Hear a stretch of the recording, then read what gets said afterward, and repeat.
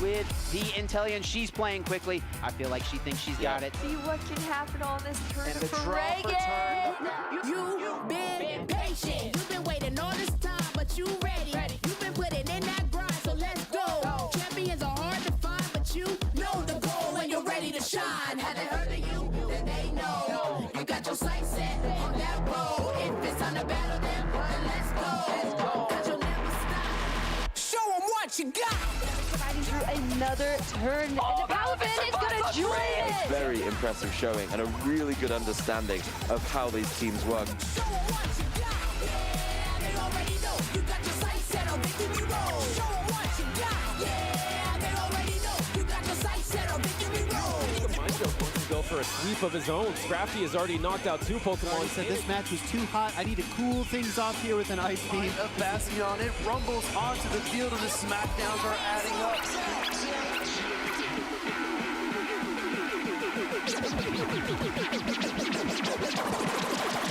Show 'em what you got. Yeah, they already know. You got your sights set on victory road. Show 'em what you got. Yeah, they already know. You got your sights set on victory road. Put your hands.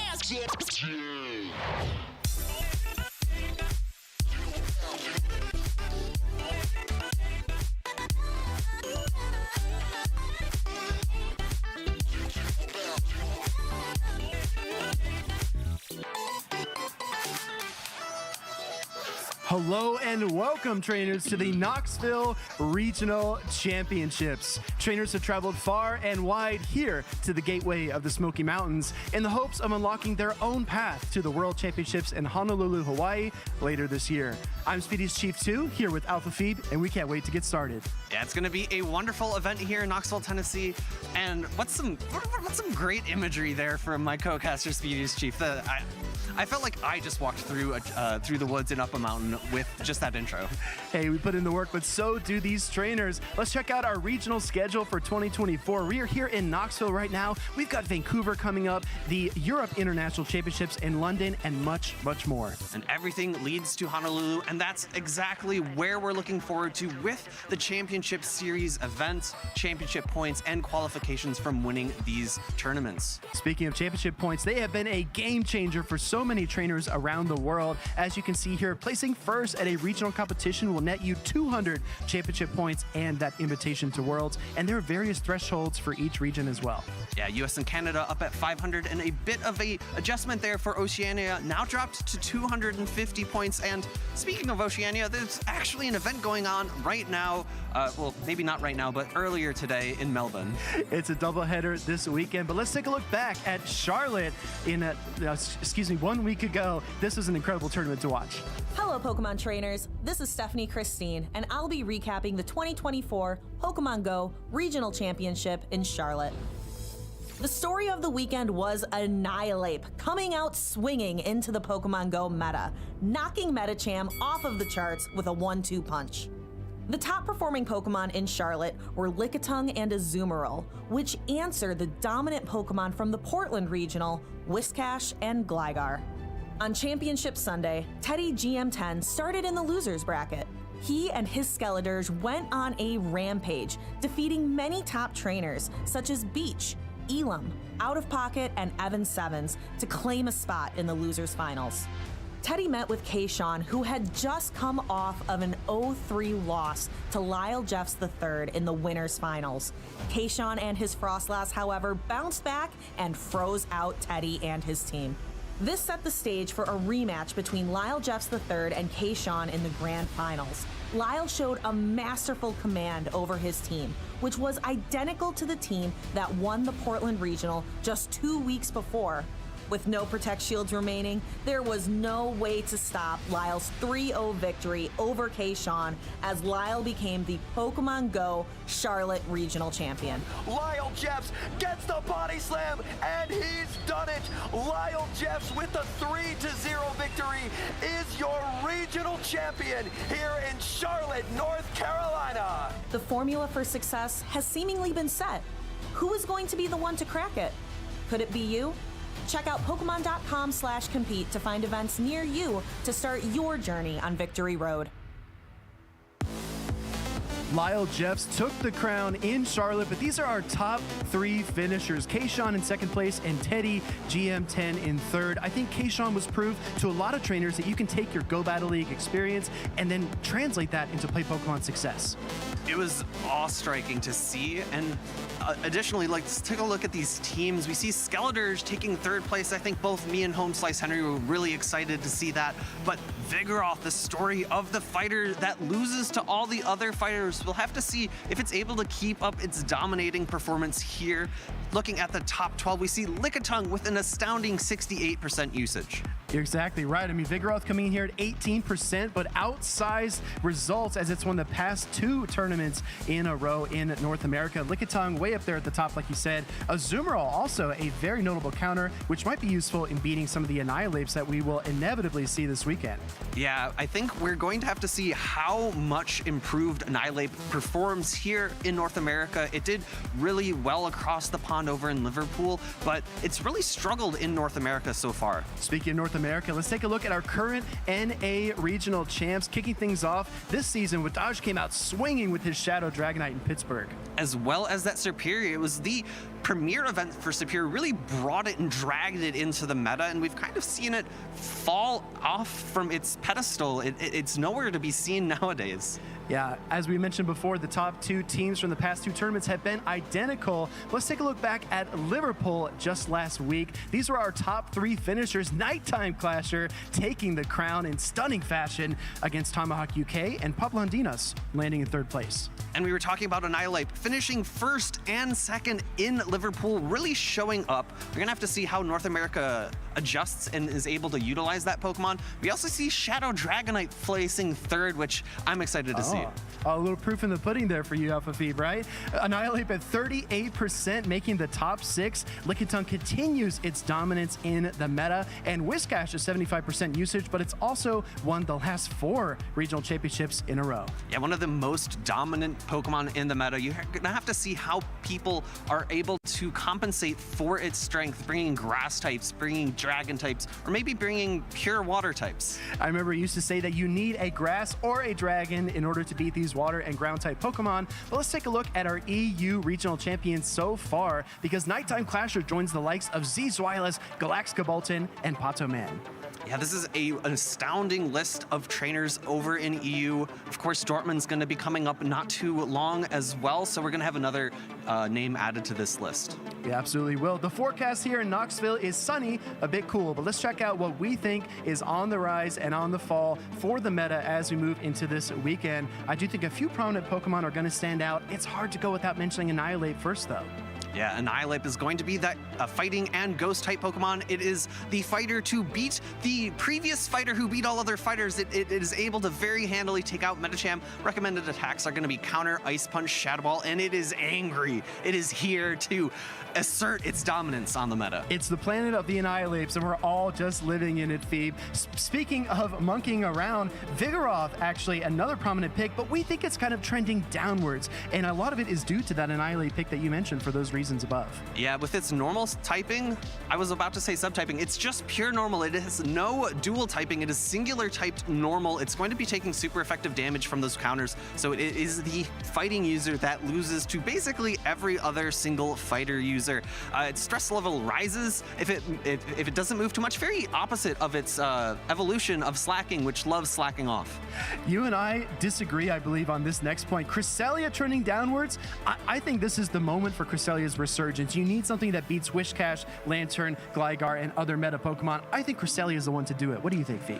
I think it's a little bit overused. I feel like having same type attack bonus on those grass type moves is very useful. Whiscash, especially with the ability to get those Scald debuffs, means that you're not really threatened by a Grass Knot from Cresselia or a Power Whip from Lickitung. And I think having a little bit more oomph with those hits would provide a little bit of help in those matchups. A question on a lot of trainers' minds are, where are the dragons? Like we pointed out, we saw Wadaj come out with Shadow Dragonite and dominate so much of the meta, but as of late, I haven't seen hardly any dragon play. What's going on with that, Phoebe?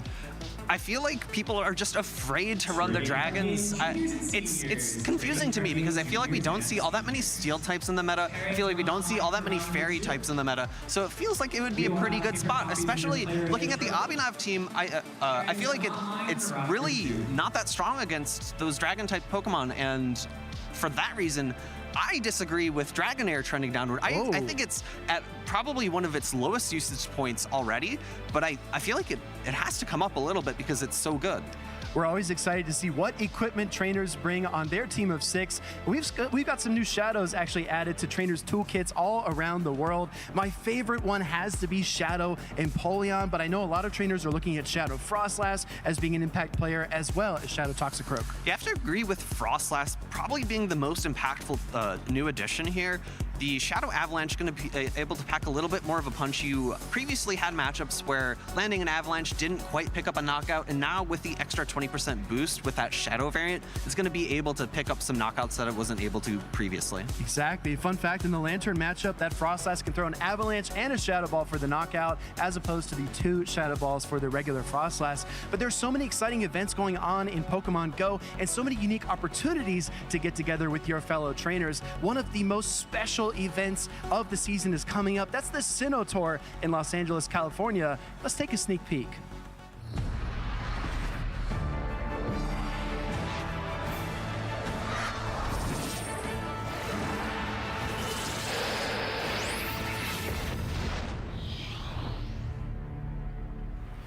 Your eyes do not deceive you. Those are the origin forms of Dialga and Palkia. I'm so excited to see these Pokemon make their debut in Pokemon Go, and their special abilities are also going to be very impactful. Yeah, you have Spatial Rend and Roar of Time. Dialga, Palkia, show me your moves.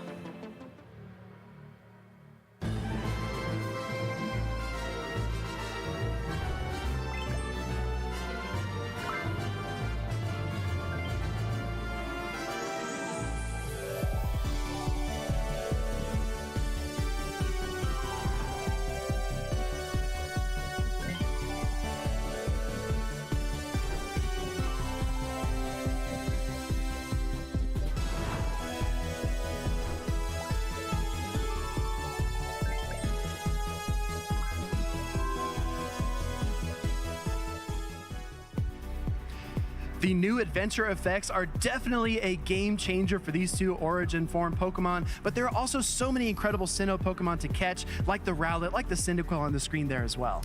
Yeah, and we're going to have access to, I believe, a new shiny Shaman going to be added to the game with the Sinnoh Tour. Very excited to see it. You see it on the screen. It's going to be a slight change there. I think it's going to be a little more teal colored than green colored. It's one of those subtle shinies. And remember, trainers, if you can't make it out in person to Sinnoh Tour in Los Angeles, the global tour is coming just a few short weeks later. But let's focus on the now, Phoebe. We have so many exciting things coming up, like Worlds, and the question is, who will actually join the trainers that have already qualified? This is an incredible advent here. Our leaderboards with our championship points has allowed so many trainers to qualify without exactly winning a regional championship. One name that jumps out to me, who's actually qualified twice already in the previous 2 seasons, is Rise to Occasion. He did it with championship points this time. Yeah, and there are so many other names on this list. J-Jan, Wadaj, Dunebug, Arrow. It's Axon, of course, going to be a name that sticks out to everyone. The previous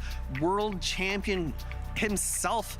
We've added a few names as well from the previous few events. We see Out of Pocket and Buckeye Fitzy, I believe, also qualifying through championship points. Exactly. A lot of trainers like Emilio as well, who've been really on the cusp the past 2 seasons, have qualified due to the championship points. But there's so many exciting trainers to watch, and several of them are here in Knoxville, Tennessee. Let's take a look here at our top 3 picks. These trainers we think can bring it all home. There's KimmySui, Out of Pocket, and King Alexander. And King Alexander was going to be, or is one of our previous championship winners, so he's already qualified for Worlds. Out of Pocket, I believe, is also qualified as well, but KimmySui is going to be a player to watch. He's done so well at so many of these events, and every time he's showed up, he's performed admirably. I remember KimmySui pioneering that defense form at Deoxys in Fort Wayne last season. Can't wait to see what that trainer brings to the table here. But there's so many interesting personalities within the Pokemon Go community. Let's take a moment to meet Mama Climbs. You've probably seen her on stream before.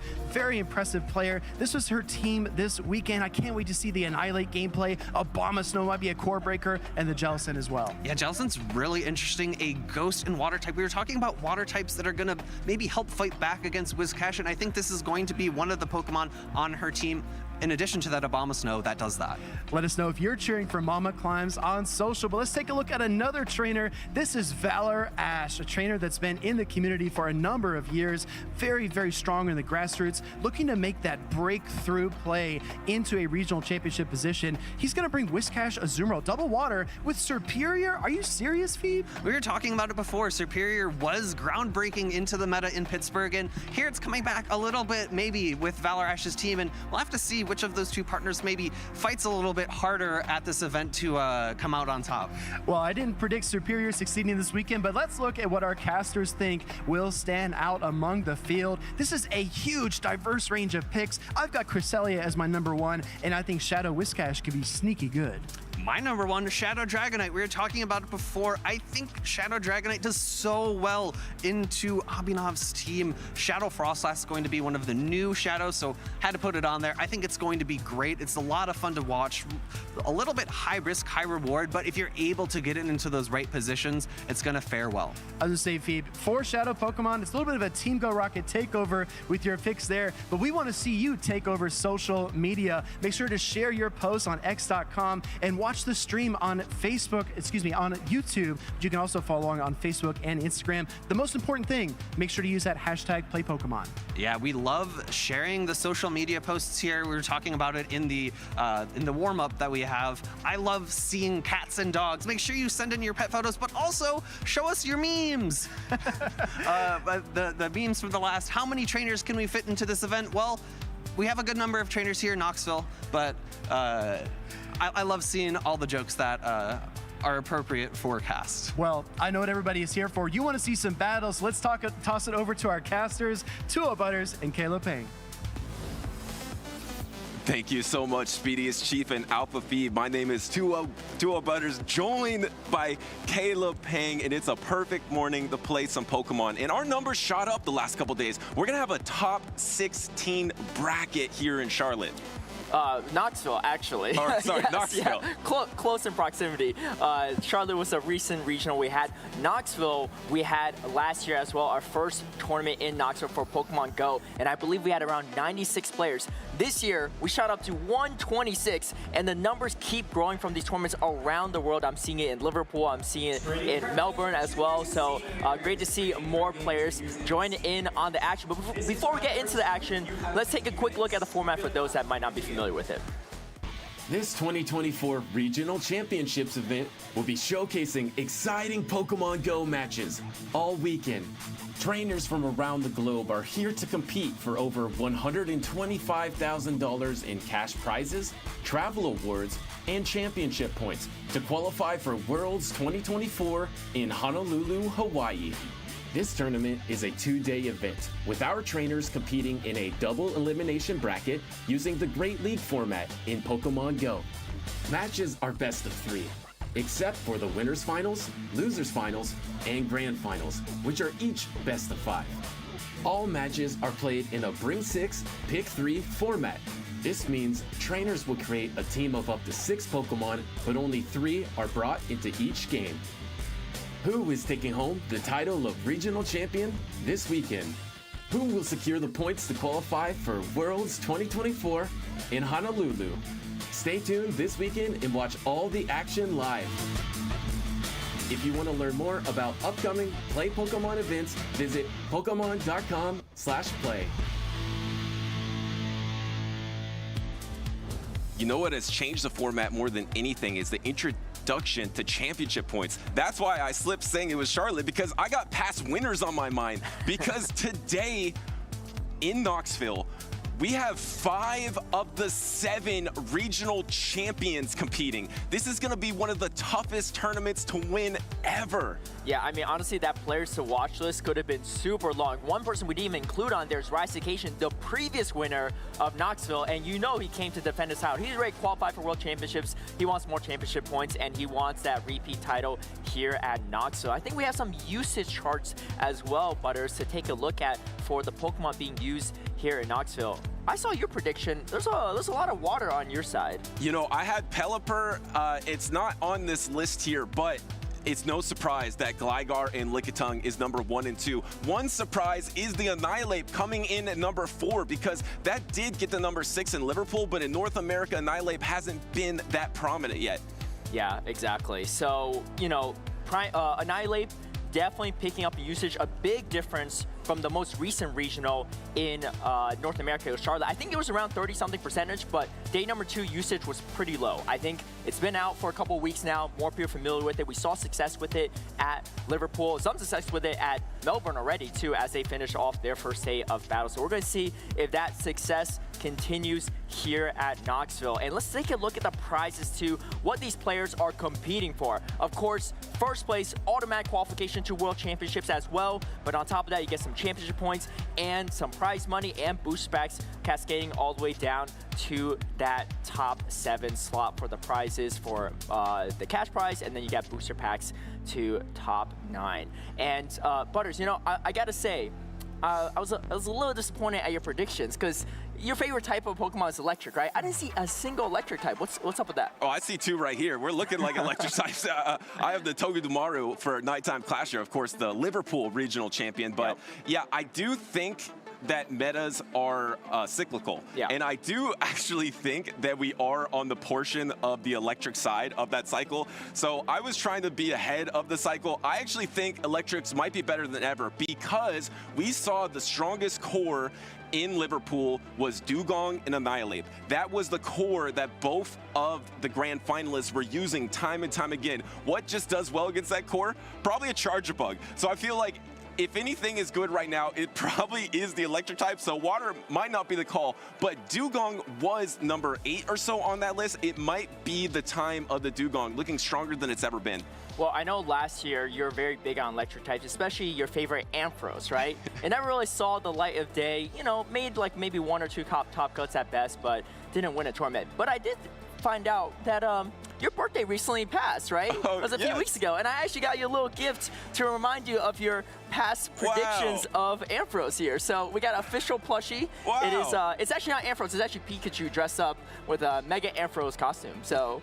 That's all you. Thank you so much, Caleb. This is absolutely amazing because, you know, at the end of the day, Ampharos isn't that strong, but this isn't even Ampharos. It's Pikachu dressed as the Ampharos. So now I have strength because I have the Pikachu in the middle, but this is awesome.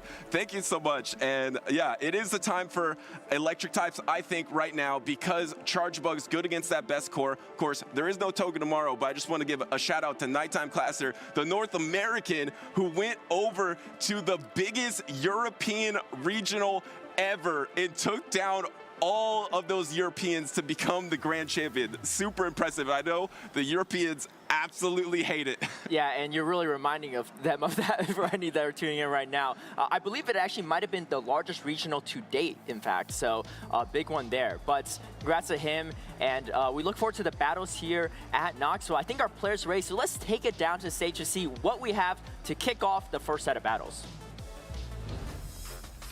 All right, we have Hurricane Kaz on the left-hand side versus Team Nance 1 on the right-hand side. Hurricane Kaz not only has played in the official championship series circuit before, but was here actually at Knoxville last year and Charlotte, 25th, both in those tournaments in 2023, but also a very seasoned player in the grassroots formats. I know her very well. She used to be a local of mine as well and used to beat me plenty of times. And going off against Team Nance 1, who I believe this might be his first ever official tournament. I think you are correct in using a team that looks pretty strong in the current meta. And then on the other side, of course, Hurricane Kaz. If you're going to have Hurricane in your name, you're going to want to bring the flying types. And she did. She brought the 2 flying types. Skarmory, which really has skyrocketed, I think, from what I have been seeing so far in Knoxville in the meta, because Gligar is so strong. Obviously, Lickitung is so good. Those are 1 and 2. Skarmory is a good answer to those top 2. You know what's also a really good answer to those top 2?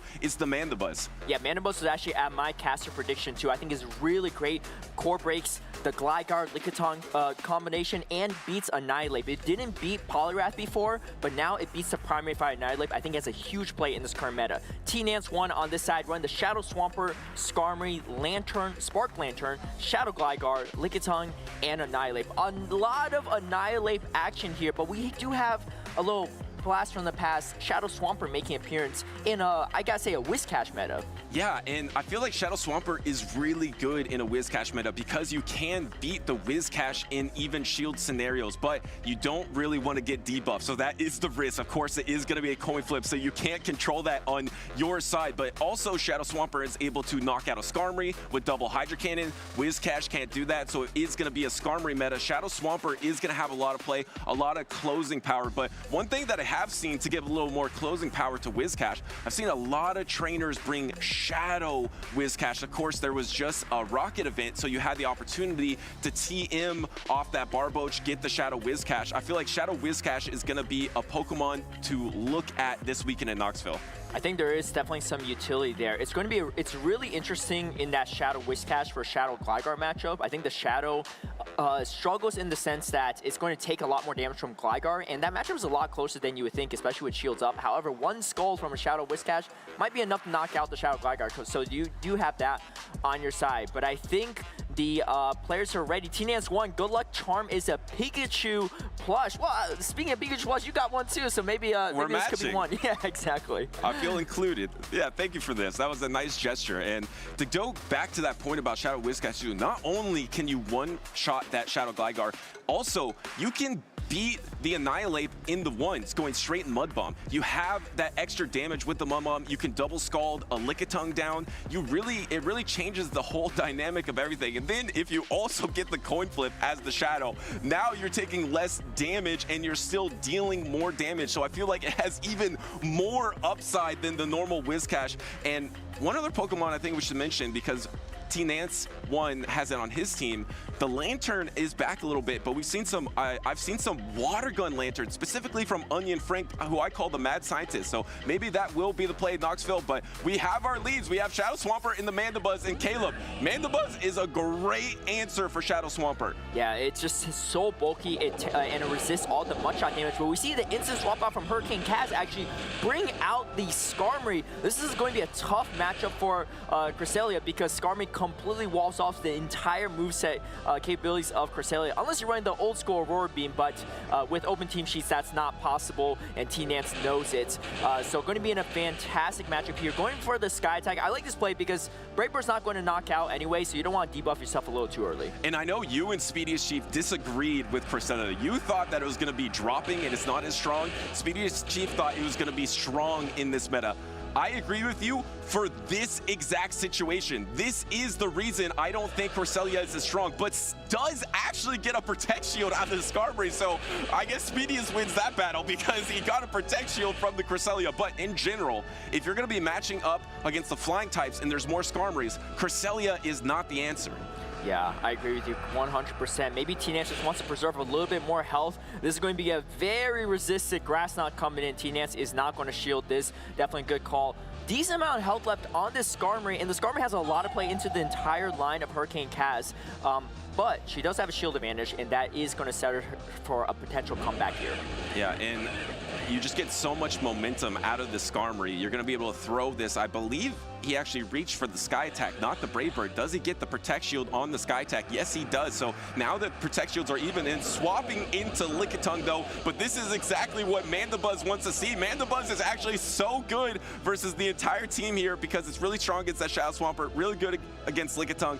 Mandibuzz looking kind of nice. Yeah, we talked about how safe that Skarmory looked like on the side of T-Nance 1, but that Mandibuzz looks very strong for Hurricane Kaz as well. Super bulky, one of the bulkiest Pokemon in Great League, and resisting that lick damage, and just the bodies him just don't do enough.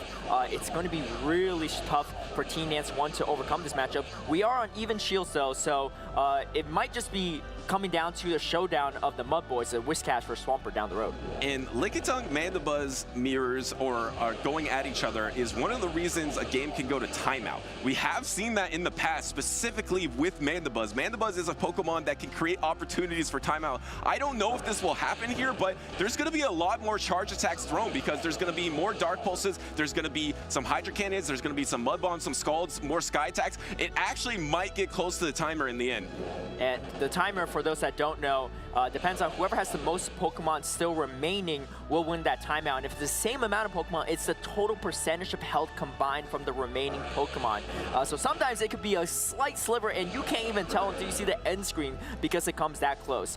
Hurricane Kaz is going to snarl down the Lickitung. Has a decent amount of energy. Great timing here with that snarl, not giving any free turns to T-Nance 1. T-Nance 1 spending the final shield. This is pretty big, actually. Yes, Swampert's a great closer, but Swampert wants shields. And this Whiscash with the shield advantage would be pretty nice. Oh, and here it comes. Mudboy showdown right here. T-Nance 1 going straight away for a Hydro Cannon. I like this play. You don't want to get debuff from the Scald and do less damage. So going to, oh, and Hurricane Kaz actually choosing not to shield the Hydro Cannon, maybe saving it for a potential Brave Bird from T-Nance 1. Yeah, trying to hold on to it. You can probably Scald and maybe Mudshot down here because the Shadow Swampert does not want to take this damage from the Scald. So this will land. It's not going to knock out, but can you get the Mudshot down before the triple Hydro Cannon? It's going to be really close. I'm not sure if you can get it if you're Hurricane Kaz. You might have to commit a Mud Bomb worth of energy.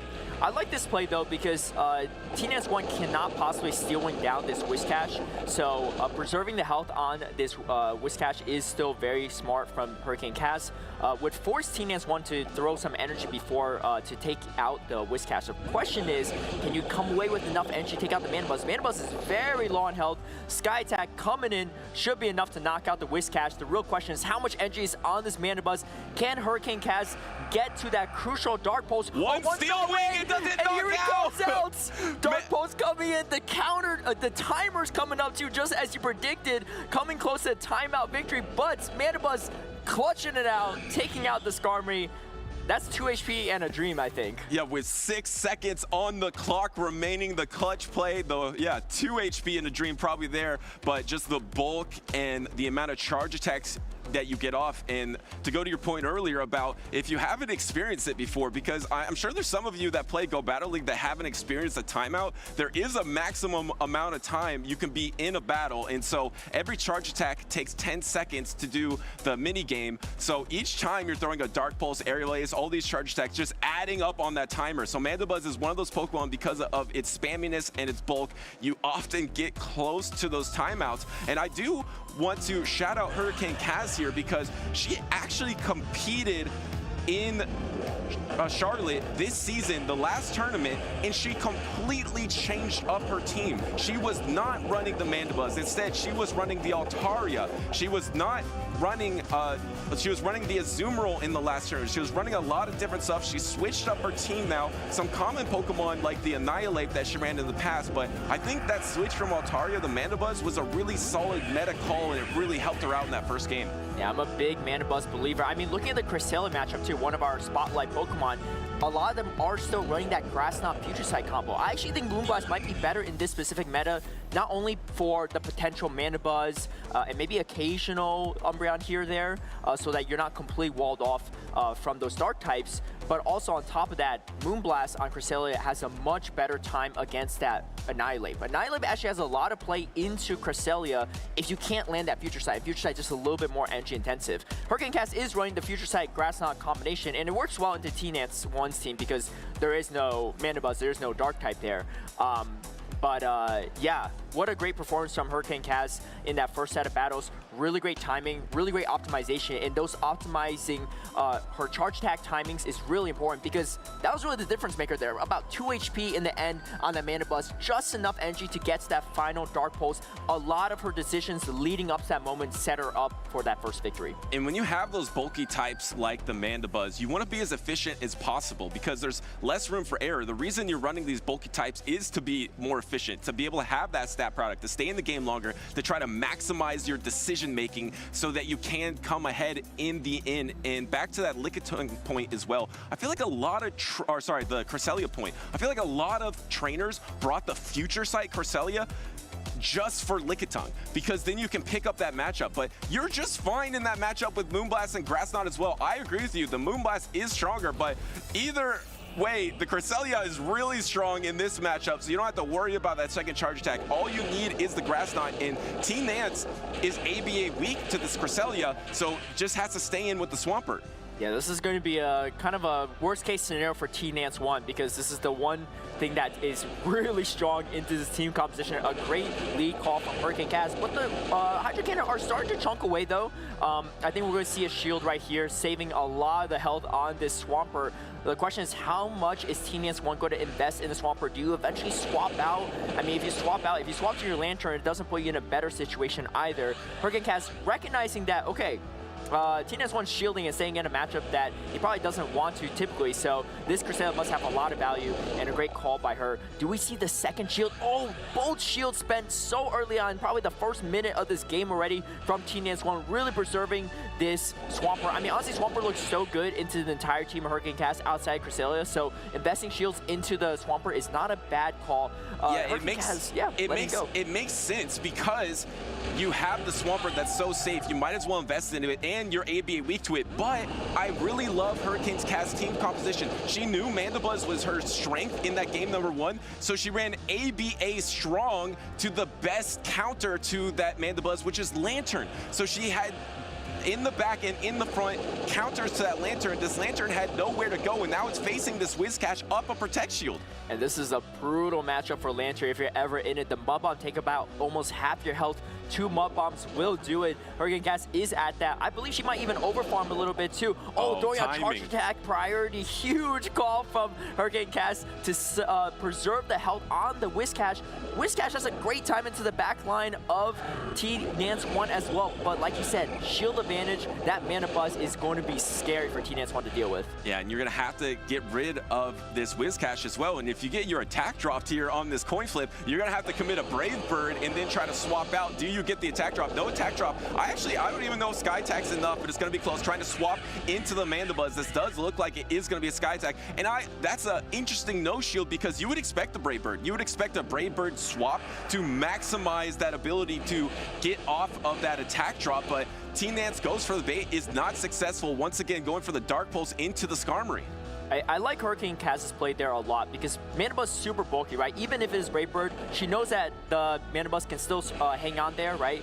You know, put the Skarmory really low. Oh, looks like maybe investing all the shields remaining into the Whiscash. Going to tank the Brave Bird, no problem. You can see her, she's not, she's like, I don't even care, right? No big deal for the Mandibuzz. I'm just going to put maybe everything on the Whiscash. Let's see if she shields this Hydrocan or is going to spend the final shield on the Hydrocan to ensure to get off this Dark Pulse. Well, it's not like you can mudshot down the Mandibuzz, so you can actually be a little patient here. Actually deciding to throw early. That Swampert didn't have too much energy, but deciding to throw this attack anyway. The only way Hurricane Kaz can lose this is if somehow, oh, but it didn't knock out, so you get the Snarl down. No, swapping to get the Mudshot down to have the Scald available and throwing the Scald into Team Nance 1 and Hurricane Kaz with a clean 2-0 victory. Calm and collected, Hurricane Kaz closes it out on the backs of that Whiscash and Mandibuzz combo. I love that combination too, right? Really protects each other's weaknesses really well. I mean, what beats the Whiscash? Probably Cresselia, some grass types, and that's about it. And you got Mandibuzz that beats both, whereas Mandibuzz, what is it weak to? Electric, steel types, and really great coverage. Azumarill probably the only core breaker, but we don't see Azumarill on the side of Team Nance 1. And we're talking about the rise or fall of Cresselia, and this is actually the one situation where I think Cresselia is most useful. It's if you pair it with something like Mandibuzz that is really weak to Lantern, and you're facing a Lantern team, and you want to have two really strong answers. So you have the Whiscash and the Cresselia to be able to protect that Mandibuzz. So in that situation, Cresselia is actually quite nice. In other situations against Skarmory, maybe not as good, but a clean 2-0 from Hurricane Kaz there, with Mandibuzz probably being the MVP. I feel like this is the most amount of battles I've seen without any Gligar appearance on either side. So really interesting stuff to see the kind of alternate fighters of Mandibuzz and Skarmory. Let's take a look at the replays here from this series. And here we go. We have the Mud Boy showdown here. And, you know, Shadow Swampert used to be kind of the king of the Mud Boys, but these days, Butters, I don't know. Whiscash is kind of doing things. Yeah, you know, the Scald really helps Whiscash because the damage is so strong in this Timeless Travels update, but then that debuff that is just so powerful, of course, with the bulk as well. In that situation where T-Nance did have the Shadow Swampert against that Whiscash, Shadow Swampert could have won that, but T-Nance was down a Protect Shield, and ain't no way you're winning that against a Whiscash down a Protect Shield. And similarly, the Swampert doesn't have Protect Shield in the end game, and Hurricane Kaz was more patient with hers, and that's why she could dictate the whole pace of the game. The energy management, able to come out with the Scald to knock out the Skarmory. And that comfortability of running that bulky Mandibuzz, you could just save so many of your shields for other situations. You could tank so much damage. Whiscash also is very bulky too. So, and the Cresselia really. So Hurricane Kaz running a very bulk-oriented team, which I like to play a lot, right? Gives you a lot of flexibility on when you spend your shields. Gives you a little bit more room for error as well. But I honestly didn't even see a lot of error in her gameplay in that first series. Absolutely not. And this is a trainer that was number 25 in Charlotte and Knoxville last season. So can she make an improvement? Can she get to that coveted day number 2? It's a top 16 here in Knoxville, but I just want to paint the picture, set the scene of what we have in store for the rest of the tournament in Knoxville. I mentioned earlier, but we have 5 out of the 7 previous regional champions of this season. We have Dunebug, Wadaj, Lyles Jeff, Abanov, and King Alexander. And then, of course, we have Lyles Jeff, who won the last tournament, Abanov, who won the one before that, and using that same exact team that won the tournament 2 weeks in a row. And guess what team Lyles Jeff is running today, Caleb? Don't tell me he's running the same exact team. He's running the same exact team. I talked to him before, and he said, why not? I have so many reps with this team. It has been so strong for 2 tournament straights. Even in Liverpool, Andres was able to make the top 8 with that team as well, so was able to stand up to the European battlers and their new innovations. So he feels confident. I feel like Lyles Jeff is kind of gonna be like the final boss. It's the previous winner with the previous team that's undefeated, but will a new trainer come out on top? Someone like Hurricane Kaz or a new trainer trying something innovative. There's a meta shift with that Annihilate, Skarmory jumping up. So there's going to be a lot of differences here in Knoxville, I believe. Yeah, and speaking of Hurricane Kaz, I think we have an exclusive interview with her, so take it away, Alpha Phoebe. All right, well, thank you so much, Caleb and Duo Butters. I'm joined by Hurricane Kaz. Congratulations on the win. Got a few questions for you. I want to talk about flying types. You told me before that they're your favorite. Absolutely. Why did you choose Mandibuzz for this event? For this event in particular, I really wanted to maintain a double flyer strategy on my team after Charlotte. And after Charlotte, I decided that the bulk of Mandibuzz and its typing really gave it an advantage over the incoming Annihilapes, Cresselias, Lickitungs. So the damage output on it is just as good as its bulk. So really nice pick for me. Yeah, Dark Pulse over Foul Play is a bit of a way to shore up some matchups where you need a little bit more oomph to those hits. I also want to talk about your moveset choice for Cresselia. We've talked about it a lot, whether to go for Moonblast or for Future Sight. Talk to me about why you opted for Future Sight here. Future Sight here to me seems like a lot better neutral coverage across the board. Plus, since it gets that same type attack bonus, you get a little extra push over Moonblast. Unfortunately, no chance for debuff, but it still works really well most of the time, especially in that Skarmory matchup. Being able to have a same type attack bonus on that Future Sight really gives you a little bit more edge in that already bad matchup. So it really was nice to have that little bit of extra damage there in the first game. And we did see that matchup play out as well, so it worked out. And not everyone's going to get those 10% debuff chances. You know, It's true. They only give out so many. Final thoughts. Anyone you'd like to shout out here in the crowd or at home who helped you practice? Oh my God, in the crowd, I definitely want to shout out my travel mates, Sushi Mustrite and Christina, Heart of Mystic. It was so fun to come up here with a group of people that I know and have been talking to online about battling forever. And at home, I definitely want to shout out some of my more casual playing friends who barely put up with me talking about PvP all the time. Jen, Melissa, and of course my husband Joe, who doesn't understand this game at all, but definitely supports me playing it all the time. Thanks, babe. Well, it's great to have those support structures for you playing this game and for coming out and doing well in these tournaments. Good luck in the rest of the tournament. Thank you. And we'll send it back to the casters. All right, thank you, Nick, for the interview, and congratulations again to Hurricane Kaz. Looking forward to see how far she makes it this time around in Knoxville. Off to a fantastic start. And speaking of fantastic starts, we have an incredible set of battles to start off the stream. Yeah, let's head on over to the stage, and we have on the left-hand side, I'm gonna make sure and say this right. He put his name that he prefers to be called, because we've messed it up, and I want to apologize for that. We always call him 610 Hero. It sounds good, it rhymes, but that is the last time I will say it, because he prefers 610 Hero. So 610 on that left side versus Taco. Yeah, and I believe this is Taco's first official tournament, so a lot of first-timers, which is really cool to see, because, you know, some of these first-timers actually do quite well in their first ever tournament, and this is not 610 Hero's first tournament. In fact, he was in the first season's first ever Canadian tournament, actually, in Vancouver, placing 3rd place there, and then also placed 5th place in Toronto this season, too. So already off to a lot of championship points, running the Lickitung, Spark Lantern, Shadow Gligar, Dugong, Annihilate, and Venusaur, non-Shadow Venusaur, actually. And actually ran the Carbink in Toronto earlier on in this season, and did run an Ice type in that Frostlass, but now this time, one of the trainers switching to Dugong, switching to that Annihilate Dugong core. A lot of these top trainers have swapped to that core, and on the other side, we have Taco with some interesting picks. Galarian Stunfisk, we haven't really seen that much, but it's the timeless travel season, so this is a timeless Pokemon, and if it is, in fact, the time for Electrics, you would like to have a Galarian Stunfisk to just completely hard wall out that Charger Bug and then be slightly stronger against Lantern in some situations as well. And then the Poliwrath plus Vigoroth together. Okay, there's a lot of interesting situations on Taco's team. I think a lot of, I wouldn't say imbalanced, but very polarizing matchups, right? Triple water, double electric, double counter. I mean, and you got Galarian Stunfisk in the mix, so anything could happen. Here we go, kicking off in game number 1. Fantastically for 610 Hero is going to be Annihilate into Galarian Stunfisk, and you don't really have a great answer to this Annihilate in the back because you have the Poliwrath, but Poliwrath just loses in this head-to-head matchup. And going straight for the rock slides there, 610 knows that is not going to be very effective. so just lets that go instantly. And is running the Night/Shadow Ball. I think that's something we should have mentioned too. That is the attack that some trainers prefer because of the pacing. Obviously, Nighttime Clasher did win Liverpool Regional with the Ice Punch, but his opponent, Tomahawk UK, did run that Night Slash.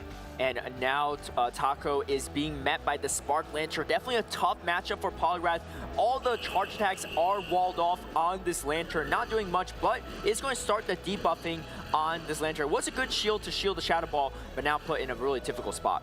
Yeah, and this is tough because just going straight for the Thunderbolt here, yes, this Lantern is debuffed. Actually going to protect shield the Thunderbolt, which isn't too bad because you actually do want to get some damage off with these counters. His counters are going to be neutral here. Going for the Ice Punch and going into 2 Protect Shields. No Protect Shield from 610 here. It's just going to be really tough because you're just going to get outpaced to that Surf. It's probably just going to throw a Surf at this range before because you don't want to take another Ice when there is that Surf. The counters are definitely adding up, so 610 hero can't get too greedy here if he doesn't want to spend a shield correctly. Goes to the serve. Actually, not enough to take out. Can you get to a skull? Oh, does not get to it.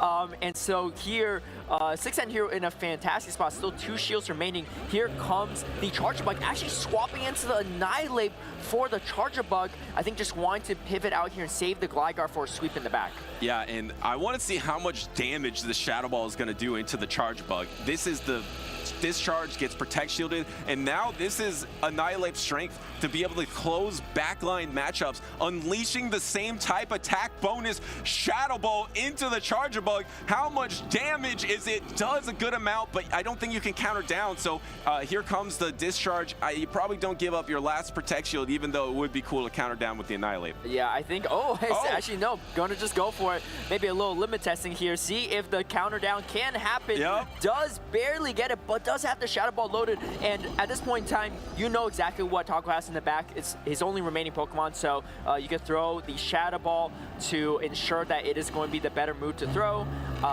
And coming in with the Lantern, I like this play too. Don't reveal the 3rd Pokemon so that your opponent doesn't see what's in the back. Makes it harder to plan for game number 2.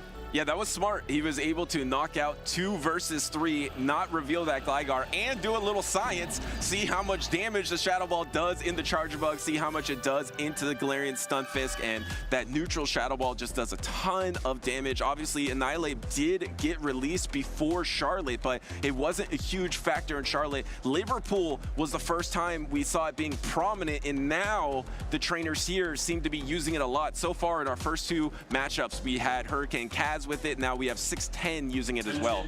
And I think a lot of trainers, when Annihilate was released, were thinking Shadow Ball Ice Punch makes the most amount of sense in this meta, especially in a Gligar meta where you have a lot of coverage with that Ice Punch, right? It's kind of crucial in that specific matchup.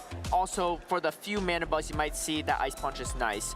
However, 610 Heroes team pretty strong into Gligar, right? You have the head-to-head matchup, you have Lickitung, which does fine into it, you have Dugong, which does fantastic into it, and then even Lantern has some play into Gligar. Of course, Venusaur doesn't want to see it, Annihilate doesn't, but I think sacrificing the Ice Punch for a faster attack or a cheaper attack in the Night Slash helps with the pacing in a lot of these different matchups, and so I think he opted for it, and I believe Tomahawk UK, 2nd place, the runner-up for Liverpool, was also running that Night Slash Annihilate for that reason. So good to see. And actually, this team looks really similar. I think it's very similar to Tomahawk UK's team. I don't think Tomahawk UK had the Dugong, but there's a lot of similarities. He did have the Dugong. Okay, so maybe this is the same exact one. Yeah, it actually could be the same exact team from Tomahawk UK. And of course, the regular Venusaur, not that Shadow Venusaur as well. And they're about to lock in here.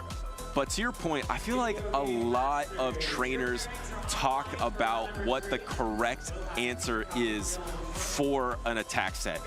And really, there is no correct answer because I feel like you can use Annihilate in 2 different ways. I think if you want to use it in a more flexible sense, you obviously use the Night Slash because you can start outpacing Charge Bug. It's way more flexible. But if you want that upside, if you want that closing power, if you want to knock out Glygars or Flying types, I think you run the Ice Punch. And we have that Annihilate into this game number 2, and we're matched up Venusaur into that Vigoroth. Venusaur just looks really strong against Taco's team. Actually surprising 610 didn't bring it in that game number 1. Yeah, a little bit unfortunate for Taco in back-to-back games being ABA weak to the lead Pokemon here. But this is where the non-shadow kind of comes in handy. You don't really have to shield the body slam even. 610 Hero throwing right before the second body slam is reached. I did a little quick research, Butters. This is actually the exact same team that Tomahawk UK ran at Liverpool for that second place finish, and obviously it's proven to be successful. So 610 Hero might have took a page out of Tomahawk UK's notes, or maybe they just came up with the same exact team in back-to-back weekends. You never know what the situation might be here. And looks like, again, great timing from 610 Hero throwing the Frenzy Plant right before the next body slam is reached. Taco is going to just let this go. Doesn't want to spend 2 shields that early on.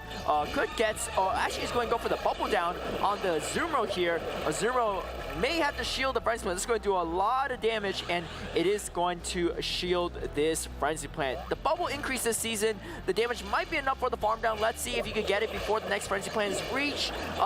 Looks like maybe, but is going to throw an Ice Beam for good measure. Yeah, and it looked like Charger Bug was really strong in the back. So I was thinking, oh, you put Azumarill out there. Azumarill has nowhere to go because there's Lantern in the back anyway. So if you're going to win this game, it's with Charger Bug. But unfortunately, invested that Protect Shield. So now the Charger Bug is down a Protect Shield into this Lantern Annihilate backline. And I was thinking to myself, I was like, this is going to be a good test for Annihilate, because Annihilate didn't have anywhere to go in this backline because it was Charger Bug and Azumarill. So how good would the Annihilate do against this backline? But now suddenly it does have a Protect Shield advantage. It might be able to go into a weakened Azumarill. Throwing the Surf here, I think you probably just stay into Double Surf. No, actually swapping into the Annihilate.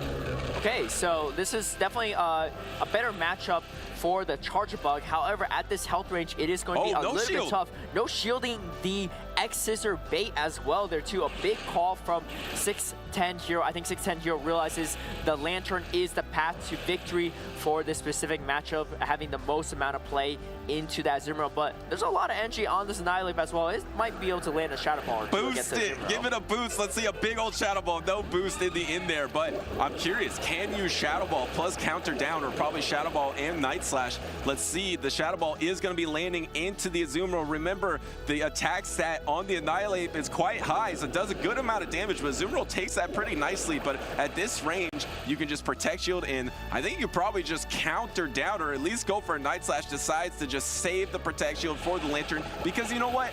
Actually, Spark is faster. So 610 probably just wants to get that Spark down. And already has some energy on this Lantern as well. Goes for the Spark down, and congratulations to 610 Hero on that 2-0 victory, running that same team from Tomahawk UK. One key difference actually is that Tomahawk UK is known to run Thunder on his Lantern. Yes. No Thunder on this one. I think Tomahawk UK might be the only person to run Thunder in the entire world on the Lantern, but looks like 610 Hero is going to go for the cheaper Thunderbolt move instead. So a big victory for 610 Hero, running that tested team, and it seems to be continuing to perform well here at Knoxville. Yeah, Thunder does have more damage per energy, so technically you will do more damage if you throw a Thunder, but I feel like I saw a couple times in that Liverpool Regional where he was, Tomahawk UK was just reaching for Thunder, and you're just like, he probably would rather have Thunderbolt in this situation. So looks like 610 did exactly what you said. He took the team, but made that slight change.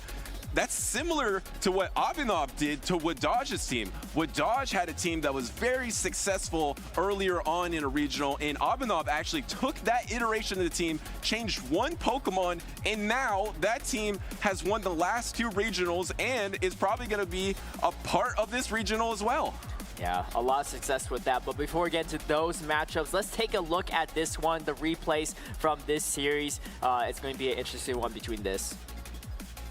Yeah, so 610 had a lot of advantage. Maybe we don't have the replays on this one, which is okay, because I think 610 won that pretty comfortably. He is a really well-seasoned trainer, of course, coming again against Taco, who's making his debut in the championship series. It is so awesome to see these trainers join the championship series, try to battle the very best, because we often see these trainers come to an event, meet people, trade some people, learn some tips, and then come to a future event in a month or two, or maybe in a couple months, and start doing really well. Start getting close to day number 2. So if you're hesitant to come to one of these events, I highly encourage you, because it's the best place to catch Pokemon on the weekend. It's the best place to talk to fellow trainers, trade Pokemon, do some mirror trades. Caleb, I want to do mirror trades with small Pokemon and huge Pokemon with you to try to get some cool small Pokemon. Especially, I want a little tiny Annihilate. I want the tiniest Annihilate possible. So that's what I'm looking for this weekend. You should have told me that a couple months ago. I transferred most of my Mankey, but I'll look out for the extra small monkeys for you down the road.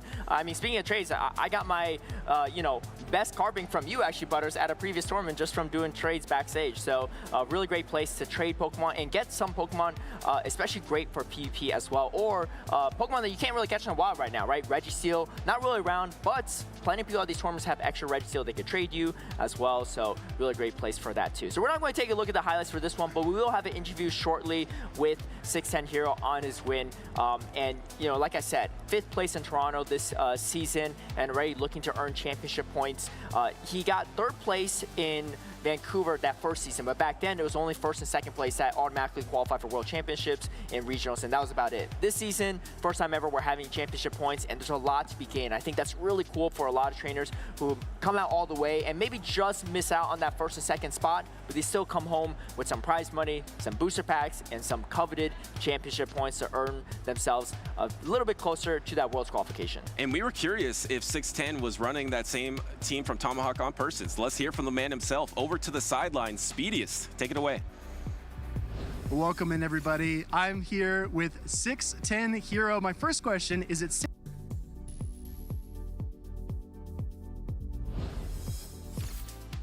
All right. Well, I think 610 was about to say, yes, I copied Tomahawk's team because he has social media. He follows the scene. He's a seasoned trader. So I think he did take the same exact team. I mean, if he had Thunder, we would know for sure he took the same exact team. Maybe we will get 610 again shortly. But for now, we'll just assume he's a man that is, he likes to keep things short. Yeah, a man of few words for sure. Few words, running, yeah, exactly. running the less energy Thunderbolt as well to pair up with that too. Yeah. But yeah, a fantastic team though, and Team Reed from Tomahawk UK as well as 610 Hero, who also might have just came up with the team on his own. But Dugong too, really strong. We didn't really see Dugong in this specific matchup. I mean, you got double electric, double counter on the side, right? Not a lot of places for Dugong to go, but I think Dugong is honestly one of the safest Pokemon in this current meta, and especially because Poliwrath usage is down. Yes. You know, before Poliwrath has a fantastic matchup, whereas the Annihilate doesn't have nearly as good of a matchup into Dugong. You have to go typically for Shadow Ball unless you're running Night Slash. Yeah, Dugong actually wins the zeros if you get one Ice Shard. Because if you get that one Ice Shard, you're able to get the double Icy Wind before you get knocked out from all the counters plus the Shadow Ball. So that is why Dugong is so strong, because Poliwrath has dropped. Annihilate is the counter user of choice. You can safe swap that Dugong into this meta. You're fine against the Annihilate. Either you're going to win the zeros or pick up a Protect Shield and debuff them twice so you can farm them down, get some momentum, and even against Charge-a-Bug, if you get that one Ice Shard advantage, it's not bad. I think Dugong is one of the best safe swaps in this current top iteration of the meta. What's that on your caster prediction? Yes. Okay, all right. I'm trying to understand why, you know, you're really hyping it up, and I'm starting to piece it together why. No, but I think, jokes aside, I think it is actually very strong in this current meta, and it's already on some high-performing teams so far at Knoxville. And speaking of Knoxville, let us know your thoughts about how the tournament's going. Either you're here or you're at home. I think we have some tweets too for people already sharing their thoughts on this tournament here. We got Dominic C saying, "We are back, baby, chilling at Knoxville Regional Championships, playing some good old Weedle V-Star," and yeah, repping Phi Warhawks right here. So great shout to out see. to Pepsi. Yeah, shout out to Pepsi. That's Pepsi yes. right there. I saw Pepsi last night in downtown Knoxville. What a good dog. Yeah, sorry if you're a Coca-Cola fan, but Pepsi is here. And here we got Tyranitar with a very large Larvitar. We got I Will. Good luck, have fun to all my opponents at Knoxville Regionals. And you're gonna need a lot of luck here because there's a ton of previous regional champions, but love to see the good luck wishes.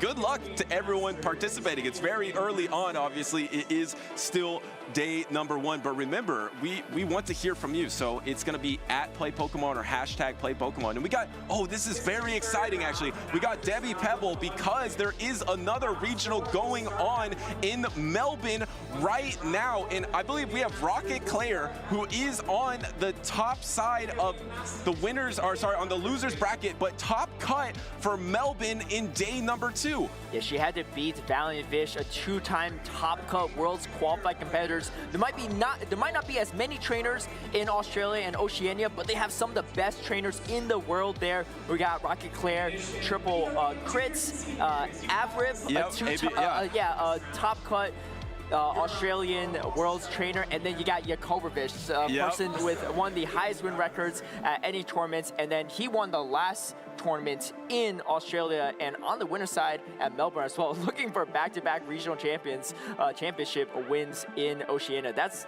no easy feat by any means. Yeah, and we didn't see Debbie in the picture. She was the one who posted it, by the way, but shout out to Debbie as well. She is covering that event, giving us some insight, so that is really cool to see. Good luck to everyone participating in Melbourne, and once again, it's #PlayPokemon on X, and we got our next matchup available on stage. Let's head on over. Yeah, we got CS4444. I don't know if I left out 4, but I think that's the correct amount of 4s versus Maddycat right here on winners round 2, group number D. And yeah, they got some pretty interesting teams. And honestly, I gotta say, right, I can't believe saying it, but we got the spicy Medicham on this team. Well, you didn't leave out any 4s, but you definitely left out some I's and T's on Maddycat's side. Yes, I don't know how to pronounce the extra I's and T's, Butters. Maybe you can help me out there. Yeah, I don't know either. We're just gonna say Maddycat versus CS4 here. But yeah, you're right. Medicham, and it is going to be double counter user. It's going to be Medicham plus the Annihilate, so that is a very unique squad versus CS4, which is a team compiled of Pokemon that we've seen a lot of. And specifically, though, we have seen the Dugong adjustment. We haven't seen as much in the past, but still have that Cresselia, the double ground. How many teams have that Shadow Gligar Whiscash at their disposal? I mean, I feel like that's what makes it pretty tough for Bastion. I mean, I know you experienced that firsthand. Double ground meta is a little tough for Bastion. Look, Gligar's not really a Bastion counter like it is for Registeel. That's all I gotta say. We got the Cresselia with Future Sight Grass Knot on the side of CS44. I think just 2 forces is enough according to him. Whiscash, Lickitung, Charjabug, Dugong, like you were hyping up before, and I think I agree. Very fantastic meta call. And Shadow Gligar. No fighters, no counter users on the side of CS44. Okay, so 2 4s, not 4 4s. All right, CS44 versus Maddycat, who actually prefers to take out all those I's and T's and just go with the Maddycat. Of course, running these 2 counter users, running the Medicham, and of course, open team sheets, so we know she is running PolymerUp Punch, which you almost never see, but can be pretty dominating in a backline, especially with Protect Shields up. You can start ramping up your attack and just roll through a lot of things. It's going to be tough to roll through a Cresselia if that is going to be the counter, but otherwise, you can start rolling through some other matchups that are not in your favor, like Gligar. You can suddenly ramp up and then Ice Punch will be able to knock out, or against the Charjabug, start doing more damage there. And here we are. We're locked in to game number 1, CS44 with the Lickitung versus Maddycat's Gligar. And it's going to be a non-Shadow Gligar for Maddycat, so definitely a bit more bulky. Doesn't hit as hard, but still has a lot of play in this current meta. And this backline looks a little bit scary for this Lantern. Double ground in the back is not something you want to see versus Lantern, but here the first body slam is going to come through. Maddycat not shielding it. We almost exclusively see Shadow Gligar, and I've seen some trainers in the past, like Out of Pocket, say that normal Gligar just isn't any good, but I feel like Shadow Gligar was so strong because of the Shadow Poliwrath or Poliwrath meta that you do more damage with that wing attack and the aerial ace. But now they're facing a Lickitung. Can you swap it? No, tried the swap, wasn't able to get off the dig. You might actually endure this to be able to keep that attack if you want.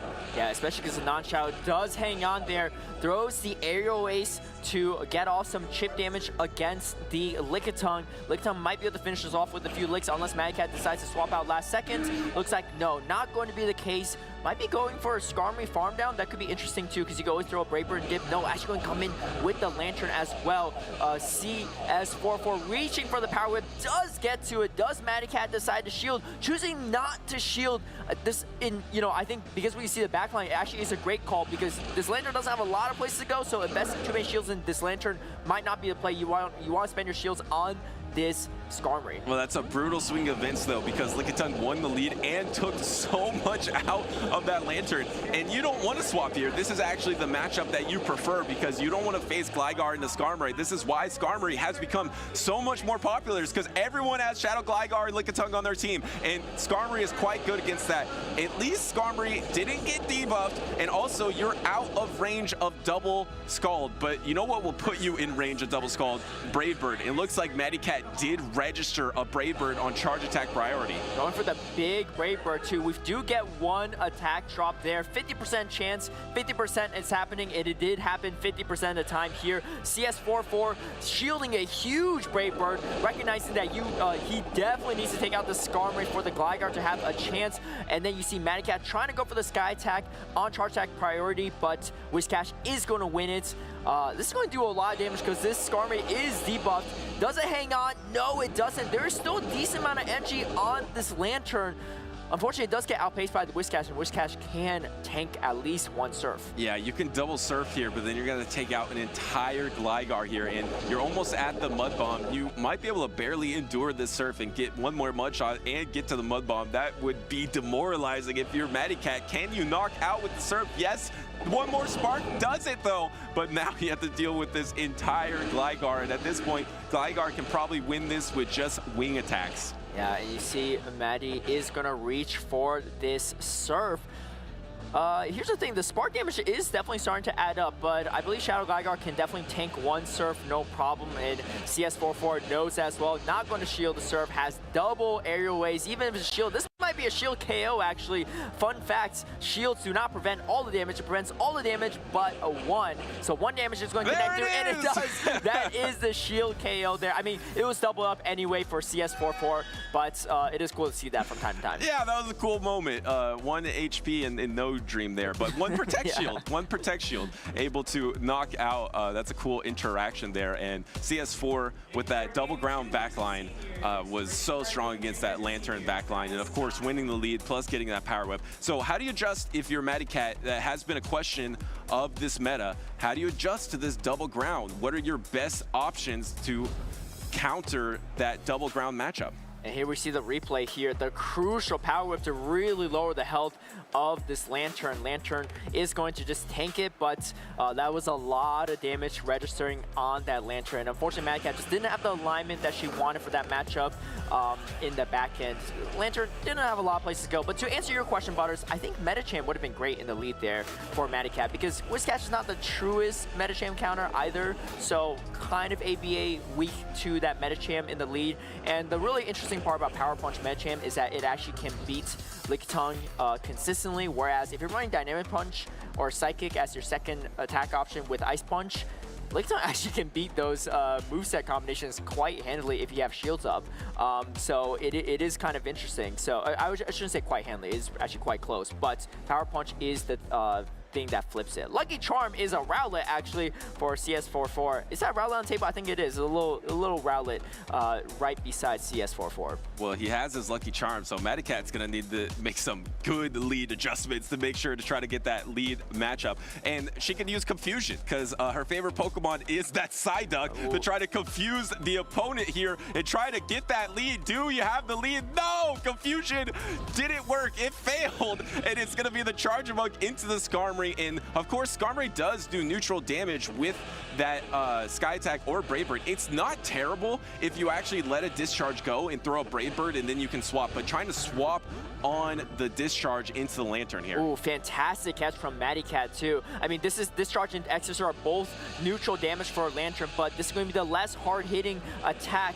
And Maddycat, ABA weak to Charjabug as well, so a little bit tough here. Maddycat is going to shield up this X scissor. Not a bad play because I think, you know, you can still put this charge bug quite low with the Surf coming through. A Volt Switch is going to register, though. That's a lot of extra energy and damage for CS44. Yeah, ideally you throw one Spark and then you throw the Surf so that you can clip that 4-turn fast attack with your 2-turn, so you don't allow 4 complete turns of fast attack energy. But it's still not terrible for Maddycat here, because I thought the smart adjustment she could make was swapping to Azumarill, because Azumarill's quite good against that double ground matchup, and it is going to have play against that Whiscash in the back. You do need a Protect Shield for a Power Whip if you're going to face that Lickitung, though. You have your timer back. You could swap out, try to swap on a Discharge, but decides to just stay in there. This Discharge is going to be let go because there are no Protect Shields remaining.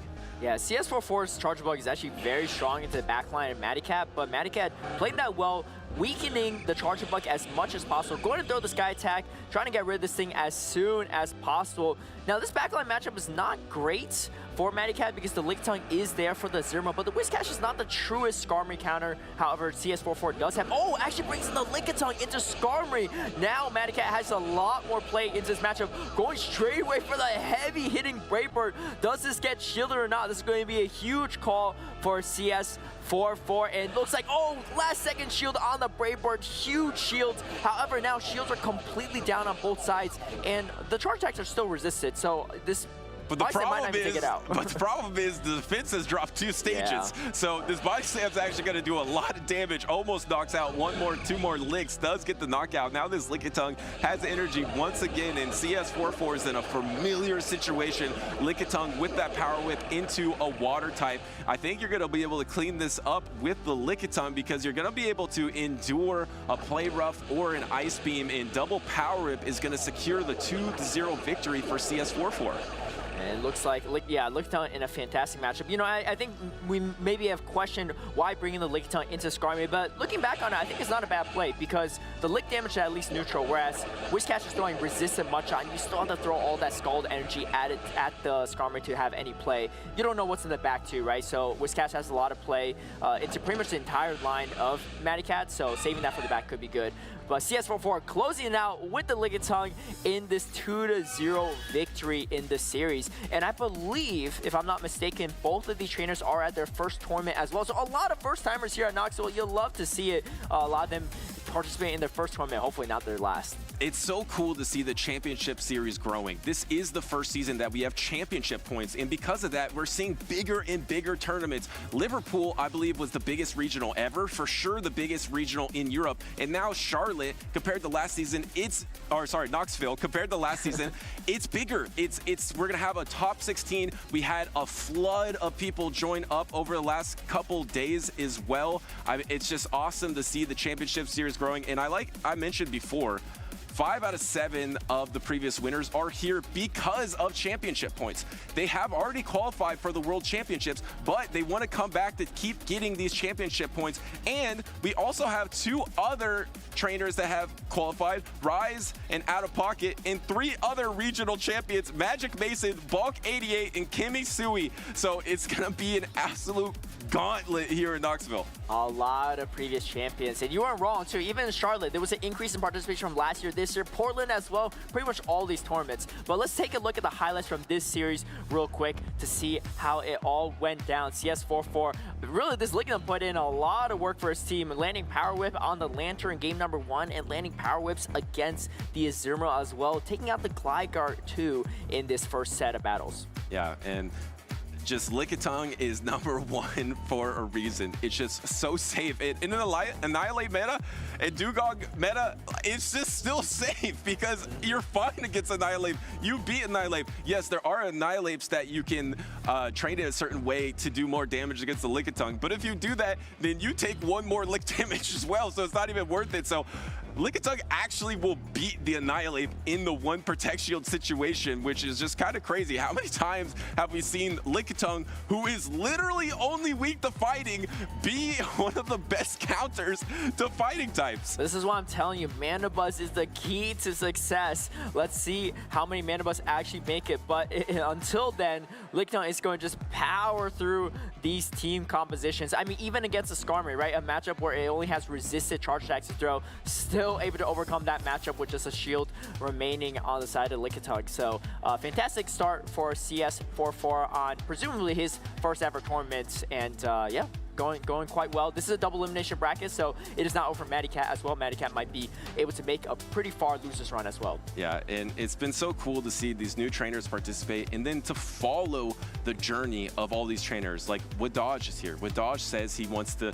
lead the entire circuit with championship points. He hasn't done it so far, but they have all of these reasons to keep competing, to stay on this journey. And you know who has one of my favorite journeys? One of my favorite trainers from Latin America, Elian Diaz, Jeffy. Here comes the Ice Punch. Jeff, a smile on his face. He can't believe it. Game number 5 goes to Jeff, and he is our 2024 Latin America International Champion. I play Pokemon since I was a child. I have the Pokemon Gold, and I have a lot of memories playing with my brother, and he's older and he's usually helped me with the game, and it was amazing. Pokemon is something that I really love in my life. I have been playing competitive Pokemon Go since like the day one, like since have like the PvP in Pokemon Go, and I started playing like against friends and other people from my city, and I saw that I could be a really good player. I started winning a lot and started to practice against like people from other countries and regions. I tried to compete in other sports in the past, and Pokemon Go was the first game. Like I saw my game there that it could be one of the best. I like to win. Like I like to be on stage after with the casters. I like to watch the stream after that, and I like everything on that. The event, the games, like being with my friends, and then the memories. That's amazing. It's something that I will have in my life like forever. It's not easy to keep your mind focused on being competitive and in the games, like you can easily lose that, and you really need to be focused on this battle that you have right now, because that's the next step. Like you have to be better now and for the future. So I think something that I learned, and I try my best to use that when I'm playing. I think my favorite moment right now is winning the international today here in São Paulo. It was something that I dreamed like a lot. Like the last weeks, like almost every day I was dreaming to like being proud and winning, and that's the best memory I have right now, maybe in my life. It's amazing. My number one goal this season is to be known. Like I really want people to all over the world to know me. Like that's the guy he's winning. That's the guy that is probably the best of the world. And I think to achieve that, I have to win. I have to win regionals. I have to win internationals. I have to win worlds. So that's the goal.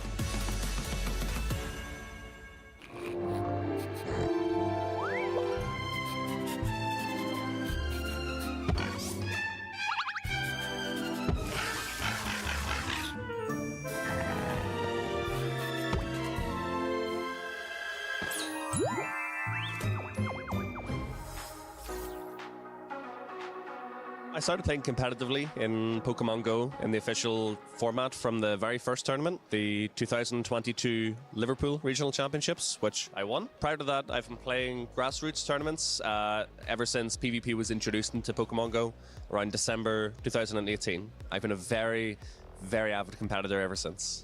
My favorite partner Pokemon from the main series games, I would have to say Piplup.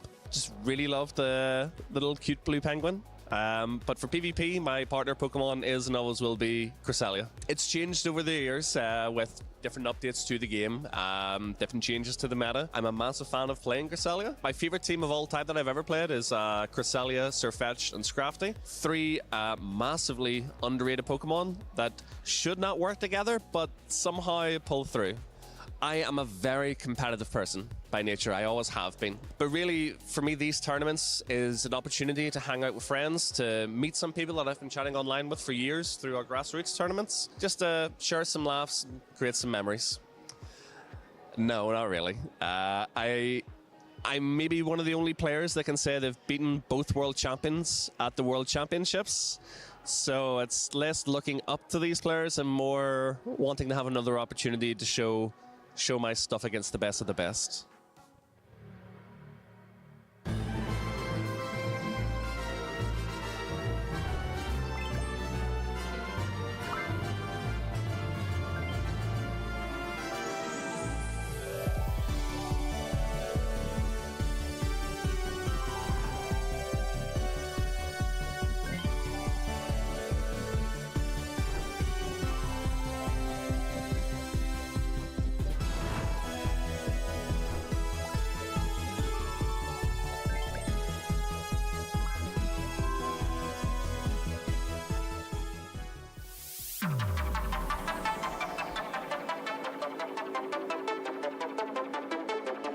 Welcome back, trainers, to the Knoxville Regional Championships. It's been an incredible tournament so far, but we are just getting warmed up, just getting started here in this incredible venue. I'm Speedy's Chief 2 here with the Alpha Feed. Yeah, I was doing some stretches backstage. Got to stay limber. I'm getting a little bit older here. I gotta. We were doing some mental stretches too, right? Some math problems. Yeah, some math problems.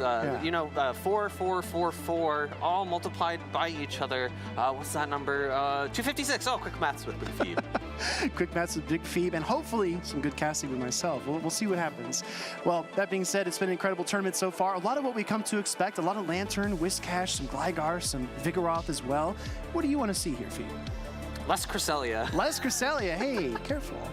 But yeah, so I think less Cresselia, maybe a little bit more Annihilate. Oh, you know, I think we saw it on a few teams, maybe not utilized in every single battle. It makes sense. There's a lot of targets that it doesn't like to see. Gligar, Cresselia, again, you know, yeah, it's balancing out.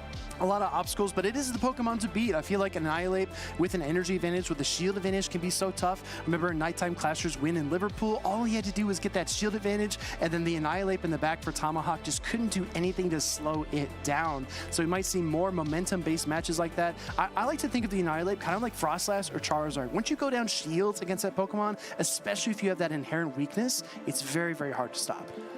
Players are ready on stage, so while we go to the stage, I want to talk a little bit about moveset options on Annihilate. You have the option for Night Slash or Ice Punch, and people have been talking a lot about it. And we do have a potential Night Slash Annihilate on stage in RamblinMan's team. It's going to be Azumarill, Bastiodon, Whiscash, Annihilate, Mandibuzz, and Trevenant. I don't actually think RamblinMan has run Bastiodon before in a tournament. I don't believe so, but I do think it has a very prominent place in the meta. If you want a hard wall, Skarmory, Mandibuzz, a lot of those Pokemon, the Bastiodon can be the answer. Meanwhile, Tay on the right side bringing Toxicroak, Galarian Stunfisk, Whiscash, Chargebug, as well as Umbreon and Dugong. But here's a closer look at RamblinMan's team. We hear some fans in the crowd. It looks like a moveset reveal. That's Ice Punch, Annihilate. Oh yeah, so not opting for the slightly cheaper Night Slash, and Dark Pulse on Mandibuzz has been the way to go, as well as Ice Beam and Play Rough on Azumarill. We've really seen the dominance of that move set option. But one thing it does struggle against, though, you know, RamblinMan doesn't have to face it, is that Bastiodon. So if we did see a Azumarill on Tay's side, she would definitely struggle a little bit more with that. A few questions here. A lot of trainers looking at the Toxicroak. Is it running Shadow Ball? Does it have Sludge Bomb? It is carrying Sludge Bomb into this competition. Meanwhile, Wigglytuff with Disarming Voice and Icy Wind. That Pokemon has tons of 2-shield win conditions against the most prominent team, the best winningest team over the past 2 regionals. So we'll see if Tay can pilot that Wigglytuff Toxicroak core to victory. One thing that Wigglytuff does not want to see, though, is that Bastiodon, but Tay does have many good answers for it. Toxicroak, as well as Galarian Stunfisk, 2 of the most dominant matchups for beating Bastiodon there. And here we go, in game number 1, we see it. It's the Bastiodon versus Wigglytuff. Just like you called out, this is a powerful lead, a great position for RamblinMan to start off. Tay's going to stay in here for a little while. I would not be shocked at all to see an Icy Wind, but I think there's almost a double weakness here as well to Bastiodon. Yeah, Chargebug in the back means that there are 2 Pokemon weak. Tay was running AVA weak to Bastiodon. We actually see a switch out into the Whiscash, and I actually like this from Tay. Surprisingly, she's pulled out one of the other great answers for Toxicroak. However, RamblinMan did bring Annihilate, which because of its ghost subtyping will do really good into Toxicroak, the fighting poison type Pokemon. It definitely makes alignment very important in this matchup. I do think the Wigglytuff versus Annihilate is pretty abysmal for the ghost and fighting type, but that Bastiodon needs to maintain that alignment for RamblinMan. But this is the thing though, right? A dominant lead, a great switch in, good trainers keep their advantages throughout the matchup. RamblinMan needs to control switch advantage here against the Charge Bug. Going for the Mud Bomb here, I don't think this is going to be enough. A good no shield here from Tay, recognizing this is not going to knock out my Charger Bug. I think I can still reach the next X-Scissor. However, she has used one more shield than RamblinMan has, and going for it now, RamblinMan has a decision. Do I want shield advantage or switch advantage? And here's the thing, right? Gonna give up the Whiscash. Tay takes back switch advantage. Is this going to be devastating for RamblinMan as the matchup moves on? Bastiodon can't quite get the knockout. In comes the Wigglytuff, but the Stone Edge gets queued up. An interesting switch out from Tay, winning switch advantage, but then giving it up, basically sacrificing this Wigglytuff. RamblinMan is not going to switch out. RamblinMan does not want to see his Annihilate against this Wigglytuff. Going for the Disarming Voice here, this is going to be a little bit of chip damage to the Bastiodon.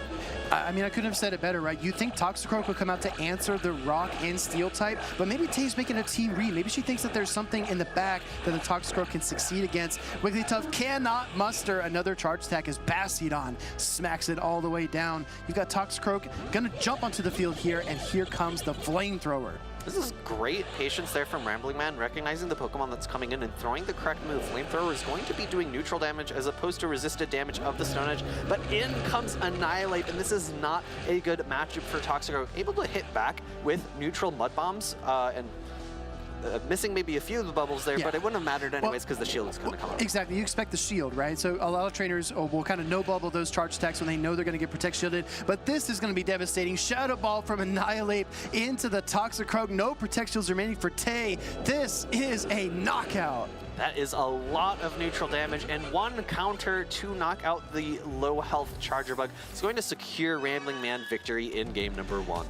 Sometimes it takes a little bit of bravado, right? Bastiodon is such a polarizing Pokemon, but the trainers like Caleb, like RamblinMan, who can throw that Pokemon out onto the field and just kind of show it and say, this is what I'm going to run, and you have to stop it. That's the kind of mindset you need to have. But also, a little shocked that RamblinMan gave up control switch advantage and still was able to win.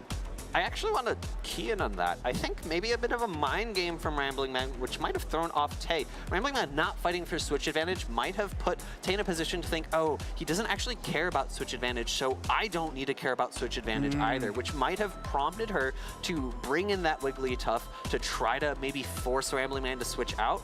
And I think maybe that mind game of not fighting for switch advantage when you have Bastiodon on your team might have been a little bit tricky there. Stay unpredictable. We see a new lead change up for both trainers. RamblinMan going with Azumarill lead versus the Toxicroak from Tay. Gonna look for some fast attacks here, but Toxicroak seems unresponsive. RamblinMan just kind of bubble away. Ice Beam maybe going to come through and freeze up that Toxicroak that already looks a little bit frozen. Yeah, I've never seen this before. Azumarill just kind of lingering here. I think both trainers are recognizing something is amiss in this matchup. Toxicroak would have had a decent matchup against the Azumarill. Again, does have access to Sludge Bomb, so that's not an unplayable matchup as we work out that technical issue. Yeah, Azumarill takes the matchup in terms of bulk, but typing-wise, it is very neutral. As you mentioned, Sludge Bomb able to hit for super effective damage means that Toxicroak has win conditions in that matchup. Azumarill usually able to take a Sludge Bomb, but in the two-shield scenario, the counters, they are resisted, but they do start to add up. And if you're able to get a Sludge Bomb through maybe a no-shield call is made by RamblinMan, etc. It does have the opportunity to kind of fight back in a fairy versus fighter type matchup. We are in the season of timeless travels, and when I see Toxicroak on the field here, it always harkens back to House Stark being the first trainer that we know of to hit that rank 10 threshold in the Go Battle League, using Toxicroak as well as Azumarill and Registeel on the team. Toxicroak is still good. It's back, right? It's in the meta here. I think it's going to be a very powerful Pokemon. It's a little bit kind of overshadowed by Annihilate because Annihilate is just such an incredible typing combination. And it's got Shadow Ball, so of course it's going to be overshadowed. Oh my gosh, there it is.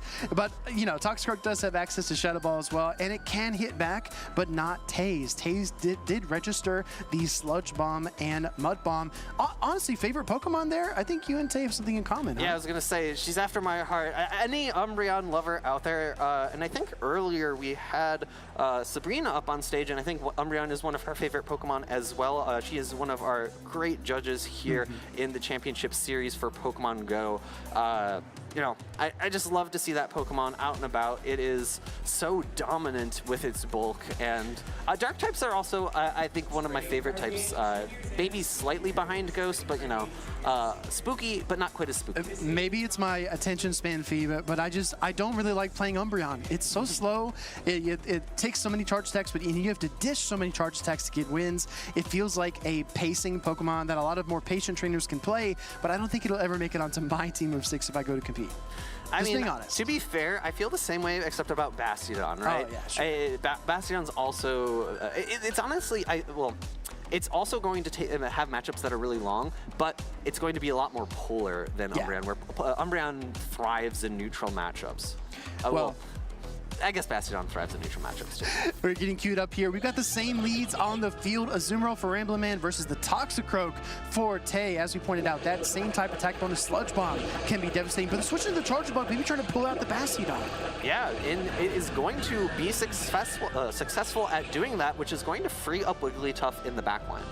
We do see RamblinMan take a long look there at the camera, probably very content with the matchup on the field, as Bastiodon doesn't need to throw any charge attacks here at all, as those smackdowns absolutely wall up the Charge Bug. And I'm just noticing we actually have Charge Bug on Spark instead of Volt Switch, which is going to be a little bit of a different style for this Charge Bug to play, a little bit less pressure.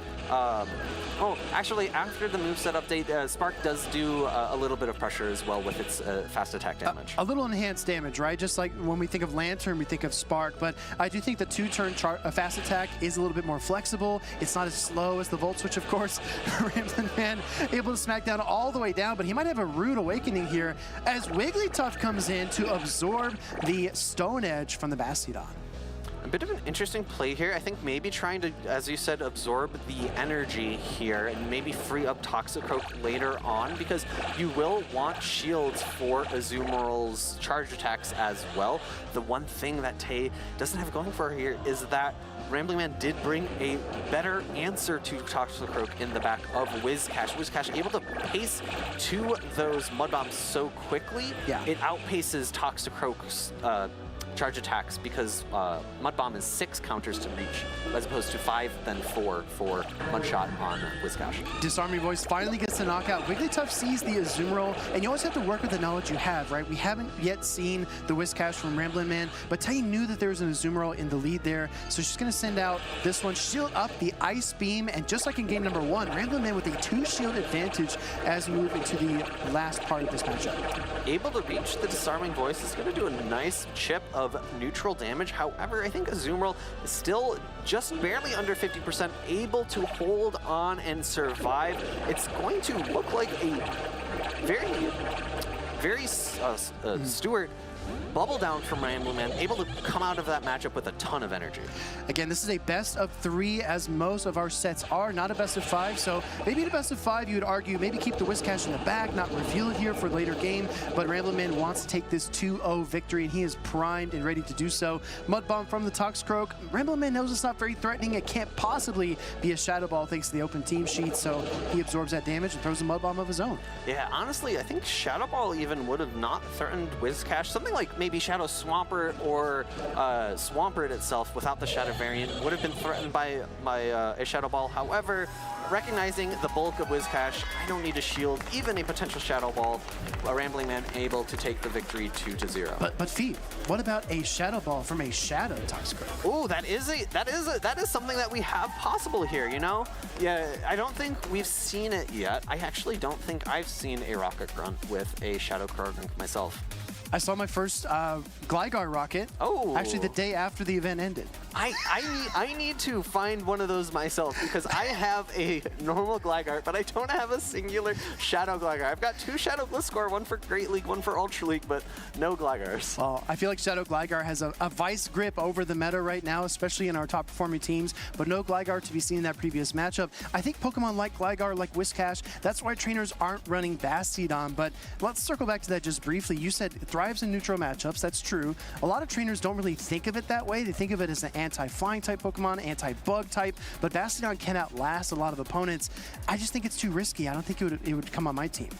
I agree. Having a 4x weakness to 2 typings, 2 of the most dominant attacking typings in Pokemon Go of fighting and ground. Yeah. And it also carries over to the video game championship as well, where those two typings are also very threatening as well as offensive types.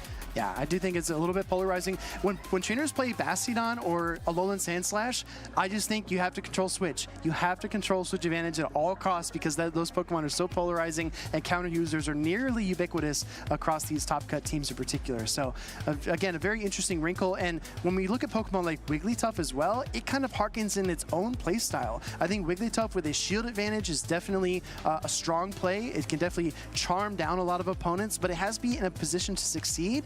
And unfortunately, Shay just couldn't find positions for her Wigglytuff in that last series. Yeah, Bastiodon being one of the best walls to charms, able to really just hold on.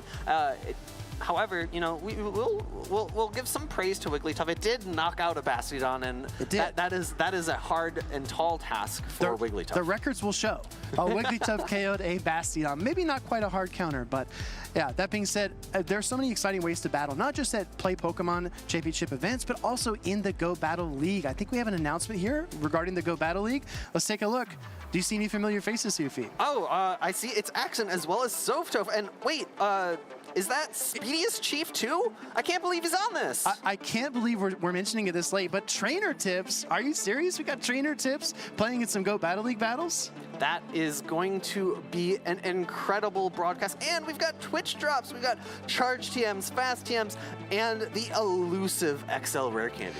This is our Go Battle Day Timeless Travels Edition stream. It's going to be a really, really fun project that we've been working on behind the scenes. I'm really excited to, maybe try to get good myself. Maybe get some coaching. We got the world champ. We got Softof. We got some bright minds working together. I know you struggled a little bit at the last the championship series event that you attended. No, I'm just kidding. Struggle's a strong word. You won on stream, so like. Yeah, Bronzong was a lot of fun to play, but I do think that there's a lot of utility for Pokemon. And one thing I wanted to ask you about, Feeve, actually, a pick that I thought would be strong coming into this weekend was actually Trevenant, because I think that having that Ghost and Grass type pressure can be very valuable. You can beat Annihilate, you can beat Whiscash and Lantern, but one of my good friends, TZ Spanks, he pointed out in the Show 6 format, people can see Trevenant coming. It's just so much better in the Go Battle League when you don't expect it, and that's why Cresselia is a better pick in the Show 6 Pick 3 format. Do you agree or do you disagree? I think I'll disagree. Disagree? I think Trevenant still has a lot of play. I think TZ Spanks is right in that having it being shown on the Team of 6 is a big detriment because there are a lot of strong counters, but I think even with the slower pacing to Seed Bomb, it still has a great role. It beats other grass types still. It's able to beat Cresselia in the pseudo grass type matchup. Yeah. Of course, the one downside and the reason we don't see it, even though I think it has really good play across the meta, is what's the #1 Pokemon that we've been seeing at these events? Lickitung. And Lickitung absolutely destroys the head-to-head matchup. Seed Bombs, it does a little bit more damage, but how many Seed Bombs can Lickitung take? 3, 4, 5, 6, 7? Yeah. Probably 5 or 6. Yeah, exactly, right? And Lickitung never seems to get a splinter either. It just keeps on licking somehow, so. Must have really, really great skin to not get splinters. I get splinters all the time. It must. Well, we got 2 trainers getting set up on stage here. Again, Lickitung, a top pick, kind of veering away from some of the spicier picks we mentioned, right? The Bastion, the Wigglytuff. I think we're kind of moving into a more standard meta format as we look at James Games versus Matt W. Austin. I see a double Lickitung. I see a Vigoroth. I see double Azumarill, as well as some Gligar, and even a Trevenant feed. Yeah, actually, a good number of Lickitung answers on both of these teams. We see Mandibuzz as a Ghost-type resist, and we also see Vigoroth, which has been I want to say at this point, the premier Lickitung answer, able to more or less farm all the way down, come out with near 100 energy, and Body Slam is just, the ghost types aren't super prevalent right now, so there's nothing to really resist that. Some steel types, I say that, there's a Registeel on Matt W. Austin's team as well, so like... Well, plus the addition of Rock Slide, right? It gives Vigoroth so much more coverage options. You can actually hit a lot of different Pokemon, whereas previously it had Bulldoze as the typical moveset. Can also learn Brick Break, but I think most trainers run Bulldoze and Body Slam in the past. And I think that the flexibility, right, the energy gain, like you said, it reminds me almost of the Noctowl versus Trevenant matchup of old, where as soon as Noctowl came into that matchup, you knew it was going to leave with almost two full Sky attacks, and it was just going to rain havoc on the rest of the team. It's so funny you bring up Brick Break. Brick Break is such a bad move that it is worse than Body Slam when Brick Break is super effective and Body Slam is neutral. The only real matchups that you want to use Brick Break in is something like Bastiodon, right? Where you're going to get double super effective damage and maybe pace a little bit more quickly than Bulldoze. Though now Bastiodon is going to be a little bit more of a tougher matchup with the addition of Rock Slide, and Rock Slide really taking over that secondary charge attack for Vigoroth.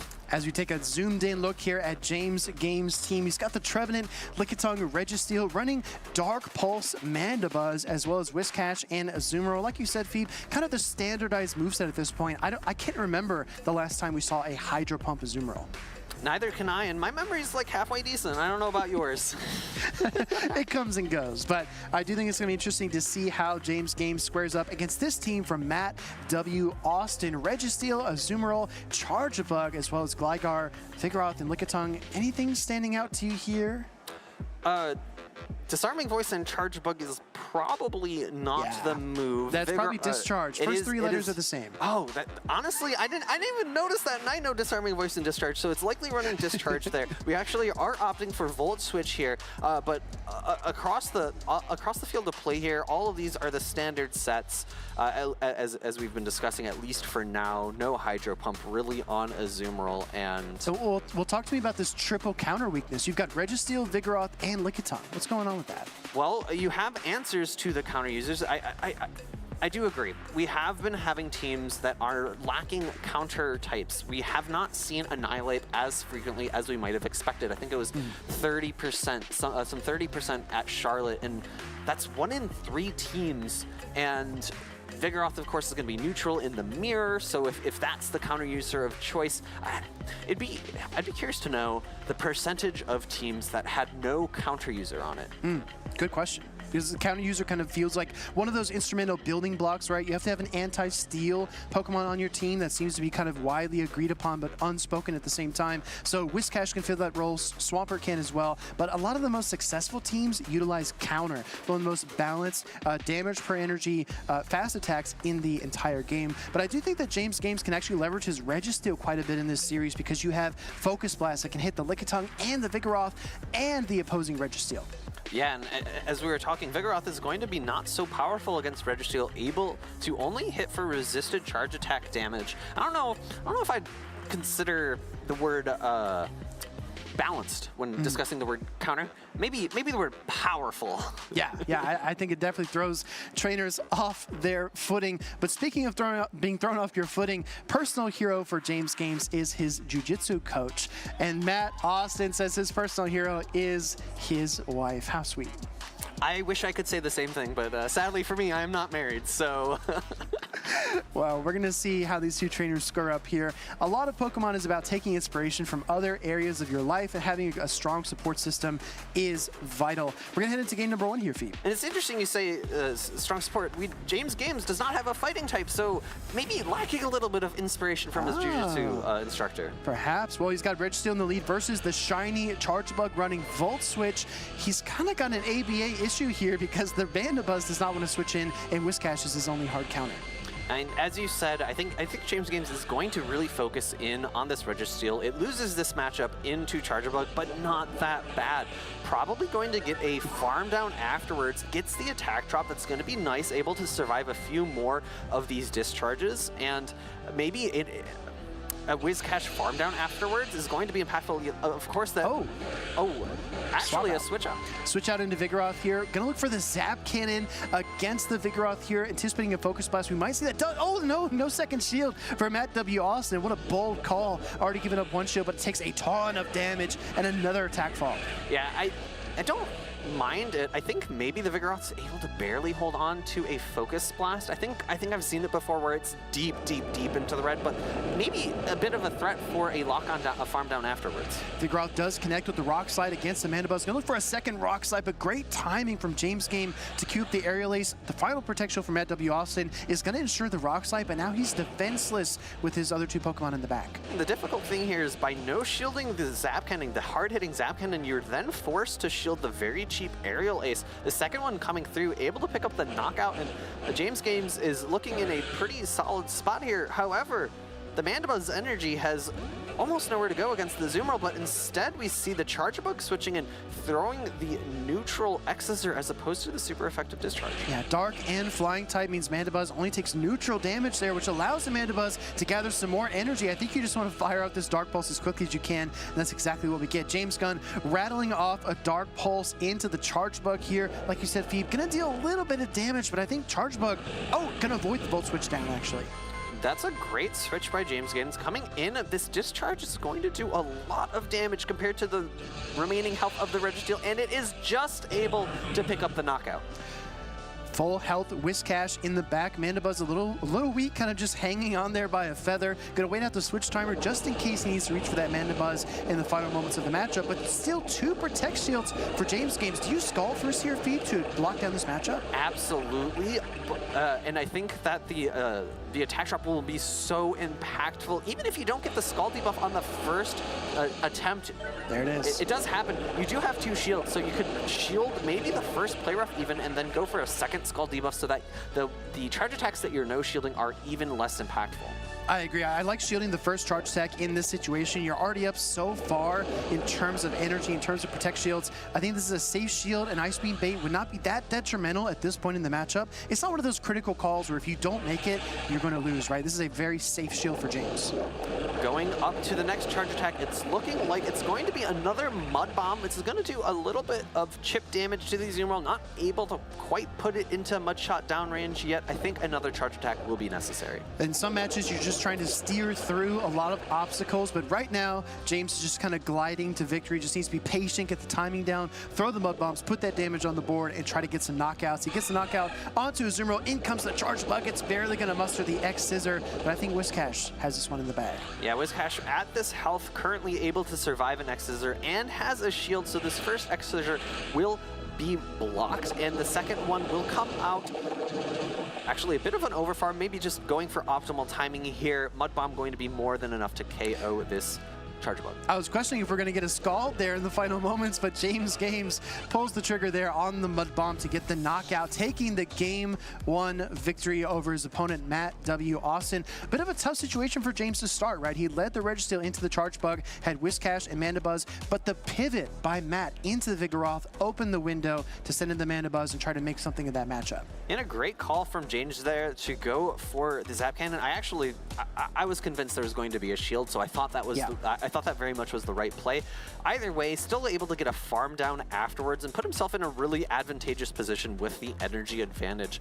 I was a bit surprised to see Matt W. Austin bring in the Charger Bug instead of the Azumarill, because Azumarill is going to be a much stronger wall to that Mandibuzz's energy, but maybe trying to get a bit of energy himself because of the impact that Charger Bug's two movesets, the 2 charge attacks it has, provides against the wide variety of Pokemon we see in this meta. It's always a bit of a tough mental game, in my opinion. When you go into a matchup, you feel like you have a good lead, and then it just kind of slips away from you, right? You can't quite manage the match. I think we saw that earlier with Hurricane Kaz as well, where she was able to pull out a really impressive win with her Mandibuzz because of a late switch. So I feel like for Matt, you don't need to change the formula too much. He had a great read on the team, just couldn't quite find the positioning he wanted. Do you agree, disagree? Do you think he should prepare for anything like a Trevenant or anything we didn't see in Game 1? I honestly don't think so. I really do like the Vigoroth into James Games' team. I think focusing in on that Pokemon will be great. It does so well into so many of these Pokemon. You would think that as a fighting type user of Vigoroth, using counter as its fast attack, it wouldn't do so well into Azumarill, but it's very comfortably able to take the one shield matchup and using it as a safe switch, getting an energy advantage, or even maybe potentially trying to get it paired up against James Games' Lickitung or Registeel would be a really strong spot for it if it's going to utilize those shields.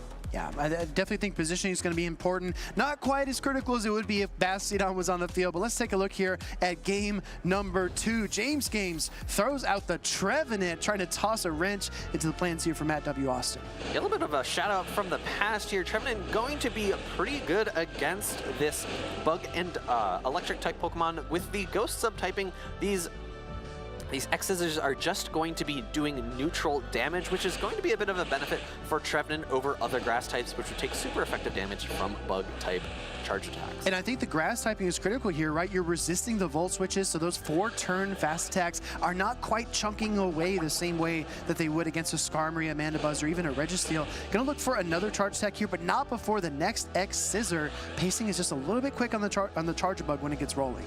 Yeah, and that was a great bait from James Games, able to reach this next Shadow Ball a little bit quicker. Great timing on the charge attack. One Shadow Claw into the Shadow Ball. This is going to be more than enough damage to knock out this Charger Bug and is going to secure him a switch advantage in this game number 2. I think either one of these Pokemon from Matt W. Austin could come in here, and this is the challenge, right? Making that prediction, making that read about the third Pokemon in the back. That's why Matt took all 10 seconds there, decided to send in the Lickitung. I love the flex play off the Gligar, especially because we saw Richie in game 1. Yeah, and it's unfortunate for Matt W here. It's going to be one of the hardest checks for Lickitung in the back. Mandibuzz coming and throwing the Power Whip instead of the Body Slam. You don't really have a lot of good options here, right? Body Slam is neutral. Power Whip, unfortunately, is more energy and resisted, so it's a little bit tough for Lickitung regardless, but the Power Whip does set Matt back even further. Gonna go for a charge attack here. Mandibuzz gonna rattle off another Dark Pulse. This seems to be the preferred moveset for the Dark and Flying type. Yeah, it's going to do significantly more damage than the Foul Play. In comes the Body Slam. This is the correct option for just neutral damage. However, it's such a bad matchup for the Lickitung, and lurking in the back is going to be a Water type Dirt versus a Ground type, so it's a really tough spot to be in if you're Matt W. Austin. I'm telling you, I think Matt believes that there's a Registeel in the back. He's holding on to the Gligar there, and it's going to be in for a rude awakening when that Whiscash finally comes out. Body Slam connects, and Lickitung continues to try to put in work against the Mandibuzz, but those licks being resisted is so tough, makes this so uphill as Lickitung really struggles in this matchup. One of the few matchups where it really seems to be at a disadvantage. It was a bit of an interesting play from James Games there. I think I saw him wait to throw the Dark Pulse, which technically doesn't do anything against a one-turn fast attack like Lickitung. However, it means that he's potentially expecting a Azumarill on the back, because that's going to be one of the few Pokemon that resists Dark Pulse. An immediate switch out into Gligar, countered by Whiscash and up a shield. This is looking really great for James Games. Gligar with 2 wing attack head start does get to the dig at the same time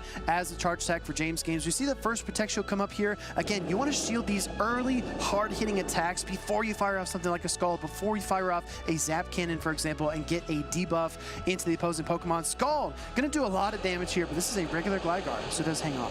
Yes, it does hang on, and it will actually be just outside of Mud Bomb range, so another Scald will be necessary. Matt W. Austin opting for the Aerial Ace here to make sure that he does get some chip damage into this Whiscash. I think this is a safe call to kind of over-farm just a bit if you're James Games, right? You know the charge attack interval is about 4 more wing attacks. Goes for the Skull because that Mud Bomb is resisted. This is the safe play again, and I really appreciate the overcharge. Might be even able to get to a Mud Bomb against the Lickitung. The Lickitung did have significant amount of energy. Going for the Mud Bomb as opposed to the Scald going to mean that he outpaces to this charge attack, and this will be just enough to knock out the Lickitung and secure game number 2 and victory for James. James Games isn't playing around, taking the 2-0 victory from Matt W. Austin, tying that matchup neatly with a bow. Again, something that I really appreciate watching, Phoebe, is that perfect energy management, right? When you overcharge within the windows of those charge attacks, you get every single ounce of energy you possibly can.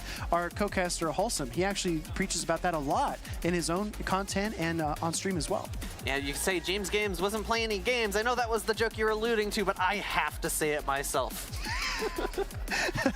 Well, incredible play there by James Games. Again, energy management was key. Positional awareness was also key.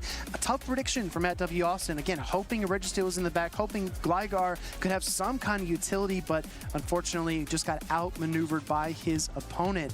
But still, very, very impressive series. Yeah, and like you were saying, good team reading from James Games. Whiscash in the back going to be very potent against so many of the Pokemon, even if it was something, like I said, I think he was maybe predicting a Zoomerl in the back because he was making sure that he didn't throw a Dark Pulse into whatever that final third Pokemon was. Whiscash up a shield into that matchup is still going to do really well, especially if you're able to get a Skull debuff. I think feeling the pace of the game is really, really critical, especially when you want to make those key plays and avoid mistakes, right? Because like you said, one turn lick being resisted by Mandibuzz, you don't lose a lot by letting a couple more licks in, by waiting a turn to avoid the catch. But if you're in a really critical situation where you need to put damage on the board and that Lickitung is closing in on the body slam that might KO, you have to throw your attack, and that's when you can force your opponent into errors. But I really like how James Games kind of piloted his way through that matchup. Yeah, and at the end of the Lickitung versus Mandibuzz matchup, before we saw the switch out, there was still significant health on the Mandibuzz. He knew that he could still survive a body slam and over farm, get to a Dark Pulse, switch out, and make sure that the end game was going to be secured, even if his Whiscash couldn't land a charge attack onto the Lickitung after the final. And that's the thing as well. You don't want to have just one option to victory, just one win condition. You want to build in as many of these win conditions as you possibly can. And again, to call back to one of our first, I think our first match on stream with Hurricane Kaz, just able to build and store those charge attacks. That takes me all the way back to King IV in Indianapolis versus EL Mero in the grand finals, when he would not switch out his Registeel without banking a charge attack first. Sometimes having that Focus Blast, that Zap Cannon in your back pocket can be the ace up your sleeve. You know, I think I made a joke about you not having as good of memory. That is incredible memory, incredible game recall there from Speedy Chief. It comes and goes. I do want to key into a bit of a tricky thing with that over farm after a switch out, because we've seen what has been impactful, especially I feel like in Portland and Charlotte, is misalignment of the switch clock, where people, if you do opt for after your opponent switch outs to over farm to a charge attack, store it for later, you do provide your opponent some leeway, some counterplay into taking advantage of misaligned switch clocks, getting off their own charge moves before you can, and it's a balance. You have to be careful to not misalign by too much in order to leave yourself vulnerable to some sort of a counterattack. Exactly. The worst feeling is when you think you have a matchup locked down and then suddenly a Pokemon switches in. You remember, oh yeah, I threw 5 additional Snarls, and that desynced the switch timer by about 15 or seconds or so, and it was really, really tough to come back from. But let's check out what you've been saying on social media. We're going to share some posts from x.com. Matt Patrick offering up his Tatsugiri here. For a second, I thought this was going to be a marriage proposal, but instead it's a proposal to Dondozo. Please help me, Dondozo, to prepare for VGC. I need to do well, and seems like they've got some fun plans and a hot tub for pre-tournament activity. Dondozo and Tatsugiri, name a more iconic duo. We're going to take a look here at Corey Blankenship's post. Chunk of the squad this weekend in Knoxville. Again, Phoebe, we talk about getting together with your friends. There's so much to do outside of the event, outside of the venue. These moments are really, really important. Gotta flex on your friends as well. Dude, you just did the flex too. Yeah. That was impressive. Gotta flex on you. And here we see happy birthday, belated at this point, I believe, for Sabrina. As we called out, one of her favorite Pokemon is Umbreon, and we see this incredible cast of talented folk. Go Judges, I believe, is more or less who everyone is here, and looking forward to an incredible weekend. You've got a mix of judges, friends, and other other people that share your Pokemon interests, right? I love the evolutions, as we call them, on the board. Will Bauer says, "I found my spirit sister here." Look, look at the semi-matching T-shirts. We both love Pokemon and representing Care Bears. This event is so much fun. Good job to Day 2 events. You know, even though I make fun of you, Speediest, I care bear about you. Likewise, right? You know, love is important, right? We all need it. But I'm really excited to see what these trainers do in our next set coming up on stream. Will we see more Mandibuzz, more Whiscash? I feel like Mandibuzz has kind of been the story so far because of its ability to just outlast a lot of opponents. And I was talking in the pre-show about fairy types, and we don't see too many of them, and that's going to be another reason that those dark types are able to surge up in usage. And the two dark types that come to mind, Mandibus, Umbreon, are going to do fairly well into Whiscash. However, with the counterplay of Scald debuffs, I think it's able to eke out those matchups if a Scald debuff comes into play. It's almost like a coin flip. Let's take a look here at our two trainers getting ready on stage. Cannot wait to see these trainers throw down because we've got Bulk88, a returning competitor to the championship series, has done really well in previous tournaments. If my memory serves me, Fort Wayne of last year. We've also got AwesomeEevee and first Dragon on the stream. Yeah, there we go. Shadow Dragonair. The Shadow Dratini was in rotation with Cliff this past, before this most recent Rocket shakeup. Yeah. I farmed those, and I finally got one that's halfway decent. It has okay IVs. It's better than the really bad ones I had before, but it's such an impactful Pokemon. Shadow Dragon Breath, opting for not Dragonite, which makes some of the more matchups, such as like Charge Bug, a little bit more dominating for Shadow Dragonair. Well, when you take double super effective to ice, it's never a good time for a flying and dragon type. Bulk bringing Charge Bug, Whiscash, Shadow Gligar, Lickitung, Skarmory, and Azumarill. No surprises here with the movesets, right? But I do think the formula is very cohesive. A lot of interplay between these Pokemon. Double flyers. We've seen double flyers. We've even seen triple flyers on a lot of these teams. But it looks like AwesomeEevee only going for that Shadow Gligar. Yeah, no flyers that do well into ice types here, but ice types aren't super prevalent. It's going to be maybe a little bit challenging with this team, Shadow Gligar, Skeledirge, Poliwrath, to face off, or let me include Shadow Dragonair there, to face off against a Pokemon like Azumarill, but there are answers. Lickitung, Skeledirge in the 2-shield matchup, able to typically win out there as well, so making sure you place the right Pokemon in the right places, have the correct number of shields to overcome those poor matchups, those Pokemon that your opponent's going to recognize as strong and likely bring maybe every single game to a set of 3. Speaking of bringing something often, I really like the Shadow Dragonair and Charge Bug core there for AwesomeEevee. I think it gives you a lot of coverage against a lot of Bulk's Pokemon. I want to see what everybody else is thinking though. Kind of type into the stream chat what Pokemon you think are going to show up in this matchup. Bulk, of course, with his Lucky Charm on the table, he's got the Altaria. On the table, but not on the team. We see other flying types. And honestly, I think Altaria's also got a good amount of play here in the meta, able to do quite well into Charge Bug, beat Gligar as well. And we see AwesomeEevee's hero, my son. Wow. Wow. Words fail, right? Incredible. You know, I was talking about earlier, I'm not married. I also don't have a son. All these people up on stage just having heroes that I can't have. I'm just in shambles You back have here. support, Fee, all right? You have support. Maybe you can be my hero. We care about you. That being said, we're going to check out this matchup. I do think Dragonair's got a ton of play. Charge Bug also very strong for both these trainers, but they're locked in, ready to go. Bulk88 on the left, AwesomeEevee on the right. We're going to hop into a more neutral situation. Although the typing might make you think that Lickitung does really well in this matchup because it has access to Power Whip, Azumarill able to hit back with same type attack bonus. Playroughs is able to put a lot of damage onto that Azumarill.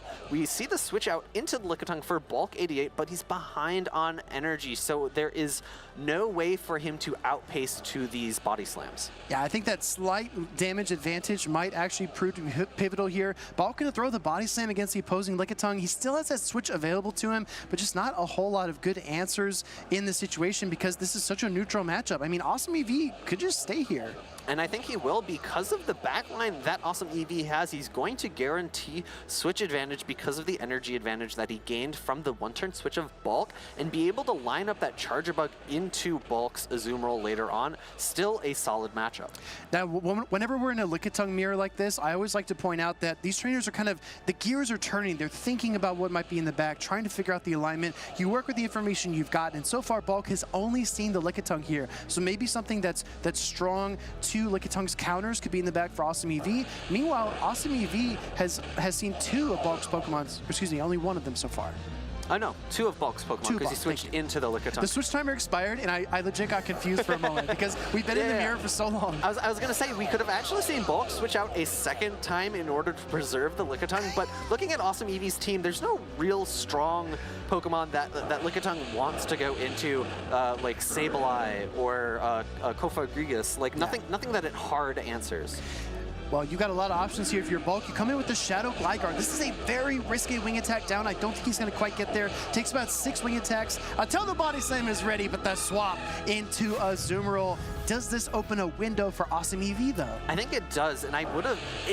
It's a great catch from Bulk. He's taking energy from, it's taking damage from Gligar onto this more bulky Azumarill. However, he's allowing AwesomeEevee, 1, knowledge of his full team, and 2, the ability to farm up extra energy here, recognize how he needs to pace to bring energy from the Charger Bug into a Azumarill matchup into the Charger Bug versus Gligar matchup. I think this is also just a testament to the power of Shadow Gligar and how Fire-type Pokemon like Skeledirge can really kind of pull the meta. They're kind of like a source of gravity where everything else rotates around them, because the Shadow Gligar, Whiscash, and Azumarill, that trio is so strong against Skeledirge that even giving up the Azumarill here, Phoebe, I don't think is that big of a deal, right? Because he's got the Gligar. Yeah, Gligar looks so strong. The one issue is, though, it's a Shadow Gligar, so it's going to be taking a lot of extra damage from fast attacks, and because Gligar's not rock typing, it is ground typing. It takes neutral damage from Incinerate. So the issue is that Bulk has a large energy advantage and that option to go for these aerial ace baits. Do you just 2-shield here? If you're AwesomeEevee, can you Incinerate all the way down through this Gligar? I think that has to be the play, because you don't really have a great opportunity to catch here. I think AwesomeEevee is going to end up shielding. Oh, does he call it? Oh, no, he doesn't call it. Sorry, I thought he was going to call it. I feel like you have to shield these aerial aces. That's the issue. And it's going to be a pacing of 2 more there, actually over-farming so that he can come out with extra energy into the Lickitung. This is a great play by Bulk, but the question is this enough to knock out from a Shadow Gligar into? It's not enough damage. He's going to take that extra Incinerate damage, and that is going to be game number 1 going to AwesomeEevee. Bulk had it. Bulk had the dig. Right? I saw the bubble light up. I think he had the dig ready, but he just maybe got a little bit nervous there and pressed the aerial ace.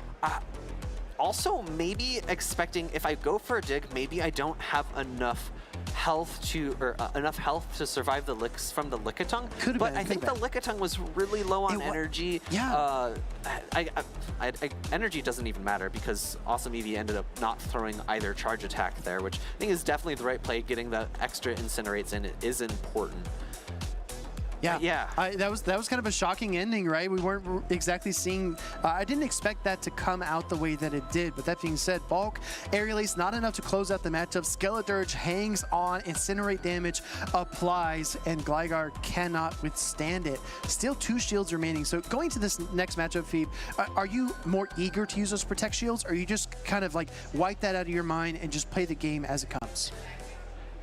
I think wipe that out of your mind, play as it comes, because I don't think Protect Shield usage was the key moment. I think it was slight adjustments in that end game, how to play it out. Did the right thing, going straight for those first 2 aerial aces to pull the shield.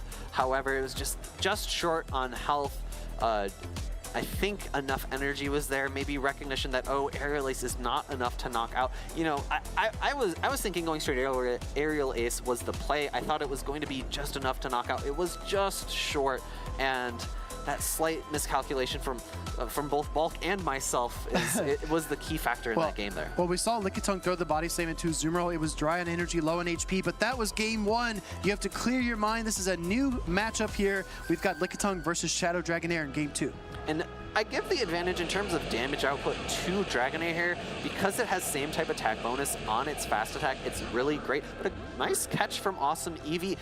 The Bulk advantage definitely goes to Lickitung, and overall, with a 0 shield usage in that matchup, I give the advantage to Lickitung. Well, I think the Lickitung swap makes so much sense here, because as you look at Bulk's team, no counter user at all. So you can't hit this Lickitung for super effective damage. Actually, there's not a single Pokemon on Bulk's team that can hit normal types for super effective damage. So the Lickitung is a very safe swap. The hardest answer would have been Skarmory, and we don't get that. We get Gligar. And honestly, Skarmory takes neutral damage from Licks, so even though you're resisting the Body Slams, that matchup's not super great unless you land a Brave Bird, which lowers your defense. You wear it down, right, as a Lickitung player. We're going to see another Body Slam get queued up here. This would be almost enough to KO that Shadow Gligar, so Bulk wants to protect that Pokemon. Going to overfarm just a little bit. Again, takes about 6 or so wing attacks for the Body Slam to be queued, so Bulk loads up the double aerial aces. and this is going to be enough damage to knock out the Lickitung, going to be able to take this energy into likely the Dragonair that comes back in. The Dragonair is going to get a nice little bit of farm down and come out with a lot. Actually opting to throw the Aqua Tail to prevent the shield usage. Yeah, well, we saw Bulk as well throw the wing attack, which opens the door for the single Dragon Breath Aqua Tail, and the Protect Shield comes up like you called out. Protect Shield comes out, looking to maybe try to farm up to 2 aerial aces, but I don't think it's going to happen.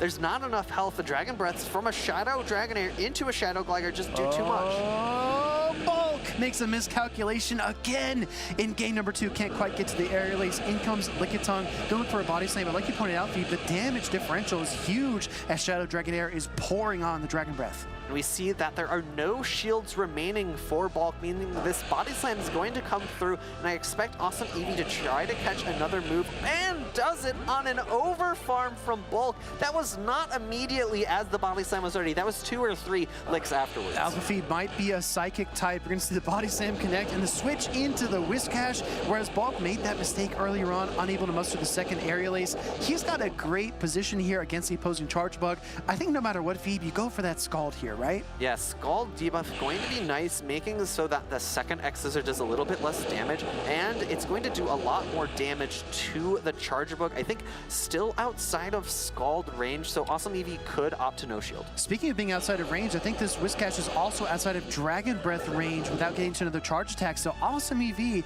decides to no shield the Scald, throw the X-Scissor, go look for another X-Scissor, but Whiscash also has a bit of a chance to overfarm. Actually, with the Volt Switches here, another X-Scissor might do it. Yeah, so Bulk's going to need to be very careful to make sure to... Oh, interesting. AwesomeEevee, with that Volt Switch sneak through, has the option to shield and throw an X-Scissor, opting to not. I like that. I think the shield save for Shadow Dragonair is going to be nice. Mud Bomb coming through, going to pull AwesomeEevee's last shield. Yeah, you have to be patient, right? We're going to see that final Protect Shield come up like you called out.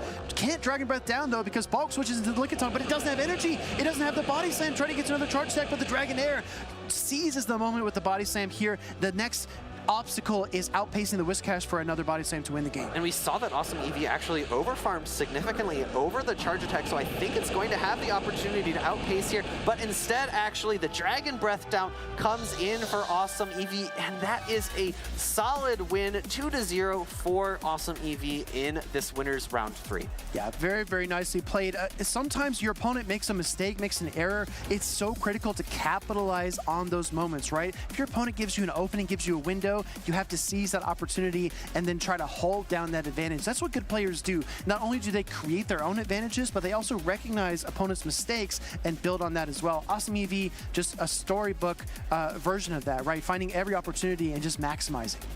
And Bulk is a very well-storied player himself. He's done so well at a lot of tournaments, but the game's not over for him yet. The tournament is still a double elimination, so he's going to move into the losers bracket. And it's been a lot of the stories that we've told so far of people's losers side runs through the tournaments. Yes. He could definitely make a run for himself there.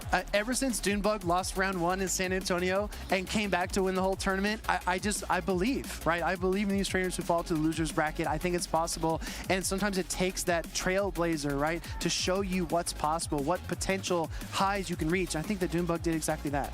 Now, unfortunately, though, for the people here at Knoxville, Tennessee, I don't think too many of the Pokemon that they've brought actually run Trailblaze, so they will have to do that trailblazing themselves. Well, let's take a moment to meet one of our trainers in the community. This is Mama Climbs.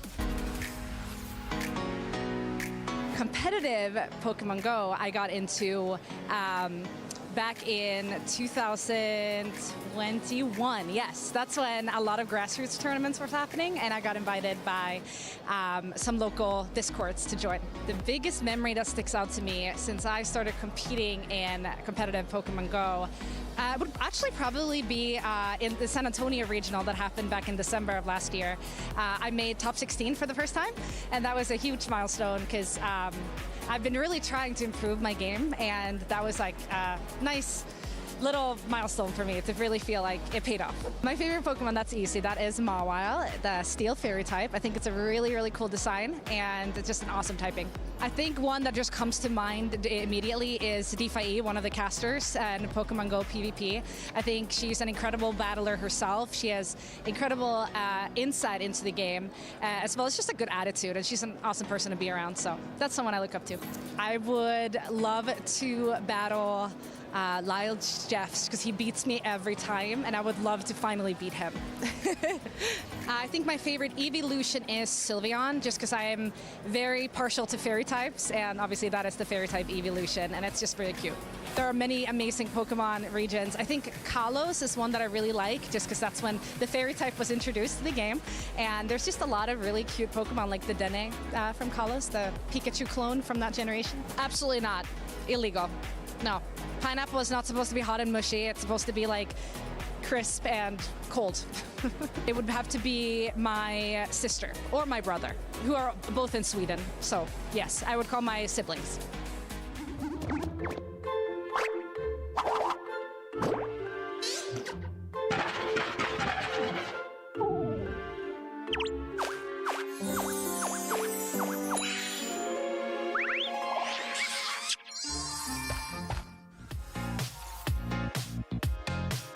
I started playing the original main series games as a little kid, took a break for a while, started playing Pokemon Go in 2016, took a bit of a hiatus like a lot of people, and got into PvP in around 2020.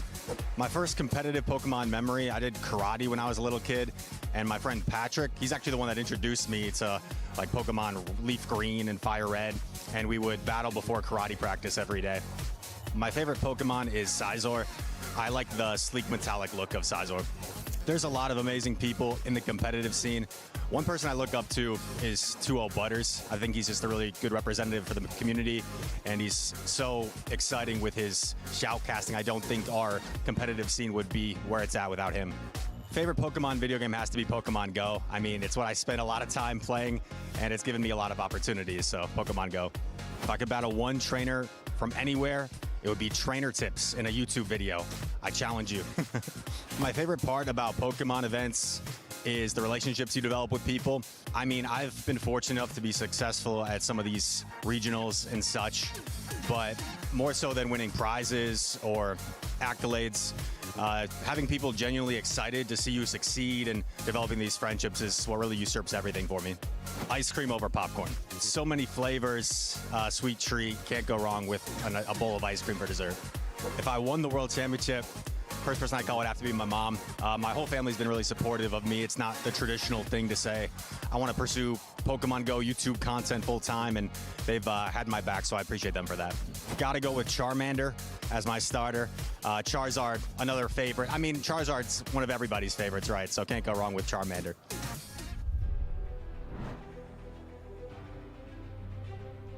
My name is Leo Marin Torres, and Patuman in the game. So many times he's tripped up, but now he wins this! Patuman is your Gatos Regional Champion 2024. Give it up for Patuman, resetting the bracket and then finally winning it. After getting second place twice, he is now the champion! My motivation right now is kinda crazy, you know, because this is my third grand final.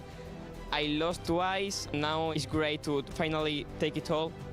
With the experience of the other regionals, I thought, okay, I have to be focused, I cannot be sad for this, and let's try to win that 3 matchups in a row. Please give a huge cheer for our champion. It is Patuman! Tonton is a great player. He has so much level. He's the UAC champion of 2023. It was a complicated opponent to beat. I will try to go to more regionals. Also, UAC will be a great option because that could give me great points. And then if I can get maybe that travel award, will be nice. And then I will have to prepare for Worlds. Let's see.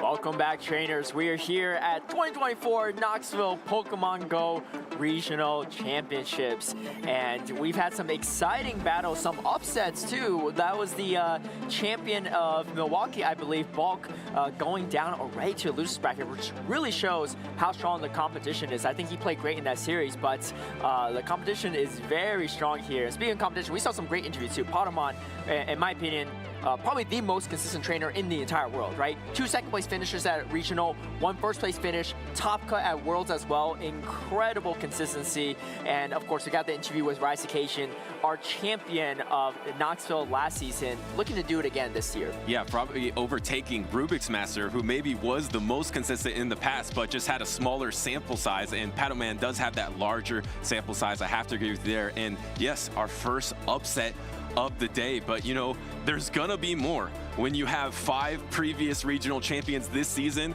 and then also 5 previous champions from last season. They can't all win, Caleb, so there's gonna be a lot of upsets here in Knoxville. And speaking of, you know, repeat champions, right? Yes, there are 5 current champions of this season at this tournament, but this entire season, across the entire world, there hasn't been yet any repeat regional champions in any region. The closest person to this is LNDS Jeff, who won a regional and an international in his region, which honestly I would say is even more impressive than back-to-back regionals. But yeah, no one has gotten the back-to-back regional, but it might happen this weekend. And you might be asking, why are these trainers trying to get back-to-back regional champions? Because even if you get first place in a regional championships this season, remember, this is the first season with championship points. So if you get first place and not second place, only first place, you do automatically qualify for the World Championships. You don't need to get to 500 championship points. But there is a crucial next stage.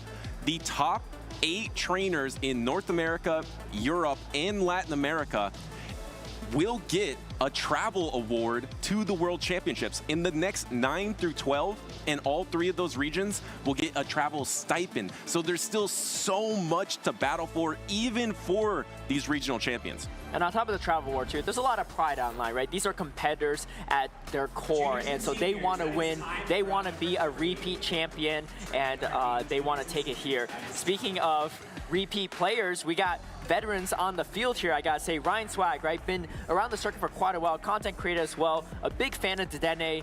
I don't think it's the best Dedenne meta, and I think Ryan Swag agrees with us here because of all the ground types having double ground on the side of Uzuku, who Uzuku is, I should say, probably a veteran in the grassroots, but only played in 1 tournament, not only just this season, but ever on the official championship series circuit, and was top cut actually at Peoria earlier this season. I think tied for 7th, so looking to make it even further run, but already having a decent amount of championship points to start it off. And you know what I find interesting, Caleb, is Ryan Swag is a trainer that likes to bring his favorite Pokemon, Dedenne, which is not good in this meta, so he didn't bring it. But his favorite Pokemon, the one Pokemon he's been bringing the last 4 tournaments, is Shadow Venusaur. Ever since he got top 5 in Milwaukee, he has loved Shadow Venusaur. He brought it for 4 straight tournaments, but then after Milwaukee didn't do as well, he dropped it. He dropped it for the superior, thinking it's better in the Annihilate meta, but Shadow Gligar is not as strong in a hard Skarmory meta. Zuko has a favorable lead here. Yeah, trying to go for a catch here. Unfortunately, not able to get to it.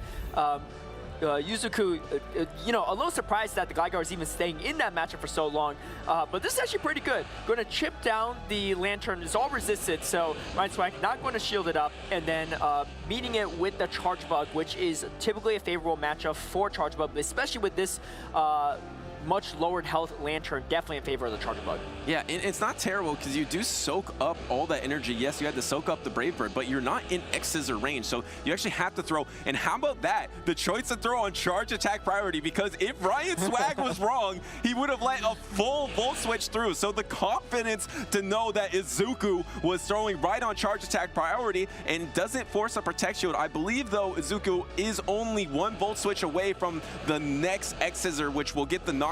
I don't know if you can go for the Volt Switch down. Looks like he's going to try to get there, and he does decide not to do it and throw the X-Scissor anyway. I think he could have got there, though. Yeah, I think he could have got there, too, but it's okay because overall, I mean, this Gligar is going to be able to tank the charge attacks from this Charge-A-Bug, no problem, right? So I'm going to wait out the timer a little bit. The waiting on the timer is actually better for Uzuku, in my opinion, because now the timers are realigned so that Uzuku can swap out. Unfortunately, not able to get the X scissor off. Still a little bit chip damage. Would have been good to get it off.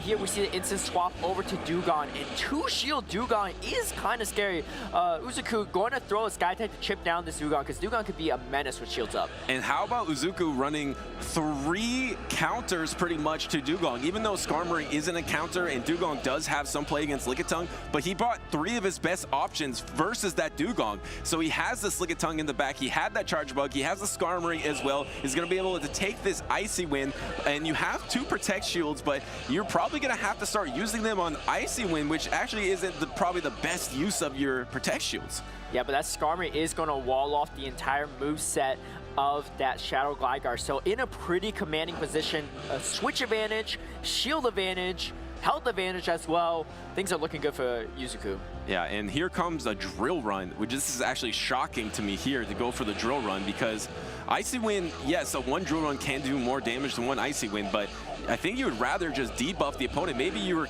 going to swap and then try to get that little extra damage. Maybe you're trying to inch towards victory knowing that Lickitung is going to swap anyway. So here comes the dig, which, I mean, if you threw Icy Wind, you still would have knocked out anyway. And here comes the aerial ace, actually. You would probably prefer to throw the dig, but there's shields remaining, so you actually get the bait off. Yeah, we got the combo fade from Ryan Swag, and now the shield bait with the aerial ace. This is an interesting situation. I mean, there's not a lot of health left on this Dugong, so it just depends on how much energy you really have on it. This point in time, I think Uzuku is going to save that shield. Oh, double shield on aerial ace. Okay, things are definitely swinging a little bit in Ryan Swag's favor. Definitely still has a lot of ground to make up. Uzuku is coming close to double Sky Attack. I think Ryan Swag's going, maybe let this go. Let's see. And yeah, does let it go. Does need to get to Icy Wind and maybe a few Ice Shards. Can he get to how much energy is on this Dugong? Not a lot. Oh, he's throwing, yeah, but no, he actually threw the Ice Shard and didn't get it off, but that wasn't going to be enough to knock out, but a little clunky on both sides there. I'm not sure if there's going to be anything that's going to be going towards the judges, but in that end game, that Icy Wind was most likely not going to knock out the Skarmory, so it doesn't really matter at the end. Yeah, I think so too. I mean, I think that's the biggest factor to look at in those situations. Uzuku actually making a great play there. Recognize that Ryan Swag still has a shield remaining, so not really a point to throw that Sky Attack even though he had it. It's much better to just go for the Steel Wing attack down, because every time you throw a charge attack, your opponent gets a fast attack through. So you don't want to take any extra fast attack damage if there's no need to. So good plays, clean plays from Uzuku. Great line read as well too for a very decisive Game 1 victory. Great point, because also if you threw on turn alignment, let a whole Ice Shard through, you could maybe lose in that matchup. Remember, Izuku also had that moment with his Charge Bug that didn't throw the X-Scissor into the Gligar, so I think it kind of evens out there. It looks like nothing is actually going to be happening in terms of reviews here. So I think it's just going to be a Game 1 victory for Izuku. I really love the team composition, thinking that maybe his team was vulnerable to Dugong, which in general, I think his team is pretty vulnerable to Dugong, and bringing pretty much his 3 best answers for it. You're absolutely right. I mean, Charge Bug does have a great matchup into the Dugong, but if you avoid that Charge Bug matchup, you have a lot of play in the back end.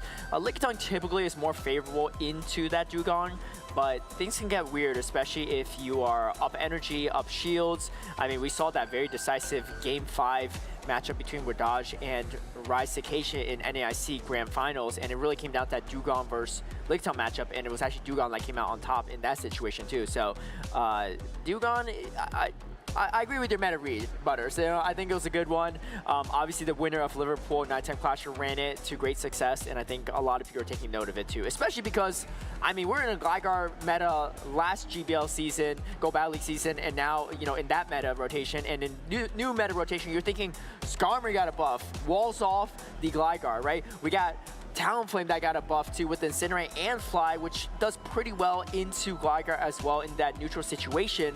But Gligar is just not going away. Yeah, looks like Izuku is Team Instinct over there. I love it. Oh, it says trusting my instincts. Is he really Team Instinct? I think you're stretching a little bit here, Butters. Yeah, I'm making an assumption there, but if you trust your instincts, I think you want to go for Team Instinct. Hero, probably Dedenne. I think I'll put a definitely Dedenne because that has been his signature Pokemon for so long. We mentioned that he's not bringing it here because just the point you were talking about, how the meta does cycle around a lot. And if we are in an Annihilate Dugong meta, which we saw in Liverpool between Nighttime Clasher and Tomahawk UK, the best answer, I think, is just Charjabug into both these Pokemon. And then what's the best answer to Charjabug? Shadow Gligar. We're back to where we started. So then what counters Shadow Gligar? The Dugong. So it's just this full cycle, just a mini glimpse of what's going on in these trainers' head of trying to have the exact balance that they're looking for from tournament to tournament. And it does look like we're getting a little bit more of a resurgence of Lantern in this current meta. I think the biggest reason is there's a little bit more drop-off in the Cresselia usage, more increase in Azumarill, and your matchup is very strong Lantern into Azumarill. And also, Gligar's not going away, and yes, it's not a great matchup for Lantern, but it's actually not terrible for Lantern, especially if you have an energy lead or shield advantage. You actually have play into that Gligar. And that head-to-head matchup is actually pretty close, too. It doesn't seem like it would be, especially with the resisted spark damage against Charjabug, but Lantern's very bulky, so you know, you really just want to avoid the Whiscash and the occasional Grass, which Ryan Swag actually has. And Lantern is much better against Skarmory that we've seen the increase in. So also, you can be stronger versus the Dugong. I think you do take the super effective drill run, but the thing is, you just have so much bulk. You can just one Thunderbolt through that matchup. Compared to Charjabug, you're taking double Icy Winds. It gets a little more complicated. So here is that Skarmory we were talking about, just like game number 1, is running the exact same team of 3 to try to counter that Dugong, but there's no Dugong on Ryan Swag's side. And, you know, this Lickitung matchup is not as bad as you would think. The neutral lick damage, look at it, it's really adding up against Skarmory because it's a little bit more frail than this Lickitung, and the resisted body slams are really going to add up. The real question is, does Yuzuku go for the Brave Bird or go for the Sky Attack baits? But another body slam is going to come through before a move is thrown. Yuzuku pretty content with this because if he hasn't thrown a Brave Bird, he knows he can take this body slam. And does he ever try to save this Skarmory at all? Looks like he's going for the Sky Attack because Ryan Swag is ABA weak to that Skarmory. In the Lickitung matchup isn't that bad, but Gligar is looking pretty strong in the back, specifically if you can match up that Gligar versus the Charjabug. Now this is the Brave Bird. If you there it is, there's that protection. If you protect shield, you can actually just lick down. And then here comes the instant pivot to the Lickitung. There's no clear answer, so just gonna throw a body slam. I think this is an interesting play from Yuzuku, though, because this might force Ryan Swag's hand and bring in the Gligar to counter swap into it. And then there you go. There goes the Charjabug counter. And now you have the Lantern versus Charjabug in the back end, but Yuzuku's up a shield as well. So really setting up that Charjabug for success. And Lickitung is amazing. I mean, it's always amazing, but Ryan Swag doesn't really have an answer to Lickitung on his entire team. Yes, Superior can beat it kind of neutrally, but if you say swap your Lickitung, there's literally no answer. So I love that from Izuku. Like you mentioned, being able to bait out that Shadow Gligar, and now the Charjabug just has so many more options here. Even at this low health, if you get the knockout with Gligar, fine. You can still Volt Switch this down, and this doesn't even knock out. It doesn't. I think you actually get the lick down if you're Yuzuku, unless Ryan Swag decides to commit the energy. This is okay. You see Yuzuku confident here. Just say, you know what? If you want to take me out, that's fine. I could farm down even more energy, and this Gligar's not going to hurt me a bit. Might even come down and farm down with the Skarmory so you get a Brave Bird off. No, actually going for the Volt Switch. I like this play too, because looking at the back line, what beats Charjabug on Ryan Swag team outside Gligar? Literally nothing. In a cruel twist of fate, Ryan Swag, who loves electric types, is about to get full swept by the little Charjabug bus here because you already took out the Gligar, swapping into the Lickitung. That is a great swap. Is it going to be an undercharge, though? Looks like Izuku's going to fully undercharge. That might be a bit greedy because this Lickitung can get to a body slam before you Volt Switch down. It does it, or do you get the perfect undercharge? Oh, trying to actually come in with the Skarmory. I like this play because, again, you're taking out the Skarmory Skarmory, Yuzuku's like, all right, I can do this again any time of the day because now you take out my Skarmory, I get even more energy on my Charge Bug.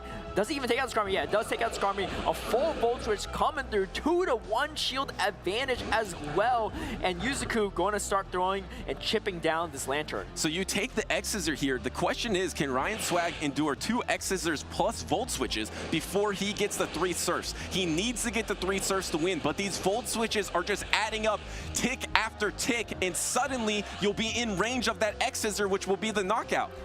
This is getting pretty close, though, because Yuzuku's Charge Bug is getting closer and closer to that Surf range. Oh, he's over 100. Oh, but he has the back-to-back. The question is, can this Lantern tank an X-Scissor? He Ryan goes Swag for says, it. You know what? Easily. I need to... But he needs to get the double Surf, but can he endure a Volt Switch? He threw on the Volt Switch. It looked like he let a full Volt Switch through, and that's not what you want to do when you need to get the double Surf. Here comes the shield, but the Volt Switch knocked out Ryan Swag. Izuku is able to win 2-0.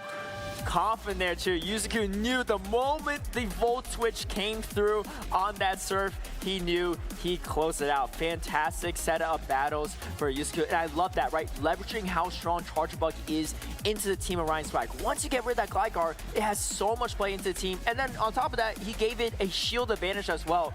That is hard to overcome. And to Ryan Swag's defense, it didn't matter if he threw on that Volt Switch or not, because he would have to throw a Spark to get to his double Surf and throw his Surf, which would have been shielded, and then the Volt Switch would have knocked out anyway, and then he would have just felt worse getting knocked out with a Surf. So at least he feels a little bit better, but Zuko is feeling really good there, able to secure that 2-0 victory. And props to Ryan Swag too, right? I think he had a tough matchup into that team composition overall. He tried to do what he can, right? Made some catches. I think he made 2 catches in that one game alone in that last game, but unfortunately was not enough into that strong team composition of Yuzuku and that Charge Bug. And funny enough, in irony, one of the few Pokemon that resist all the charge attacks from Charge Bug is the Dene. Yes. Unfortunately, he didn't have the Dene for this tournament, but in that specific matchup, the Dene is actually not terrible. Which I believe he did have that in Milwaukee when he reached top 5, but didn't have it in Knoxville, and yeah, cruel twist of fate, getting knocked out by that Charger Bug, fully swept by it, but credit to him. He is one of the spiciest battlers out there, and he keeps coming to this championship series with new innovation, so can't wait to see what's up next for him.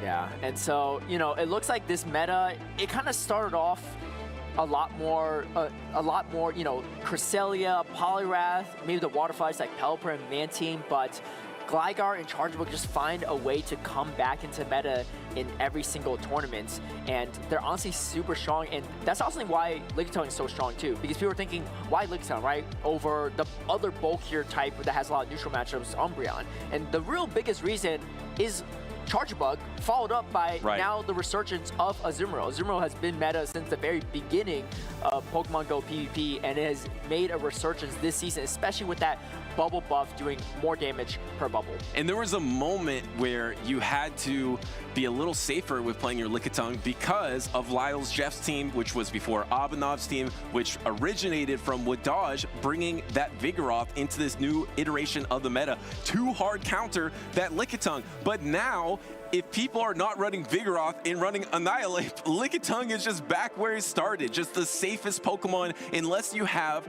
like in your predictions, the Mandibuzz, which is not on every single team. When you're looking team after team, you look at Ryan Swag's team, you look at, there's no answer to it. So yes, Lickitung is not like Lickitung's hard beating everything, but it's just so safe. And the way that it's constructed, it only has one weakness, and you have that fast charge attacks that you can just body slam, get to your timer, swap back out, come back in. It's just top usage for a reason. It's the best Pokemon. You know what else was in my predictions that also hard beats Lickitung? Bastion, I guess Bastion. That's right. Let's take a look at the schedule for the remaining season as we're loading up the next set of battles to see if Lickitung can make it onto every grand stage, and I think there's a strong chance it will. We're currently in Knoxville right now. We have Vancouver coming up next in North America for our final regional before Europe International Championships in London, and then followed up by that we have Orlando, Indianapolis, Los Angeles to close out the final regional of North America, and then we have North America International Championships in New Orleans. First time it's ever been in New Orleans for Pokemon Go, at least, and you know, and then we have World Championships in Honolulu, Hawaii. So where should trainers bring their Bastion counters the rest of the season, Caleb? You know, I'll keep you all posted on that. Okay. Yeah, because if you didn't know, since the last time you casted, Caleb had another amazing run in the championship series. Another finalist, so 3 second place, which I know you want to get that first place, but it's incredibly impressive to get that far. That's why it's awesome to hear your insight of what these trainers are going through, because you did also compete in this meta, right? I mean, this is the double ground meta. I thought it was crazy to bring Bastion into that double ground meta, but you did it, and you did it with success. So even though there are some hard Pokemon to bring because of the circumstance, you can make it work if you're creative and you balance your team well enough. Yeah, I mean, in this specific meta too, it's a lot more RPS than and alignment focused than the last meta we had with, you know, a lot of Medicham, Gligar and stuff. So and Carbink even, but you know, alignment-heavy metas tend to favor Bastion, and that's what we saw earlier in a set of battles from RamblinMan as well, too. But enough about the Bastion talk. We have another set of battles coming up. We have Leo Geo, who also made top cut at Portland, and then against PolymerUp coming up. And no Bastion here, but we do have Richie, which also I think is great in this meta. And Leo Geo has actually been incredibly consistent. He was 9th place in Milwaukee, 9th place in 2023 Peoria, then 13th at Milwaukee and the North American International Championships, which I believe he qualified for the World Championships because of trickle down at that tournament, and then 17 in Peoria, and then 5th in Portland. So the first time ever making top cut at his last performance. But how about that consistency to be on the edge for so long, and now he's reached it. He's reached the top cut. Can he go and keep that consistency and reach top cut again? Well, he's already on a great roll here. It is winners round 4, so he has definitely faced a few opponents here, and he's looking like he's on a hot streak. PolymerUp here, definitely the underdogging situation. Only played in 1 tournament, and that was Knoxville in this very, I think the same venue too, but pretty much a full year ago. I believe he went 1 and 2, and that 1 win was actually a bye. So looking for his first official actual win here, trying to get his board. Actually, he did beat some opponents leading up to this point, so he's already outdoing his last year's performance, but he definitely has a tough opponent ahead of him. Yeah, and he is a talented trainer in himself, not as much championship series experience, but it will be a tough challenge going against Leo Geo, which, like we mentioned, Portland, he ran that Skeledirge to get to that top 5. He actually doesn't have the Skeledirge this time. He sat it, even though he did so well with it. This time, he brought the Bubble Beam Mantine to bring along a triple flyer team of Mantine, Skarmory, and Shadow Gligar. Yeah, and he actually had Deoxys Defense in Portland. That's what I know because I actually faced him in that specific tournament. But Bubble Beam Mantine is definitely a choice. It could be a very rewarding situation in the right matchups, but it also could be a not so great situation when you just don't really have a hard-hitting move. You have to go for the Ice Beam every time instead. PolymerUp running the Skarmory, Whiscash, Lickitung, Annihilate, Dugong, and Shadow Gligar. And if I'm not mistaken, I believe this is the exact same team that Nighttime Clasher ran in Liverpool, except the only difference is it's a Night Slash Annihilate instead of Ice Punch, which I talked to Nighttime Clasher actually after his run, and he actually said himself, I actually would have, in hindsight, I should have ran Night Slash because I had so much coverage into Shadow Gligar already, and Gligar in general, so I don't actually need the Ice Punch coverage. Night Slash is a little bit faster, and it looks like PolymerUp picked up on that. That's interesting because Nighttime Clasher actually won some games, landing Ice Punch, outpacing on the Shadow Gligar as well. So you have that upside, but it looks like trainers are trying to have that more consistent, flexible play with that Night Slash, and this is not flexible at all. So this is one of the hard counters, the Lickitung, that seem like they don't exist as much, but you're ABA weak to it with Dugong in the back, so you're just going to stay in this matchup. Yeah, I talked about how Bastion's good in this meta. That's why Registeel is also equally as good, maybe even better, because it is one of the few things that does hard check that Lickitung. No debuff there. It's a 66% chance of a debuff, so things are working out a little bit for PolymerUp, but this is a tough matchup. ABA weak to that Registeel, and you have the Mantine for the Gligar in the back. This could be really tough for PolymerUp if he doesn't win alignment. Leo Geo going for the Zap Cannon first. It's a smart play either way because you could potentially get a debuff, and you have to throw 2 charge attacks either way in this matchup against Lickitung, so it's better to go for that potential debuff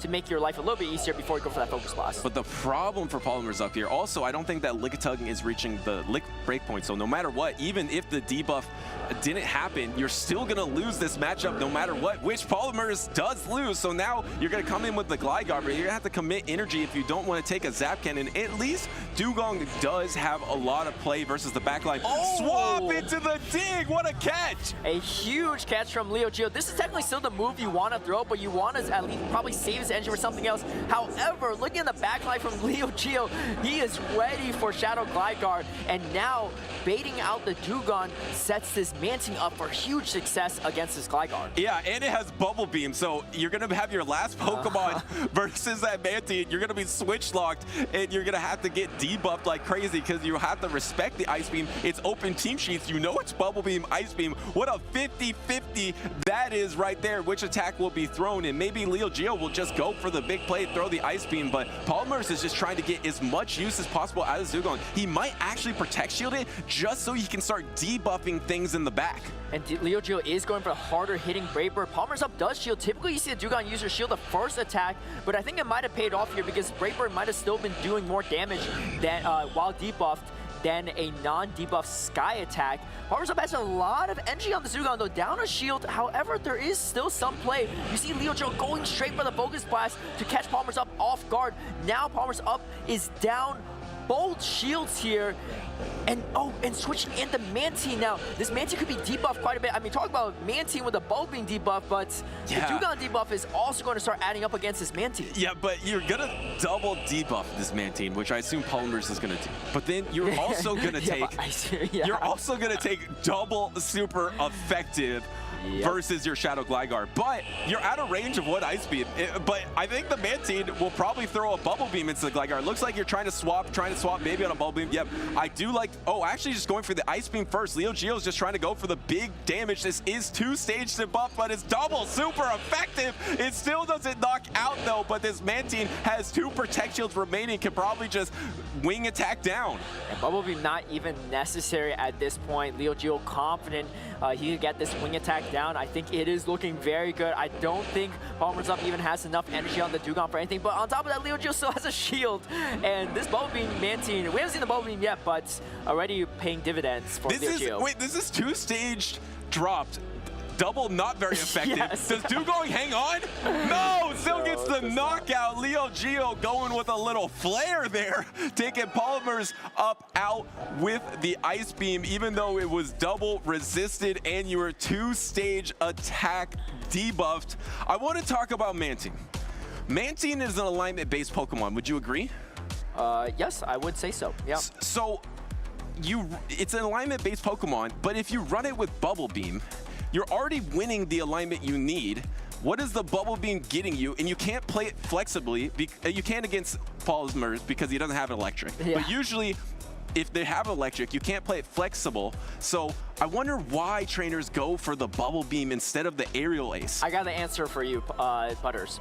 So if you're running Mantine into Gligar with Aerial Ace and Ice Beam going to be more expensive than the opposing Gligar's Aerial Ace. Gligar obviously going to throw Aerial Ace over the resisted dig.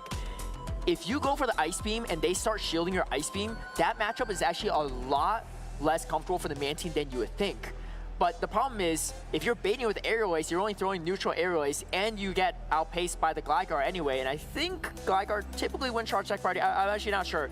Mantine might win that one, but you want to land the Ice Beam, right? So if you have Bubble Beam instead, you can safely go for the Bubble Beam debuffs, not worry about having to go for the double super effective Ice Beam, so you have a much safer matchup against Gligar when shields are up. Okay. So that's the main reason, I think. But you're right, though. There's no electric type on the side of PolymerUp. This Mantine looks so good in the side of PolymerUp. It's really just the Dugong that walls off those charge attacks.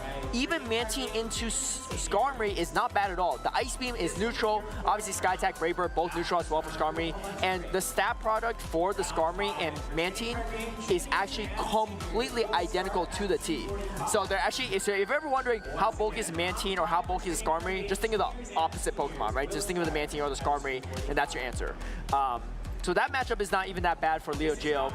And so PolymerUp is going to really have to rely on this Dugong quite a bit, but it's just not really finding the right place for it. Yeah, and Mantine is one of the most polarizing Pokemon in the meta. You can hard win matchups, but you can also hard lose matchups. But in this situation, it just feels so flexible. So here's the lead, but Polymer's called it and has his Dugong in the lead. I think literally his best answer for this Bubble Beam, Ice Beam, Mantine, and looks like Leo Geo's just gonna stay in. So I think he's just gonna stay in and start throwing some Bubble Beams and just try to rely on, no, actually doesn't throw anything, lets the Icing Wind go. Now maybe he's probably gonna swap and bank that Bubble Beam for a later day. I think you're absolutely right. Let's see if Leo Geo does it. Yeah, you are, what a perfect read there, Butters. And it's a really great play because you save the energy for useful, because you know that energy is useful against everything except for the Dugong. So if you leave with it, you can potentially align it with something else. However, if PolymerUp maintains alignment here, that extra energy stored might just go back into the Dugong. So we're gonna have to see how it goes. But this is the strength of Dugong, right? You could debuff and then swap out if you want to. And it looks like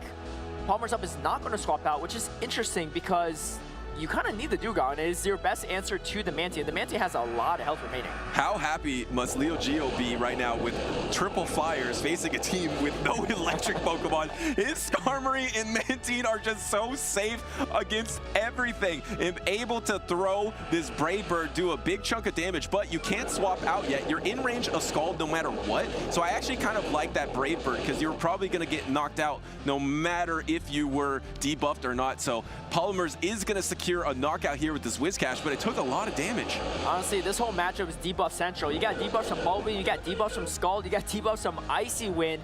And this is the thing, even though you banked all this energy on the Mantine, it doesn't really go too far against the Whiscash either. The Scald's still going to connect, and this could potentially debuff your Mantine. And again, the main thing is, if you have the Mantine versus Dugong matchup eventually anyway, this stored energy is not as useful as Leo Geo probably hoped. And you know what doesn't go far against a Mantine is a Whiscash, because Whiscash literally does nothing. It walls. Mantine is able to wall every single attack, from charge attacks to fast attacks. Even if you get debuffed, it doesn't matter. Look how little this Scald does. Yes, it was one stage debuff, but actually now, I don't think you can get the wing attack down because you've got double diced on with those 50-50s, and then now you have to throw the Bubble Beam. Leo Geo going for a little extra credit, over 100 energy at that point before throwing the final Bubble Beam. Here comes the Dugong into the Lickitung. Oh, I love this play. Throwing the Ice Wind, debuff the Lickitung, and you come and Annihilate. Now, we talked about how strong Lickitung is into Annihilate, especially the super effective lick damage, but when you're debuffed and also when you have that Night Slash and 2 shields up on both sides, this is actually not bad at all for These Annihilate. Pokemon have been battling in mud, and Annihilate is out of the mud. It's actually doing damage because it's facing a Lickitung, which looks small, by the way. Protect shielding on the Body Slam bait, which would be double, not very effective, plus debuffed. It would have done literally nothing. Now able to throw this Night Slash, but how much has the momentum shifted just because this one Pokemon wasn't debuffed? It's actually doing damage. It gets the Protect Shield, and it throws back-to-back Night Slashes. And we talked about debuffs. This might be a buff coming up. Let's see if we can proc that Night Slash buff. That would be a huge way to try to close this out. No debuff there, or no buff, I should say. And now PolymerUp has to make a decision. Oh, choosing not to shield the Power Whip. This is still a debuff Power Whip, though. Hangs on, saves the shield, knows that there's a lot of energy on this Mantine. I don't think you can shield this. PolymerUp is going to go for maybe the Ice Shard down. There's actually a decent amount of health on this Mantine. These are neutral wing attacks. And you'll take the Bubble Beam really soon. Here comes the Bubble Beam. There it is. Actually on Ice Shard, though. I don't think that was proper timing from Leo Geo. So now this Bubble Beam probably gets Protect Shield. There's the Protect Shield. The Ice Shard goes through. Can Dugong get to one more Ice Shard? Hit the Icy Wind. There it is. And PolymerUp is back in this series. Honestly, I don't know how that game didn't go to timeout, right? I felt like every matchup took an extra 2 minutes there, but really well played from PolymerUp. The alignment was definitely on his side, but there's just so much chip and dip throughout these matchups, so much debuffs happening on both sides that, you know, it could really still be anyone's game at that point in time. Again, though, PolymerUp needs to align that Dugong into that Mantine. And I think this Mantine pick from Leo Geo is surprising a lot of people because, well, I guess there's a lot of electric types, but if a lot of people are defaulting to a team similar to Nighttime Clashers Liverpool Regional winning team, which is the one that PolymerUp is running, there's no electric, and there's no Regiseal, it's actually not bad at all. It's actually very safe into these team compositions. I mean, even Mantine to Dugong, it's not the worst, especially if you're just like debuffing with the Bubble Beam, but I will say Aerial Ace here would have been a much better matchup for the Man team. And the thing is, because LeoGeo felt so far ahead and so safe in his team composition, he allowed the timers to get very misaligned because he was so safe in chipping and dipping, saving energy there, debuffing there, and they were battling in a swamp. And then suddenly PolymerUp, Annihilate just swung in and started night slashing and countering. And as soon as Polymers had that one window, that was the only window he had the entire game, but that was the only reason Polymers won that game. LeoGeo was ahead the entire time, but because the timers were so misaligned, Polymers was able to absorb a debuff and use the debuff onto the Lickitung, swap in and win the whole game. So I feel like LeoGeo has a huge team composition advantage, but he can't give PolymerUp another window like that.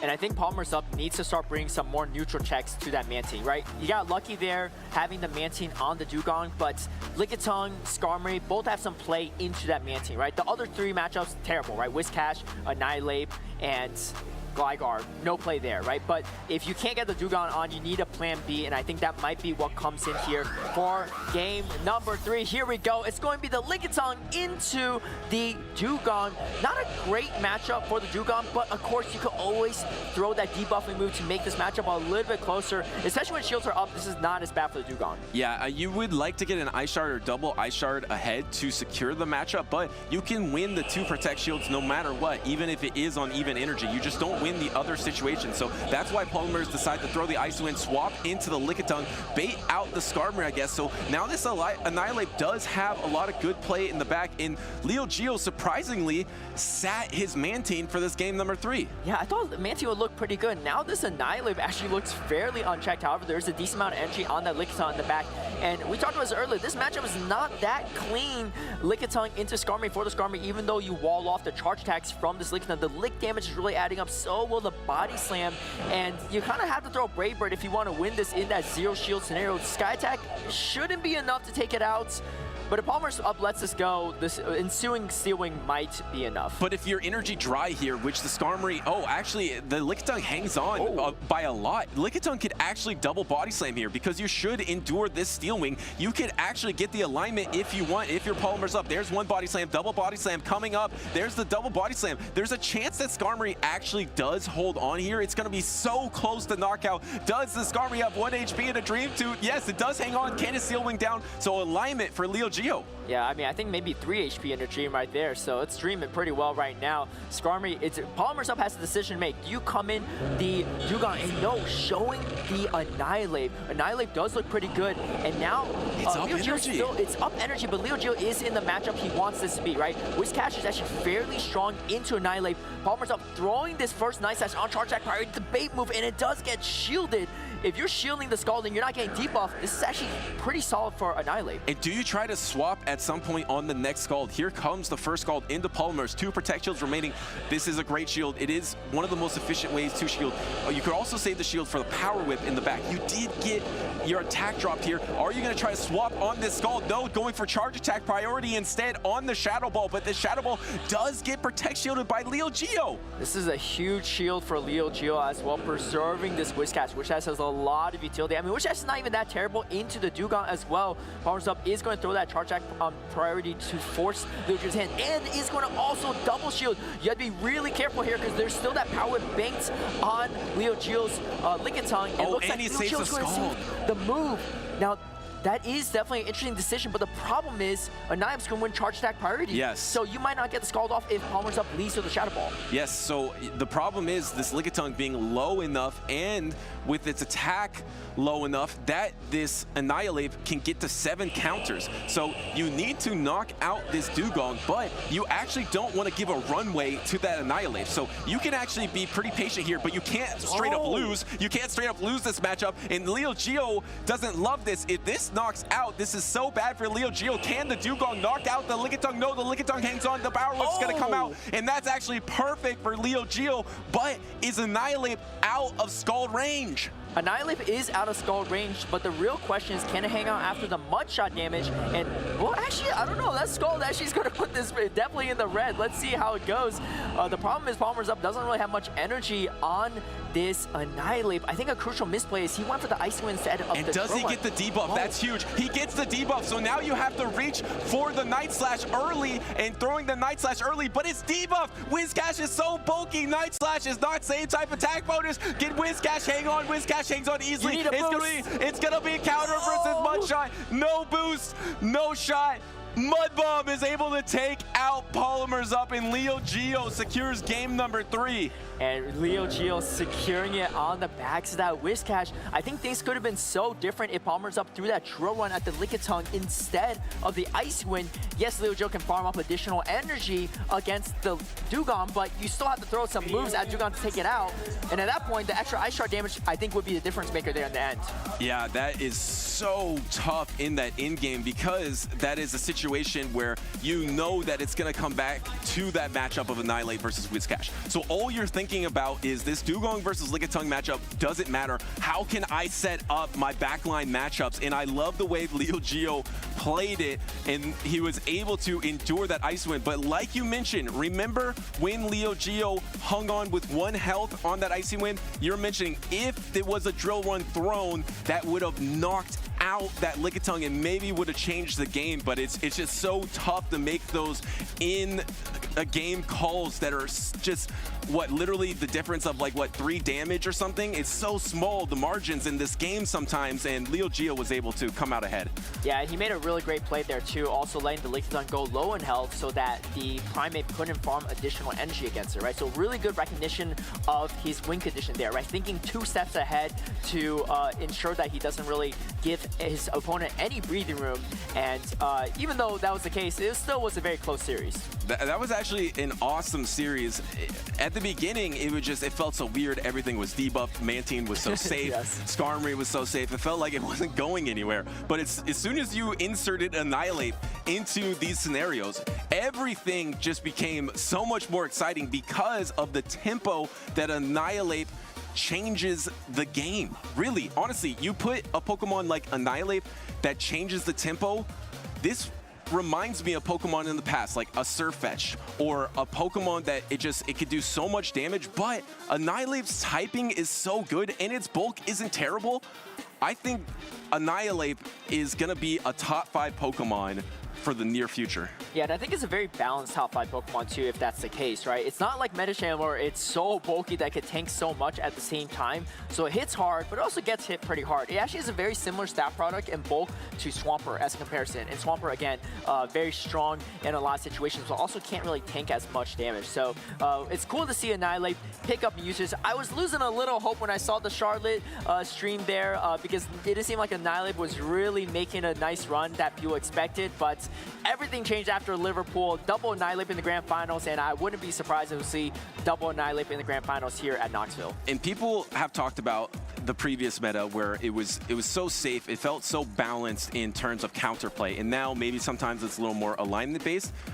One reason I love the insertion of Annihilate is because when you compare it directly to Medicham, a lot of times Medicham, you need to make a pre-game decision. You need to make the right reads, and then you could win the game. Or sometimes you can obviously make in-game decisions to do better against Medicham, but it has way more bulk.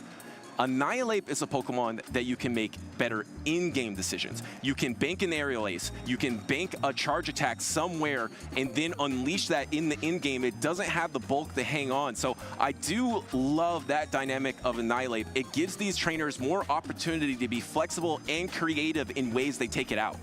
Yeah, it's an incredible Pokemon, and now we're seeing different move sets as well, right? It's not just the Ice Punch and Shadow Ball variants. You got Night Slash and Shadow Ball too. I don't think you're really ever going to run Night Slash and Ice Punch. I would be curious to see if you see Close Combat because it's a very hard-hitting fighting charge attack, but the double debuff makes things a little tricky. It definitely does shore up the Lickitung matchup quite a bit, though. You know, a lot of times you're using Shadow Ball neutrally anyway, so you could use Close Combat neutrally as well, and then you can knock out Lickitung. So I wouldn't be surprised if some trainers try it out at some point, because the reason to have Shadow Ball is for that neutral damage against things like Whiscash or even Dugong. Of course, you can then battle back against things that should counter you, like Cresselia. If you don't have the Shadow Ball for Cresselia, it's probably not going to be as fun. You could use Night Slash though, but I don't think you're going to have as good of a time.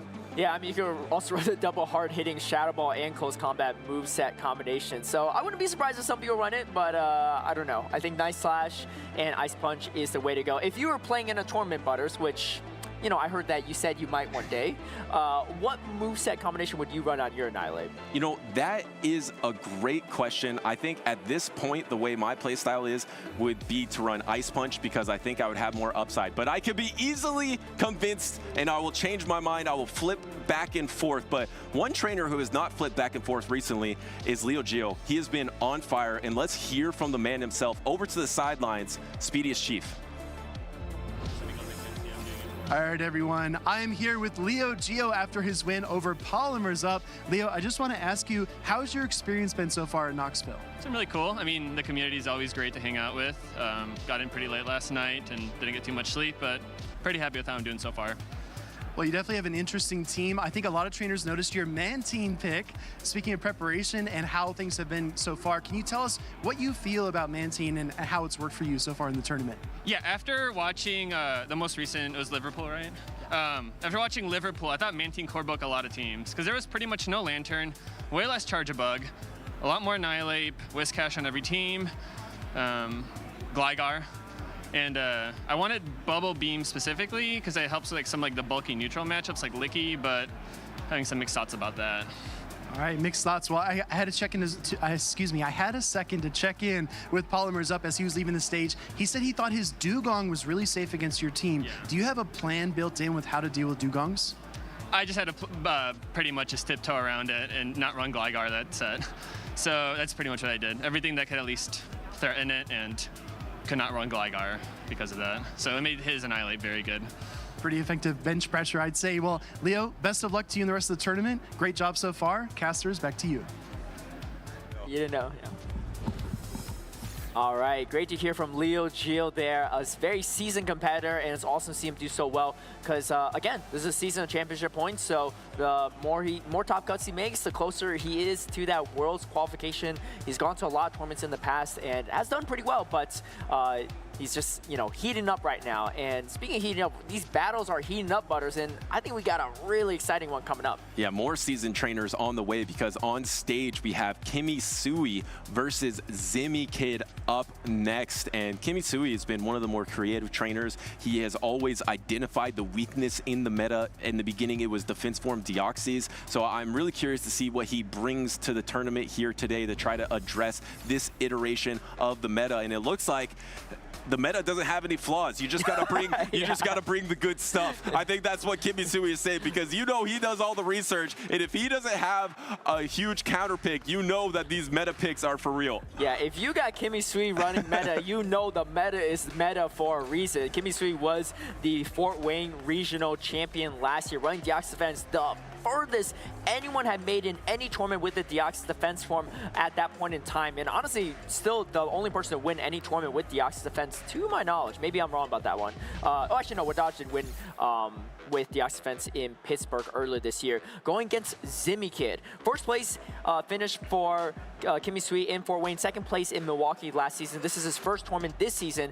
ZimiKid, a ton of performances, and a lot of them were in that top 20, right? So starting from the very early ones, NAIC 2022, he got top 13. Well, let's go into the team structure. We'll go through ZimiKid's resume. We got Whiscash, Lickitung, Skarmory, Azumarill, Gligar, Charge-a-Bug. Most notably, this is a non-shadow Gligar for KimmySui. Well, this actually gives me an opportunity to go through KimmySui, who's been so consistent. Starting with, he was in the seniors division in 2022, and he competed in Indianapolis and in the Worlds and got #2 in Indianapolis, 5 in the World Championships, and even played in the 2022 APAC playoffs, which there was no age division in that, I believe. believe, so he played against everyone. And then picking it up in the next division, he got 9th place Peoria, 1st place Fort Wayne, 2nd place Milwaukee, and then he's gotten 5th place in Peoria. The only time he's ever not gotten top 10 was in the World Championships in 2023. He's been one of the most consistent trainers in North America. Yeah, one of our many talented young individuals here, and you know, with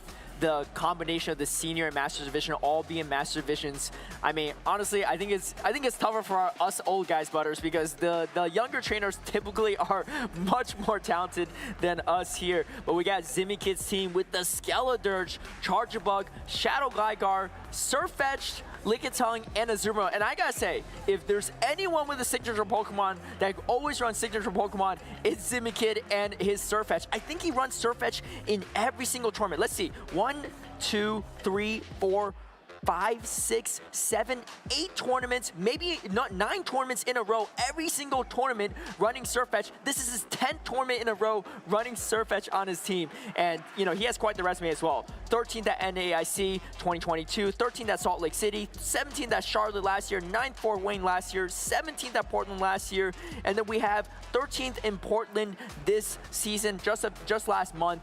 He is closing in at that top cut every single tournament. Will this be the one? Yes, and he's battled in a lot of local tournaments as well, I believe in the Seattle area, so he has really been putting the work in. So can this be the day that he gets into that top cut that he's been trying to get for so long? He has to go through KimmySui, which is no easy opponent, and you have the Azumarill into the Skarmory here. And how about this, just the classic Skarmory Whiscash core to have the Lickitung balance it out. Yeah, Mudboy with Skarmory, it's timeless and it works. And this is a really great situation for KimmySui as well, because you really want to avoid that charge bug. However, ZimiKid is also really weak to that Skarmory, so kind of both trainers probably thinking, well, I think this is an okay matchup, right? I don't get my Gligar on the Skarmory, and KimmySui's thinking, I don't get my Skarmory on that potential charge bug. This matchup is fairly neutral. Obviously, if you land a Brave Bird, things can change quite a bit, and Skarmory is going to get to that move first, but KimmySui is not going to throw anything and is going to shield up. First one to shield, going for that alignment. Alignment could be pretty big in this specific situation, although Whiscash actually looks really strong to the whole backline. I was going to say, yeah, it doesn't matter because literally Whiscash can battle against both Pokemon. ZimiKid is going to have a lot of trouble countering that Whiscash, but one thing in his favor, now he'll have a Protect Shield advantage. He comes in with Charge Bug, but he'll have to take a Brave Bird, which is going to do a huge chunk. He doesn't know the backlines. I think his best position would be the no Protect Shield, but he doesn't know the backlines, so he does Protect Shield. He's going to have a really hard time taking out this Whiscash. He does get a slight energy advantage, though.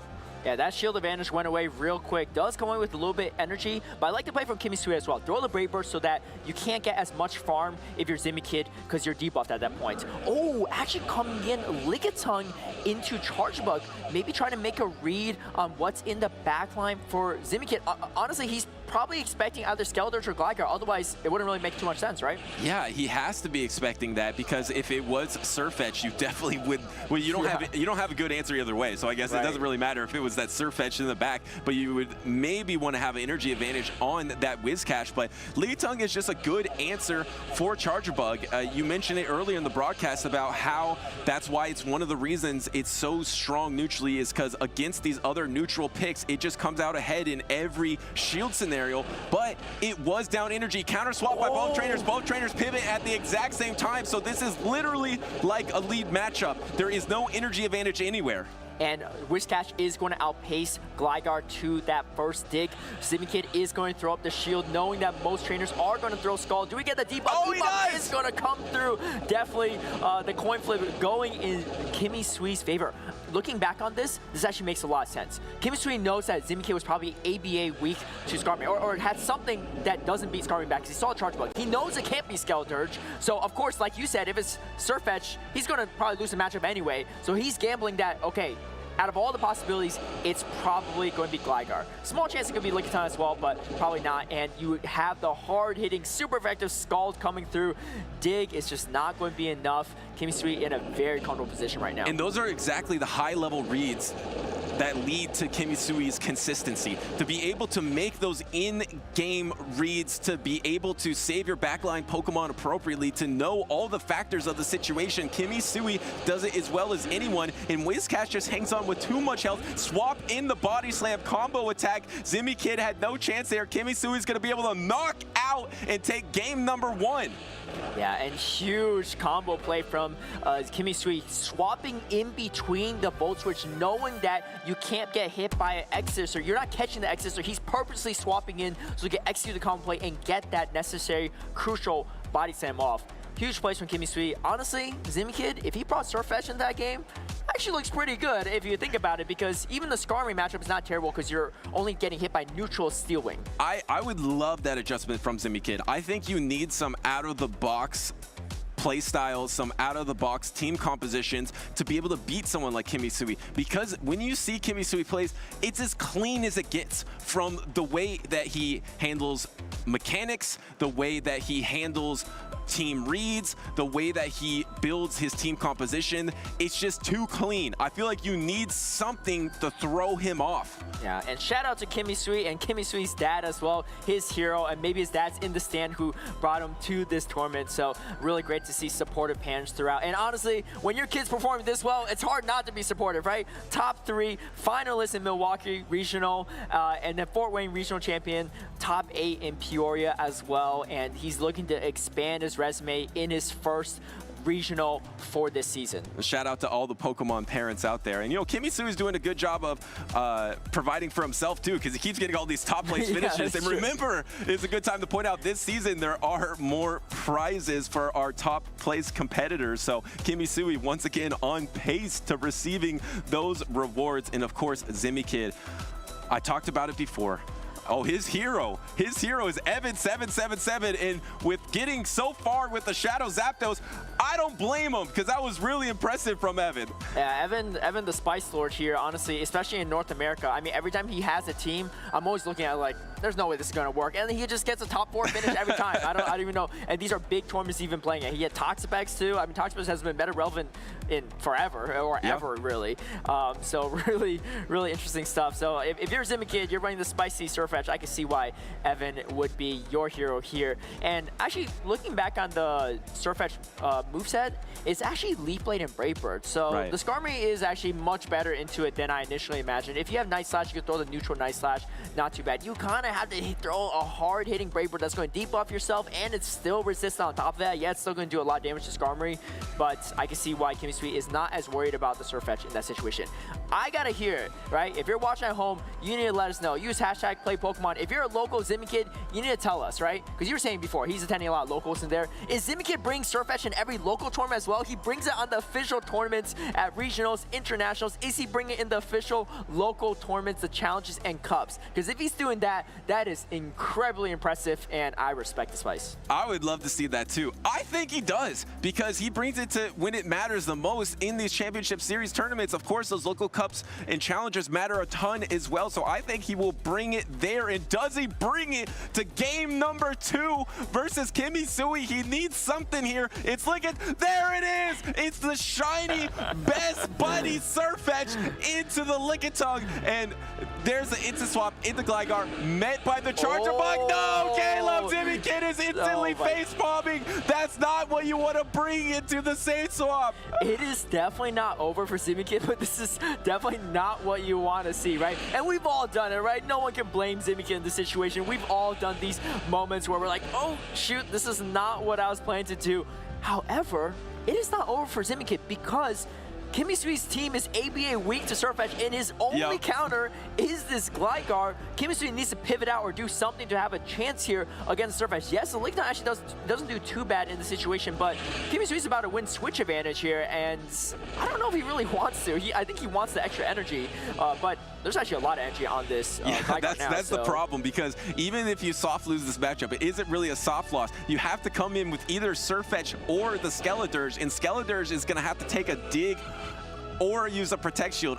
You can't come in with Surf Edge. There's no way you counter down, so you don't want to take those super effective wing attacks. You have to start going for Incinerates here. Here come the Incinerates. Does KimmySui try to go for a bait on the aerialist? Does he think he has enough time? No, he goes straight for the dig here. ZimiKid doesn't know the backlines, but please, ZimiKid, go for the Surf Edge. No, he uses the Protect Shield. Oh, and the dig is going to go through. Going to get shield. I think you get to another dig. Oh, I don't know. Maybe he wasn't confident that he would reach the dig, so going to throw the chip damage of aerialist, and ZimiKid is going to correctly not shield that. Definitely a great call there. I think KimmySui made the right call because that Incinerator probably would have taken out at that point. And now we get the lick down, and we get the Zoomer coming in. Here's the thing though, the bubble buff is definitely, you can see it for sure against the Surf Edge, and one Leap Blade is not enough. You have a shield advantage on KimmySui. Things are looking pretty good, even though he's in a Waterverse. Well, I was just say grass matchup, but the grass coverage of Surf Edge. The problem is you need to get out of this matchup if you're ZimiKid. You can't let this Surf Edge go down, and Kimmy has the shield advantage. There's no way you're going to be able to knock out the Lickitung with the fairy type damage only by itself. You need counters to be able to come through on this Surf Edge to have a chance here. So this Surf Edge needs to stay around, but it has no Protect Shields remaining, and the Ice Beam is on charge attack priority, and Kimmy Protect Shields. And you know, typically speaking, you don't really want to throw on charge attack priority, especially if you're the bulkier Pokemon that's going to lose that. But Kimmy throwing on charge attack priority ensures that there's no way Surf Edge can get out of the situation, ensures that it's knocked out, and ensures that he has both the Zuma and a near full health Lickitung in the back for the Skeletors. The Skeletors doesn't have much energy left at this point too, and the fast attacks are really adding up. You see ZimiKid shaking his head. You know, unfortunately, the self counter swap in the charge bug bamboozled himself there. Yeah, and the disarming voice is not enough. You would need at least 3 of them, and you do get a full Incinerate, but it doesn't matter because the Power Whip is reached by KimmySui. It's not very effective, but it's enough for the 2-0. KimmySui takes the winners semis Group B 2-0. Wow, all right, already on to, if that's the winner's semifinals, that means he's already heading to winner's finals in the next round. It's good to be young and accomplished and that good at BP. Yeah, and just clean play the whole time. ZimiKid had that opportunity. I love the team composition, running kind of ABA weak to the Azumarill with the Skeletors and the Surf Edge, because you're not really that weak, because the Surf Edge has play against the Azumarill, and the Skeletors does have some play against a play rough Ice Beam Azumarill as well.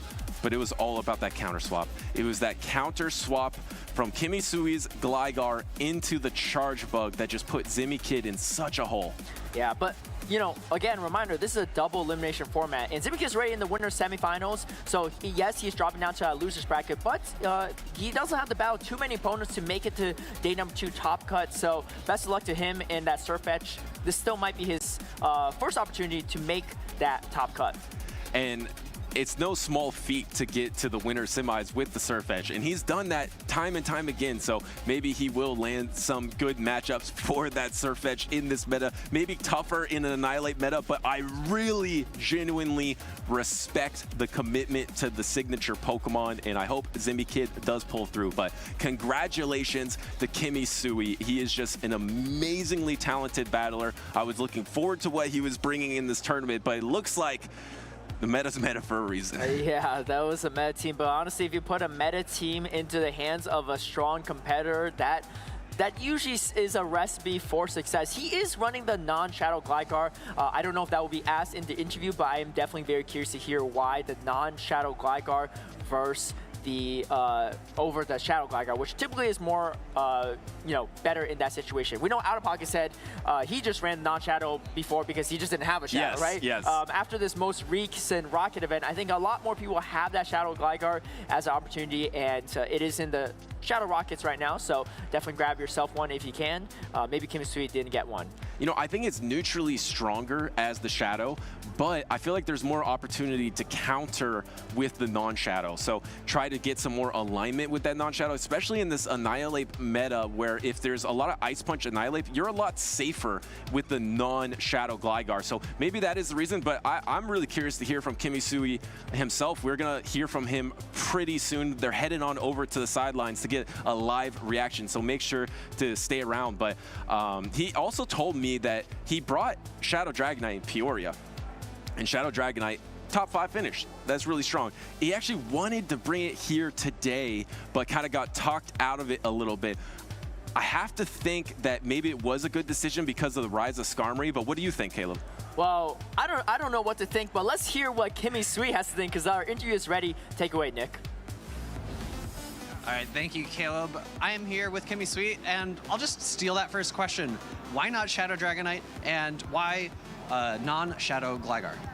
Well, first of all, for Dragonite, I actually wanted to bring it, but after looking at the meta and after hearing some persuasive talks with my friends, Dragonite gets walled too hard by Azumarill, and Skarmory is always an issue. And the main thing is that Dragonite is a bit too glassy, and also I don't feel really comfortable bringing it into this meta with so many bulky Pokemon that spam charge attacks and such.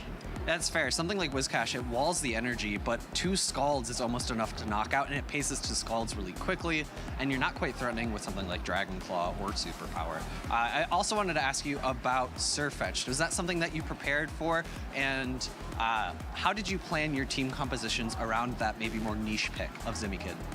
So I looked at Surfetch, and Surfetch has Leaf Blade, and that's probably the main issue I looked at. And obviously, Whiscash would die like one shot, basically, to Leaf Blade. So I had to structure my team. For my first game, I put Skarmory first, just to check to make sure the Surfetch wasn't there.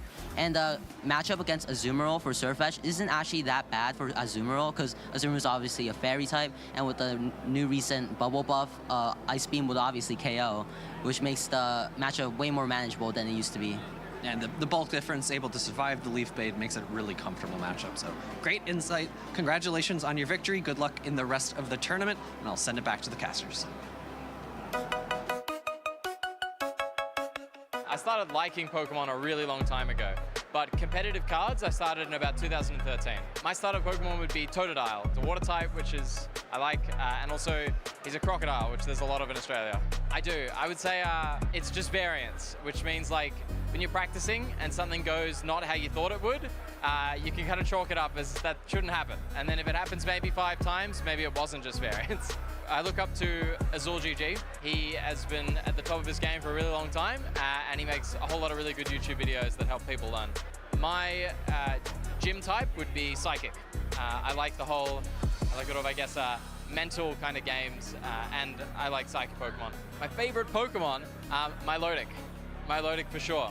It's very similar to my favorite actual fish, which is an oarfish. It's really long and thin, and it just looks really nice. My favorite card of all time is Mewtwo and Mew Tag Team.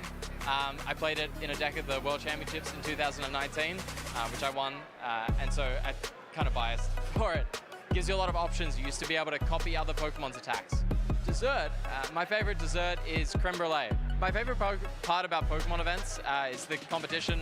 It's like you're nervous all the way up to the point that the first round starts, and then it just goes away. You're just concentrated, you're in the zone, and you get to play Pokemon. My main event snack is protein bars. Am I Team Rocket? Yes.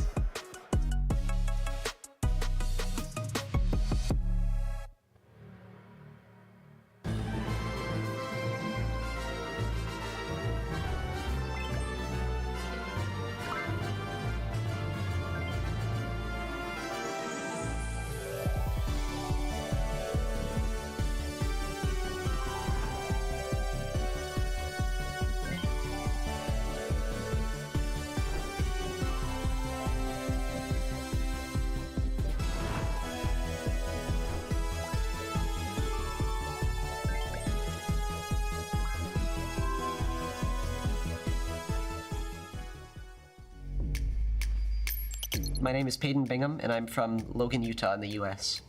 There's only some health left on the Azumarill, and its accent is going to be able to Shadow Claw down, and he will become the 2023 Pokemon Go World Champion! It is crazy winning Pokemon Worlds, especially here in Japan. The atmosphere, it's unlike any other tournament I've ever been to. Last season, I came top 8. This season, I finally was able to break through the grand finals, and then to finally win it today, it's just unbelievable.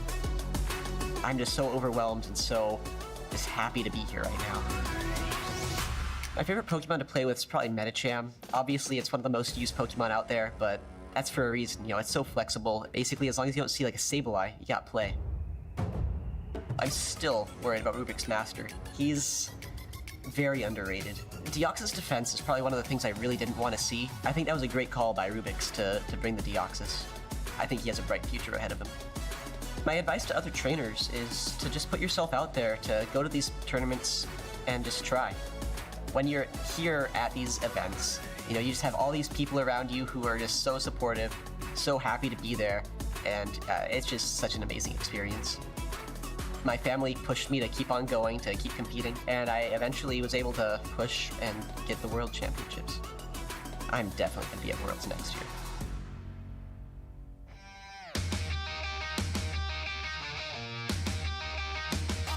I train hard, go hard, I'm a real rock star. Got the fire in my veins, yeah, I'm a go far. I'm a maverick, havoc in my way, high stakes, and I'm dishing out moves. Time to step up to the plate, and I'll battle anywhere. Yeah, I'll step up anywhere. Name the place and I'll be there. Anytime, anywhere.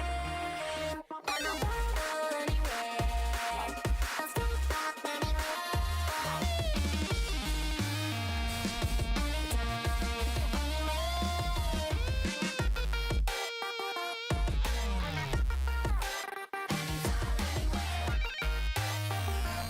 Anytime, anywhere. I'm a battle anywhere. I'll step up anywhere. Name a place and I'll be there. Anytime, anywhere.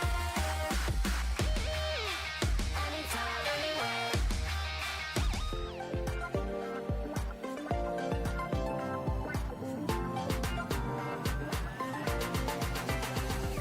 Hi there, I'm your host Anna Prosser. We are here in Yokohama at the Pokemon World Championships 2023, and I'm at the prize wall with Travis. Travis, what's the prize wall? The prize wall is a wonderful wall of prizes we have this weekend for players participating in our side events. We've got, again, Go, TCG, and VG side events to sign up for. Players can have a great time this weekend and come redeem even more fun prizes. So tell us exactly how it works. Someone plays, then they get what, and then they... So a player will go, they'll sign up for one of our many side events. After they've completed the side event, they'll receive prize wall tickets, and once they've accumulated however many they're wanting to save up for, they can come back to the prize wall and claim one of their fun prizes. There are so many things here that I already am like, I want that, I want that. There are a few exclusive world things here, right? What are those? Just a couple things this time, but we have the World's Playmat exclusive to the Yokohama tournament, as well as a few copies of the World's Promo available for players to get as well. But a lot of fun, mainly Japanese Pokemon Center prizes this time, so that's a lot of fun for a lot of international players. Which one's your favorite? This time I'm going to go with the Butterfree Umbrella. It's so cool. It comes with a Metapod carrying case. Gotta love it. It's so cute. It made me squeal. I'm going to go squeal over some more things. Thank you so much, Travis. We'll be right back with more from the Pokemon World Championships.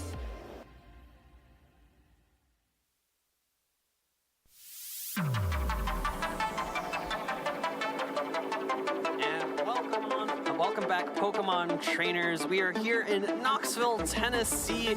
My name is Alfie. I'm joined by Speediest Chief, and I gotta catch that toss to casters that I just did in that past interview. Toss to yourself, right? That's the best way to stay on top, right? But we're really excited to continue our coverage of the Knoxville Regional Championships. Some really, really heated matches that we just saw. A lot of very close games as well, where we're backstage, we're looking at these matches, we're thinking, oh, it could go this way, could go that way. And of course, we have so much information. We can see the Pokemon, we can see the teams. We say, oh, you should have switched this or should have gone there. But either way, it's been fun to watch. We can see the teams, but we can't see the plans that the trainers have in their heads. And that's honestly what makes so much of the difference, making a swap that maybe we're not predicting because we can see the back lines, and that can change the tide of these battles in ways that no one can guess. Yeah, exactly right. Maybe even more so than a Scald, right? A lot of trainers are saying Scald is too powerful. The debuff potential is too strong. It can swing too many matchups. I think it gives Whiscash a fighting chance, like you said, to open the show. You can hang in there against a Grass Knot from Cresselia. You can kind of have fight against Pokemon that you typically would be hopeless against. Yeah, and it's a bit of a dichotomy of, oh, this Pokemon's too good against its counters, or, oh, this Pokemon has play against its counters. If you have play against your counters, you can flip matchups. And let's look at our next matchup up on stage. We have for you Spartan versus Rockhaven. Yeah, Spartan gonna bring the Carbink, a Pokemon that we have not seen in quite a while, ever since Arrow ran it to the Grand Finals in San Antonio, Texas. We've got Rockhaven on the right side with Annihilate, double Shadows. Is this our first Shadow Whiscash, Phoebe? I think it is. I feel like it has to be. Maybe our first, definitely first here, maybe first or second in the Play Pokemon series. Can't wait to see how that Pokemon performs. Its matchup against Gligar is a lot closer, especially Shadow Gligar, and guess what Spartan has? But looking at the Carbink here on the left side of your screen, I don't know how much play there is. You've got a Gligar to contend with, a counter user and Annihilate, a Shadow Whiscash, and a Steel Wing Skarmory. Yeah, and those Steel Wings are going to be double super effective. Let's take a look at these move sets.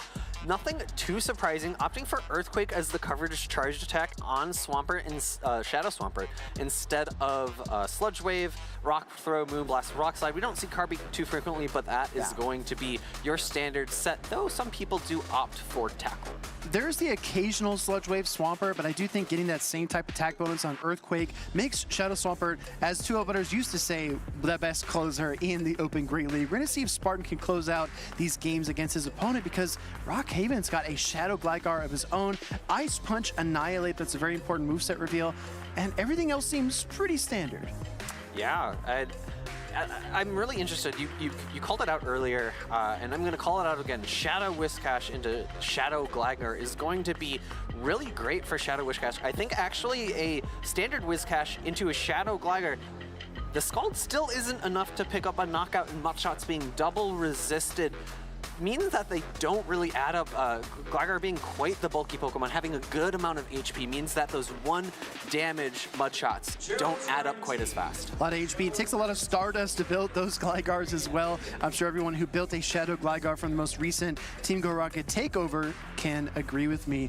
But that being said, it's interesting because we saw a lot of Lickitung safe switches when the opponent did not have a counter user. Well, guess what? Spartan does not have a counter user on his team, so you might have to lean on the Carbink a little bit in some of these matchups, but tackling the Lickitung is going to be tough. We're going to see some interesting strategies at play.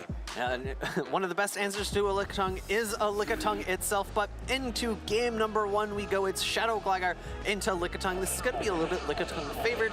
Lickitung has superior bulk, gets outpaced a little bit by Aerial Ace, but typically you'll see those Shadow Gligars opt for Dig for much more hard-hitting neutral damage. Spartan has to recognize that Annihilate looks pretty decent into his team. He's got to expect it in the back, and leaving your best counter in your Shadow Gligar out on the field here and letting it get low in terms of HP, I don't know if that's a strategy he's going to stick with, but he's going to fire up the Aerial Ace. Let's see if we get a swap, and we do, right into that Shadow Swampert. The Shadow Swampert looking quite scary as well here. No grass type users besides Lickitung on Rockhaven side going for a Body Slam bait. This is going to be a big call from Spartan. Huge call. Spartan does not use the shield. Great call on the Body Slam bait. He tried to keep an Earthquake, but sends that Lickitung through. He's going to use that charge attack interval perfectly to get to the Hydro Cannon. Is this enough, though? I think it's going to be just short. Earthquake would have been required, but a shield was available from Rockhaven, so I do prefer this Hydro Cannon throw. Body Slam coming through, likely going to pull a shield from Spartan, and Spartan's got another Hydro Cannon already ready to fire. Lickitung at this HP range cannot be farmed down by many Pokemon, and I think, like you said, the shield call was great because it allows you to get to another Hydro Cannon. If Rockhaven pushes this matchup, you can probably Hydro Cannon again, but he's going to let the Lickitung go. That Hydro Cannon was enough. Now taking control of Switch Advantage, Spartan might be able to keep his Carbink away from the Whiscash, but Gligar doesn't want to see that Pokemon either. In comes the Annihilate. The Annihilate is going to be able to get the counter down. I think that is exactly why Rockhaven chose Annihilate to come in. The Mudshots from Whiscash would have not been enough. Super effective wing attacks coming through. In comes an Aerial Ace, and this is going to do a lot of super effective damage to this Annihilate. Key maneuver. Spartan avoids the charge attack priority tie there by throwing the wing attack, the Aerial Ace immediately. We see the swap into Carbink to soak this Ice Punch, keeping this matchup alive, but I think there's bad news for Spartan because out comes the Shadow Whiscash. Not just any Whiscash, the Shadow Whiscash, and these Scalds are going to hurt. 20% more damage coming through. One shield is still available to Spartan, and this Carping is going to be able to comfortably handle a singular Scald. However, the attack drop comes through. It's going to mean that this Moonblast does a little bit less damage. You know, our co-casters like to call the water and ground types mud boys. Well, you're now stuck in the mud if you're Carping, because the debuff slows you down even more, and then the Moonblast gets protect shielded up. No attack fall either, and the charge attack intervals are so wide in this matchup that the Carping is just helpless as the Whiscash farms as much energy as it desires. In comes the Mud Bomb, and I would expect this to be no shielded given the amount of energy Rockhaven has. In comes the Shadow Gligar, and Scald coming through. We can see the energy left on the Shadow Gligar is basically zero. Not going to be able to pace these charge attacks quickly, and I think that I really like that no shield call from Spartan. I think one of his own only win conditions at the end of that game was to call a Mud Bomb bait. I think the big question for me is how much energy the Annihilate still had, because that is a Shadow Whiscash. You do have Shadow Gligar. I mean, maybe, potentially, if you can muster a dig, you can find the Annihilate in the back, but if it has any energy, it's a really tough matchup to overcome. But regardless, that was game number one. Again, the question of how Spartan answers Lickitung is definitely at the front of my mind personally, and we saw Rockhaven lead that Pokemon in. So going into game number two, Fee, what do you want to see from these trainers? I want to see a little bit of Skarmory action, honestly. Skarmory does quite well into Gligar, and it's going to be able to wall off Lickitung's energy significantly better than something like Carbink, or especially Shadow Swampert. Agreed. There is an Umbreon still available to Rockhaven as well. Again, no counter user on Spartan's team. He really has to rely on the Carbink to beat that Dark-type Pokemon. So, I mean, even a safe swap Umbreon would look pretty good here. What do you think? Yeah, and it's going to do super well into most of the team. Of course, it has to avoid Carbink, because you've called out, but also Charge Bug. But Charge Bug feels really hard to bring as well, given the presence of both Shadow Gligar and Shadow Whiscash. Charjabug might have some interplay against the Skarmory. It's pretty neutral against the Annihilate as well. This is a really kind of back and forth matchup. And whereas early on in the day, we saw a lot of teams kind of stick to Pokemon that kind of tip their hat at what strategy you're going to play. You know, the Wigglytuffs, the Bastiodons. Now we're seeing a pivot towards more flexible play. We saw this with Polymers as well. You kind of want to maneuver around, kind of play with the switch timer, and try to find your win conditions. We're heading into game number two here. If Spartan loses, he heads down to that loser's bracket where he will have to face tons of trainers in order to punch his ticket to day two. And here we go. It's going to be a pretty neutral matchup. Spartan's Skarmory versus Rockhaven's Umbreon. It's going to be a last resort Umbreon, so really only opting for foul play here. Umbreon staying in this matchup. Again, when you have these slower moving matchups, it's definitely a good time to think about the back line, kind of predict what might be there. If Skarmory is the lead for Spartan, what is the best answer on your team to it? There's not really a strong answer to that either. So I think that Rockhaven can kind of play with energy and manipulate this matchup as much as he wants. And the difficult thing here in Spartan's shoes is that the move you want to go for, the charge attack you want to go for, is going to be Brave Bird. Sky Attack just not doing quite enough damage.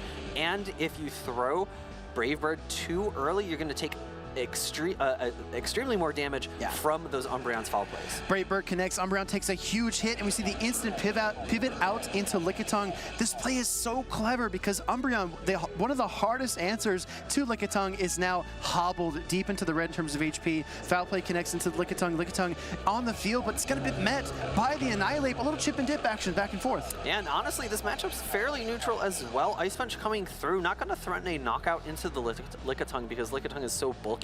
But Spartan likely going to be able to throw a Power Whip. I would be surprised to see a Body Slam bait because I don't think a Body Slam plus Power Whip could be reached. But proving me wrong, going straight for the Body Slam, and Rockhaven no shields. Instant no shield, by the way. Rockhaven had no hesitations. Body Slam double resisted by the Ghost typing. A second Body Slam gets queued up here. Rockhaven has to recognize the intervals. Not enough time for the Power Whip, so no Protect Shield here on the second Body Slam. And the difficult thing is going to be likely that Skarmory coming back in, and Ice Punch is doing neutral damage here. So even though the Skarmory will have that Steel typing to try to mitigate that Ice type damage, it's still a lot, and it's going to be a charge attack tie here. This is just the phenomenal position that Annihilate is in. Steel Wing Skarmory, this is not Air Slash of old. Steel Wing Skarmory makes this matchup very palatable for the Ghost of Fighting type. Final Protect Shield from Spartan used, and no bubbles on the Sky Attack. Will this still KO? I think it's going to be shy. It does so much less damage. We see a little bit of health in a simultaneous swap. Shadow Whiscash into Shadow Swampert. Shadow Whiscash up a shield's going to really cement itself.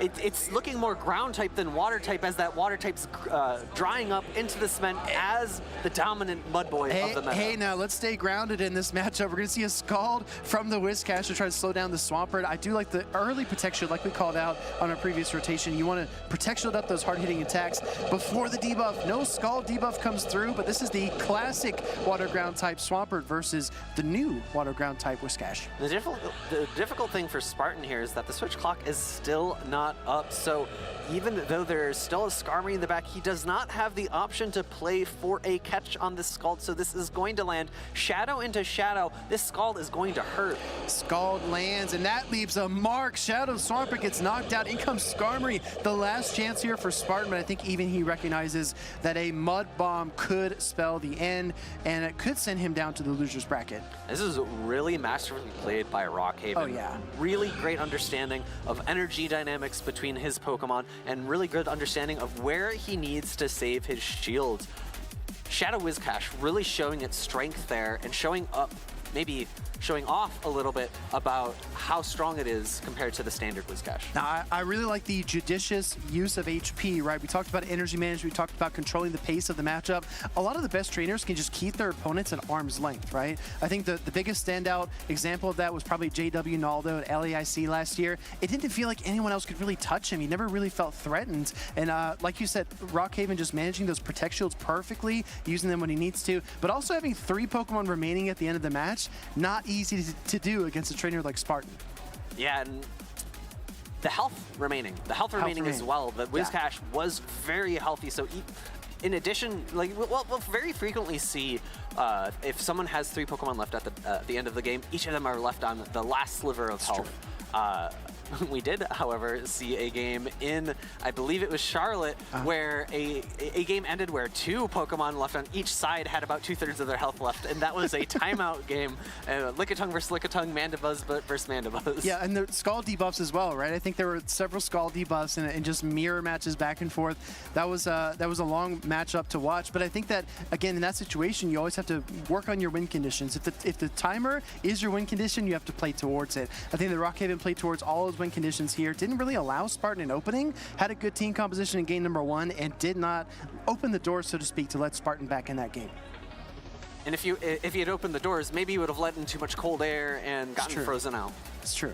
Could have happened. But interesting to see where Spartan will go. Rockhaven advances out of the winners semis into the winners finals for that group. So definitely going to be interesting to see what he does the rest of the way. Phoebe, we saw 1 Shadow Dragonair, and that was it. We even saw a Carbink before we saw another dragon. What's going on? Yeah, I mean, it's unfortunate. It's honestly unfortunate that even KimmySui not believing in Shadow Dragonite enough to bring it himself, even though it helped him to place in top cut in Peoria. I'm honestly surprised to see Carbink as well. Carbink has been really out of the meta for a handful of months now because it's been pushed out by PolymerUp, able to deal that water type damage super effective against the rock and fairy type. Whiscash also extremely dominant matchup. In the show opener, you and I talked about our caster predictions. Let's take a look at our co-casters predictions, Tua Butters and Caleb, because we didn't really get to touch on these. I think some of these are not so surprising. I think picking Azumarill is okay. Yeah, Azumarill will probably be good. You put Lickitung there, why not, right? But some of these other picks are interesting. I like that Tua Butters went with the Shadow Whiscash just like I did. And also Ludicolo, which had done well at a local event on the other side of the pond. I believe our co-caster in Europe, Inadequance, was able to sweep a tournament.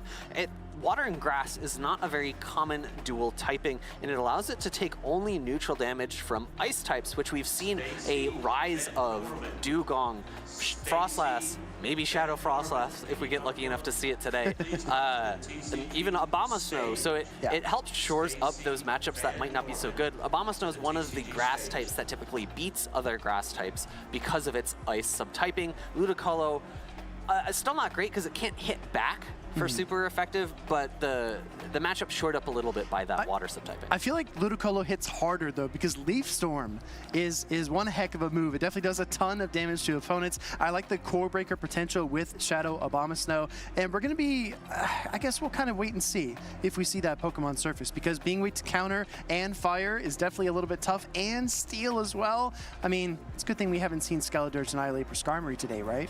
I think I'm gonna have to correct you on that. I think we've seen a few. This is what I mean. The memory comes and goes, you know? And also Talonflame. Ooh, ouch. I know there has to be at least one out there. Valorash is definitely using Talonflame. There's no way he's not. And then it's actually interesting. It's one of the Pokemon that I feel like has been underutilized. Talonflame. Yes, and I feel like it has play in the meta, even though it's being underutilized. I think it's able to take a Scald from Whiscash, which means it's able to get to multiple flies if you are safe swapping it and getting counter swapped by a Whiscash. And that allows it to threaten shields. Okay. And threaten shields in a losing matchup is something that we want to see from Pokemon that are able to provide trainers with win conditions from losing positions. You're starting to win me over, right? I think Talonflame is also one of the few momentum Pokemon that is offense-oriented, right? We talked about Poliwrath being a momentum Pokemon, because if you can farm something down and start to Icy Wind, you can slow your opponent down, but that's a kind of a defensive strategy, right? Where you're able to take more damage over time. Talonflame is the opposite. It's all offense, flame charge after flame charge, and suddenly the Incinerates are just eating away at your HP. It's just so difficult to put that Pokemon in a position to succeed consistently. Yeah, I agree, and I'm going to go back to the matchup I was talking about before, Talonflame versus Whiscash. Sure. You survive the Scald from a standard Whiscash, but a Shadow Whiscash, that has to knock out. Yeah, has to. Well, we have two trainers on stage here. We have some familiar faces. A lot of trainers probably recognize both of these players. Magic Mason, we like to call him the Dream Eater because he is relentless in his pursuit of winning these matches. We've got Shadow Gligar, Whiscash, Dugong, as well as Lickitung, Skarmory, and Chargebug. No big surprises with the movesets here, right, Phoebe? Yeah, everything looking quite standard. It's going to be Shadow Gligar, standard Whiscash. A little bit of a disappointment from me there now. I think I'm on the Shadow Whiscash hype train a little bit. And on the other side of the table, we have Richie, who is no stranger to these events himself. Looking at the team, it's going to be Registeel, Guzzlord, let's go, Whiscash, Skeledirge, let's go, Cresselia, and Shadow Gligar. I mean, we're supposed to be impartial, but I feel like Richie's team just won you over. We've got Guzzlord Gaming, Skeledirge Gaming, and there's a Cresselia to back it up too. It's no longer Guzztober, but it is now Guzz Brewery. Yeah, I'm just gonna let that one hang in the air for a moment. But I will point out, Richie was our Charlotte Regional Champion last season, taking down Auburn. That was definitely a showcase where Swampert was very powerful in the meta, but Lantern was also rearing its head as one of the more dominant electric type Pokemon in the meta. What do we have here, though? What is this matchup even going to look like, Fee? Because we've got a Dragon Dark type, a Ghost Fire type in the Guzzlord and Skeledirge, respectively, versus a much more standard team for Magic Mason. How do these two mesh together? I feel like Guzzlord has a good amount of play for Richie. It's got two matchups where it's not going to be super happy in Dugong and Chargebug, or actually three. Dugong, Chargebug, and Skarmory. There we go. I got the Pokemon out. And it has play in all three of those, which is why I bring them up. They're losing matchups, but they're matchups where it has play. Magic Mason, a very storied trainer, finishing top 8 in Hartford and Fort Wayne, and then winning Toronto in 2023 against an identical team from Brown Baller, finishing top 8 in Pittsburgh as well. So we actually haven't seen Magic Mason make a top cut since Pittsburgh, the first tournament of this season. That has been some time. I'm not actually sure the number of events he's attended, but, you know, it's still a very impressive resume coming from Magic Mason. If he's going to eat the dreams of Richie, he really needs to watch out for that dark type of Guzzlord. Dark types historically do quite well against ghost types. I gotta say, this looks like a promising lead for Richie on the right side of the screen. Registeel leading into Dugong in even shield situations. That's pretty tough. And in comes the Shadow Gligar. This is what I was telling you about, Phoebe. You gotta believe me. Cresselia can beat Pokemon like Whiscash, like Gligar. It can fight here. It's honestly a bit of an interesting counter swap from Richie. I was expecting it to be the Whiscash, given the Whiscash will have a little bit more of a dominant matchup here compared to Cresselia. I'm curious what that means Richie's thinking about is in the back, maybe Lickitung?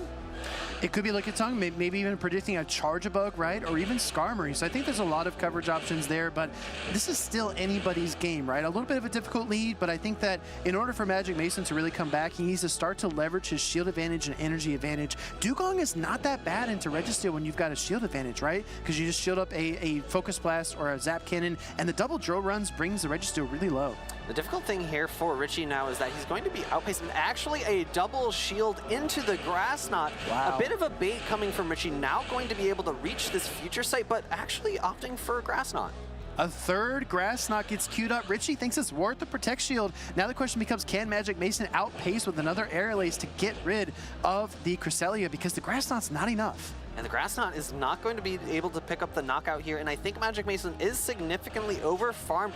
So Mason able to take switch advantage here because he landed a dig early, going straight for Aerial Aces after, and able to win switch advantage because of the switch out from Richie into Cresselia as opposed to Whiscash. Honestly, that was really impressive, right? Even though Magic Mason double shielded Grass Knots, he still is able to wrestle away switch advantage. I love throwing the dig here as soon as possible because you know you're going to probably win that charge type priority tie over the Whiscash, and you do not want to get scalded, obviously. Dig lands, does a good amount of neutral damage, a good overfarm from Richie here. Unfortunately forced to throw the Scald. Mud Bomb would have not been enough to knock out, and losing switch advantage means Dugong is going to come back in and Registeel is going to be answered by Magic Mason's Whiscash. I think the one thing Richie does still have going for him here is that he has a good amount of energy on that Registeel. I think the obvious play here is to try to swap on the Icy Wind, but he's going to go straight for the Registeel here. Can't quite get the attack charged up in time, but out comes the Whiscash. This is really tough for Richie now because the Whiscash has a solid matchup here. Yeah, as opposed to something like Swampert or even Shadow Swampert, which is really threatened by a singular Focus Blast, Whiscash still at nearly 50% health after that massive charge attack. Takes about 7 Mud Shots or so for that Zap Cannon or Focus Blast to get queued up, so this Whiscash can overcharge quite a bit. First Mud Bomb not going to be enough. We're going to see a second one here, but I think the Mud Bomb plus the Mud Shots might just do it for you. Yeah, second Mud Bomb coming through, going to take this Registeel dangerously low. Lock-on's not going to be quite, actually going to be just fast enough to land the second Focus Blast. This should be enough to knock out the Whiscash, and the question, the issue for Richie now is that Dugong is going to come in and get at least one Ice Shard energy advantage into that final matchup. Yeah, one Ice Shard does the trick, and the lead situation looks really tough for Magic Mason, but he's able to wiggle out of it, take down the Registeel with the Dugong. There's some poetry there, and now landing the Icy Wind against the Whiscash. Icy Wind comes through, able to take the knockout, and that is going to be game number 1, going to Magic Mason over Richie. A bit of a story of some neutral matchups chosen in favor of maybe more stronger matchups, probably because of an expected Pokemon in the back. We talked about HP advantage in the previous series, but this one really came down to switch advantage, right? We talked about energy advantage, protect shield advantage, switch advantage, and HP advantage. Well, you're seeing kind of all of them at play in various different forms. Going into game number 2, that was a tough lead for Magic Mason, but does he stick with the Dugong? Because I think it's got pretty neutral play against most of the team. The Dugong, but also the Gligar. The safe swap Gligar is so potent against teams that don't have ice types. Of course, Whiscash is still going to be there as a solid answer, but you're able to pace quite quickly, especially with any energy advantage to those digs, and really force a lot of heavy neutral damage. How do you break up Dugong Gligar? Cresselia. Say it, Cresselia. I don't think... we just saw Cresselia lose to Gligar. Okay. I don't think it's that strong of an answer. Moving on, we see game number 2, Guzzlord lead into that Shadow Gligar. This is a slight advantage to the Guzzlord, but just avoiding a Steel-type Pokemon in general or Fairy-type, that's a win for Guzzlord. It doesn't actually need to worry too much about Fairy types because there are none on either side of the board, minus maybe if there was an option for the Moonblast on Cresselia. Fair point. However, this is going to be a really solid matchup, but a good catch by Mason, taking this damage onto a bulkier Pokemon from instead a little bit more flimsy Shadow Gligar. reaching here after one Ice Shard. Going to reach for the Cresselia here against the Dugong. Still 4 shields in play for all our trainers on the field. Icy Wind is going to connect into Cresselia. Going to look for the Grass Knot, but the slower switch out allows Magic Mason to fire that off and slow down this Cresselia's momentum. I actually really like this team design from Magic Mason. A little bit ABA weak to Guzzlord. However, Gligar is going to be much more neutral than Lickitung, landing the charge attack, switching out, getting some damage onto the Dugong, and Lickitung's going to be able to clean up that Guzzlord later if it needs to. I think at this point, Cresselia can go ahead and absorb 4 Ice Shards from the Dugong before the next Icy Wind is ready, maybe even 5, right? So you can overcharge quite a bit if you're Cresselia. You're already debuffed, so you might as well exit this matchup with energy. So just like you pointed out game number 1, Richie very aware of the counts and the situation and overcharges when he needs to. I would actually like for Richie to switch out here into Guzzlord now that the full team has been realized. Instead, going for the future set, I would have preferred this later because he's double attack debuffed. Yeah, double debuff is really tough in this situation. Future Sight kind of tickles the Lickitung a little bit. In comes the Guzzlord. Gotta look for some damage, but it's already so weak. I mean, Body Slam is gonna be pretty threatening. The nice thing though is Richie has 2 shields left. I don't think this is going to be enough to knock out, but a shield still comes out. I like this because the health on this Guzzlord is going to be very impactful. Landing a crunch here, I might have preferred it thrown earlier because there is that chance to lower the defense of Lickitung. And the extra Dragon Tail damage is quite impactful. And not worrying about the turn alignment as well, right? Because Lickitung is a 1-turn fast attack with Lick, so you don't need to worry about timing your charge attacks as the Guzzlord. Body Slam does finally connect into the Guzzlord, but it did a lot of work. Lickitung pretty low, reaching for the Gligar. Magic Mason's hitting the eject button. He says, send out the Gligar right now, right now. The really tough thing for Richie is that Mud Bomb is not going to be very helpful here as a bait. There is a chance that Magic Mason no-shields a Mud Bomb, and that would be really impactful. Interestingly enough, Mason just going immediately for the dig, pulls the shield. Great shield call from Richie. Great shield call to keep himself in this game. This is the moment you're talking about, Phoebe. Does Magic Mason call the bait? Does he steal away the chance for Richie here? Oh my gosh, he used the Protect Shield. The race to the next charge attack, it looks like it's going to be won by the Gligar. Dig coming through, this is going to not be quite enough to knock out. The Scald is reached by Richie, but instead going for the extra Mud Shot, maybe a little bit wary of a catch, but it's not quite possible yet. Going for another Mud Bomb, double bait, pulls both shields from Magic Mason, but this can't slow him down, right? In the last game, he double shielded the Grass Knot, still 1 switch advantage. Can he plot a win here after double shielding 2 baits? Gonna look for the Scald in the swap into Cresselia. Great catch from Richie. Recognition that he's not going to win that charge attack tie between those 2 Pokemon. Going for a fully charged Aerial Ace, going to get 1 more wing attack.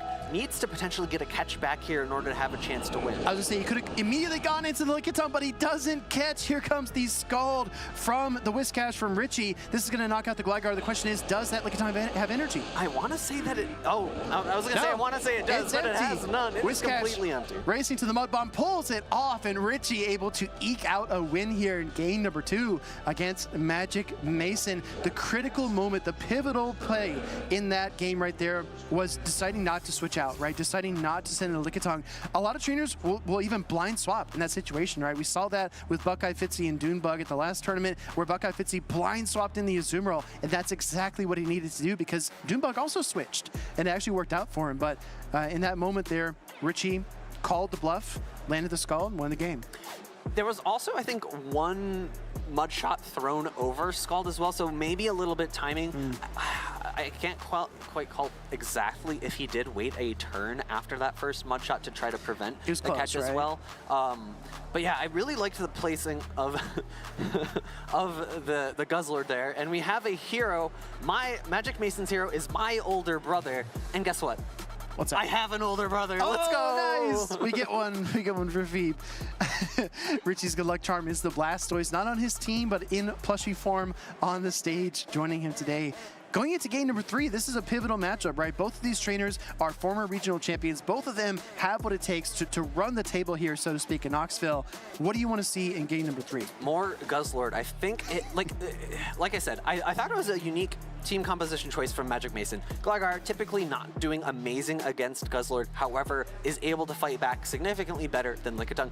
Opens up the Lickitung later in the game. Could have maybe even stayed in that matchup for even longer, but here we go into the decisive game number 3. It's going to be Gligar into Whiscash. The big point in my mind here is that you need an answer for Dugong if you're Richie. You just can't let that Pokemon run wild the way it has in the past 2 games. Gonna lead the Whiscash here into the Shadow Gligar, a favorable situation to be in. Gonna get the first Scald shielded up though by Magic Mason. Scald will not be enough to knock out, and it does get the attack drop there, meaning that these digs coming in from the Shadow Gligar will be slightly less impactful. Great catch there, though, from Magic Mason. And honestly, this is great for Richie because he's seeing the Dugong right here. Scald is going to slow it down, but now he can actually place his Cresselia where it needs to go. But that's not all he needs to do to win, because look in the back there for Magic Mason. For the first time in the series, he's got Skarmory. He's brought the Skarmory, which is going to do quite well against the Guzzlord. The issue being, I think, the Whiscash from Richie, if it's able to garner some more energy, bring it out of that Shadow Gligar matchup, is going to be quite useful for him. This is a really dominant matchup. Cresselia able to very handily take these Icy Winds. I'd almost like to see Richie play this game the same way as the last one. Pivoting out of the Cresselia, trying to save some energy for another matchup in the back. The energy is not going to be quite as useful against the Skarmory, but if it can get lined up against the Gligar, it will have some impact in this game. Yeah, it's just so tough to watch a Skarmory throw a double debuffed charge attack. So I think we're going to have to see the same thing again because there's no switch available to Richie. Future Sight into Skarmory. With the Skarmory coming here, I actually don't want Richie to switch out. I want him to realign the Whiscash. Oh, or actually, he could honestly safe swap the Whiscash after Magic Mason throws some energy, because the Whiscash is good against these 2 Pokemon as well. True. I think there's a lot of play here from Richie. That was a crispy charge attack priority tie in the middle of this game. Magic Mason finds the Future Sight, lands the Brave Bird, gets the knockout on the Cresselia. Now, if you're Richie, you can bring in the Guzzlord. I think that's what... Oh, yeah, that's what he does. Brings in the Whiscash, excuse me. I was expecting the Guzzlord as well, but this makes a little bit of sense. Magic Mason now knowing that this is going to likely be another Brave Bird. There's a ton of energy from Magic Mason. Great shield. Quick swap into the Gligar. I was expecting the Guzzlord because of the damage it could have done with just a singular Dragon Tail. How do you feel about the no Protect Shield there on the dig into Whiscash? Because I feel like Guzzlord could have eaten that damage, and Whiscash is very important against the Skarmory later. I agree. Aerialist getting no shield, a great understanding of energy there from Richie. These Dragon Tails are going to start adding up. Another Aerialist is not going to threaten a knockout, but now Richie's under a lot of pressure. This is going to take my second Pokemon quite low and does pull up a shield. Well, if you're Richie, I think your mission here is to take a Protect Shield away from the Gligar because you need to put your Whiscash into a position to succeed. Goes for the Dragon Claw here, maybe trying to catch Magic Mason snoozing, but no, he's wide awake. No Protect Shield on the Dragon Claw as Gligar absorbs that damage. Can Guzzlord close in on another? It is going to get outpaced to the charge attack. Aerial Ace coming through. Magic Mason recognizing that if he threw any later, another Dragon Claw would have come through. Aerial Ace is going to not be enough to knock out. Immediate switch out. The Skarmory is completely energy dry, but it has a shield. No Protect Shield here for Magic Mason. This is when the Scald debuff really matters. You can see him breaking a sweat on the stage. No Scald debuff, and now this Whiscash is in trouble as Skarmory closes in on the Sky Tag. 1 Protect Shield remaining. Shield's a Mud Bomb here, Feed. Mud Bomb honestly might have been enough to knock out. Shield is going to be necessary, but I think the Skarmory is going to outpace to a charge attack. Sky Attack comes through. There's no health remaining on this Whiscash. It is going to knock out. Definitely a big KO there for the Skarmory as Magic Mason takes down probably one of the more formidable trainers at the entire tournament today. Richie is no slouch, right? A former regional champion, a very talented player who's been very consistent. And we transition really quick from sweats to smiles right there, Phoebe. It's great to see the great sportsmanship between top trainers here. You know, with the introduction of bracket seeding, we're seeing these amazing matchups in this later portion. honestly, it feels like about halfway through the day for us, but in terms of their bracket, that is the later portion of the bracket. That was the winner's semis. One more set of battles for Magic Mason in order to push to day 2. Yeah, I mean, they're both definitely very close, and as you kind of rise through the bracket, like you said, with the seeding effect, you get tougher and tougher competition as you go, but it also means that you're not, you know, not like myself going into a matchup and facing Wadaj in the first round, right? You don't exactly get those kinds of matchups, so I definitely think it's a great advent. I think it makes the tournament experience very enjoyable because we kind of raise the intensity as we move through the tournament. Well, you could have faced Wadaj since you likely had low seeding since you hadn't participated before. Oh, that's true. Well, I didn't, thankfully. Thankfully. Well, that was really fun, Feed. We got to see some Guzzlord gaming. I think that the tale of the series, though, we saw not only Dugong, but also Skarmory in game number 3. If you remember, Richie brought the Skeledirge in game number 1 and just couldn't really make it work, right?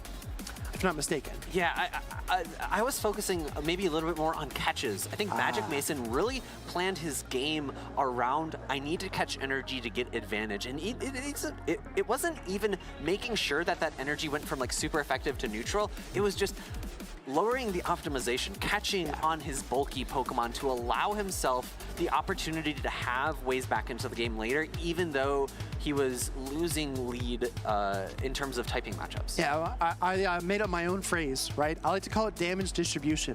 But when you go into a situation when a Gligar has so much energy, Richie tried to do it at the end of game number 3. He tried to catch the dig on the Whiscash and then 2 Aerial Aces on the Guzzlord, because when you have that much energy, you have to spread it out. You have to distribute it amongst your remaining Pokemon. And I agree with you. I think Mason did a great job of distributing the damage so that he wasn't kind of too far behind in a given moment. Speaking of distribution, why don't we distribute some of this casting work and send out over to 2-0 Butters with an interview with Magic Mason.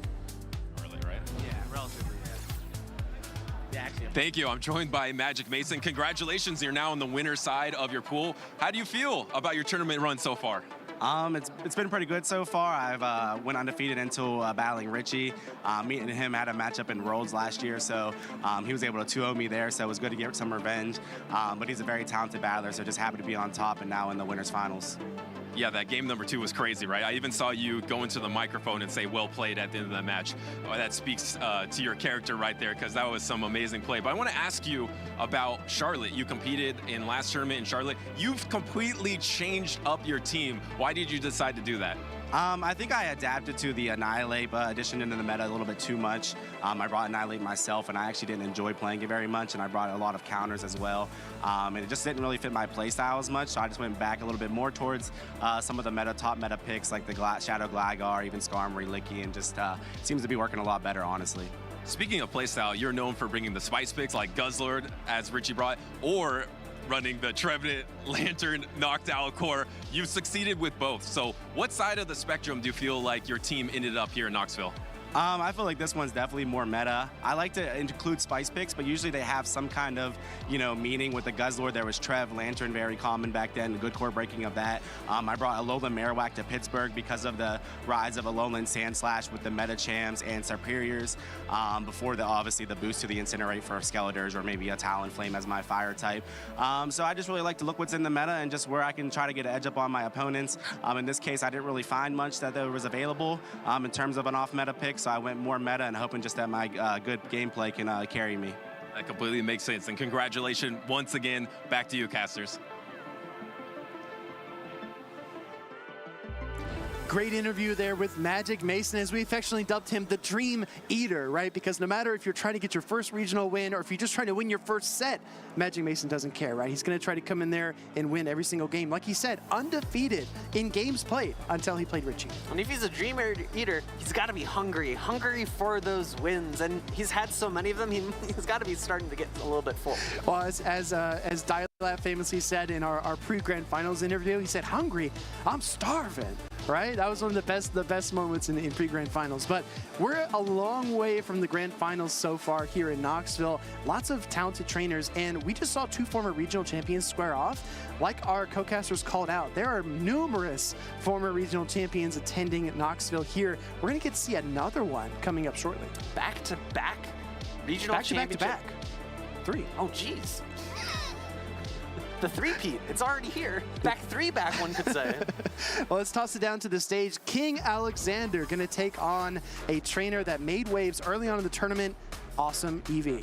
Yeah, able to knock out Balk, another really high contender here, and we're seeing some really unique teams between these two trainers. I'm looking around, and I am seeing only one Pokemon common between the two, and it's Skeledirge Gaming. Go figure, right? You typically expect, you know, the Whiscash to be shared, the Lickitung, something like Annihilate, something with high usage, but seeing these Skeledirge on both teams here is interesting. AwesomeEevee also took down one of my favorites, one of my dark horses for the tournament in Jangles 21, so I'm interested to see how he contends against our regional champion, King Alexander. No surprises here at the movesets, right? No, nothing too surprising. I do want to call out there, we see a Shadow Dragonair. In the last game, we saw a Guzzlord. And on the other side of the table, on King Alexander's team, I see another Guzzlord. So that's 3 dragon types. Hey, I was looking for the wrong dragons. I was looking for the Shadow Dragonite for the Altarias, but Guzzlord is making a surprising run here. I really do appreciate the Skeledirge Guzzlord core. Tell me about Credilli. What's going on there? Credilli's going to be one of the grass types that has the best answers to the flyers. With Rock as its sub-typing, it's going to be able to survive some of those flying type damage that Gligar. Actually, Scrummy's a bit interesting because it's doing Steel as one of its more predominant damage sources with its fast attack. Well, against something like Skeledirge, right, the rock typing actually helps it quite a bit. We talked about the distinction earlier with ground type Gligar versus a rock type like Credilli. So gonna be very interested to see how it does. It does have access to Rock Slide, so you don't need to go all in on the Stone Edge here. King Alexander can actually spam out those charge attacks a lot more quickly. And here we go into game number 1. This is a Dragon versus Dragon showdown, and I actually prefer this matchup from the Guzzlord's point of view. If King Alexander plays this like I do, he just goes straight for the Dragon Tail down. He does not throw. And the funny thing is, if AwesomeEevee throws on proper timing, that allows King Alexander a free sneak, which means that if King Alexander throws immediately, he will throw first. It's such an interesting interplay. And you saw the Dragon Tail come through there. I'm sure AwesomeEevee would like to have that one back, but Guzzlord's able to win that matchup commandingly, loading up a Crunch and a Dragon Claw. Gonna go for one more fast attack, and the Dragon Claw comes through. What I anticipate, Phoebe, is another Dragon Tail, and then a Crunch. I completely agree. That is going to be the best utilization of energy. The one difficult thing I'd see for King Alexander here, though, is that neither of his 2 Pokemon in the back want to see Gligar up energy, and he's gonna feel a little bit afraid. He might even try to switch out here so the Gligar doesn't get too much energy. Well, this is the interesting dimension about this team, because not only do you have Dragon Tail pressure as King Alexander, now you've got Incinerate pressure going straight for the dig. We've seen so many aerial ace baits. Does King Alexander try to call it? Yes, he does. Dig lands. And it does not quite pick the knockout. An immediate switch into Annihilate, going for the counter down, a counter swap into Charjabug. It's going to be a bit of a tough matchup for King Alexander. He's going to need to land a Shadow Ball.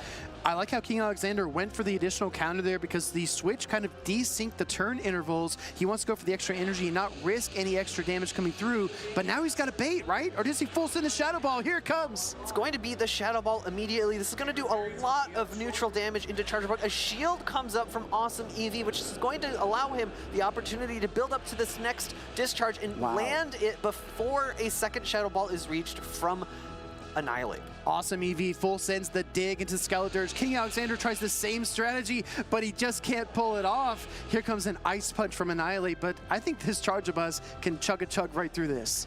And with the timing of fast attacks afterwards, the Incinerate is going to land, but after the damage is applied from the Volt Switch, which means no fire type damage is applied to that bug type Pokemon, and AwesomeEevee is going to take game number 1. A lot of time in Pokemon, we think about hard counter situations, but so far in Knoxville, we've seen a Wigglytuff take down a Bastiodon. We've seen a Charjabug take down a Skeledirge. I mean, come on.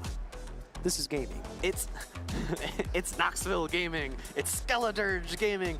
Everything is gaming here at the Pokemon Championship Series. And I want to key into what you're saying there. It was a lot of neutral Pokemon, right? A lot of neutral hits back and forth. As we see the replay here, Skeledirge able to likely get a complete farm down if King Alexander is able to shield that dig. I was actually a bit surprised by how low the Gligar was after the crunch landed, and it was all because of the Dragon Claw bait into crunch. And like you said, both of these Pokemon in the back for King Alexander do not appreciate Gligar up energy. King Alexander tries to full send the Shadow Ball, and it gets Protect shielded as Charge Bug is able to kind of grit its way through this matchup.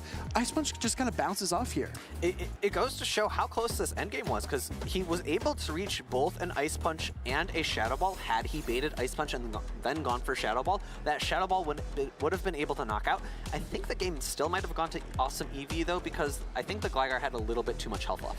I really like Annihilate in general here for King Alexander, especially up shields. I mean, you can Shadow Ball the Skeledirge, you can Ice Punch against the Gligar, counter down the Lickitung, you can Shadow Ball Poliwrath and Ice Punch the Shadow Dragonair. It's got so much interplay. Do you think he goes for that Protect Shield advantage play in game number 2 and just ride the Annihilate?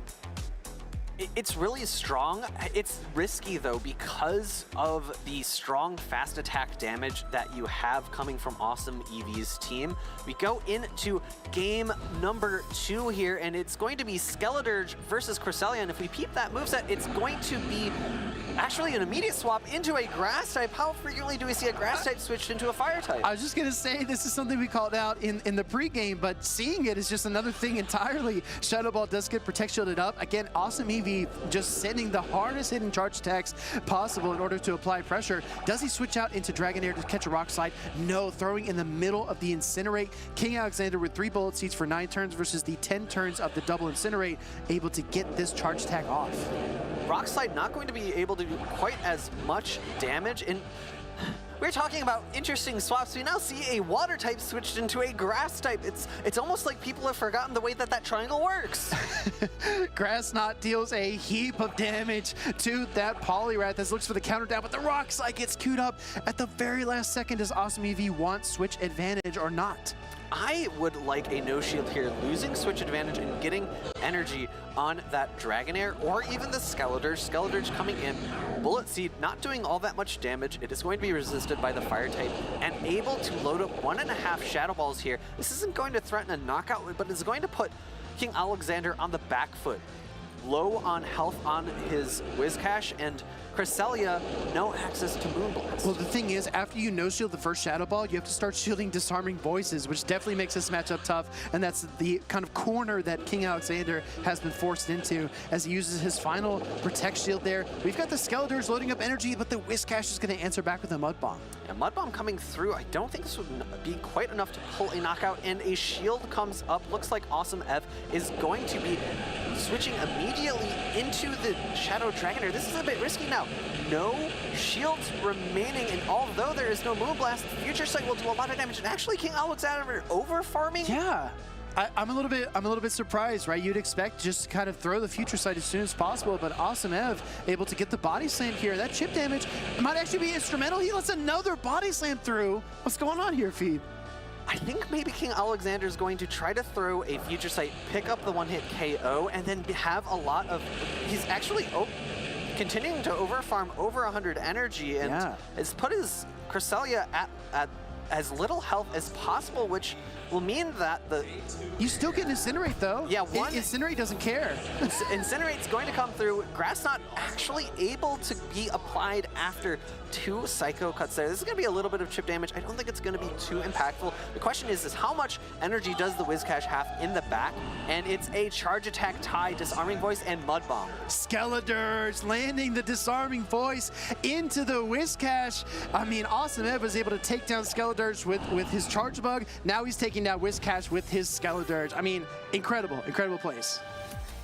The pressure that Skeledirge has there with Incinerate, with Disarming Voice, with Shadow Ball, you can see even in losing matchups, you're putting a lot of pressure on something like Whiscash, which is bulky and has a typing advantage against the Fire type. Yeah, AwesomeEevee has really done just a world of work so far here in Knoxville as he moves his way through that winner side bracket. I mean, I actually played King Alexander in a challenge in San Antonio. He's tough. He is really good at Pokemon Go PvP, and AwesomeEevee, I mean, kind of looked easy at moments for him. And we were talking a little bit, making jokes about how they weren't really following the water, fire, grass triangle. You know, maybe they were going hiking around Knoxville and not paying attention to the hiking signs. But in all seriousness, those typings didn't actually matter. It was the rock typing into the fire typing, and then the fighting typing into the rock type, and that's why they made those switches, and they made a lot of sense. We like to joke a little bit about them because it wasn't a conventional switch play, but I think it made a lot of sense here. And as we go back into the replay, we see the super effective dip coming through and almost getting that one-hit knockout into Skeletor. Yeah, sometimes you just need to be brave, and AwesomeEevee was able to land that just impactful charge attack of Dig, which clears the way for his charge bug after he correctly protections up the Shadow Ball as well. It's always such kind of a roll of the dice as to what your opponent's going to do, but AwesomeEevee just has total control of the situation. And I really liked the play for going straight discharge there, because you're not saving all that much energy by throwing and baiting X-Scissor, and able to get that farm down in game number 1 to secure that victory as we go into game number 2 and we see the water type that was switched into the grass type. And as you called out, I mean, just letting that Poliwrath go was the best decision because it allows you to chip down this Cresselia with these double body slams. Cresselia, I mean, King Alexander knew that Whiscash could not beat the Dragonair, so he needed to use Cresselia, but he's going to give away a free Incinerate no matter what. And that's just the power of Incinerate. It doesn't matter if you have 1 HP or 20 HP, the 5 turns are 5 turns, and Skeletor gets every single ounce of that energy it needs. And in the end game here, a charge attack tie, Skeletor with its incredible attack stat, able to win that, land the disarming voice, and although it's not as impactful as Shadow Ball, still more than enough to pick up the knockout. AwesomeEevee definitely making waves here in Knoxville. You know what? Why don't we just hear it from the trainer himself? I think our co-caster Caleb Ping is on the floor with him. Let's see the keys to his success. All right, thank you, Speedy and Phoebe. I am here with AwesomeEevee, our first trainer to make it to Top Cut day number 2 here at Knoxville. How are you feeling right now? I'm feeling great, thank you. Okay, and I gotta say, I was looking at the bracket before you even went on this matchup. You beat Tommy W, right? Number 5 in Charlotte just a few weeks ago. Then you beat Abhinav, the champion of Portland, and then you just beat King Alexander, the champion of Peoria. And this is your first tournament ever, if I'm not mistaken. Oh, absolutely. It's definitely my first tournament. So I got to ask you, how did you prep for this, right? Because a lot of people watching at home, they're like, wow, that is an impressive run. I'm impressed too, just watching backstage. I'm sure we're going to be impressed tomorrow. But what was your preparation come to this first tournament? I just did a couple scrims with my friends, and I really just picked some things that I thought would be fun and maybe catch little people off guard. Okay, well, whatever you're doing at home, I'm sure there's some secrets there too that people are dying to know, but huge congratulations. I know you brought the Skelders too. What was kind of your thought process behind that pick? I mean, I just really enjoy it in Ultra League, and I'm like, hey, you know, it could really have some play here, and it's worked out great for me. I mean, it's a lot of fun. It has amazing coverage with that Ghost, Fairy, and Fire coverage too. So really great to see. I know Doombug won San Antonio with it earlier this season, and maybe we'll have a repeat champion or a champion that also runs Skeldurge. Any shout-outs you'd like to give to friends, family, or anyone that helped you get to this point? Yeah, absolutely. I have a lot of friends that I play, you know, every day with. Every week we compete, and I just want to give a shout-out also to my wife, and just looking forward to the rest of the weekend. Sounds good. Well, congratulations, AwesomeEevee, on the first person to make Top Cut on the winner side, undefeated so far. I'm sure we're going to see some awesome battles from you tomorrow as well. And thank you all for tuning in. We're going to take it to a quick break and take a look at another champion, J-Jan's run in Toronto.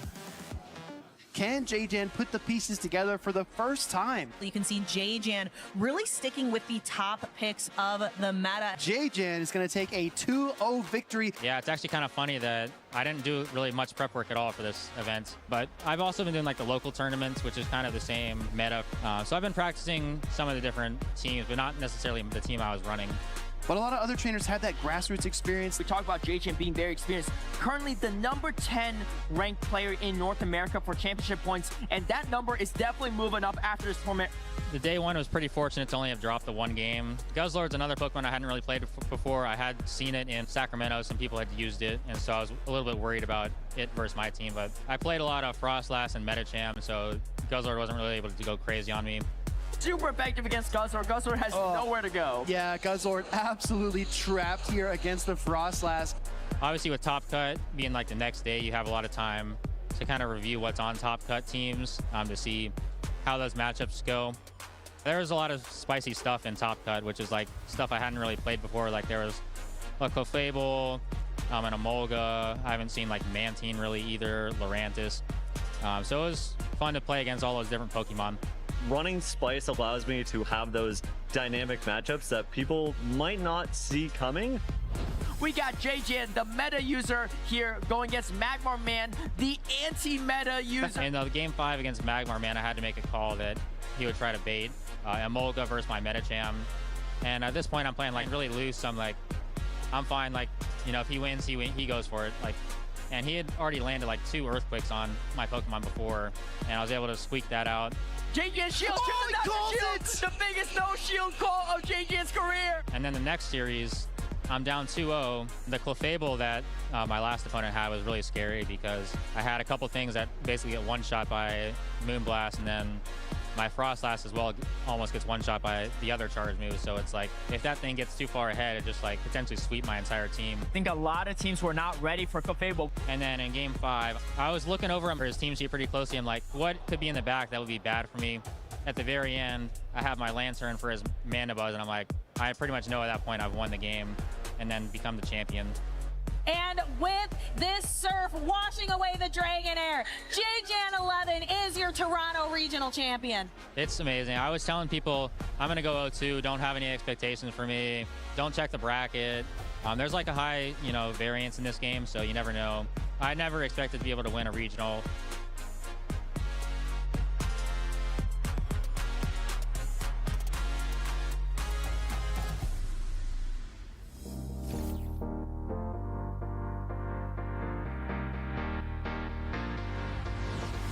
When it comes to team building, I like to build something on my own that I think will beat the meta, and I think it's a couple steps ahead of where the meta is at right now. With the team ability, I am definitely trying to stick with the meta. There are a couple in my team that aren't meta, just so that way I can have that block ability. But I am definitely trying to stay with the meta and learning from the greats, hopefully. When I'm building a deck, I would like to make it spicy, but I definitely consider the meta. So now I was making my Mew deck. I was debating on if I should do like a hybrid between Fusion Strike and Double Turbo. Then I just picked to go with Double Turbo. It's still spicy list though. When I'm building my team, I like to not go by the meta because it makes it harder for people to counter you. I tend to go somewhere on the fun side of the decks. Cloth Electro just happens to be semi-meta, so it's just super exciting, but I go for the fun decks more so the meta decks. The way that I prefer to approach it is to look at the more meta options. In the beginning, when regionals and these types of events started, I wanted to aim towards building a spice team, but I ended up not being as successful as I would have liked to have preferred. So as I've gotten more and more experience, I've learned kind of sticking to the core meta mons until I feel like I've improved my abilities enough where I can try to run some unique options. That is my best bet in finding success in these events.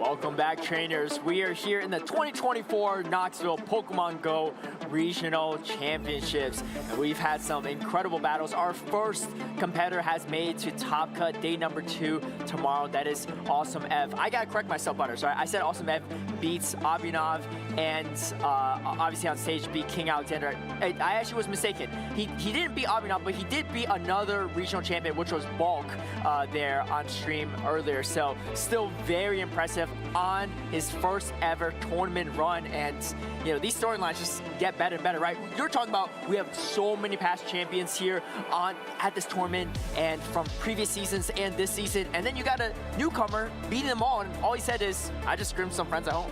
Yeah, that's the story, right? These newcomers that are joining the championship series, able to take down these big names, and we still have a lot of big names left. There's a good point to remind you, if you didn't know, this is actually going to be a top 16 in Knoxville. So we're going to see a lot of these winners from our groups. We have 8 groups, winners and losers finals to fill out our top 16. And I am so excited about this matchup because OnionFrank, I call him the mad scientist. He always builds a new team. He told me he's very confident in this team. He says this is the best team. He said if Wadaj was playing this team, or like someone who is like, he thinks he's not as good as Wadaj, he says that someone really, really crazy good was running this team, they would go undefeated. That's what he said about this team, and specifically Water Gun Lantern is what he thinks is the play right now.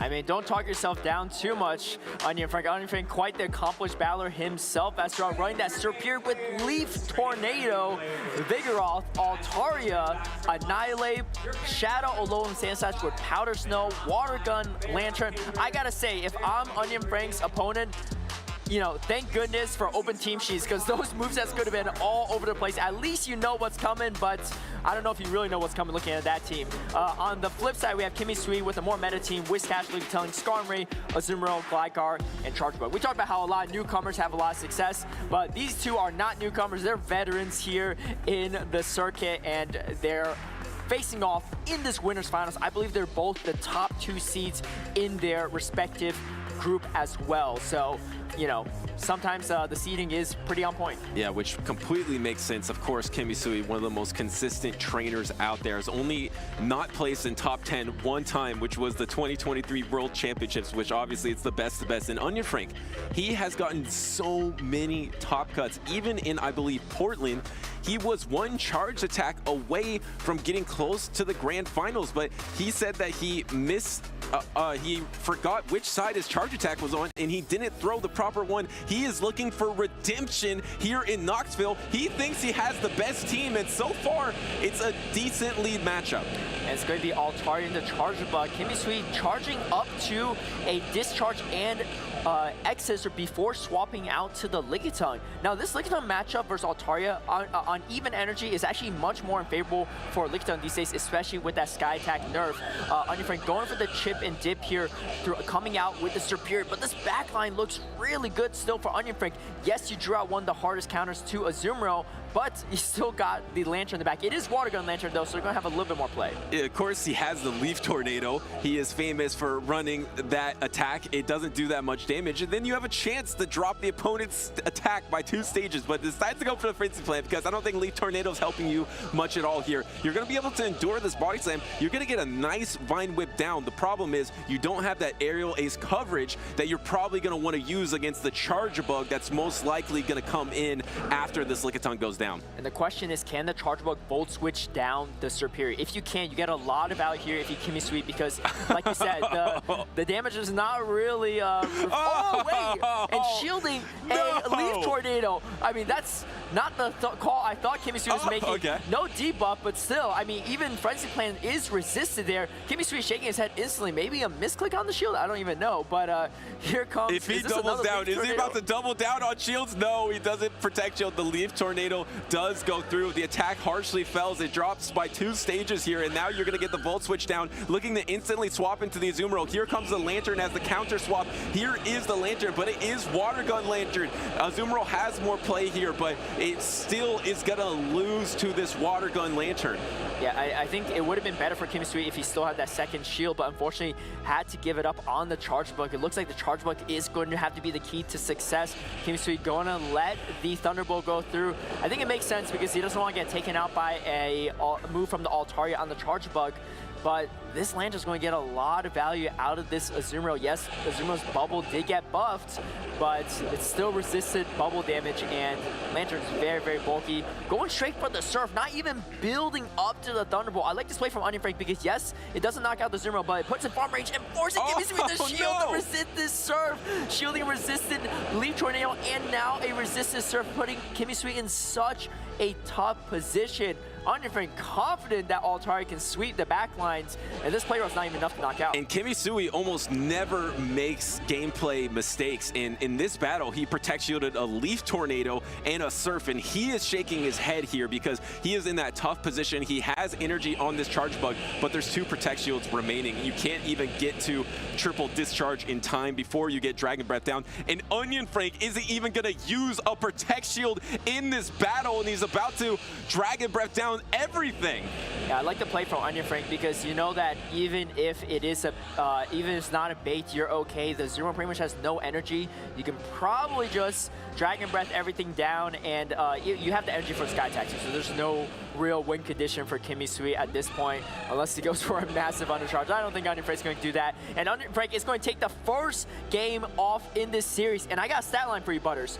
Both KimmySui and OnionFrank were completely undefeated coming into this matchup. I'm not saying like they, haven't lost a series. They haven't even dropped a single battle until now.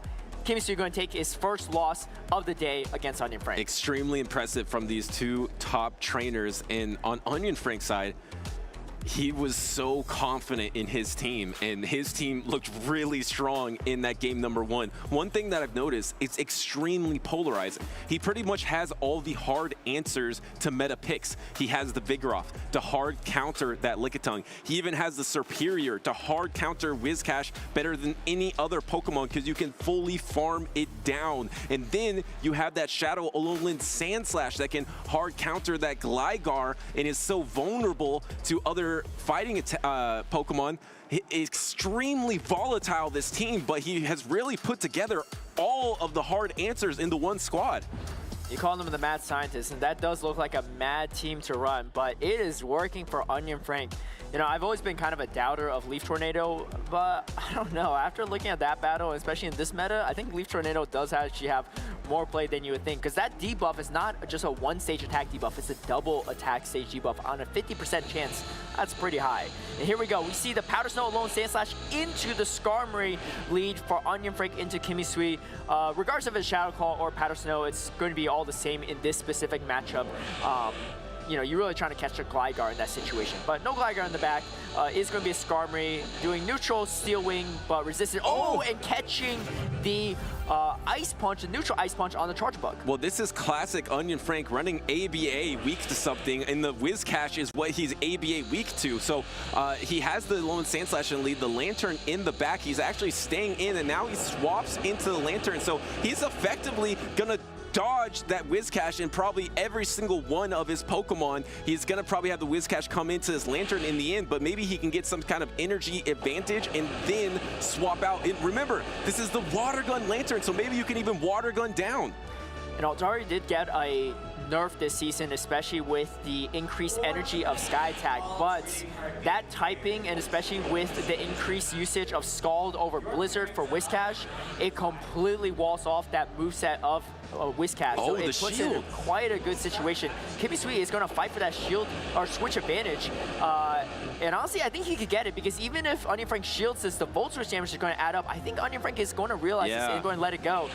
But coming away with energy advantage is still pretty nice, and OnionFrank is going to farm down the Charge Bug with the Alolan Sandslash. The problem is Skarmory is going to be your best and only option versus the Altaria. You did pin OnionFrank and gave him no chance for the alignment, so that was a fantastic move by KimmySui, but now, how do you even take out the Altaria? You swap Skarmory. Skarmory's got a good amount of energy. You're going to have to get the 3 charge attacks before you get Dragon Breath down. Here is the first one, pulling the first Protect Shield of the game from OnionFrank.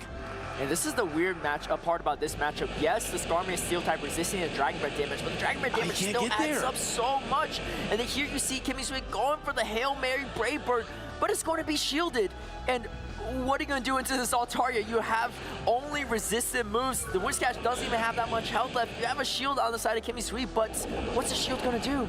It can't do anything. Here comes the Sky Attack here, it gets protection. Like you said, it's just you can't do anything to this Altaria. You have to rely on Scald debuffs and a Miracle, but even a Miracle won't save you now. It looks like the mad scientist has finally figured out the proper recipe, and he is so comfortable in both of these matchups. He doesn't even get the attack drop. He's nearly at the Sky Attack, and OnionFrank is going to comfortably win 2-0 versus KimmySui.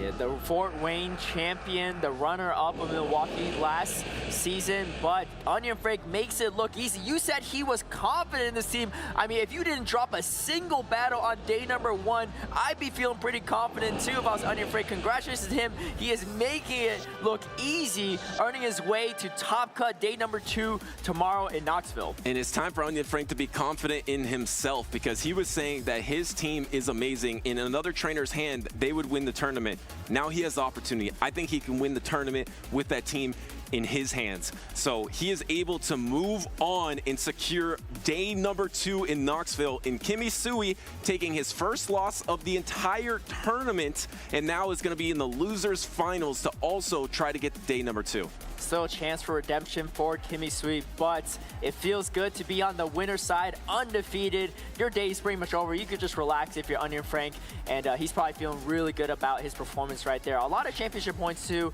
I believe I think he's either already qualified for World Championships or is closing in that mark pretty quickly. Let's look at the highlights. I'm just so fascinated with OnionFrank's team because it is alignment based, which a lot of teams are from OnionFrank. He'll have these alignment based teams. He'll run some ABA teams, but in these matchups, he was able to just position his team that felt like it had no weaknesses. And you even mentioned in that game number 1, you were talking about why does a trainer even go Leaf Tornado? You're not a believer. The thing, or the reason I think OnionFrank goes for it is because he wins alignment and then he pretty much cripples the next Pokemon by debuffing them, and then so he continues that momentum and he kind of just steamrolls like he did in this series. Yeah, it's that Leaf Tornado is definitely something not to be underestimated, especially when you're trying to make that crucial shield decision and it ends up just being a measly Leaf Tornado that's going to debuff you. You see the big catch from KimmySui, but OnionFrank still playing it really clean. I mean, you said it's an alignment-based team, and I think to a degree, yes, but he's protecting that Superior really well from those flyers. I mean, you got the Water Gun Lantern for Gligar, and then Lantern's still great into Skarmory even without Spark. Altaria just really bulky, able to muscle through a lot of matchups like that Skarmory, and you know, I don't know how this team was created, but it really synergizes well and works. Yeah, and I maybe am wrong by saying it's an alignment-based team, because in the past he has had those alignment-based teams with Shadow Vic or a Bastion on Altaria. Here, he just seems to have hard counters. Yes, you do need alignment with something like Shadow Low and Sandslash, but Vigoroth is kind of safe, Superior is fairly safe, and Lantern is safer with the Water Gun. So it actually does seem like the mad scientist changed it up a bit, where he is still gonna steamroll you with alignment, but he has a little more flexibility, and I'm starting to believe him that this team is gonna be really hard to beat. Yeah, I know OnionFrank is chasing that crown for sure. He's had a lot of different top cut performances throughout this season and last season, and he is closing in that mark. What I'm really curious about is if Out of Pocket is running the same team, because traditionally they run the same exact team in tournaments. OnionFrank's always saying, you know what, usually in those situations, Out of Pocket performs better than me, even though we run the same team, but I don't think you can perform better than OnionFrank today, right? I mean, at best you can match that, but that was quite a performance from OnionFrank all the way throughout day number 1, and we're gonna see plenty of him in day number 2. And I do have the answer to that, Caleb. I think maybe Out of Pocket might be regretting he did not run the OnionFrank team this time. He decided to go with something different. I'm not sure exactly where Out of Pocket is in the tournament right now. We'll try to update you with that later on, but I mean, this team looks amazing. So if any of the tournaments to use the mad scientist's team, I think Knoxville would have been the tournament. But yeah, it's an interesting dynamic with some of these top trainers that continue to go to these tournaments. They do collaborate with each other. They do try to run some similar things like OnionFrank and Out of Pocket. And one thing, sometimes even regions collaborate a little bit, because you'll have friends in Europe, and our next competitor is using a Pokemon that was very popular in Europe. This is Abomasnow. Abomasnow was a European special, Liverpool. It didn't do that well, but a lot of trainers kind of made that wave of trying out the Abomasnow, and I'm really curious to see how that will play out in North America. Well, let's take it down to the stage to take a look at these teams and that Abomasnow team in particular. Butters, Abomasnow was actually on my prediction list. I put the Shadow Abomasnow though, and I think a lot of people actually disagree with that and think the non-Shadow is better in this situation. It looks like Rise Occasion and MrAce both disagree and think the non-Shadow is better. So I'm probably maybe a little off my mark there. But Abomasnow, either way, on the field for the first time today, I believe, on stream. And we not only see one, we see two Abomasnow. We got Rise Occasion on the left side. We got MrAce 2500 on the right side. Rise Occasion running the Abomasnow, Shadow Dragonair, Annihilate, Registeel, Jellicent, and Talonflame. This is a pretty wild team. It is wild, and Abomasnow is, you have choices, like you said, between the Shadow Abomasnow, the regular Abomasnow, but you also now have access to Icy Wind. So do you go for Icy Wind or Weather Ball? There is a give and take. Icy Wind, I think, is much safer and it helps you in neutral matchups, but if you run Weather Ball, you can keep up with the pacing of Gligar. So it looks like Rise Occasion decided to run the Icy Wind. I haven't run Abomasnow in a hot second, but based on what a lot of top trainers say, they say Icy Wind if you're running non-Shadow and Weather Ball if you're running Shadow. So that seems to be a differentiating factor here. We're going to have to see if MrAce is also running the Icy Wind combination or not on their side. This one actually is going to be Weather Ball Ice, so the pacing is going to be quicker and maybe having a little bit more leeway in the head-to-head matchup, but of course if shields are up and Rise Occasion is debuffing with the Icy Wind, it could change things. But on this side, we got Obstagoon, which is wild because you almost never see that with Hyper Beam. Yeah, Hyper Beam, and I believe that should Night be Night Slash. Yeah, Night Shade would be kind of wild there too. Would be a surprise for too many people. Skeledirge, the Abomasnow, Lickitung, and I believe the rest of it was Gligar and Lantern. And I gotta say, Rise Occasion, kind of a Goliath in the scene of Pokemon Go PvP, right? Household name, multiple accolades, including being the last year Knoxville champion, the tournament he won last season, and he's looking to repeat that and to defend his title here at Knoxville, going against MrAce 2500, who before this, best finish was 49th in Toronto and Pittsburgh this season, but already is surpassing that and is looking for more against Rise Occasion. Here we go, Shadow Dragonair into the Gligar. In a wild team from Rise Occasion, like you said, trying to defend his crown, but doing it completely differently. He will usually have one signature pick or two signature picks, and actually trying to swap on an Aqua Tail. That was super risky. That would have been an awesome play, but now you're going to be matched up Shadow Dragonair into Lantern, and Lantern does not like this matchup. Actually dislikes this matchup more than Gligar.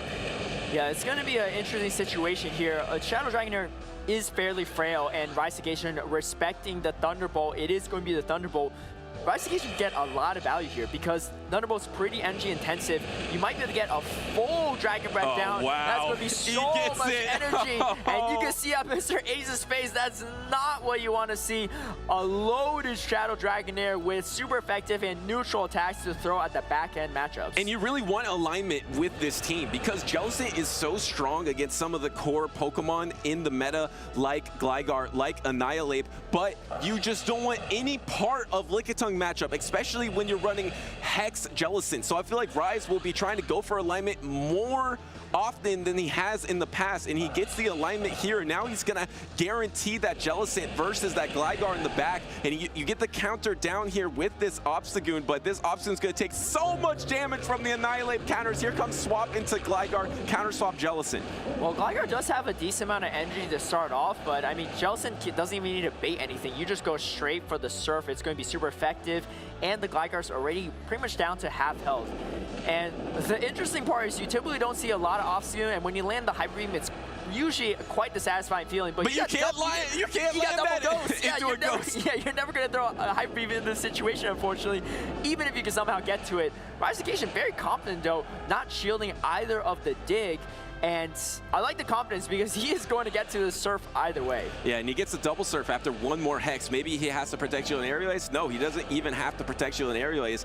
And he leaves his Jellicent so low that you probably only get 2 to 3 counters if you're the Obstagoon. So now this Annihilate can't swap out. You get 1, 2, 3 counters there, but you can't Hyper Beam, so all you can do is Night Slash while you're taking these double super effective counters.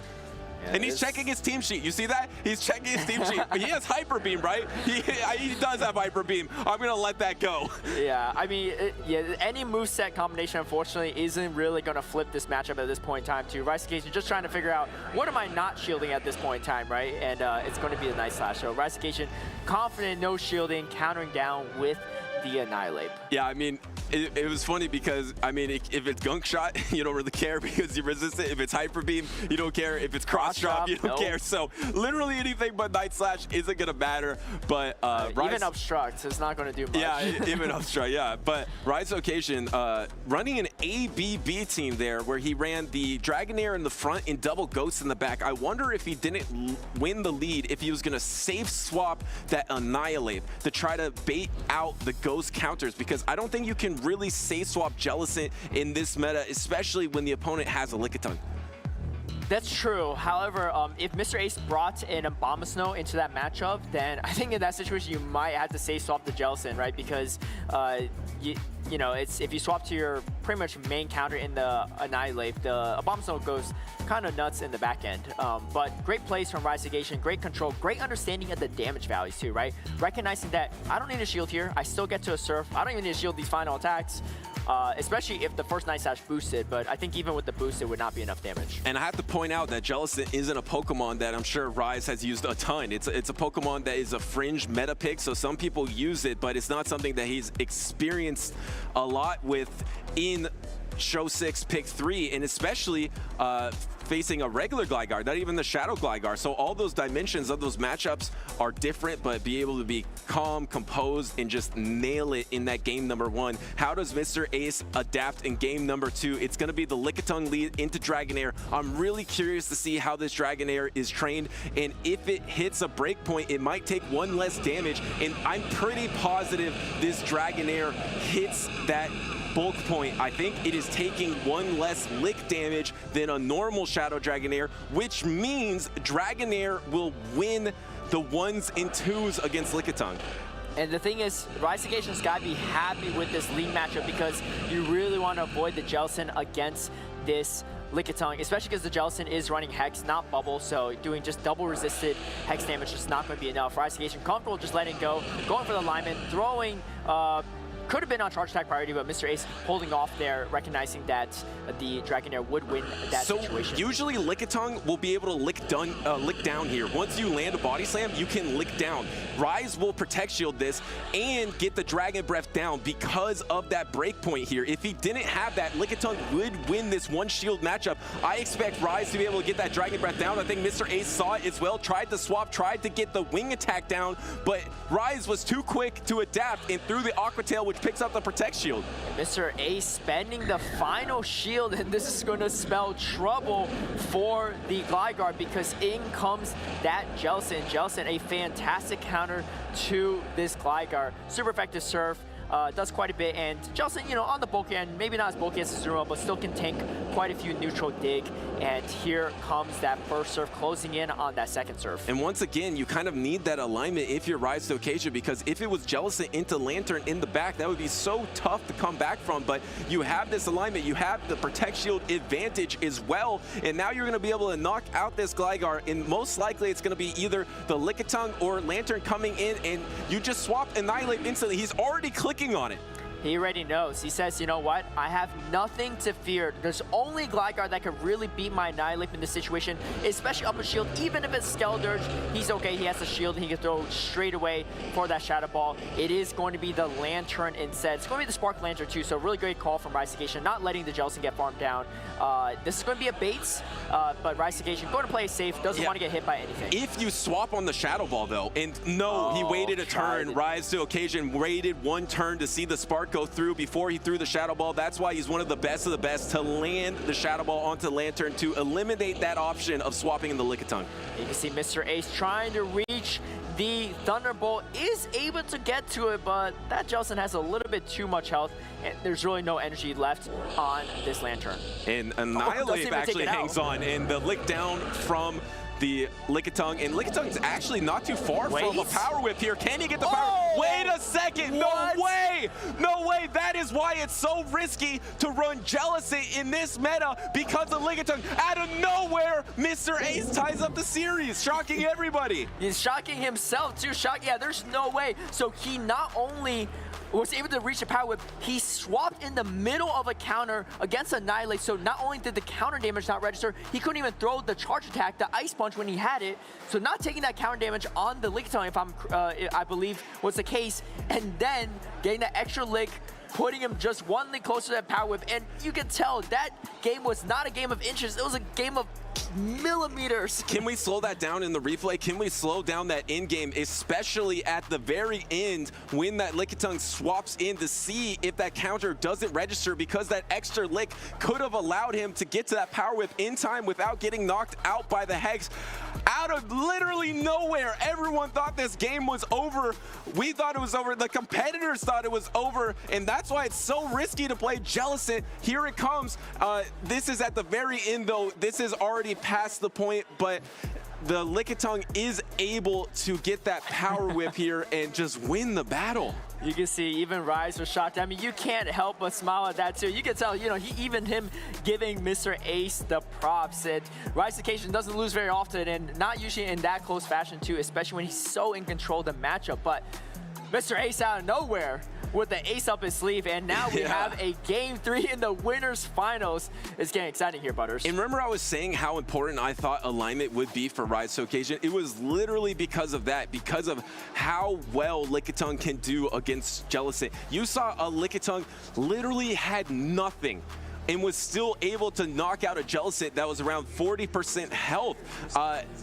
It's so bad versus Lickitung. It's really good against a lot of things, but you just have to avoid it at all costs against that Lickitung. Oh, here it is. Here it is. Okay. Here's that replay. Here's the swap. Does the counter go through? Counter doesn't go through. He gets the extra lick there, and then now, would he have gone to the Power Whip in time before the... That would have been really close. It could have been if the damage registered on that Hex before the Power Whip did come through. It could have been a knockout, Caleb. All right, and MrAce going to have to figure out another play here because it is looking tough. But here comes the Abomasnow head-to-head matchup. Icy Wind is going to be the choice. MrAce choosing not to shield. I think it's a great call. Obviously, you don't know the back lines at this point in time, but it is Annihilate, and if you shield there, you would have been in even tougher spots. The Annihilate is closing down and hammering down this Abomasnow. Debuff Weather Ball is not going to be as effective, but still does a little bit decent chip damage. You know, you get double Icy Wind off here. You're going to do a lot if you're MrAce. This isn't terrible. You're going to lose the alignment no matter what.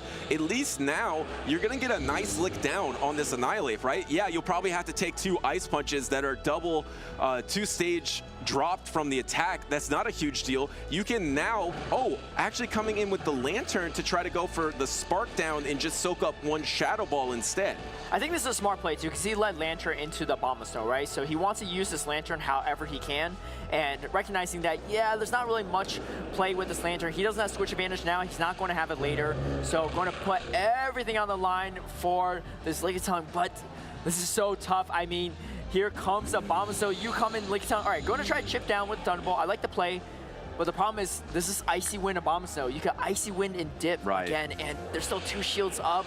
This puts Lickitung in a really tough position. And you were probably expecting the Jellicent in the back here, because once again, Rise had the Annihilate and the lead, and then he's expecting the ABB of double Ghost in the back, but there is no Jellicent in the back. Instead, there's the Shadow Dragon there that already is trained enough with enough defense to beat Lickitung. Now this Lickitung also is 1 stage attack debuffed.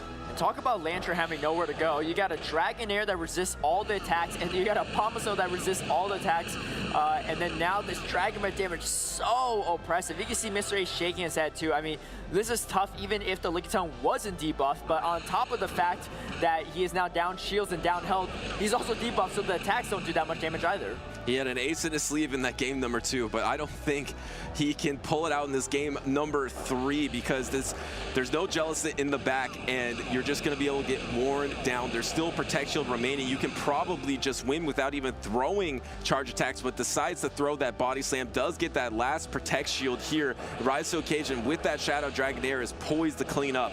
I think might maybe leave with a Body Slam, going to leave with a Body Slam and try to maybe even catch a move, but unfortunately Rise to occasion wasn't even at that move yet. And of course, Rise to occasion still having a shield remaining. Shadow Dragonair is going to win that charge attack priority, and Rise to occasion closes out here after a very close game number 2 and is punching his ticket to day number 2 in Knoxville. What an awesome series, though. That was really cool to see such a unique team from both trainers. Rise to occasion running that ABB of Shadow Dragonair, Annihilate Jellicent in the back. We've watched a lot of battles in Knoxville. We haven't seen anything close to that. And of course, MrAce with an Obstagoon, with an Abomasnow as well, with a miracle in that game number 2. What an exciting series. Yeah, and what a performance from MrAce as well. I mean, the furthest run that he's ever had so far, and it could go further, right? He is going to be moving down to that losers finals in the losers bracket, but if he wins there, he makes it day number 2 to join Rise to occasion. But Rise to occasion, staple here, and I believe,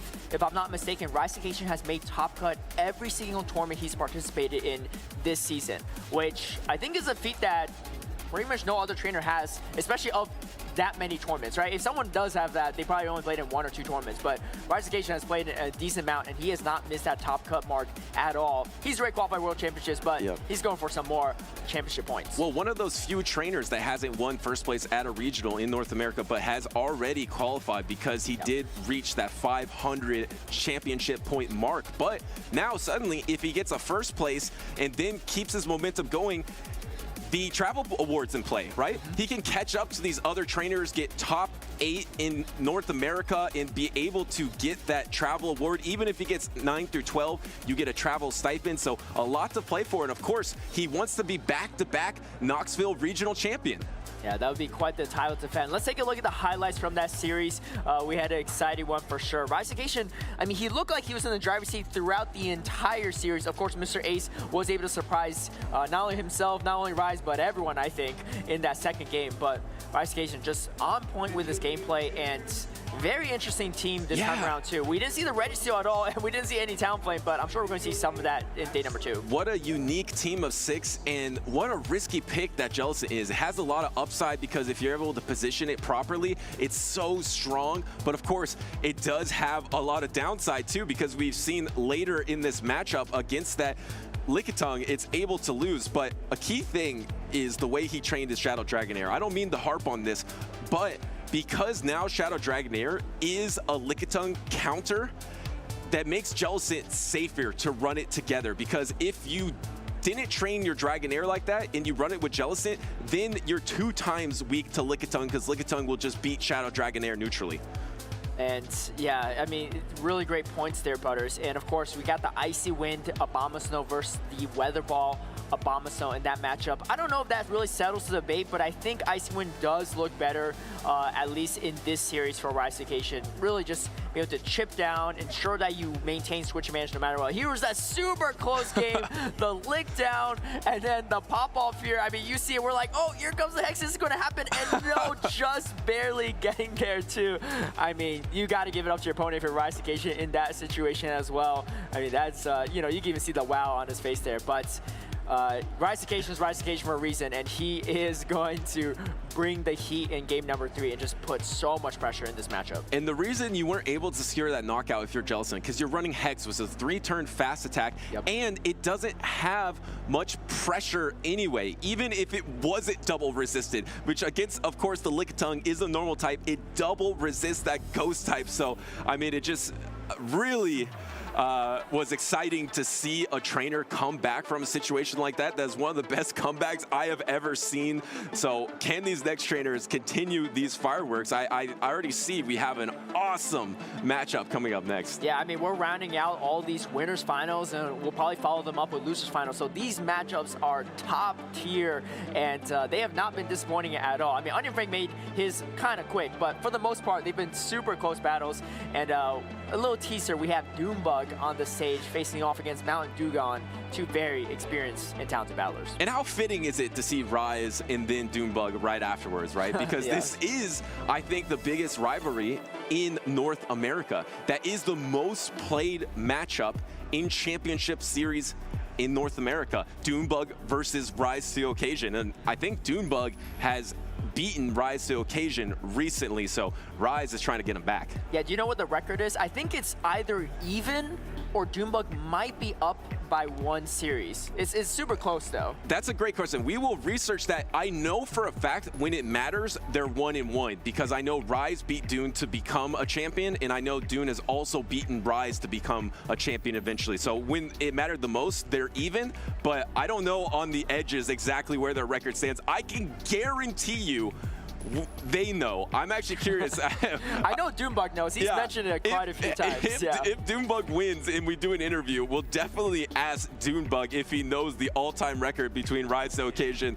and Doombug, and then we'll fact check it too. Yeah, of course, of course. But before we get there, Doombug does need to go through MountainDugong, who, of course, in true fashion, is bringing that Dugong. MountainDugong qualified for World Championships last season at NAIC on the backs of the Dugong. One of the first few that really made Dugong look really good. And honestly, like your prediction this weekend, Butters, it looks really good in this current meta. So things are looking great for MountainDugong. Year of the Dugong. I think it's better than it ever has been. And who better to pilot than MountainDugong, who, of course, remember, was top 3 at the North American International Championships. He even gave up an opportunity to be top 2 because of something that happened in the gameplay, and he decided to forfeit. So he is a humble competitor, but he is a fantastic competitor, and I think this is the best he could possibly be positioned with Dugong. I love the way this trader plays. I can't wait to see this series. And on Doombug's team, he switched up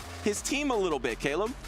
Yeah, he has the Annihilate, Chargebug, Shadow Whiscash, Skarmory, Lickitung, and Shadow Gligar. Double ground, double Shadow Ground as well. We typically see the non-Shadow Whiscash in these tournaments, but Shadow Whiscash picking up some usage. I saw Rockhaven run it earlier, I believe, and now Doombug running it too. There's definitely some toss-ups and matchups here or there, but I don't think it's necessarily all pros and all cons. And so, depending on how Doombug does, we may ask him about that down the road. But here is MountainDugong, Shadow Gligar, Umbreon, which is pretty rare these days. Right. I mean, almost as rare as Mansion, maybe even more rare. Annihilate, Cresselia with the Moonblast instead of Future Sight, Spark Lantern, and of course, Dugong. And small correction, he got top 4 at NAIC. Oh, right. It was House Start that got 3rd, but still top 4 at North American International Championships.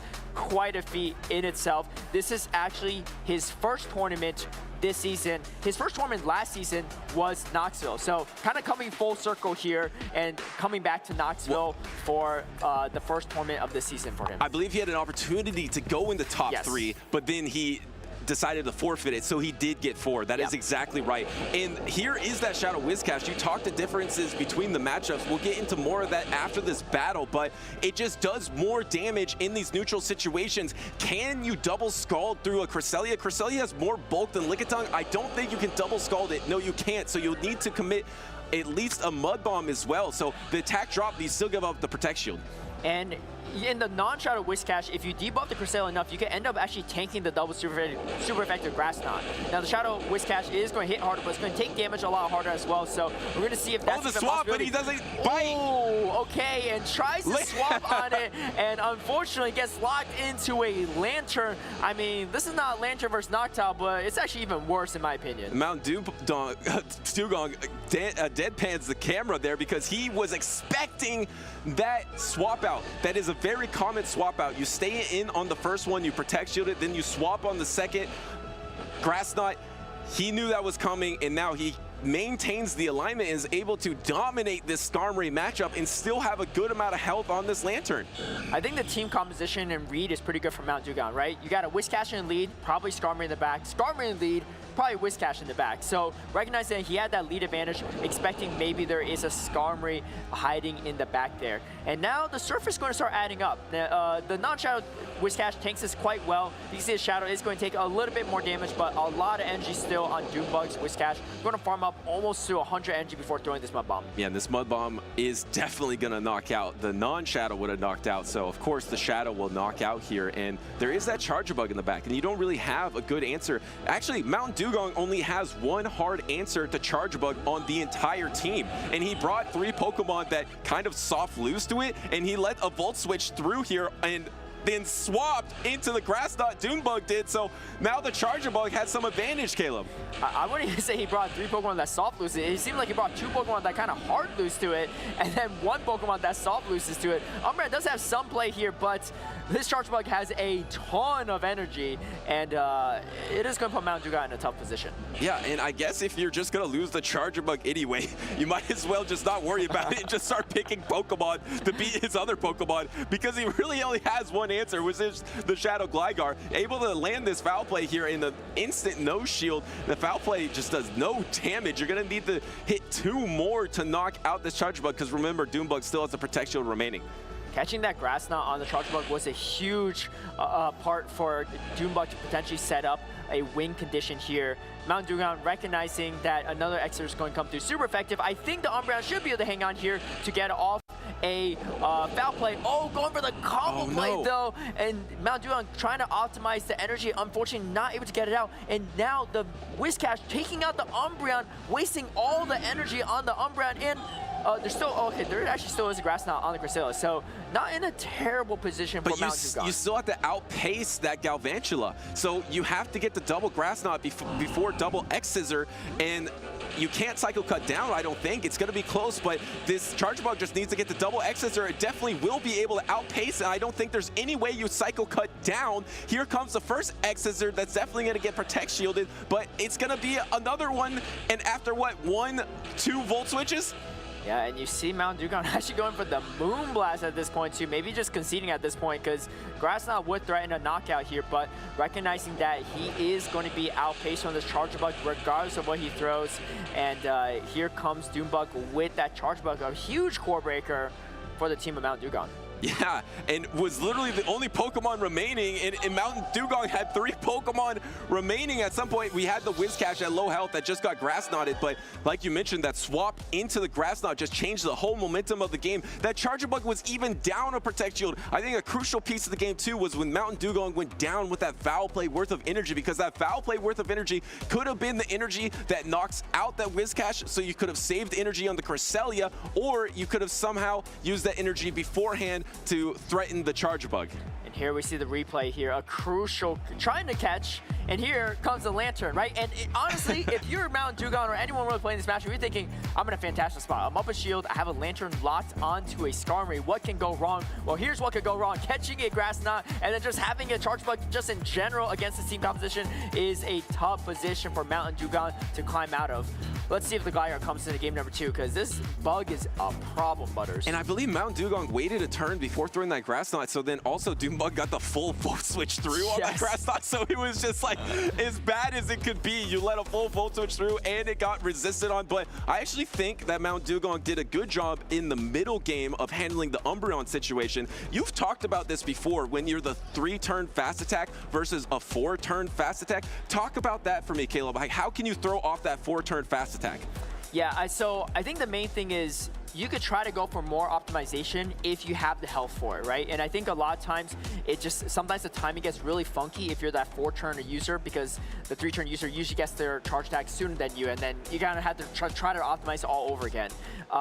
It's much easier for the 3-turn attack into optimizing for that 4-turn, but I think Doombug played it really well and tried to get the most amount of optimization he can, and sneaking a full Volt Switch through is definitely going to be a good position. Here, a fantastic lead yet again. Oh my gosh, MountainDugong just doesn't respect the Charger Bug, bringing 3 Pokemon yet again weak to this Charger Bug. Well, arguably even weaker than the last line. Well, his entire team is weak to Charjabug besides Shadow Glideguard, so we already know he doesn't respect Charjabug because he's in the winners finals, even being so weak to it, trying to swap onto a discharge, catches an X-Scissor instead. But remember, the Dugong did debuff it, so it is going to be one stage attack dropped, and now the counter swap into those Shadow Whiscash, and I think now this Umbreon is going to be in range of double Scald. This is going to be super interesting. I mean, luckily for MountainDugong, the X-Scissor Throne was debuffed already, so it's not as threatening for the Umbreon. And Umbreon has a lot of play into the backline of Doombug's team. However, Doombug is able to avoid the Umbreon from his Lickitung, which is what he's really aiming for. And we're going to see how much value he gets. But, I mean, and here comes the first Scald is going to win that coin flip, getting the debuff right away. Whiscash is going to get a lot of value here. And, I mean, there's really no hard checks to his Whiscash, too. So this Whiscash is going to be threatening that backline quite a bit as well. It seems so much more overwhelming when you get debuff from the Shadow type, because now you're not doing enough damage, and now they're doing 20% more damage into you. Throwing a Mud Bomb. I actually don't think this is enough, though. The Umbreon does hang on. Can it get to a charge attack? It needs one more Snarl before the Mud Shot, and the second Mud Shot registers its damage before the foul play could be thrown off. Everything is going so perfectly for Doombug in his favor. Throwing the cheaper Mud Bomb and still getting the knockout with just a Mud Shot, so maximizing the amount of energy he could leave with. And here comes the Annihilate, and Annihilate Mets by the Lickitung, which is interesting. I mean, Charjabug is a little bit better in the situation, but Charjabug is low on health. If you get a boost here, things can really change for MountainDugong. He really needs boost or something. Year of the Dugong, can he get it? No!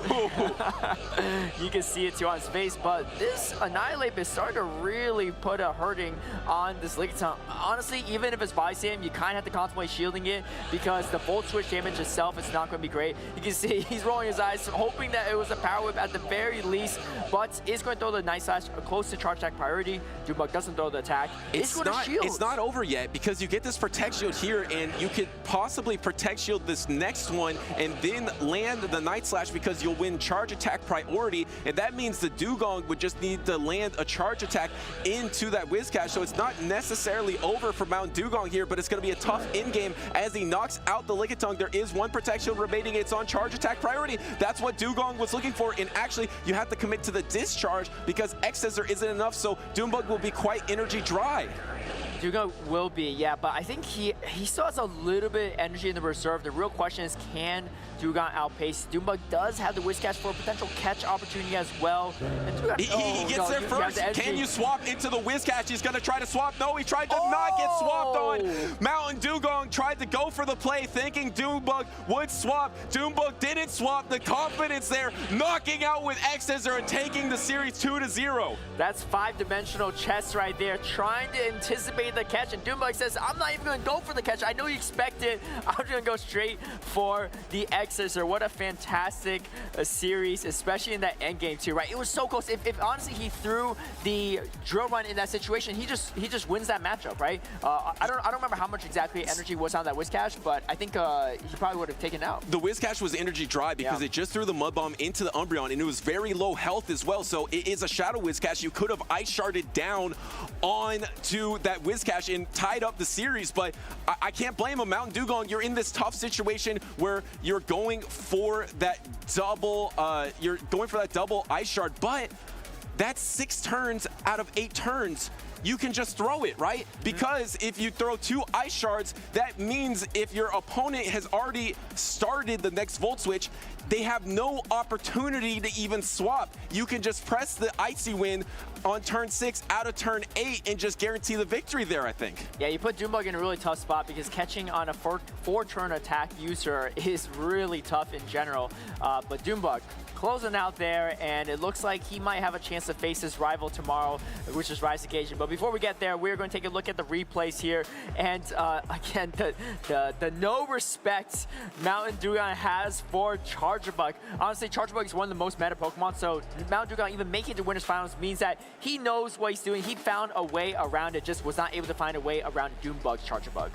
I mean, his team was just so weak in the into that Charjabug, and Charjabug was the Pokemon that was so crucial for Doombug to finish up these games. I feel like MountainDugong played really, really well on the edges in these matchups versus all the other Pokemon that were not Charjabug, but against Charjabug, he just came up a little bit short like he did in this battle. Man, this Charjabug is the bus that can't be stopped, and Doombug proving yet again why he's one the best, not only in North America, but the entire world, and another top cut performance for Doombug, undefeated, going to day number 2 for Knoxville. Yeah, and this is that game number 2 where he did get some momentum out of this Annihilate, but in the end, it was just the Charjabug. The Charjabug was just the last Pokemon in the back. Doombug knew it was so safe this entire time and just able to secure victory time and time again. And this is the play. You throw right there, right? You throw right there. He went through the 3rd Ice Shard, but I mean, it's so hard for me to sit there and say this because when you're in the moment, the lights are bright. Obviously, MountainDugong has had an unbelievable performance to get to that winner's finals, but just from the math, as soon as that 2nd Volt Switch started, you have a clean opportunity to throw that Icy Wind, in my opinion. That's exactly right. But, you know, on the stage, you got to do some quick math, and sometimes it's going a little too fast for those calculations. Maybe also anticipating Doombug was going to try to make that catch, but fantastic battles from both of them. And again, MountainDugong is not knocked out yet. He is going down to the losers finals and still has a chance at day number 2. And these battles were absolutely elite, Caleb. And, you know, Elite is the name of one of my favorite trainers in the championship series, so don't go anywhere. Let's hear more from Elite. Bomber goes down. That means Elite is your Sacramento Regional Grand Champion. Undefeated on day number 2 for Elite, not dropping a single set. What impeccable plays from Elite. I first got involved in middle school. It was Pokemon Gold and Silver. My friend showed it to me, and then I started playing it, and I got hooked to the main series. And ever since then, like I've been like on and off with Pokemon until about the start of COVID, like 2020. That's when I started getting more into Pokemon Go, and yeah, I've just been playing PvP and getting better. I remember I was in a daycare and I was watching the anime, and it was the first season of Indigo Plateau, and I just remember sitting on the couch in the daycare just watching it, and yeah, I was enjoying it a lot. So I started playing with my friends, just out and about, just walking around. And it was ever since Go Battle League started. I wanted to be like really good at Pokemon, and I wanted to compete in the World Championship.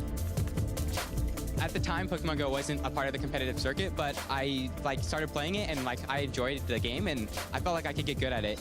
So I put in more time in practice, and then eventually the game joined the circuit. Then I started taking things even more seriously, and I'm qualified for the World Championship.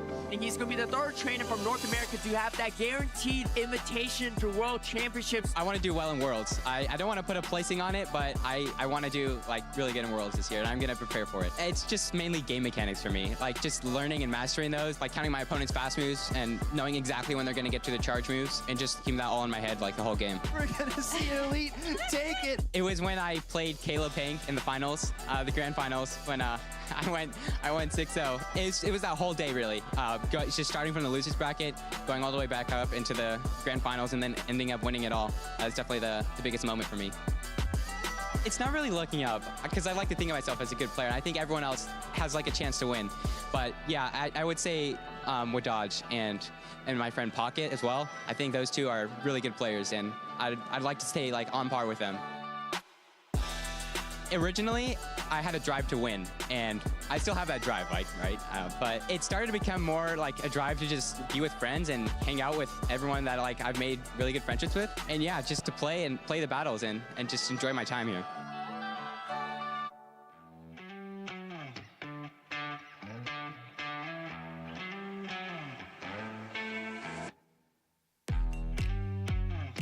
Yeah, I first started Pokemon in 2007, and I started VGC in 2019, and have been playing until now. My earliest memory about Pokemon was beating the Elite Four in Diamond and Pearl, and I remember it being such a challenge I had to try over and over again, and finally did it after 10 tries. And my favorite starter Pokemon would probably be Chimchar. That was the first starter I ever chose. Originally, I started competitive play because once I beat the games, I wanted to see what more there was, and I love strategy games, so it was a natural transition for me to move into competitive Pokemon because it has a strategic component, but also the game that I loved as a kid. The most important thing that you will learn as like a competitor is that the difference between like top players and just your average Joe is partially about their understanding of the game, but a lot of it is that more than anything else, confidence is how you win games. Another stomping tantrum into Como, no protects. Not another critical hit. Como survives body press. Michael Zhang is advancing to the finals here in Sacramento, California. I've always liked to use unique teams, and being recognized for that, and when other people are able to have some fun with the unique teams that I've built, that's always been a standout moment for me throughout the course of playing Pokemon. Michael is just a couple of turns away from becoming our regional champion. I wouldn't say there's just one person that I respect a lot. I think I'm really glad for people like Wolfie who were able to bring a lot more competitive rigor back into the scene during like 2020 and whatnot. One of my best friends, Richie, has also been a huge inspiration for me. He was someone who introduced me to VGC, and that's the reason why I got into it in college. Como survives, fires back at Ironhead, and Michael Zhang takes down Riley. I had originally not even thought about winning a regional, so coming and winning a regional, I have to reevaluate what really is going to be the next step for me. A2ing Worlds or making top cut of Worlds would be fantastic. That would be my goal for now. Hello, Pokemon trainers. This is Stephanie Christine, and I'll be recapping the 2024 Pokemon Go Regional Championship in Charlotte. The story of the weekend was Annihilape coming out swinging into the Pokemon Go meta, knocking Medicham off of the charts with a 1-2 punch. The top performing Pokemon in Charlotte were Lickitung and Azumarill, which answer the dominant Pokemon from the Portland Regional, Whiscash and Gligar. On Championship Sunday, Teddy GM10 started in the losers bracket. He and his Skeletors went on a rampage, defeating many top trainers such as Beach, Elam, Out of Pocket, and Evan Sevens to claim a spot in the losers finals. Teddy met with Kayshawn, who had just come off of an 0-3 loss to Lyle Jeffs III in the winners finals. Kayshawn and his Frostlass, however, bounced back and froze out Teddy and his team. This set the stage for a rematch between Lyle Jeffs III and Kayshawn in the grand finals. Lyle showed a masterful command over his team, which was identical to the team that won the Portland Regional just 2 weeks before. With no Protect Shields remaining, there was no way to stop Lyle's 3-0 victory over Kayshawn as Lyle became the Pokemon Go Charlotte Regional Champion. Lyle Jeffs gets the body slam, and he's done it! Lyle Jeffs with the 3-0 victory is your regional champion here in Charlotte, North Carolina! The formula for success has seemingly been set. Who is going to be the one to crack it? Could it be you? Check out Pokemon.com/compete to find events near you to start your journey on Victory Road.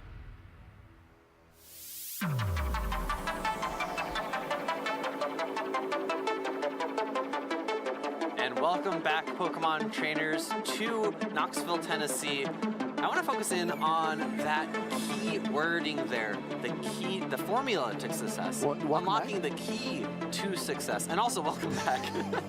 I am Alfie, joined by Speedy's Chief, and I think we're seeing a little bit of insight into these players' takes on the formula for success. Maybe a little bit of chemistry, mix some chemicals together, a chemical reaction, a chain reaction happens, and we're seeing new Pokemon entering their way into the meta. I think it's always interesting to see how trainers leverage the tools that they have, right? We see a lot of trainers kind of do the same things generally very well if they want to compete at a high level, manage their energy, use to protect shields in key situations, avoid tough alignment situations. That's all something we've come to expect. But once we see these different team archetypes kind of crop up, it's always interesting to me to see how they fit together. How do you counter these traditional situations without those traditional options that you have?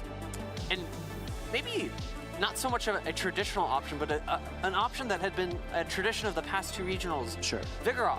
Yeah. Not really having as strong of a presence here as it once did. Not monkeying around, Phoebe. Well, we're not monkeying around either. We have players ready on the stage. Two names that you're probably very familiar with. This is Out of Pocket on the left and Uzuku on the right. If you remember, Uzuku actually top cut in Peoria last season with Frostlass. A little bit of a different tech here for him, though. Yeah, a little bit more standard for this season. Frostlass has really stuck around for the entirety of the PvP scene for Pokemon Go, and on the other side of the table, Out of Pocket has done the same for the Championship Series. He's been here, he's stuck around, he's one of the top consistent performers, bringing another Shadow Whiscash. I'm really excited to see how he plays with it here. And not only the Shadow Whiscash, but also Night Slash, Shadow Ball, Annihilate. So the pacing is a little bit faster, the boost potential is there, but you do lack a little bit of Gligar coverage. So that makes sense why he would pair it with the Shadow Whiscash. I saw Out of Pocket write a post actually on X in recent weeks. He said 2024 is going to be my year. He's going to definitely make more of it than he did last year because, I mean, he holds himself to such a high standard, right? Winning a regional early on in the first season, excuse me, the second season, and then not kind of finding that success for a while. So I think Out of Pocket is very eager to make top cut here in Knoxville. Other coverage for that Gligar Dugong going to be one of the premier answers, really not threatened by other charge attack from Gligar. On the other side of the table, Uzuku is going to be running a standard Whiscash and a very standard team as well. Ice Beam, Play Rough onto Azumarill.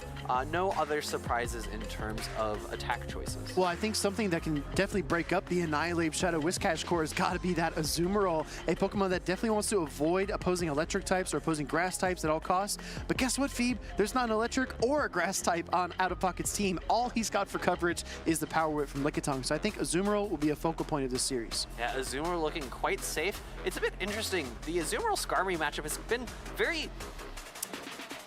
It's been ever-changing in the meta. With the change to Sky Attack as well as the change to Steel Wing, it's really, I think, actually increased Skarmory's play in that matchup. Here we go into game number one. It's Dugong into Whiscash. It's going to be a positive lead for Out of Pocket, but Uzuku has some play, can go for a neutral Mud Bomb or a potential Scald Beaver. I say positive, I think you're right, but I don't think it's very clear cut, right? This matchup could go either way. Whiscash going to outpace just a little bit more quickly to the Mud Bomb here, and I really appreciate Uzuku throwing this before the potential Icy Wind debuff. Great timing by Out of Pocket to go for one Ice Shard for 3 turns, allowing one Mud Shot. He's going to go, excuse me, 2 Mud Shots. He's going to go ahead and throw the Icy Wind here. And I was talking about it before. Dugong is going to be the premier ice type to be able to handle Skarmory because that water subtyping neutralizes that steel type damage. Going for another debuff here, this makes a lot of sense. I expect to see a potential swap into Lickitung afterwards because it'll be so safe, but actually staying in after the attack drop to get a little bit more energy. Well, yeah, you want at least one Ice Shard there on the Dugong because it kind of closes the gap on those turn intervals. Instead of 15 turns, right, you're only at 12. It allows you to be a lot more up to pace with some of these meta choices. Now, this Lickitung just got Icy Wind debuffed. I know Lick is double resisted, V, but what does a debuff do to the Lickitung in this matchup? I mean, it just makes Body Slam weaker, right? Yeah, Body Slam is going to be a little bit less impactful. I think it's going to really just shore up how much energy Out of Pocket can farm up at the end. But because the switch clocks aren't aligned, as we were talking about before, and I think it's going to be really impactful here, Uzuku can switch out, can get that Skarmory in to really wall off that Body Slam damage. Decision point here for Out of Pocket. Does he go for the Power Whip and the Lick down, or does he go for a Body Slam and an Overcharge? But he doesn't get either of those options because out comes Uzuku's Skarmory. He's cooking here, trying to get some energy on his Steel and Flying type. Yeah, I really like this play from Uzuku, recognizing this Lickitung. It's got a lot of energy. I need to make sure that it's not as impactful. Switching out, making sure that it's not going to be neutral, instead resisted by the Steel typing. Skarmory, because it had the opportunity to build up so much energy, is actually able to reach the Sky Attack. I really like the No Shield here by Out of Pocket. That's definitely not going to be a Brave Bird this early on in the engagement, so the No Shield of the Sky Attack will pay dividends for him here. Gonna go for a Scald. This will deal a ton of damage to Skarmory. This is a Shadow Whiscash. Uzuku lets it through, and we see no attack drop either. And we saw Uzuku looking up, probably doing some mental math there. How much damage do I think this will do? I don't think any of us really have seen all that many Shadow Scalds into Skarmory, especially from a Whiscash. Big Mud Shot down potential here. Brave Bird opens a window for Out of Pocket. Whiscash is hungry, but he's got to throw a Mud Bomb to get the knockout before another charge attack is ready from Uzuku. Great awareness by Uzuku to kind of put Pocket in that uncomfortable position. a lot of energy still, even though that Mud Bomb was thrown, a charge attack tie, and it looks like Uzuku is going to win that exchange, which means Out of Pocket is forced to shield in order to get his own Mud Bomb off. This is surprising, right? Because a lot of Shadow Pokemon have a higher attack stat, generally speaking, so seeing Out of Pocket lose the charge attack priority to a regular Whiscash, I did not expect that. Instant swap! When you switch, I switch, we switch. Like a tongue mirror match on the field, but the difference maker here is Uzuku still has Protect Shields. And a little bit of energy advantage as well. First actually Power Whip going through. I thought that was going to be a Body Slam. That's going to put Out of Pocket even further behind on energy. The question I think becomes is Uzuku probably does not know exactly how much energy Out of Pocket has. Will he throw this next Body Slam before one is reached by Pocket? Oh my goodness. My gosh. Wow, Uzuku's awareness off the charts here. He's not going to let Out of Pocket wriggle off one more Body Slam. He's going to get the knockout with his own Lickitung. In comes the Dugong. Remember, one Ice Shard earlier banked up. Can he outpace the Power Whip? Does that pay dividends? It's going to be really close. No, he can't get there. Uzuku Power Whip coming through. Uzuku looking absolutely cool up on stage, landing this super effective Power Whip. You'll be okay, Speedy. I know that one hurt you a little bit. And going into the Whiscash, this is a Shadow Whiscash, needs to actually get the farm down and a Body Slam landing. Great patience from Out of Pocket, recognizing the win condition he needed to reach, but Uzuku just a little too ahead of the game. Look at the HP. I need a magnifying glass. Look at that Lickitung there for Uzuku, just barely hanging on. You're exactly right. I think if Shadow Whiscash gets the full mud shot down, Pocket still had a chance in that game in the very final moments. But I can't speak enough about how high of a level Uzuku played that matchup, right? The awareness, late game awareness of Lick energy is just one of the hardest things to master, and Uzuku was in full control. He was oozing confidence. Okay, you got me back there. You got me back there. But the issue with the oozing, he doesn't have any steel types on his team. Hey, don't need them. Or not steel, sorry, poison. Absolutely wrong type that I was going for. No poison types, but no poison types needed. Out of Pocket definitely running a very neutral team there. The Dugong, as well as his Shadow Whiscash and the Lickitung in game number 1. Do you think he sticks to that formula, or do you think he needs to switch things up? Because that was a tough loss to swallow. I honestly think both players stick with the formula of playing safe, but maybe making slight alignment changes here. We see the Mud Bomb coming through, a simultaneous swap by both trainers, a Power Whip opted for Out of Pocket. Uzuku shielding that up, able to get to back-to-back Body Slams in order to knock out Out of Pocket's Lickitung. We're going to jump here into game number 2 as these trainers do have their leads on the field. We've got Dugong again, same line for Out of Pocket, this time met by Charge Bug, and out comes Skarmory. You can tell Uzuku maybe a little uncertain about the switch in. Can you talk about why? Yeah, I think it's likely because he might have thought, oh, I should have thrown a charge attack before switching so that I could really shore up this kind of neutral matchup. Out of Pocket has the ability to potentially shield up a Brave Bird later on and win switch advantage here, even though these Body Slams are resisted. Because of the pacing to Body Slam, and because Sky Attack does not knock out or even threaten a farm down, it's a bit of a less it's a bit of a more neutral matchup than you might think. Incredible mechanics by Out of Pocket. Half-turn lick, one-turn lick, which is a half second. He's getting every single bit of damage he possibly can, and energy as well. Gonna look for another charge attack, but the Skarmory raining down the Sky Attack, like you pointed out, Phoebe, going for the Protect Shield here. Out of Pocket's licks are adding up, and Lickitung might just be able to work its way through this Steel type. And we saw Lickitung actually go for an extra lick there, as opposed to going for a charge attack tie. Uzuku now giving up switch advantage here, saying, actually, wait, no, not enough to knock out, but it's going to get the lick down.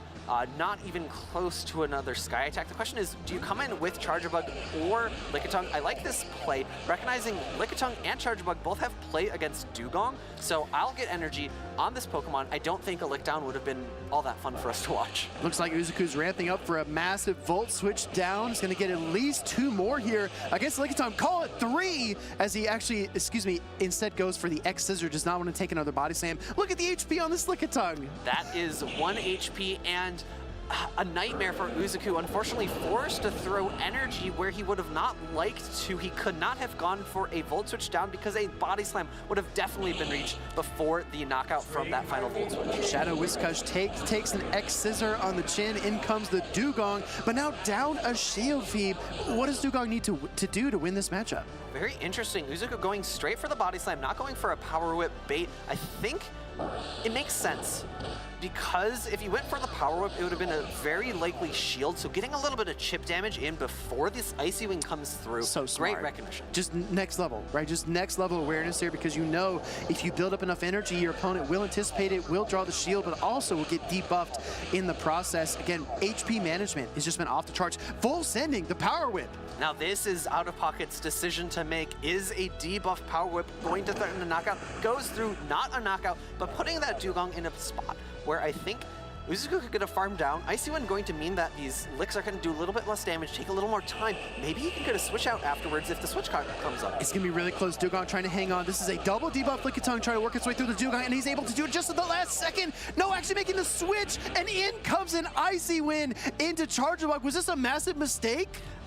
I think a shield needed to come up here. The Lickitung is so low on health, it's going to be able to reach a charge attack against this Whiscash, but the mud shots are going to come through. Knockout before an X-Scissors reach. Wow, Whiscash gets the full mud shot down. Out comes Lickitung. He's got enough energy for a body slam and a half. Gonna look for the body slam here. We did see Out of Pocket. No Protect Shield of Power Whip. He's staring into his eyes. He says, what move is this? Is it the body slam, the Power Whip? He calls it, and Out of Pocket stays in this matchup. Gonna look for a full mud shot down, but he can't. I don't think he can do it. It's gonna be really close. The mud shot down versus the lick down. No! The lick down comes through, and Uzuku shakes his fist as he's able to knock Out of Pocket into the losers and make his way into day 2. 1 HP and a dream come true. Uzuku can't believe it that he was able to win that matchup against the Shadow Whiscash. Sometimes you lean on that Shadow factor. You think maybe it's enough. Maybe I can close this out. Out of Pocket just kind of slipped through his fingers there. I want to go back to that moment. Immediate body slam into the Dugong. Extremely forward thinking. Yes, so clever. My goodness, I'm speechless. We both are a little bit. It's true. It's those plays, those unconventional plays that set these players apart from each other. You think, how can I make my way into day 2? How can I perform that well? It's making the next step decisions like that, not saying, I don't need Power Whip to really threaten here. I think a couple of body slams plus lick will deal enough damage. I need to get a body slam off before I get debuffed. And so smart. I mean, Out of Pocket has also been a pioneer in his own ways. I remember Grand Finals in Peoria, he was able to manipulate the switch timer in ways that we had not really seen, being very relaxed with his switch outs, allowing things to get displaced and still coming out on top through superior energy and HP management. But this time, I mean, Out of Pocket looked like things got out of hand so fast, right? He was like not sure how to respond. Uzuku was just incredible. And here we go back into the highlights of game number 1. Whiscash able to land that Scald into Skarmory. Uzuku, believe, ended up no shielding this, recognizing it's not going to be enough to knock out. Skarmory absorbs that Shadow Scald. Might be enough for Gligar, but it's not enough for the Skarmory there as he looks for another charge attack. Coming in here with the Mud Bomb, losing that charge attack priority tie was so tough for Out of Pocket, but now the switch in, the Simul Swap into the Lickitungs. And being down on energy, going for the Power Whip, maybe a bit of a unusual mistake from Out of Pocket. He's such a consistent trainer. I think provided a little bit more leeway for Izuku to overfarm, come out with a couple of body slams, bring another charge attack into this Dugong and actually outpace to this Power Whip. Yeah, that was incredible. Even the extra Ice Shard that Out of Pocket threw early on in the matchup, trying to close the gap here, Uzuku found just one turn of leeway, and that's all he needed. Lickitung barely hanging on, but it throws its weight into that Shadow Whiscash to get the knockout in game number 1. And then transitioning into game number 2, Uzuku giving up switch advantage, recognizing I have 2 Pokemon in the back that are going to be really good into Dugong, and if I'm able to manipulate them and remove those debuffs, I'm still going to be in a solid spot. Exactly right. Icy Wind connecting into the Lickitung. We know this is a bulky, normal type Pokemon. Some might call it the bulkiest in the Open Great League, looking for the big lick down, and this is just so instrumental because right here at the final moment, I thought this game had been flipped. In comes the Charjabug, out comes the Icy Wind. Did Uzuku make a mistake? No. Yeah, I think maybe a little more comfortable if he goes for the complete lick down. However, getting some energy onto that Charjabug, allowing him to put even more damage onto this Whiscash.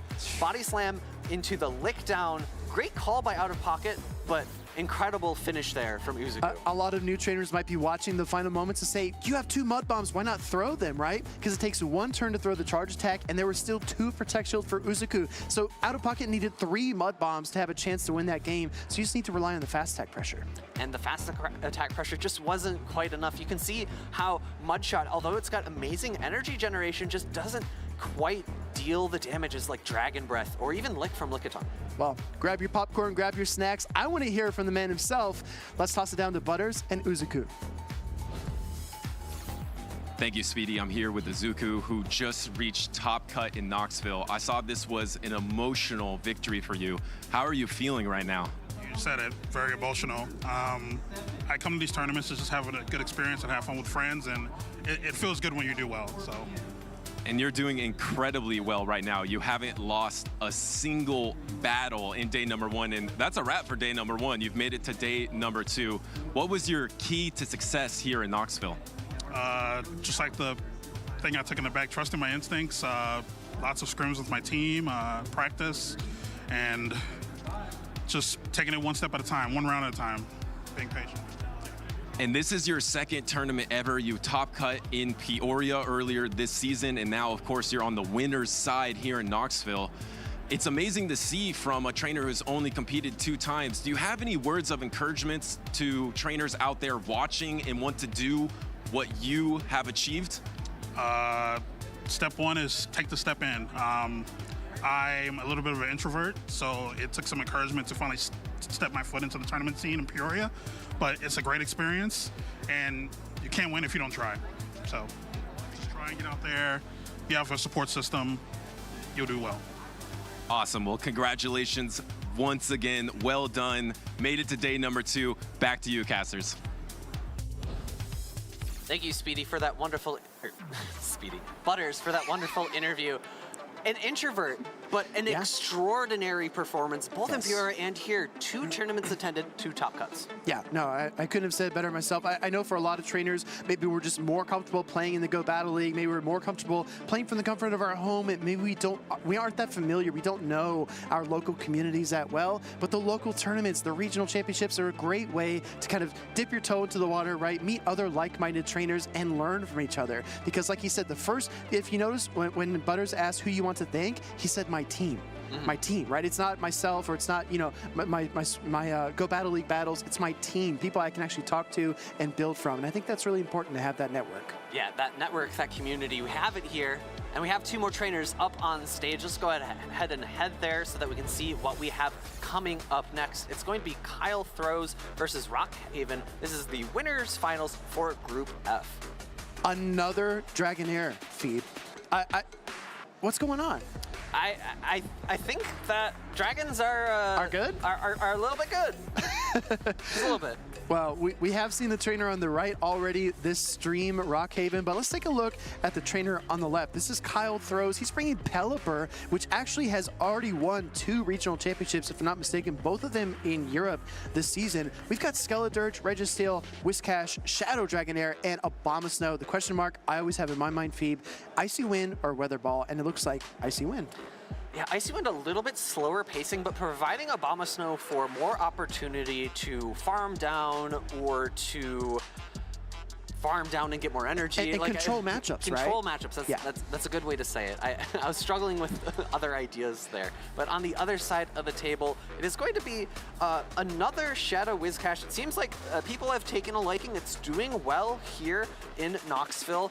Umbreon, I love to see that. Skarmory, Annihilate, Lickitung, and Shadow Gligar. So a few common picks, but a few special picks as well there on that team of 6. I absolutely agree. I've seen the double flying type Pokemon on the team as well. It's not a huge surprise. We've seen a lot of double, even triple flying teams because it's such a powerful typing in the current meta. But I'm really interested to see how Kyle Throws approaches this matchup because you have core breakers, right? Abomasnow, Pelipper. These are Pokemon that are very common in the Go Battle League because of their ability to beat multiple different types. Can it translate to the matchup here? Let's find out. Game number 1, Abomasnow lead into Lickitung. And this matchup used to be very Lickitung favored. However, with the addition to Icy Wind to Abomasnow's move pool, it's a little bit better for the Abomasnow, able to lower the amount of damage that the body slams and the licks do over time, allowing it to win the war of attrition. And this is so good for Kyle Throws, right? Getting the Icy Wind on the charge attack priority tie against the Lickitung. I think Rockhaven will probably note that, probably throw that body slam a little bit earlier next time if he's able to. But again, like you said, slowing down the pressure, slowing down the damage, body slam not that impactful. Abomasnow gearing up for another Icy Wind. No switch outs yet, even though we've got dual water types in the back. I think you really have no fear if you're Kyle Throws because there's no Charge Bug, no Lantern on the other side. Also, the water types do different things. One of them beats the grasses, one of them beats the electrics. So it's a really interesting core that I've seen frequently in the Go Battle League. A double water pair that cover each other's weaknesses. Abomasnow gearing up for another Icy Wind. This will be number 3 if he gets there, and it does. Abomasnow trying to control switch advantage, and like you said, Fee, because you have 2 unique water-type Pokemon with unique roles, maybe controlling switch advantage is key here. In comes the Whiscash and an immediate counter swap into Kyle Throw's own Whiscash. It would have been a really nasty mud shot down, so in that sense, I like the play from Kyle Throws. However, it's going to put him in a position where he's getting his worst Pokemon on the field of play against this Whiscash. Yeah, this is what we call insult to injury, right? When you shield up a charge attack that debuffs your Pokemon, this is such a tough position to be in. But Kyle Throws fires back the Skull, trying to get the debuff on the other side, doesn't get it. And then it's a little bit tough because now your Whiscash is slowed down, debuffed, and you already sunk a Protect Shield into it. It's a little bit tough to be on that other side of that coin.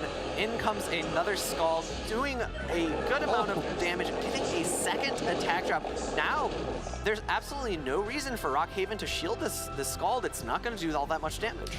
Yeah, double debuff means that this does a fraction of the damage, but he finally gets an attack fall of his own. Kyle Throws in a position where he can choose to no shield here and try to farm down, but it's going to be really tough because Shadow Whiscash has so much HP. The one benefit that Kyle Throws has is that he does have the Abomasnow saved in the back. So if a Scald debuff lands onto this Pelipper, he does have the option to switch out and reset that. It's so ironic to me to see the 2-turn wing attack from Pelipper versus the 2-turn Steel Wing. We are so used to seeing the 3-turn Air Slash from Skarmory, but now these Pokemon are both moving at the same pace. I think it's also a huge benefit that Skarmory didn't align to Abomasnow here.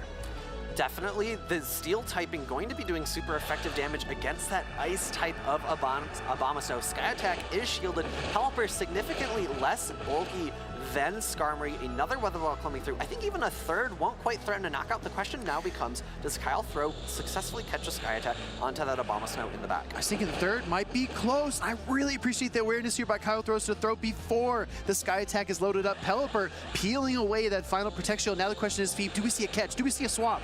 Nope. Oh, waits a turn! No catch, no swap, waiting a turn, making sure that this charge attack does land on the intended target. It is going to be that Brave Bird, lowering the defense of the Skarmory, but super effective Steel Wing coming through, knocking out that Abomasnow. Wow, Skarmory dishes so much damage to the Pelipper and cleans up in the end for Rockhaven. If you're Kyle Throws, right, you brought Abomasnow with a Whiscash and a Pelipper in game number 1, but Skarmory was such an issue, right? It's too bulky to be KO'd by a single Scald. You have to throw 3 Weather Balls into it. Abomasnow struggles. If you're Kyle Throws, doesn't that mean that you're kind of forced into bringing either Skeledirge or Registeel in game 2? It does, but the other... Strategy Umbreon. One word. I agree. 100% agree. Maybe game 2. One more thing. I disagree with you, though. I think... Although it would have been a really nasty mud shot down, getting better alignment into the end game there, the Pelipper into the Whiscash would have been really, really impactful. We see shields coming up. Second Weather Ball goes shielded. Brave Bird able to come through. Great patience from Rockhaven, waiting a turn, waiting to see that attack animation happen so he knows that Kyle Throws cannot catch this Brave Bird.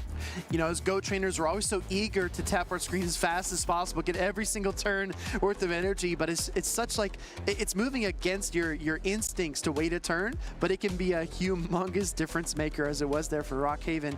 Heading into game number 2, one of our trainers is just taking an extra moment to lock in, and we see a little bit of a lucky charm on the stage as well. Gotta have those Pokeballs to catch those Pokemon and add them to your team. I also want to focus back on that WizCash matchup. Because of the switch out, not only was alignment an issue, you were also behind on energy. And that energy meant that the Skull debuffs came in first for Rockhaven, which really put Kyle Throws behind. Oh yeah. Even though he won that lead matchup. No, you're exactly. Even one mud shot, right? One mud shot can make a tremendous difference in the mirror matchup. And it didn't help matters that Rockhaven got 2 out of 2 of the first 2 Skull debuffs, and Kyle Throws missed on the first try, but eventually got it, I believe, on the second or third. I mean, it's going to be a really tough matchup. Kyle Throws needs to win 2 straight to stay, or excuse me, to progress into day 2. And you were talking about Registeel. It's so hard to bring Registeel. If we look at the 3 top Pokemon on Rockhaven's team, it's Gligar, Annihilate, Shadow Whiscash. True. Really tough. Into game number 2, it's going to be a mirror match, but one of them is a little more angry than the other. Shadow Whiscash on the right side of your screen. Gonna look for the Scald here. Another Shadow losing charge attack priority? What? This is a bit surprising, but Shield coming up from Rockhaven going to prevent that damage, but the debuff still can apply, and 0 for 2 on the first Scalds thrown by Kyle Throws, getting that debuff. It's not quite Precipice Blaze, but when these attacks don't have their intended effect, it can be so tough. Rockhaven continues to build momentum here with a Scald debuff of his own. Gonna go for the Scald and a switch into the Umbreon. That's a bit of an interesting play from Rockhaven, given he had the advantage of Scald debuffs. Now, Kyle Throws getting another missed Scald debuff, switching in, interestingly enough, the Skeledirge, a Ghost type into a Duck type. Skeledirge coming in here with Disarming Voice, something that can deal super effective damage to Umbreon, but doesn't carry the same type attack bonus. Foul Play, however, does, and this comes through from Rockhaven into that Ghost type from Skeledirge, taking a huge amount of its HP. Throwing immediately the Disarming Voice, I don't think this is a hard-hitting, super effective move, but I don't think it's going to be enough to knock out the Umbreon. As we said, the strategy is Umbreon. It's Skeledirge Gaming versus Umbreon, and I think you're a little bit torn, right, Phoebe? These are 2 of your favorite Pokemon to watch, but Umbreon going to get the better here. Just Umbreon, able to pick up that knockout. Skeledirge off the field of play. Kyle Throws has an option. Neither of them are going to be great. Neither of them can really successfully farm down this Umbreon before it reaches another foul play. And it's going to do a little bit of chip damage here.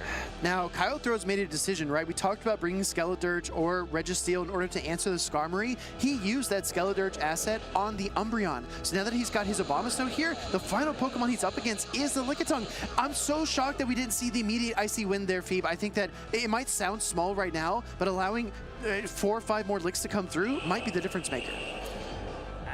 I think the hard thing is you're waiting for your brain to actually catch up, and we actually see an interesting switch into the Whiscash. He tried to catch Body Slam. Oh, but unfortunately, he caught a Power Whip that's double super effective coming through. It would have been a lot of damage. There was the single debuff, which meant that it would have been able to be able to tank that move. In comes another Scald. Will we see another lack of debuff coming from Kyle Throws' Scald? Scald could be a game changer, but Kyle Throws has not been lucky so far.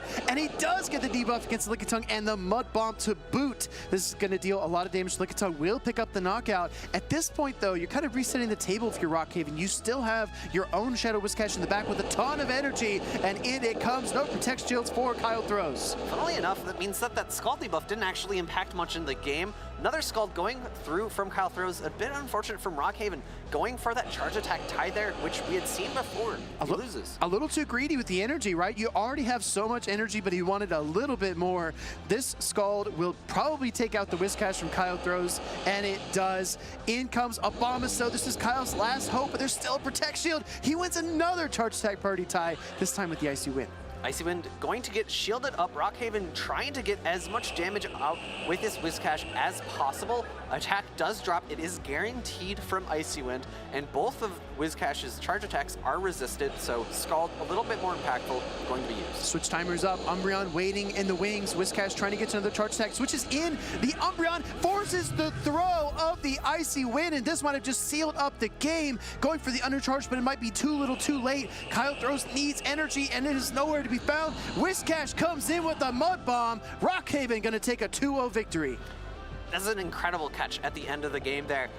very pivotal to make sure that the energy did not go into the Whiscash, that Umbreon was energy dry. Yes. Just Umbreon, not enough to take the end of that game, and it's going to be Rockhaven 2-0 over Kyle Throws, making it into day number 2. Well, true to his word, the strategy was Umbreon. Not only in the safe switch versus the Skeledirge, but also at the end of the game, because in the final moments when all of Kyle Throws' attention is on this Whiscash Abomasnow matchup, his opponent Rockhaven says, oh yeah, Umbreon. And then Kyle Throws doesn't know where the energy's at. He doesn't know if a foul play's incoming. So he's kind of forced into a position where if you don't have that high level awareness, like Yuzuku demonstrated against Out of Pocket, you don't know where the energy's at. And you can get kind of tied up there in the very end. And it's a bit tricky because there were multiple times where Rockhaven had decided to save energy, to save a Pokemon, switch out. He had 3 Pokemon nearly to the end of the game there. And keeping track of energy on 2 Pokemon is difficult, but keeping track of energy on 3 Pokemon, nearly impossible. Yeah, it's like a juggling act, as I like to say, right? When you see a Pokemon on the field, it has a certain amount of energy, it leaves the field, so you have to kind of compartmentalize that, put it in the back of your mind, and say whenever that Pokemon comes back out, it's 1 snarl from the foul play. It's got 0 energy. You have to remember that late in the game when you're already focused on the win conditions as well. I mean, Pokemon goes really fast, and it's a lot to manage mentally. Or if you're one of our top trainers, Bopper, you can make notes on a piece of paper. Yeah, while playing, just write with your other hand. I don't know, superhuman. Well, let's go ahead and take a look at those highlights from that match. Go ahead and see Kyle Throws in game number 1, throwing Weather Ball after Weather Ball into the Skarmory, going to not be doing enough damage to get the knockout, and Brave Bird, after waiting 1 turn, Rockhaven able to make sure that lands into the Pelipper. Now, we did see Rockhaven win an earlier series with 3 Pokemon remaining, but what we haven't seen yet was this 1-turn wait. So again, the skill ceiling here for Rockhaven continues to rise as we see more and more tactics deployed, more and more strategies at play. And the Scald here, the debuffs were also, let's not mince words, right? The debuffs were definitely in Rockhaven's favor, but I think that he also played kind of like a control format where he was able to just control the pacing of the game, and it wouldn't have made that big of an impact. Like you said, there's an Icy Wind debuff that didn't even matter that Kyle Throws got. Scald debuff. Oh, excuse me, Scald debuff. But yeah, you're getting confused because an Icy Wind debuff is coming in I say right now. Icy. You see Icy? I see Icy, I say Icy. Lickitung looking for a charge attack here against the Whiscash, full sending the Power Whip. Kyle unable to catch the Body Slam in a pivotal moment. Here's the Scald debuff in game number 2.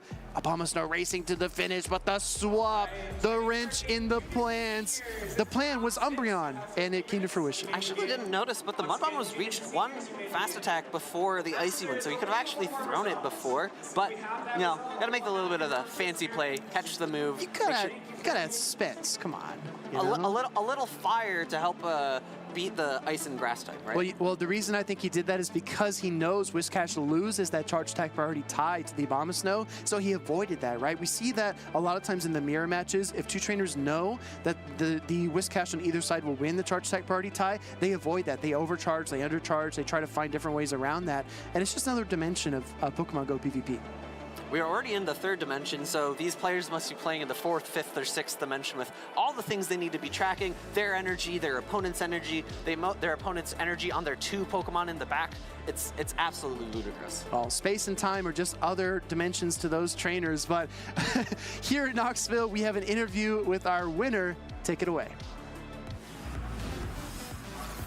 All right, thank you, Phoebe and Speedy. I am here with Rockhaven. Congratulations on your day 2 ticket, essentially, and going through the winner's side as well. How are you feeling right now? I'm feeling pretty good. Well, I didn't perform that well back in Charlotte, so I was so glad that I made to the top cut this time. Yeah, and this is your 3rd tournament, if I'm not mistaken. You had 5th place in Peoria, so a fantastic run already in your 1st ever tournament, and then 3rd tournament already doing great stuff. I believe, if I'm not mistaken, you are the first person in the entire world to top cut with a card bank on your team.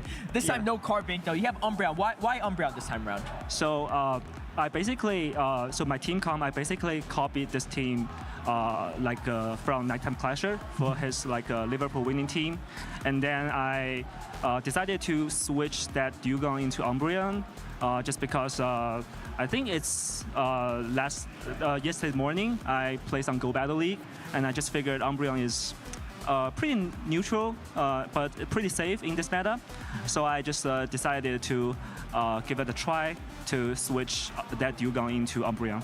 Well, I'm so glad it works. Yeah, we saw a few Umbreon throughout the day, but I feel like your Umbreon and your plays with it was actually the only one that really made success with it too. So really cool to see kind of an old stable Pokemon make it in this meta as well. One other question I was going to ask about your team composition is, you're running the Shadow Whiscash versus the non-Shadow. What's the particular reason for the Shadow Whiscash? Because Shadow Whiscash can beat Azu, because my team is so weak to Azu. Yeah. So I do have another like high attack Whiscash, like normal Whiscash that I'm consider using, but since I switched that Dugong into Umbreon, I think Shadow Whiscash is a must for my team. Yeah, definitely. And, you know, we saw Shadow Whiscash not even just handle a Azumarill, but it even beat a Bombstone in that last game, too. So definitely putting some work there. So undefeated run in day number 1. Fantastic work. Tell us a little about your prep for these tournaments, too, right? Because third tournament ever, top cut twice already, and now on the winner side, you have very high consistency here. Well, so I play a lot on Go Battle League. I think play Go Battle League not only like get my train my skills, but also it allows me to kind of know like what the current meta is. Like Umbreon is just an example where I just figure it is super safe in the Go Battle League. So I just decided to bring to my regional teams. That's awesome. Any shout-outs you'd like to give? Any people you'd like to thank for getting you this far? We'll see plenty of you tomorrow as well, too. I just want to shout out to a lot of other trainers who helped me get some practice, and they've been encouraging me. They've been like do some scrimmage with me, and I also want to thanks for my girlfriend. She's been supporting me all the way. So yeah, really appreciate it. That's awesome. Great to hear you have a great support system there and getting you to day number 2. I'm sure they'll all be cheering for you at home. So get some rest today. You're already done and undefeated run. So we'll see you on the winner side tomorrow. And we got some more battles for you also. Let's kick it back to the casters. Know your strengths, but also know your weaknesses, right? He knows his team is weak to Azumarill. He predicts his opponents will likely bring it, so you want to build in some strategies to beat it, and Shadow Whiscash is part of that answer. But speaking of weaknesses and holes in the meta, I mean, Dark types might have a place. Yeah, I wanted to really focus in on one of the more neutral matchups, surprisingly, that we see in the meta, and that's going to be Cresselia, which is let's look at these teams on the screen and we'll get back to it. We'll circle back. So this is going to be Magic Mason on the left side of your screen, and this is, we've seen the team before. We've focused in on Dugong, the double ice, fast attack, and charge attack there, able to debuff and win any long-term games of attrition, kind of similar to Abomasnow in that last set. We've seen Dugong kind of pop up here and there. I do remember NAIC last season with Wadaj and MountainDugong really pioneering that Pokemon. But fun fact, the first 7 regional champions all had an ice type on their team this season, but none of them were Dugong until we saw double Dugong finals in Liverpool. On the opposing side, we've got Blob NA, a trainer that has actually competed at Toronto this season and Fort Wayne last season. Blob NA bringing the Talonflame, which is definitely the Pokemon that sticks out the most to me. Also, there's a little bit of a Cresselia moveset question here as well. Yeah, getting back to it, it's going to be running Psycho Cut, Grass Knot, and Future Sight, and that moveset is going to be walled. It's been the probably predominant moveset of this Pokemon Championship Series season, and something like Umbreon or even Guzzlord completely walls off that moveset, and it provides an additional advantage for those dark types in a matchup that sometimes is a little bit more neutral because of Cresselia's access to Moonblast. Well, Magic Mason does not have access to the Guzzlord, so he's going to have to find a different way around that Psychic type Pokemon. Heading into game number 1, double Whiscash on the field. Let's see which one wins charge attack priority.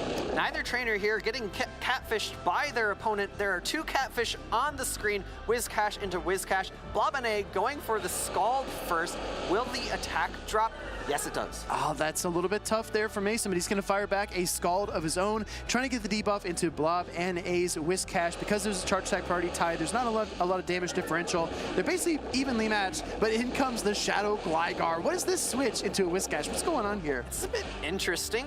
Going to take super effective damage from these Scalds and potentially get debuffed here. Really, I think calling out that there's no Altaria on Blob NA's side. In comes Cresselia, going to be in a spot where it's not going to be able to face off against the Whiscash later, which is a bit difficult for Blob NA. Yeah. However, if he's able to win this matchup and come out with energy stored, it could potentially land a one-hit KO later on in this match. We saw earlier in the tournament, a trainer kind of fumbled this Cresselia versus Shadow Gligar matchup against Magic Mason. Even though he double shielded the Grass Knot baits, we see a great shield call there by Mason against the future sight as Shadow Gligar looks to impose its power. Gonna deal a neutral dig here to the Cresselia. This might be close to knocking out, but not quite.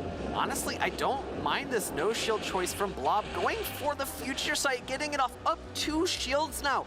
This is going to do a lot of neutral damage to the Gligar. I think... Do you switch?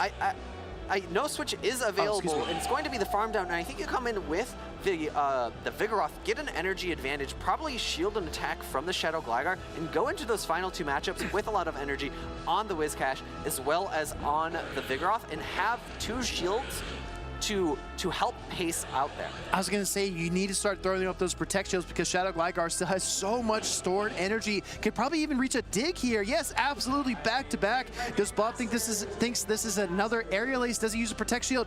Charge attack coming through. It's gonna go unshielded, and that's really tough because that Vigoroth needs its HP. In comes Whiscash. Whiscash is going to have to take this Body Slam full strength. Not going to be enough to knock out. It is not a Shadow Whiscash. Body Slam, a good, solid, neutral hitting move, but actually switching into his own Whiscash. Blob NA saying, I want to save this Vigoroth for later. And Magic Mason saying, yes, please bring out the Whiscash because I have a Charjabug in the back. I really want to see this water and ground type Pokemon on the field. And I really want to KO it. And he's got both of his wishes there. In comes the Vigoroth. Big counter down as Vigoroth smacks the Whiscash off the field. Magic Mason has one play still, and it's going to be catching a charge attack later on. In comes the Body Slam. This is going to do a good neutral damage, but not the super effective damage from Rock Slide. Can you, that's my question, can you Rock Slide and Body Slam? Is that the winning combination, or do you have to double Rock Slide here? Honestly, it's Rock Slide coming through. Double Rock Slide would have not been able to be reached because we're just reaching this Rock Slide as a Volt Switch would have been able to knock out. Rock Slide going to be enough to knock out. The question is, health, wing attack versus counter. What? It's a simultaneous knockout. A tie here in game number 1. Magic Mason versus Blob and a Vigoroth. Shadow Gligar go toe-to-toe, and they both get knocked out at the same exact moment. That means we're heading into a fresh game number 1. That was a heck of a warm-up feed. And unfortunately for Blob and a shields remaining on the field don't help you win a simultaneous knockout in the end. It's true. So it's going to have to reset, go into game number 1 again, not even game number 2. It's going to be a best of 4. I really, honestly, I sincerely thought the Vigoroth was going to go bananas there in the end. I was expecting Body Slam into Whiscash, counter down, Rock Slide into the Charjabug, get the KO. I was expecting Vigoroth to run away with that, but Magic Mason, you know what? If you can't win, at least don't lose. And he took that to heart. It's very hard to do. It was so close. Really great timing by Blob NA through after 3 counters to prevent that second Volt Switch damage from applying. It would honestly have been interesting if that Charjabug was running Spark instead. An additional damage would have come through from that 3rd Spark and maybe would have secured Magic Mason the victory there in the endgame, but you lose a lot for taking Spark instead of Volt Switch. Heading into game number 1, we've got a solid lead for Blob NA. He's going to lead his counter user Vigoroth into the Dugong, instant swap into the Shadow Gligar, met by Cresselia. Again, harkening back to the earlier set, we've seen Magic Mason double shield the Grass Knots. He knows that landing the dig is the key in this matchup. The second time Magic Mason has safe swapped this Shadow Gligar in this specific match. No shielding the Aerial Ace, great from Blob NA. I think Mason has really shown a lot of pressure from throwing a dig and able to throw Aerial Aces after that and able to outpace most of the top meta Pokemon. Future Sight is incredible in terms of the amount of damage that it does, but Psycho Cut just feels like paper cuts because that Gligar is not taking hardly any damage from the fast attacks. Gonna go for an Aerial Ace bait. Blob doesn't take the bait though. He's gonna let that charge attack through. Gonna look for a Grass Knot here immediately to fire back. Going for the shield, Magic Mason fighting for switch advantage here. I think we saw in the last game number 1, in the first game number 1, that he used 2 shields to win switch advantage. Going for this aerial ace before, I like this play a lot for Magic Mason because it will force Blobane to have to use both shields. No charge attack tie, 2 aerial aces loaded. Blobane recognizing this, no shielding so that he can preserve both of his shields. Down a shield, but up in terms of bulk and HP. It looks like Magic Mason is in control of this matchup. Gonna see the Vigoroth here. I would be shocked to not see a shield. We do get the first shield from Blobane because he took the dig in game number 1, and that's what kind of lost him that engagement. He shields it up here. Going to be able to get the full counter down, coming out with slightly more than a body slam. In comes the Skarmory. Rock Slide's going to be neutral damage as opposed to resisted body slams. And this is going to be one of the matchups where Vigoroth actually likes having Rock Slide as opposed to Bulldoze. Oh, absolutely, right? Skarmory, even though it's a steel type, it still is a flying type as well. 1 Protect Shield remaining there for Blobane on the right. Gonna go for another Rock Slide here. At this point, you know that the Dugong was the lead Pokemon for Magic Mason. Do you just kind of offer up the Whiscash here, send it in? It's actually going to be a charge attack tied with a Sky Attack and a bit of a miscue, I think, for Magic Mason, because I think this allows Blob to very comfortably... I was going to say very comfortably no shield because it's not going to knock out and he can switch into the Whiscash afterwards. Instead, opting for the shield, going for what looks like going to be another Rock Slide, knowing I don't need to worry about this charge attack being caught because it's going to be doing super effective damage to a Dugong later. Magic Mason banks the Brave Bird. Blobane, just 1 counter from the Rock Slide if my memory serves me. Gonna go for the Mud Bomb before the Icy Wind damage applies.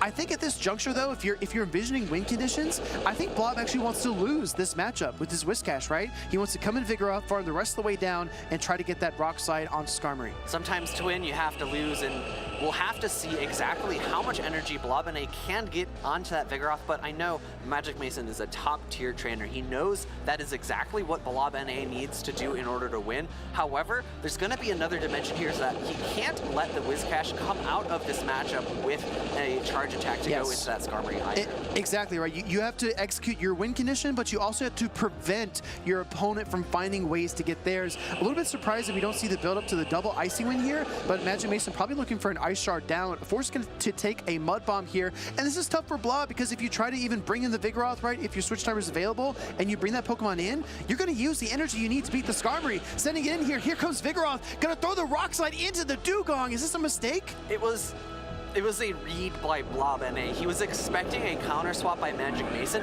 and because Vigoroth wins the charge attack tie there, he would have got a charge attack tie with the Sky Attack. I'm assuming this is a Sky Attack and not a Brave Bird. Enough to knock out. You don't want to lower your defense. The question now is... Oh, can he get there? Can he get... Oh, Whiscash can't quite close the gap. Magic Mason Steel Wings are enough to take down the Whiscash, and I think you're exactly right, Phoebe. I mean, in that moment right there, you're anticipating the Pokemon coming in, so you try to get 1 step ahead of your opponent and send in your own Vigoroth, and he's just a step ahead, and he kind of, went astray. It would have been really difficult for Blobane if that catch that he was expecting to have happen, the Vigoroth switch followed by the counter switch into Skarmory. If that happened, the Dugong would have had a lot of residual health left. I think it might have been within Mud Bomb range, so if the Mud Shot into Mud Bomb combination was still able to happen, maybe a little bit of counterplay there. Let's go ahead into the replay here. And you bring that Pokemon in. Yeah, Mud Bomb is going to connect to the Dugong here, looking for the Rock Slide. Again, the heads-up play, trying to land that charge attack onto the Skarmory, but Magic Mason doesn't take the bait. Rock Slide will KO the Dugong, but all that energy goes down the drain, and Skarmory is here to clean up in game number 1. Whiscash unable to reach the Scald.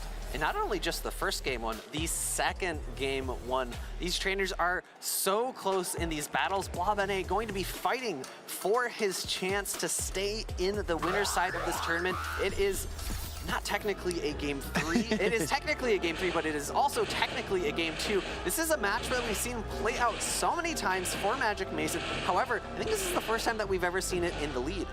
I think it is as well. Future Sight full sending the charge attack. Blob goes right for that same type attack bonus. Future Sight. Gligar takes a huge loss of HP, but it's going to gather up additional energy. You can look for a dig here. Again, the dig has been the key in this matchup, but the question is, does Blob really want to fight for this, or does he want energy on one of his other Pokemon instead?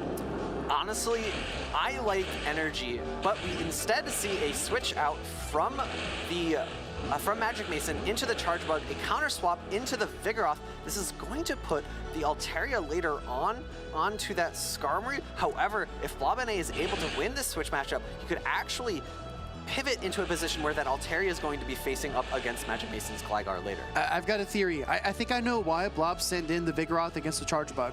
I think it's because he's very concerned about Dugong being in the back. He doesn't want his, Altaria could kind of line up against the Dugong, right, if he makes that mistake. I don't know what these traders are thinking, and I'm obviously not smart enough to get inside their heads. We're going to see the X-Scissor get shielded up here by the Vigoroth as he does deploy his first Protect Shield of the game. Looking for the Rock Slide here. We saw about how much damage it did last time. Not going to be enough to KO at this range, but it would be super effective. The Protect Shield here. What do you think about that feat? It's going to mean that Blobene, I don't think, can win this matchup. It is going to lose switch advantage, but is up a shield, and we see an immediate throw by Magic Mason, not over farming at all.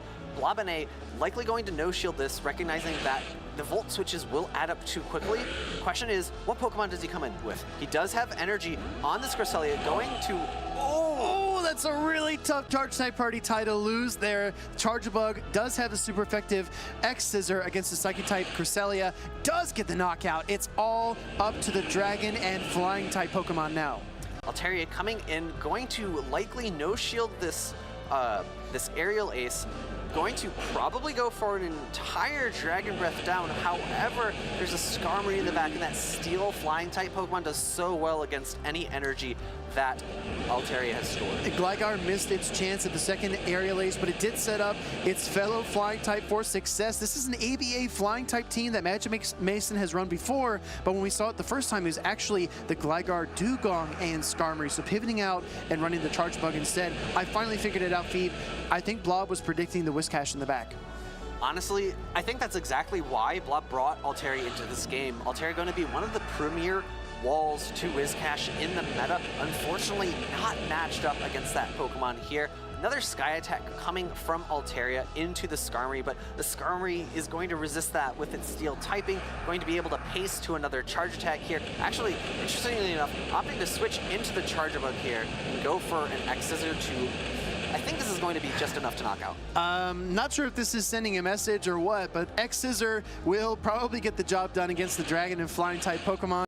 Not, actually it does, and Magic Mason finds a way to win that we probably didn't expect. I actually thought there was a sliver of health left there too, a little bit of deception to our eyes, but Magic Mason able to take that victory there 2-0, or technically 2-0-1 because of that tied game number 1. Has got his ticket into day 2 from Winners Finals Group G. Day 2 of Knoxville Gaming. That's what it is, right? Magic Mason, impressive as always in that series. Blob was able to keep things close, right? Especially, obviously, in the tied matchup, but also in game number 1. I felt like he was definitely in the matchup until the very end, and just a few things kind of went wrong. But it kind of demonstrates as well the experience differential. We talk about skill ceiling, we talk about doing the simple things correctly, mechanically wise, but that experience differential is also huge. Maybe anticipating that Blob would anticipate the switch of the Skarmory. That's why Mason didn't make the switch, and that's what allowed Blob to send in the Vigoroth, throw the Rock Slide into the Dugong, and ultimately lose that game. Well, let me do a bit of a roar of time and take us back into the replay here as we can rewatch what happened in those games. We are in game number 1. They swap into Whiscash. Unfortunately, switch advantage lost by Blob and here, and Mud Bomb coming through, doing a good amount of chip damage here, but Icy Wind after Icy Wind, lowering the attack stat of that Whiscash. Yeah, just kind of wearing it down and slowing it down. Rock Slide obviously enough to get the KO here. I mean, again, this was the switched in situation, expecting the Skarmory to surface, doesn't get his wish, and Blob is just on the back heel because the Steel Wings, resistant or not, are going to be enough to work the rest of the way through that Whiscash. In game number 2, a bit of a tricky spot for Blob NA, switching into the Vigoroth. Honestly, both of his Pokemon in the back, Vigoroth and Altaria, aren't going to be amazing against Skarmory.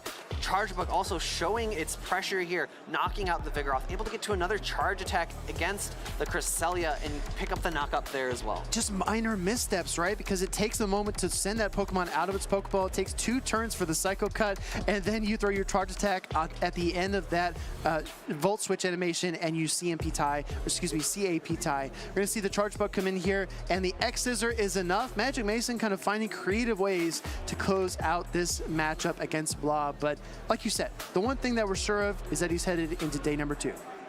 And Blob is not out of this tournament either, going down into the loser's side of the bracket, going to be able to fight his way. Actually, if you lose in winners finals, you don't have to win that many games. You go directly into the losers finals of your group, so you only have to win one more time in order to make it into day number 2, so he's still got a good shot.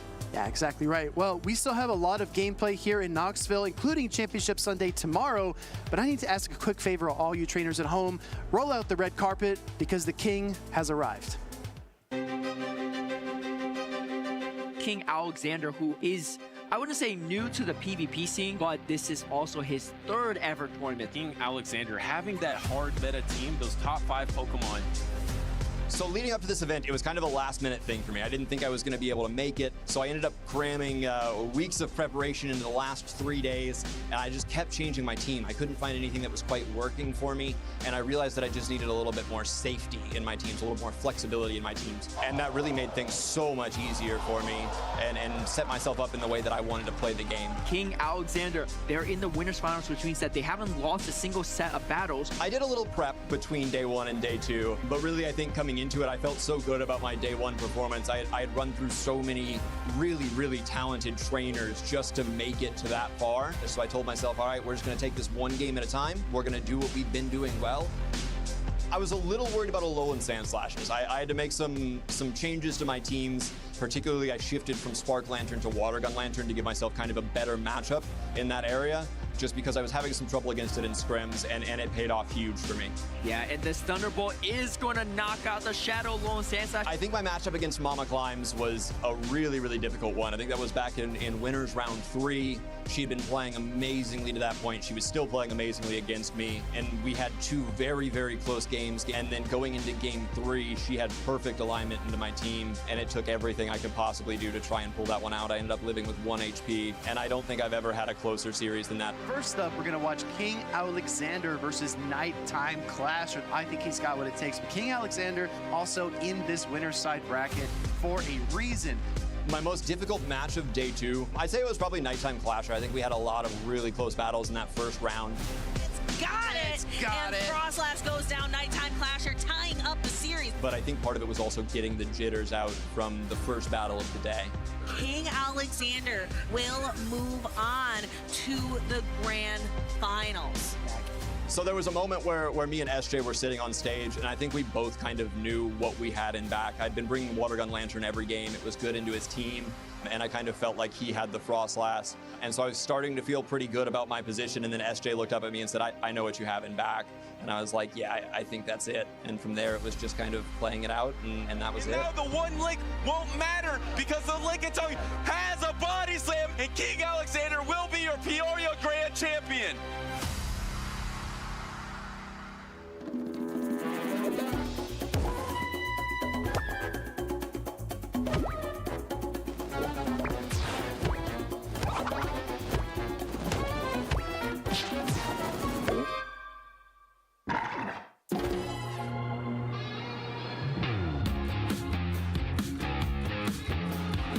I've been to Pokemon my entire life. One of my earliest memories is just playing Ruby with my brother. He had Sapphire on the ODS. I started competing because in GBL, there was like really good rewards for the casual players. So I just kind of kept playing, and here I am. Since I've started competing, I've learned to stay humble. My favorite moment in competitive history is like definitely when I won Hartford. It was like such a struggle for me to finally get there. It meant a lot. With the hurt knee and all, able to play through the pain. Personally, I really look up to Radis the Occasion. Like we played at NIC and we played before, and he's like my captain almost, like on a grassroots team. My goal this season is to just have the most challenge points like in the world. I have a drive to be the best, and that's about as simple as it gets.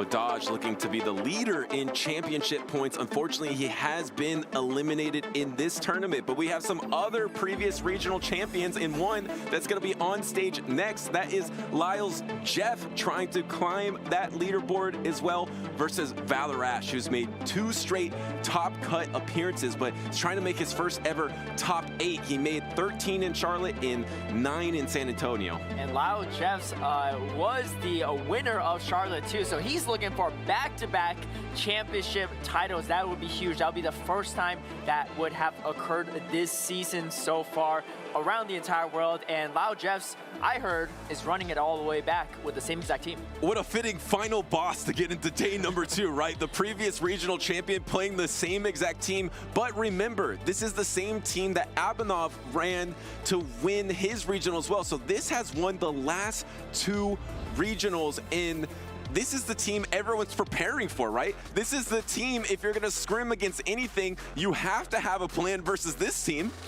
Yeah, I mean, it's interesting. I would have thought that this team would struggle a little bit in this current meta because there's been a huge uptick in Annihilate. I don't think we saw as much Annihilate in Charlotte. It just came out literally a day or 2 before the tournament. But even across the pond at Liverpool, Andres, I believe, got 6th place with this exact team, same team, and there's a lot more Annihilate.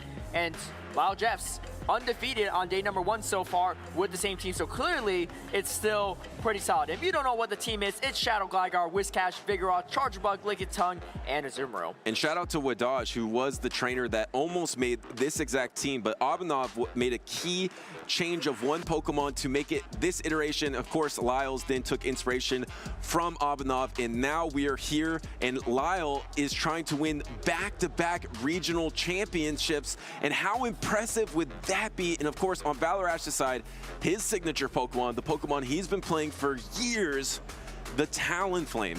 His first official tournament run at NAIC 2022 had Talonflame. Back then, it was a little bit meta, and right now it's also a little bit meta. It's not super meta, but it has some play, and Valor-Ash is loving the Incinerate and the Fly buff. A lot of, you know, signature Pokemon, signature Talonflame for Valor-Ash, signature team for Lyle Jeffs. This is, I feel like, new school versus old school, right? Lyle Jeffs, I mean, he's been in the scene for a little bit, but Valor-Ash has been in the scene from the very beginning, and he is looking for another top cup finish. He is looking for that championship title, but he's got a big boss ahead of him, and it's going to be Lyle Jeffs with the Lickitung into the Azumarill. And Lyle's Jeff said the reason he didn't switch the team is he just has so many reps with this team. Of course, he was the regional champion, but he just has so much experience with it, and he is going to get the win on the lead and then swap in the superior. Do you have something to counter swap? And you do. It is going to be your Vigoroth, but the Vigoroth isn't going to love to take a Frenzy Plant, and it's not going to love to Protect Shield. Instant no Protect Shield because he knows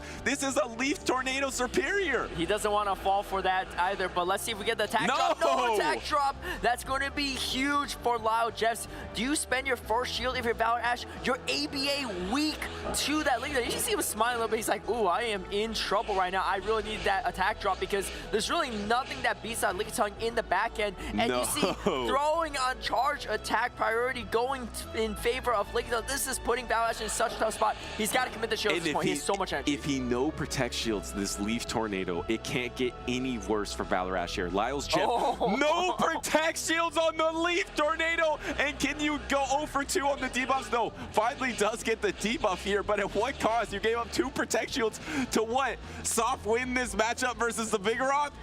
I mean, this is putting Valor-Ash in a tough position because in the back-end matchup, what are you going to do? Catch a Power Whip on the Azumarill or on the Whiscash? At this point in time, Valor-Ash is going for the damage. Said, I need to land a Frenzy Plant. I need to soften up this Lickitung. And Lyle Jeffs on point here, decides to shield that Frenzy Plant. And here comes Valor-Ash to safe swap the Azumarill here because you just want to, you know, try to get a little bit ahead if you can. I mean, this is a really tough situation in general for Valor-Ash. Lyle's Jeff is on fire, more fire than that Talonflame right now because he won the last regional. He's making every single call in this game versus Valor-Ash, and it's going to be a dominant win because he instant no Protect shielded that first Leaf Tornado, no Protect shielded the second one, and now has this Lickitung for the backline. It's going to be able to shore up this Azumarill matchup, but doesn't throw. Yes, actually literally throws right as the energy was available for PolymerUp to ensure the knockout in Azumarill, and he has his own Azumarill in the back. This is almost over. I don't want to say it's completely over. Valor Ash has the potential to catch a move on that Superior. And you see, oh, and it's actually Loud Jeff's going to be making the catch on the Azumarill. Loud Jeff's completely dialed in, and Valor Ash has such an uphill battle here. Can you get to another Leaf Tornado? Does he just get the bubble down? He just gets the bubble down. No, he actually gets the Leaf Tornado. Does he give up the protection? Wait a second. Is Valor Ash back in it? No, no protection. How risky. He had to know exactly how much energy. Do you get the attack drop? Wait, this is not over. Wait a second. Valor Ash is just, he has a really good chance of winning this matchup now. Well, the tough part is Loud Jeff still has a shield remaining, right? So you have to build up enough energy to take out both the Azumarill and get through the shield of the Lickitung and get to a third charge attack at that point in time. And Lickitung closing on the power whip. So I think Loud Jeff's making very calculated plays. Even if it was a friend's plan, he's confident. He said, you know what? I'm saving the shield for Lickitung. It's almost at a power whip. It's going to one-shot the Whiscash after that. Yeah, but if he's almost at a power whip and not at a power whip, if you can come out of the matchup with a double mud bomb here, there is a chance for Valor Ash, and this is the energy from the Azumarill. The Azumarill's not going to get to another charge attack. Is there going to be a swap into Lickitung? No, you're going to have to try. There's the swap. It's on a body slam, though. Is this body slam going to be enough? He threw in between a mud shot to get there. Can he ensure the knockout on the Whiscash? Yes, he does! Huge plays from Loud Jeff, taking out that Whiscash at nearly 100 energy. The shields from Valor Ash on the Superior cost them so much.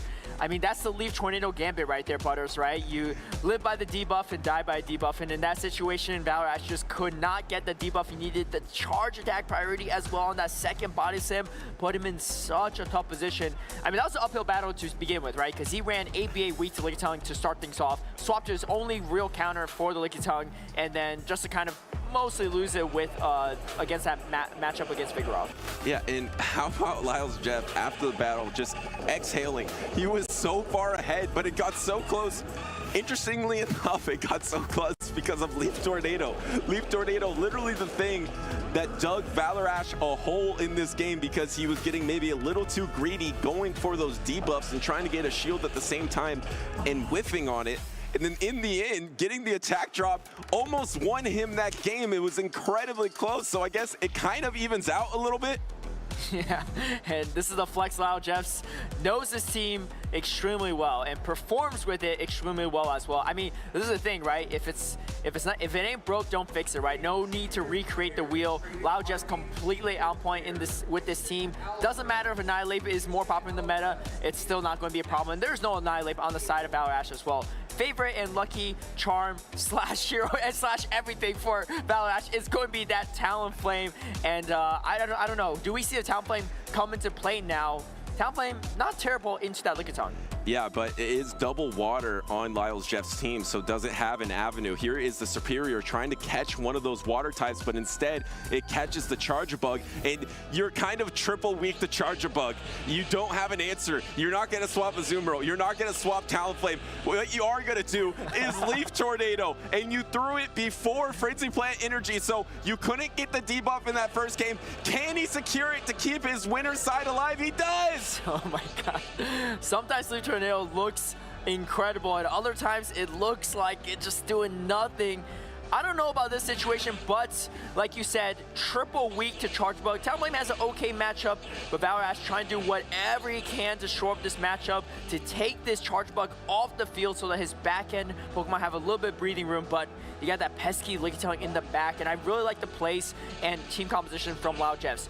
No counter user, no fighter on the side of Valor Ash. Lickitung is so safe. Do you try to swap on this X-Scissor into Talonflame and get some kind of... Do you try to swap right here?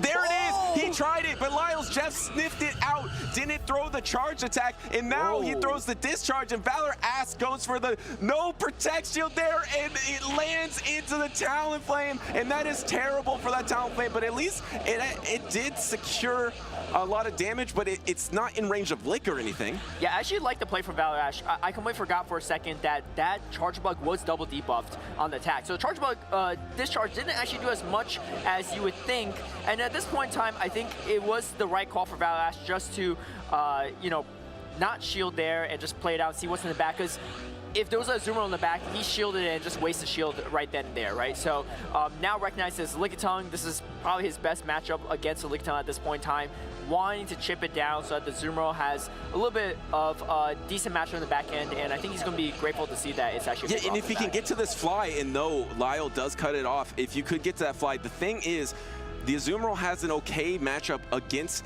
the Vigoroth in the back. So if you can somehow avoid a Power Whip here, I don't know how, you would have to swap on it. Valor Ash does have a chance here, but he just can't take the Power Whip. And of course, Lyle doesn't even get too close. He throws very early on that bubble fast attack.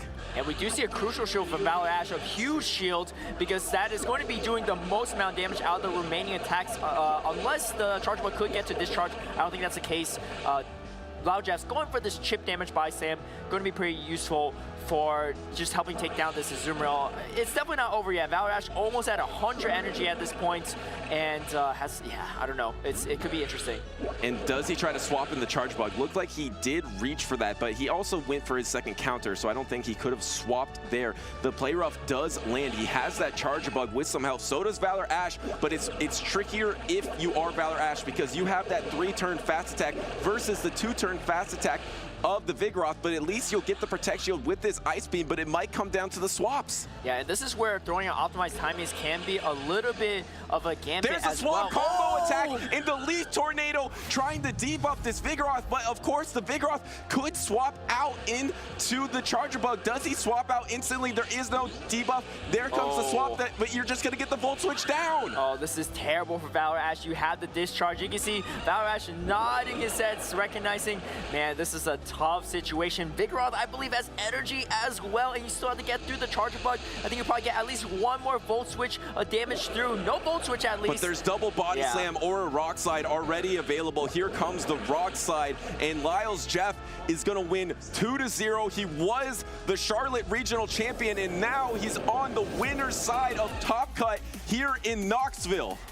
Wow, what a performance from Lyle Jeffs. I mean, Valor Ash is no easy opponent, but he made quick work of Valor Ash and his team. And, you know, I think that's the tough part, right? Because Valor Ash, no counter user, no fighter, which makes not only Lickitung safe, Vigoroth super safe. Double normal every game, plus the Charge Bug plays really well. It just was a really tough team composition for Valor Ash, but he's still going to be around. He's moving down to the Losers Finals and still has a shot to make yet another Top Cut. Yeah, great plays by Lyles Jeff that entire match. Let's see those plays, but the crucial thing for me is he wasn't falling for that superior lineup from Valor Ash because Valor Ash is known to run Talonflame, right? So you would think maybe he's going to run Talonflame. So if Lyles Jeff wants to counter Talonflame, you want to bring your water types. And that's exactly why Valor Ash was bringing Superior all the time. But over and over again, Lyles Jeff had the answers to that Superior matchup. I gotta ask you, Butters, after seeing another Leaf Tornado Superior, right? We saw a great performance with OnionFrank running that Superior with Leaf Tornado. This time around, maybe didn't go as well. What's your thoughts on the Leaf Tornado? You know, it has a lot of upside, but it has a lot of downside too. Yeah. It's just so risky. And to put your fate up to a coin flip, it's just so hard because if you're not getting the Protect Shield, like Lyles was instantly no Protect Shielding those Leaf Tornadoes. So I feel like if you can leverage your gameplay to make your opponent think you'll Frenzy Plant, and if you could pick up a Protect Shield and it doesn't matter if you get the debuff or not, that would be huge. I think it has a lot of upside, but it just has a lot of downside too, and I feel like in this top level play, if you don't win the coin flip, it just turns out to be really tough for you in the end. And I don't think Lao Jeffs shielded a single Leaf Tornado and did actually shield a crucial Frenzy Plant on that Lickitung. So, you know, really good reads from Lao Jeffs. The difference really between this and that Whiscash coin flip is Scald actually does a ton of damage even if you don't get the debuff, whereas Leaf Tornado does pretty much nothing at that point in time. So it's really feast or famine on that moveset. But, you know, sometimes it could work like OnionFrank. Yeah, I mean, it's really tough because, like, if you say you got a shield in that matchup with a Leaf Tornado, suddenly it looks really strong. But let's hear from Lyle himself. How did he always know that was a Leaf Tornado? So take it away, Nick. I'll go ahead and ask that question. How did you know it was always a Leaf Tornado? Why did you always shield those charge attacks from Superior? Well, in the first game, I knew basically that if the Superior was gone, I didn't really need alignment. So I was comfortable just taking kind of shield advantage there. And as long as I could take care of the Superior, I figured I would be in an okay spot. In the second game, I knew he didn't swap with a Frenzy. So if he had have gone for the extra Vine Whip, I could have won CMP there. So yeah, that was just good recognition of the amount of energy he had, basically. So makes sense. I want to talk about consistency. You've obviously done quite well in tournaments this year, but you also have the same team as the previous tournament. What does consistency mean to you in terms of using the same team and how it's gotten you here? Well, basically, I've been using this team for quite a while now, like over a month, and I just have a lot of comfortability with it. So I just felt like it was a good idea to just continue with it and keep trying to win and get stack points for Worlds. I'll ask you maybe a little bit of a racy question here. Sure. What do you think is the key to unlocking a team that beats your team? That's a good question. I faced a lot of very annoying Pokemon today already, and I was somehow able to work my way around it. So I just think knowing your team inside and out really gives me the advantage in certain scenarios because I just know matchups better than my opponents know matchups against my Pokemon. So that's fair. It's fair. Knowledge is key, and it provides you a lot of room to maybe make plays that your opponent isn't expecting and you know is going to help win you that game. Let's talk, as a last thing, which Pokemon individually you feel like has been the hardest for you to conquer today here in Knoxville? I just really don't like facing Skarmory. I think it's very annoying in a RPS Pokemon, and I don't like it. And I've not lost to one since I started my Charlotte run, but every time I face one, it seems to really piss me off. So yeah, I don't like facing that Pokemon. Well, on the bright side, you don't have any grass types on your team. You know, Superior would be a lot harder, even with Leaf Tornado shenanigans, that Steel and Flying type, just so good against those grass types. Any shout-outs? I know you've probably had many interviews between the last few events for folks who have helped you get here today. Yeah, just a big shout-out to my brother, Blob NA. We just drove down from Toronto, and we're just having a good time with all our friends and the community down here, and we look forward to more amazing battles this weekend. So, all right, well, congratulations. Thank you for your time, and enjoy some rest until tomorrow, where we'll see you in the top side of the bracket. Let's send it back to the casters. Thank you. All right, thank you, Nick and Loud Jess. I had no idea Blob NA is actually his brother. Yeah. So Blob NA performing quite well today as well. I believe he will be in that losers final, so maybe two brothers making it to top cut. Definitely some strong family genes there in the PvP category, but fantastic gameplay from Loud Jess. I mean, he kind of named his kryptonite right there, right? The Skarmory, but he hasn't lost to it yet. Yeah, and that does end the winner's side. Lyles Jeff is the last trainer to get in on that side. Now, we're going to be in the losers finals of all of these groups. So 8 more trainers looking to get into that top cut tomorrow in Knoxville. And up first, we have Jangles versus King Alexander. And Caleb, this is actually a rematch. They played in Peoria, and that was the tournament that King Alexander won. So this is a welcome sight for him, I think. He's seen Jangles before in that tournament. When he beat Jangles, he became the regional champion. But Jangles, on the other hand, is a trainer that's been so close to top cut. I believe he's top cut in Hartford in a top 16, but so many appearances at number 9, number 13. This is a trainer that has just been on the edge of day 2 success, and he has to get some revenge here and take out King Alexander, who we lost to in Peoria. Yeah, King Alexander might have that championship title under his belt, but I would not underestimate Jangles as an opponent. I think this matchup is actually much more even match than one would think. Jangles, fun fact, actually knocked out Wadaj both in Charlotte and today in Knoxville. That is not an easy opponent to face. So if you're good enough to beat Wadaj in back-to-back tournaments, you're good enough to beat the champion of Peoria as well. So let's see if he can pull that off. He is running the Registeel, Azumarill, Skarmory, Shadow Gligar. Lickitung, and another Shadow Whiscash. And of course, what a tough break to see. The #1 seed in 2 straight of his groups was with Dodge, but able to conquer that 2 times in a row and running a very meta team except for that Shadow Whiscash. That is a new addition that we haven't seen that much in the past. Maybe it's because of the Rock event, more players have access to that Shadow Whiscash, but on this side, King Alexander has completely switched up his team from previous performances and has a crazy lineup, to be honest. He has the Guzzlord, the Crawdilly, Annihilate, Skeledirge, Cresselia, and Whiscash.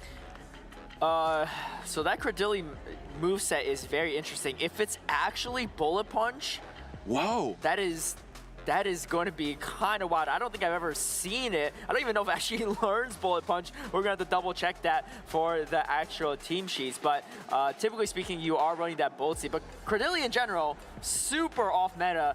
It does have interesting coverage, but it typically falls a little bit shorter compared to some of the other grass types. However, it does have that Rock Slide move, and it's usually super effective against Flyer types, or at least neutral into Gligar and Skarmory. And you kind of want it for Charge-a-Bug as well, but there is no Charge-a-Bug on Jangles' side, and this is going to be Annihilate into the Whiscash. And one key thing about Shadow Whiscash, Shadow Whiscash can win the ones against Annihilate going straight Mud Bomb. That's something that the regular Whiscash cannot do, and maybe you'll sneak a Scald through because the opponent might know that matchup and thinks this is just a Mud Bomb, but no, actually throws up the Protect Shield and no debuff. No debuff is huge. Now, you do have the Ice Punch, so the pacing is a little bit slower to these attacks. King Alexander going for the big, hard-hitting Shadow Ball.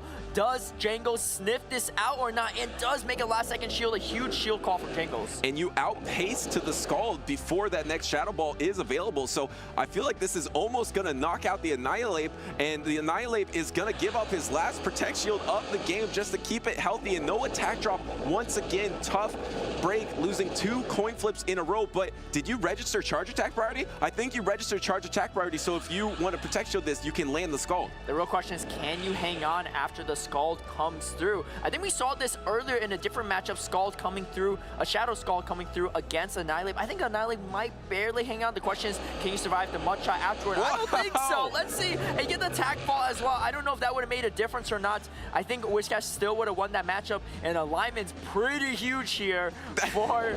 Oh, actually, I think Jangles might come in with Skarmory instead of Gligar, and now the Cresselia is actually much more free. Yeah, because you don't know the backlines. We see the backlines, but if you're Jangles, you don't know the Cresselia is out there, but you lost those debuffs 2 times in a row and got it on the 3rd one. That's fine, actually, because that Whiscash wasn't able to get a Mud Shot down, but it sucks to lose that one because now you're going to be able to reach for a Brave Bird. It's just not going to do enough, and you're going to have to take the next Scald. If you get debuffed again, that's just going to be brutal. Yeah, it's going to feel almost like a Sky Attack at that point, too. And here it comes. The RNG is on the side of the King, and here comes a Brave Bird. It's not going to do a ton of damage, and Jangles is in a tough position because now this Whiscash is going to outpace a Gligar to a Scald as well, and this is going to put him in such a tough position. Scald's coming through yet again. King Alexander could potentially even try to catch a dig to maximize the entry on the Whiscash. Yeah, and it just does so much damage. No attack drop there. Here comes the Cresselia, but I mean, even it can soak both these digs, and it could just Psycho Cut you down at this point, and then it could throw that energy into that Skarmory. That Skarmory is not at another charge attack yet, so this dig is going to land, but as you can see, it does not do half of the health of the Cresselia, but maybe plus the wing attack, so King Alexander does decide to throw that Grass Knot. I like this play because King Alexander says, I'm going to preserve the health of my Cresselia. You're going to have to hit me at least with a Brave Bird to take me out or double Sky Attack, and there's just no time to outpace that, which puts Jangles in a much tougher position. So really well played, and I think the debuffs are really on side King Alexander. I think he threw 3 Scalds in that game, and all 3 of them got debuffs. Yeah, I think it didn't debuff the Gligar, but literally once the Gligar was out there into the Scald, it didn't matter anyway, because the crucial ones was going 1 on the Skarmory, and then Jangles doesn't want to throw the Brave Bird yet, because if you throw the Brave Bird and then you're in range of the next Scald, so then you take the second Scald and then you get 2 stage debuffs, and like you said, that Brave Bird suddenly looks like a Sky Attack. I feel like your only chance is to actually throw the Brave Bird and try to get to a second Brave Bird to try to knock out that Whiscash and to just hope Shadow Gligar can win the backline matchup. And we see in this replay too, both players committing both their shields right off the bat. And we thought, you know, King Alexander didn't have the alignment. It might be tougher for him, but it actually worked in his favor, getting some extra mudshot energy with the Whiscash. And I don't blame Jangles for even bringing in the Skarmory. Even if you knew the backline, you still bring that Skarmory in every time. There's no reason to bring that Gligar because you're just so weak to the Whiscash down shields at that point in time too, and you're going to get outpaced to Scald either way. I think you just have to try to play out the neutral matchups, but getting debuffs on both Scald against the Skarmory makes a matchup much more in favor of that Whiscash. Yeah, and you're down energy because remember, King Alexander was able to mudshot down on the opposing Whiscash as well, so it does make total sense. You bring in that Skarmory, and then how do you make the adjustments? Your tournament life is on the line here for Jangles. It was 1-2 against King Alexander in Peoria. Can he pull off the reverse sweep here? Can he make a huge comeback against a really different opponent than he faced before? Because King Alexander was running an extremely meta team, now is running an extremely spicy team. Yeah, and to clarify too, the Cordillera does have Bullet Seed, and it doesn't look terrible into Jangles' team. It does have pretty hard losses to the Skarmory and the Registeel, but really strong matchups against the Whiscash, the Azumarill, and can do something into the Gligar and the Lickitung. So I don't know if we'll see it though, but here we go. It is going to be the Whiscash versus Azumarill, and this is a non-shadow Whiscash, and typically in this situation, you are winning the matchup if you're Azumarill, but if you shield twice, if you're King Alexander, you should win that 2-shield scenario with Whiscash. Let's see if both trainers spend both shields right off the bat here. Again, I don't think so, because typically people aren't going to invest that many shields into their Azumarill right off the bat. I feel like you faced this matchup so many times, the Azumarill into the Whiscash, and actually Rockhaven mentioned that's a reason to go Shadow Whiscash, so you can be better in that Azumarill matchup, but obviously this is just the regular Whiscash here, so Azumarill should be pretty comfortable, and once you win the alignment, if you have Skarmory versus Guzzlord instead of Lickitung versus Guzzlord, that's going to be much better for Jangles here, so he actually desperately needs alignment. And alignment's probably much easier for Jangles to get. I don't think King Alexander's going to fight for it. The Shadow Whiscash, if I'm not mistaken, does pick up that 1-shield scenario too, so a little bit easier to maintain alignment on the Whiscash side, but Azumarill's going to win that 0-shield scenario regardless of the Shadow or non-Shadow on the Whiscash. Jangles going to throw his Ice Beam before another Mud Bomb is reached, has a good chunk of health left, and I don't know, King Alexander's going to try to farm this down with counters. I mean, that's going to be a or very Dragon Tails. Yeah, that'd be even more You don't have a good option here. Yeah, and here we go. I mean, and you have the resistant Ice Punch, so you can't really even throw that. I think King Alexander content with just getting as much energy as possible. This is looking like a very different matchup than game 1 when King Alexander was able to farm down with the Whiscash. And this actually forces Jangles to bring in Lickitung. You don't ever bring in Skarmory here because you don't want to absorb Shadow Balls. So this actually forces the perfect alignment for Jangles as well, because now you absorb these Ice Punches. King Alexander knows he has an awesome answer for that Lickitung in the back, but Jangles just has that Skarmory waiting, pivot, and here comes the counter pivot from Jangles. And King Alexander is also down a shield. The Steel Wing alone is adding up. You know, debuffs were on the side of King Alexander in the first game. Is on his side for Crunch. Crunch has a much lower chance of debuffs. Does it come through? No, it does not. Jangles loves to see that. He's farming up a ton of energy. And Guzzlord, I mean, he's got a lot of health, but it's also not the bulkiest in Great League. Much more bulky in Ultra League. So the Sky Attack are really going to add up on top of the Steel Wing. Yeah, and it's going to position this Skarmory to Steel Wing down. And then if you Steel Wing down, you could possibly get to a Sky Attack for that Annihilate as well. This Crunch isn't going to knock out. The timers aren't up yet. Can King pivot? No, there is no time. So you just get a comfy Steel Wing down, and you can even Sky Attack and then probably dip soon to your Lickitung. It looks like Jangles is really close to tying up this series. Yeah, I can see King Alexander already saying GG's. He already recognized the writing on the wall. I mean, you could try to counter down the Skarmory, can probably get as much energy as possible just barely before this Sky Attack is reached, but there's still a shield outside Jangles, and the Lickitung still has over 75% of his health. Ice Punch, like you said, not going to do that much damage. It's really the counter damage that's really threatening to Lickitung, but it is way out of counter range. Yeah, no Night Slash to try to get a miracle boost, and you're already at the body slam. This is back-to-back Ice Punches, but the thing is, I still don't think Ice Punch knocks out. You are one lick away from that Power Whip, so if you throw back-to-back Ice Punches, you just need to endure and do maybe one more lick after this. So can you endure one more counter after this Ice Punch? That's going to be crucial. It's going to be close, but I think you could endure 2 more. Yeah, Yeah.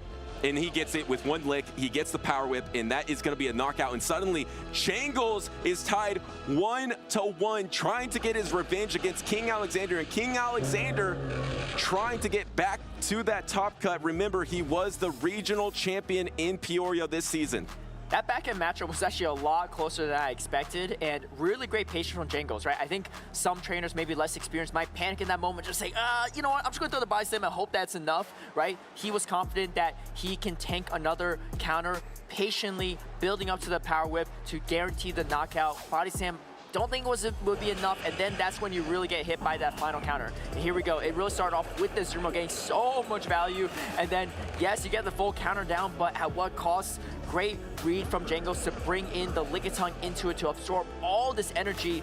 And Lickitung, I mean, it's so meta for a reason, right? Even against a fighting Pokemon, it has so much play. I think some trainers might start running close combat because the fact that the best Pokemon in the meta can just soak all your energy, anytime you get a farm down, you get some kind of runway for an advantage, and it just gets soaked up from Lickitung. That must be so frustrating. You don't even get the reach Shadow Ball that often, but really well played. Maybe you were talking about the patience at the end there. Maybe Jangles was a little too patient in that Skarmory versus Annihilate because he did let the whole counter down happen to gain that energy, but I have to agree with you. A great adjustment into that game number 2. So let's talk about King Alexander and a little bit of that spice. You mentioned the Crawdilly. The Crawdilly does look safe against pretty much everything but the double steal. Jangles is running double steal of that Registeel and Skarmory. But the thing is, Jangles has never even brought the Registeel in any of these games, so I think King Alexander might feel more comfortable, right? I mean, Crawdilly not amazing into the Skarmory because, you know, the resisted Bullet Seed, but you have neutral Rock Slide, same type attack bonus, and you're only taking neutral from the Sky Attack and Brave Bird. It is super effective Steel Wing though, so that's not going to be the best situation. Let's see if we see it, and we have a game 3 on our hands. It's going to be Lickitung into Annihilate. And once again, alignment matters so much, and you can win the ones versus Annihilate because you don't take that much damage from Ice Punch. You can comfortably just go straight Power Whip and win the one Protect Shield situation, but can King Alexander win the 2s? Does he ever go for something like that? I'm not even sure if the Annihilate, but now he would definitely win the 2s because he's so far ahead on health. I think Jangles only wins the one shield scenario as well if he could land a bait, but he's going straight for the Power Whip. A good call from King Alexander, making this matchup much harder for Jangles to flip. Couldn't go for the full counter down, knowing that you can't get to the Power Whip. Yeah, and you're exactly right. You need that body slam bait, and the thing is, you got that counter before you were even at that body slam. So you were actually taking more damage than you should have versus that Annihilate. Fantastic point there as the Shadow Ball lands into the Azumarill. And this is going to be tough. You're going to try to bubble down this Annihilate. You're going to have to give up a Protect Shield, but at least Azumarill's really strong against the back line here. Wow, and looking at the optimization from King Alexander, throwing the Shadow Ball even after, going for the Shadow Ball even after the Ice Beam was reached, recognizing that Jangles was probably going to go for the bubble down. And this is interesting, right? The energy is not going to go much against the Skeledirge, but at the same time, the bubble damage is much more threatening. I think King Alexander making the correct call, making the correct prediction is going to bring in the Whiscash and actually going to let the Ice Beam come through instead of the Play Rough. Jangles throwing the, you know, a slightly less effective move against the Whiscash, but that backhand matchup is looking fantastic for King Alexander. And he doesn't try to swap into the Skarmory. I thought maybe he'd try to swap on a Mud Bomb here, but he's just out of Mud Bomb range, so he's just throwing the Play Rough. And the thing is, you just have so much energy on this Whiscash, and this Whiscash can probably even Mud Shot down to get a charge attack into that Skarmory, and then you already lose the backline matchup. Here comes the swap trying to catch something, and there's the counter swap into the Skeledirge. You can see the instant GGs stated from Jangles. He knows this is a tough matchup. That Incinerate buff, look at how much the Fast Attacks are doing. King Alexander hasn't even thrown a move yet, and a really solid shield call from King Alexander, knowing that the Zermo's not a huge threat in the back end, just only super effective bubble, resist the Ice Beam, and resist the Play Rough. Going straight wait a second, Caleb. A little too greedy from King Alexander. Jangles was able to bait with the Sky Attack, and he's able to land the Brave Bird, which knocks out the Skeledirge. All that energy is gone, and now it's just Whiscash versus the world. But Jangles does have a Protect Shield. You're at double Mud Bomb. Here comes the Mud Bomb. It's all going to come down to bubble damage. You get the knockout here. Can Jangles bubble down before the back-to-back Mud Bomb? Butters, what is happening right now? No, he'll just get the ice beam. He can just get the ice bubble down. Jangles, I mean, coming back from a game that we all thought was lost. King Alexander miscalculated there, thought he could get the full incinerate down, but no, decides to just not throw a single charge attack, and Jangles lands the Miracle Brave Bird. You have to commit energy from the Wish Catcher. You can't Mud Shot down, and at that point, the Wish Catcher is way too low on health. That was... I mean, if you're Jangles, you're going to take that no matter what, right? And just like you said, Jangles said GG, and I think King Alexander is just like, okay, this is over. I incinerate down, but you have to throw double... you have to throw double attacks there to get the shield, and even if you throw Disarming Voice, no, that's what I'm saying. Even if you throw Disarming Voice, the Skarmory is so low, it's going to get knocked out by the Disarming Voice, but just decide to throw nothing. Jangles gets the bait, he gets the Brave Bird, and he gets the revenge, and moves on to top cut of Knoxville. That was wild. You know, I did not see that coming. I don't think Jangles saw that coming. I'm sure he's smiling though, right? He's got to be feeling good. He thought that one was over. Let's take a look at the recap of this series. It was definitely back and forth too, right? This first game, all 4 shields committed in that first head-to-head matchup, and then it was King Alexander that was able to come away with that. Game number 2 though was all Jangles, the aggressive counter down out of the cost of his shield, but Jangles making the perfect read, soaking up all the energy in this situation. But it's game 3. I mean, who could have saw that ending coming? The thing is, Jangles is a trainer that's just been on the edge of top cut success so many times. So you have to imagine so many things didn't go his way. There's all these breaks that he didn't catch. Even the last 2 tournaments, guess who the #1 seed was in his bracket? It was Wadaj. He was able to take out Wadaj 2 times, and he was able to this time finally catch that break that he desperately needed. He put in all the work to get to this point, and he caught 1 break, and now he has the opportunity to be in top cut of Knoxville. That's Pokemon Go PP for you, right? I mean, you can only do as good as you can with the lineup you have. You might have the team comp disadvantage. You might be out-countered in the back line, but sometimes you just need to play on point and hope your opponent makes a misplay, and that's exactly what's going to happen. Here comes that Brave Bird. I mean, look at the facial reaction here, too. Jangles like, wait, I got to this? And King Alexander saying, hoping it's a Sky Attack. No, not quite. And, you know, Jangles looking like, okay, maybe there's still hope. I'm not going to pack my bags yet. I might have to prepare for day number 2 here. And he's thinking, oh, wait. I might be cooking something up here. And King Alexander, this, I think, when it hit him, too, he's like, yeah, maybe I should have thrown a move. Yeah, and you know, you can, if you're Skeledirge, if you swap in, you can absorb the Brave Bird from a Skarmory.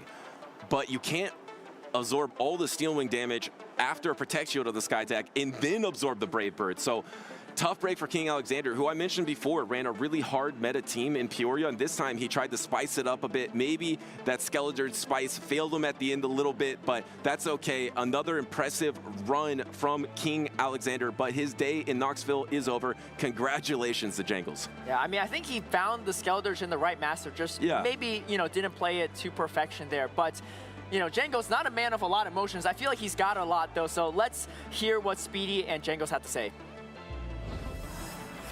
Welcome back, trainers. I'm here with Jangles 21 after, I have to say, man, I think that was the most improbable win I think I've ever seen in the championship series. Yeah, but it looked tough. It looked like pretty tough. uphill, so I don't know, we take it.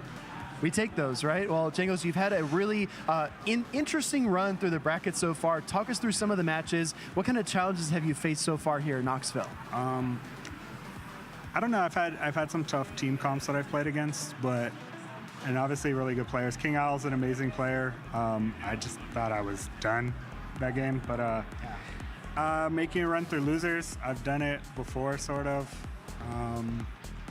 It's difficult, but playing with Dodge, playing bulk, like really good players, I think it got me really like warmed up and ready to go for that matchup. So. Something you said right before the cameras came on, you said, I said good game to King Alexander, but I didn't give up. Can you talk about that mindset? Yeah, I hope that he wasn't taking it like I was, I don't know, like I feel like maybe he thought I was gonna I was conceding, like he was gonna farm me down. I wasn't really gonna do it, I was just gonna play it still. I just thought that he had me. But I don't know, like, I don't want there to be like, controversy. Like, obviously we play till the whistle, you know, like, Yeah. and there's no whistle and go, so we just play. So. We just play, right? Well, Jangles, I want to be the first to congratulate you on your first top cut of your career. I'm really excited to see what you do tomorrow. I actually talked about you earlier in the stream. I made it before, bro. You made it before? Yeah. When else? In Hartford. In Hartford. Okay. I made I made it out of losers, the losers finals. Okay. Well, fair enough. Well, I said that you were one of my dark horse favorites. My best friend forgets what I have accomplished. Feels good. Feels good.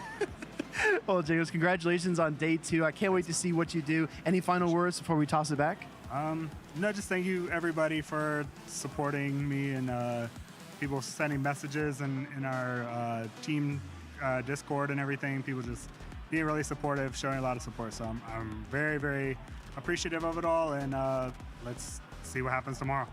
All right, everybody, don't go anywhere. We'll be right back. All right, thank you, Speedy, and once again, congratulations to Jangles. I want to talk about that dynamic there a little bit that he mentioned about saying G. We noticed that, right? We saw Jangles say GG. We've seen so many GGs on the camera, we can kind of lip read that one pretty easily. Yeah. But, I mean, people say that in the moment because they're like, like you have the backline matchup. Well done, good call, GG, you played well. I think it's not necessarily you giving up, you forfeiting. You definitely always play it to the end. I think it was just an acknowledgement of like, good backline read. You got me there. Yeah, I mean, I don't think Jangles did anything wrong there. I mean, you know, acknowledging a well-played game from your opponent, thinking that it's over is totally fine. I mean, I think everyone thought it was over too, right? But I like that, you know, he doesn't make it through losers finals in both times he made top cut without the perseverance, right? Without battling so much opponents and without fighting all the way tooth and nail to the end, and that's exactly what he did to earn his second time ever in top cut. And I love that he brought it up to speed. He was like, hey man, don't forget, I did this at Hartford too, and that's right? We can't forget that too, because every one of those wins were hard fought, and congratulations to him to making it into day number 2, and congrats to King Alexander again for a great run here in Knoxville. He's already qualified World Championships, so, but there goes one of your 5 champions right from the season going down. A lot of them going down pretty quick. Lau Jeff's there though, still looking pretty good. Yeah, don't worry, Jangles. We got you. We didn't forget Hartford. We shouted you out for that top cut in the past, and that was a rematch that we just saw between Jangles and King Alexander in Peoria, and now it's playing out again in Knoxville. We got another rematch, but this is a matchup that's already happened in Knoxville. It's KimmySui who dropped ZimiKid onto the loser side of the bracket. ZimiKid has fought his way all the way back up to the losers finals to try to get revenge. Yeah, ZimiKid definitely wants some redemption. I mean, not only is this his ticket to day number 2, but also he gets a rematch against the opponent that dropped him into the losers bracket. You can't ask for a better setup. Or maybe ZimiKid doesn't want to face him. I don't know. Either way, if you want to win the whole thing, you got to beat everyone, right? And he's going to try to do that with his signature surf edge. I just noticed the surf edge pin on his hat, too. I mean, he's all about that brand. Yeah, I think he had it on the opposite side last time, so we couldn't quite see it. But now he does have that beautiful surf edge. And surf edge is a Pokemon, I talked to him a little bit. They said he hasn't been bringing that much in the tournament. In that one game that he brought against KimmySui, he had the matchups, but then he misclicked the counter swap. Yes. And that was the reason he lost that battle, because he was picking the wrong Pokemon to swap into Gligar, I believe. And now we have the Charjabug versus Lickitung lead, and Lickitung wins this pretty neutrally. Does the alignment matter in the back? That's a great question. I think it does to a degree. I mean, it does a lot, right? You got Skarmory into Lickitung, which is good, but the real thing is you want to avoid the 0 matchup with the Gligar if you're KimmySui. And in this situation, Charjabug can win in that 2-shield scenario against Lickitung. However, generally speaking, I think it's more favorable for Lickitung as long as you're timing your moves well. Most people don't commit both shields right off the bat in this situation. So, yes, ZimiKid could dictate the switch advantage if he decides to dump all his shields, but I think that's a little bit risky this early on. Yeah, and the X-Scissor does land. No trainer is committing that Protect Shield, and you just outpace before the X-Scissor, just making sure you get there before it. And does ZimiKid decide to Protect Shield? It's just a losing battle if you Protect Shield, because if you Protect Shield, if KimmySui also wants to go for alignment, KimmySui can go for the alignment because you can protect shield this and still get to that body slam. You could win the twos though if you're ZimiKid. And KimmySui chooses not to. This is actually pretty big because if KimmySui farms down with the glide guard, now he has a shield advantage Skarmory, which is really his main way to win it all. And here actually comes the Lickitung, a great pivot from ZimiKid in my opinion, because now you can align the Azumarill on top of the Skarmory. And you know, I feel like KimmySui... On top of the glide guard, I should say, sorry. KimmySui could have been a little bit more patient there too, because you could have taken that lick damage on the Gligar and banked some energy, banked an attack there, and then soak all the energy into your Skarmory. But I mean, you're just trying to get this Lickitung matchup out of there. You still have that Gligar, you still have all these Protect Shields, but you definitely don't want to use Protect Shields in the Skarmory. So that means you're going to be having to fight through a full health Azumarill with your Gligar.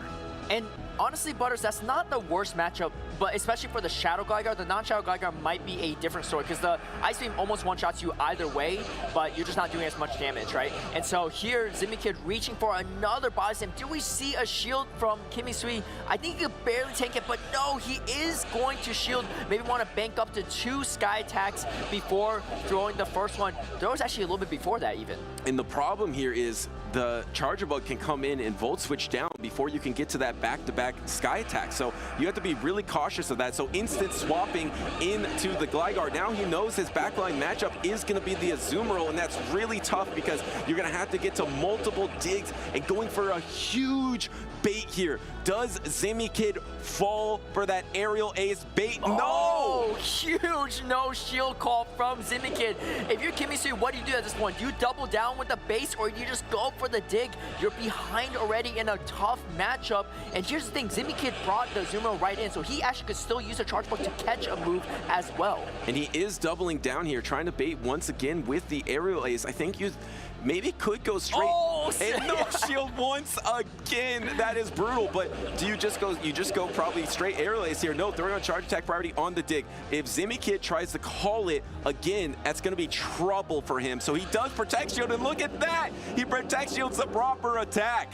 ZimiKid completely on point. Yes, it is on charge attack priority, but there's almost no health on the Skarmory left, and you still have health on both the Charge Bug and the Azumarill. I don't even know if he gets to the Sky attack in time. KimmySui and he does. He gets to the Sky attack. And he gets to the Sky attack, which is going to knock out the Azumarill here, but this is going to be... Does it even knock out?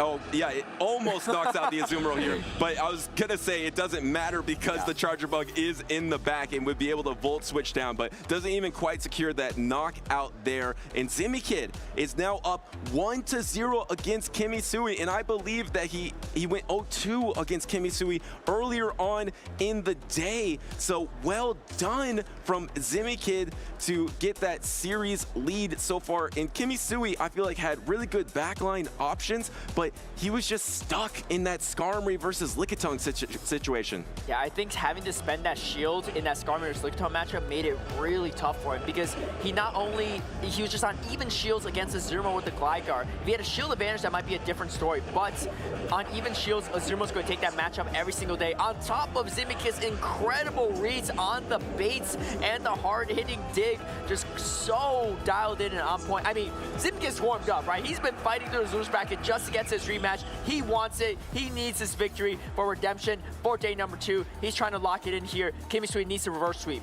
And KimmySui is one of the best trainers, most consistent trainers out there. Using the Protect Shield on the Skarmory wasn't ideal for him, but if anyone can reverse sweep in this situation, it is definitely KimmySui. We're about to have this lock in the game number 2. I don't think we're gonna see much Surfetch in this series. I don't think ZimiKid thinks it's that strong. And best parts of this team, it's meta, it works. And so can he make it work in this game number 2? Yeah, this is meta versus Spice for sure, but this is going to be Whiscash versus Lickitung, and a great matchup for the KimmySui as well. Oh man, alignment so tough at this point. I mean, KimmySui is completely countered all the way throughout. He's going to have to make some magic happen. Yeah, or you just have to try to get some debuffs. You need to get some debuffs and Protect Shield the proper power whip. No Protect Shield onto the Lickitung. Can you get a debuff there? That's what you need. And you definitely need to get the, swap to the Gligar. Now you're baiting out the Azumarill, possible, but I mean, baiting out the Azumarill at what cost? Azumarill is never going to lose this matchup. Yeah, this is looking so tough. ZimiKid with incredible patience, not throwing the Power Whip, saving the energy for later. So even though the Lictone's debuff cleared the debuff, and this time he's not making a mistake. He's not bringing Charge Bug into Gligar. He's bringing the Azumarill this time around, and it is looking dire for KimmySui. Yeah, learning from his mistakes from that safe swap Gligar. That tricked him before. It won't trick him again. And KimmySui does use the Protect Shield there, trying to get Protect Shields down maybe, or just desperately trying to get some alignment versus this Azumarill. This is going to be a no Protect Shield. I think you can double Protect Shield through this if you wanted, but it's going to be really close. Do you try to double Protect Shield the wing attack down? That's going to be so dangerous. I think you have to if you're KimmySui. Oh no, giving up. So this is really tough. KimmySui not only doesn't have shield advantage, he also doesn't have switch advantage. He doesn't even have energy advantage because the Licton has all this energy left. He's going to have to go for a very aggressive farm now, trying to make another catch yet again. Not able to, and here comes the even harder counter matchup. ZimiKid completely locking down this matchup against KimmySui in game number 2. And how has these matchups flipped? In the past, he brought a Charge Bug into a Gligar. In this game, when it mattered most to get into day number 2, he brings the Charge Bug into a Skarmory. And now he is so close to that day number 2. Does throw up a Protect Shield here. I believe this was a bait. Oh no, actually it was the Brave Bird. KimmySui went for it, but it didn't work. Yeah, ZimiKid is dialed in on point. He recognizes KimmySui has no shields left. He can spend his shields here because he knows he has the Power Whip ready for this Wish Cash. Almost a 3-ball flex at this point. KimmySui is going to throw the Skull. He's shaking his head. He knows this is so tough. This is pretty much over. Licton still has the Power Whip here in the back. He just needs to throw one X-Scissor before he can swap over, and ZimiKid getting the rematch he wants, getting the redemption, getting this 2-0, and getting his first ever top cut here at Knoxville. Here comes the winning Power Whip. ZimiKid, you can tell, emotions overwhelmed, and he is making it to day number 2 here at Knoxville. He has fought back in this day. That was the revenge he was looking for, and now he is in day number 2. And let me talk about his journey, how close he's been. He was number 13 at NAIC, 13 in Salt Lake, 17 in Charlotte, 9 in Fort Wayne, and 17 in Portland. And it just goes on and on. And Portland again this year, number 13. This is a trainer that has just been on the edge of day number 2. And he did it. And he did it with style, with Surf Edge. Congratulations on your day 2, ZimiKid. Yeah, let's take a look at the highlights, but this is not an easy opponent, an opponent that 2-0'd him earlier just today. But ZimiKid, the patience in this game, not falling for any catch attempts, and the reads. I don't think he shielded a single move that he shouldn't have shielded, and I think he just let all the moves that he should have let go. I mean, just completely dialed in this matchup, giving no breathing room for KimmySui in this one, winning that first matchup, and again, the shield calls here too, shielding that crucial dig after not shielding 2 aerial ace. They're on charge attack priority, finishing off the Gligar, and having a fantastic game number 1, and game number 2 looked even more on top for him. Yeah, that double flyer backline for KimmySui, though, just bringing that 2 games in a row, and they just couldn't find its target, specifically just because Gligar kept aligning with the Azumarill. And this is the normal Gligar, not the Shadow Gligar. So you don't have as much reach to try to flip a matchup as maybe you would have with that Shadow Gligar. But congratulations to ZimiKid, but also congratulations to KimmySui. One of the best trainers in the championship series. So consistent, one of my favorite battlers. Brilliant kid. I know he's going to do well in the future. Top 17 for KimmySui for sure. Definitely going to look for more. This is only his first tournament of this season too, so I'm sure we'll see more of him. But congrats again to ZimiKid. I mean, the flex really is Surf Edge because, in my opinion, I feel like Surf Edge is never meta. It's never really relevant, and in a Annihilate meta, I don't think it's really doing that much either. But he brought it on his squad. Whether he used it or not, I mean, that is the flex. That's his signature. And he might be pulling that LCHE as well, right? Pretty much just 5 Pokemon. Yeah, you're very familiar with that strategy with the Bastion. But I'll give you credit. You brought that a lot in Portland. But don't go anywhere because we have a ton of more loser side battles remaining. And we got a Squishmallow update. I definitely don't want to miss this. Check it out.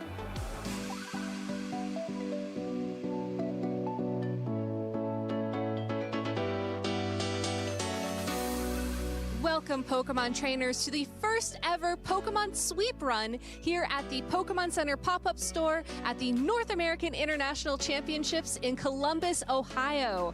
I am joined here by two incredible trainers, Trainer Polaris and Trainer Cyrus, as they will be competing for their opportunity to win as many unique items from this Pokemon Center as possible. Trainers, you have 60 seconds each to run through the Pokemon Center and pick out one of whatever item you fancy. It has to fit in the bags that are provided, but feel free to get a little bit creative as what fit actually means. And you have two incredible coaches to help you as well. So Coach Necra and Coach Spriggles, please use this time to coach your trainers. Wait, this is actually the Pokemon Center. Yeah, this is actually the Pokemon Center. This is it right here. All right, so remember our plan. We're small, but we're mighty, okay? We need to get in there. We need to get aggressive handshake. Let's do this thing. Boom, boom, boom. Nice, we got this. All right, we've got the height advantage, so we gotta get all this stuff on the top shelf, right? All right, so it's TCG cards over here, we got our plush over here, got the big Squishmallows in the back. Oh yeah, I think that's a good plan. We've got the good plan. All right, we have 60 seconds on the clock. Cyrus, Polaris, are you ready? Yes. All right, I love the energy. Let's get started in 3, 2, 1, sweep! All right, let's go. Let's do this. All right, it looks like our trainers are hitting up the Pokeballs first. I see a Cherish Ball from Cyrus, very nice.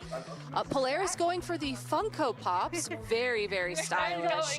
And now it looks like Cyrus has made a beeline for the plush. Polaris is not that far behind, picking up the Togepi Squishmallow. Oh no, Koraidon just fell on the floor, but Cyrus saved him and gave him a beautiful home. Trainers, the clock is ticking. There is 30 seconds left. We're skipping the keychains, it looks like, going straight for the Charmander, Squirtle, and Gengar hat. Oh, we got the Charmander hat and backpack from Cyrus. Now that is a very bold play. Oh, how about the exclusive version? 10 seconds left. 9, 8, 7, 6, 5, 4, 3, 2, 1. Trainers, that is time. Please take your items up to the front. Trainers, congratulations. Polaris, let's start with you. What you get? I got here a bunch of play mats, deck boxes. Oh, dump them all out. Let's see them all. Yeah, there we go. Oh, and a Cherish Ball too. That's very special. Got it. Woo! All right, Cyrus, let's see your haul. Incredible stuff. Look at that, 2 backpacks. Wow. We've been running this for about 3 months every other day, doing this run, so a lot of great stuff. We kind of knew what we wanted coming in. Oh, I see that. Really big. This was a big one for us. Oh, is that Koraidon? Yeah, let's see it all. Look at all those plush. I also got I got the Koraidon and the Miraidon. You did? Are those your favorites? Yeah, and this is how we were planning to win today. Well. Sorry, I don't know if we can still see you, bud, but it's huge. Team Cyrus, you drive a very tough competition with that incredible Altaria plush. But Polaris, your love of the trading card game and Pikachu and Bulbasaur really shines through. Well, guess what? Everybody is going to be a winner today. So why don't you all pick out your favorite item, as you can get all of this exciting merchandise and more at the Pokemon Center.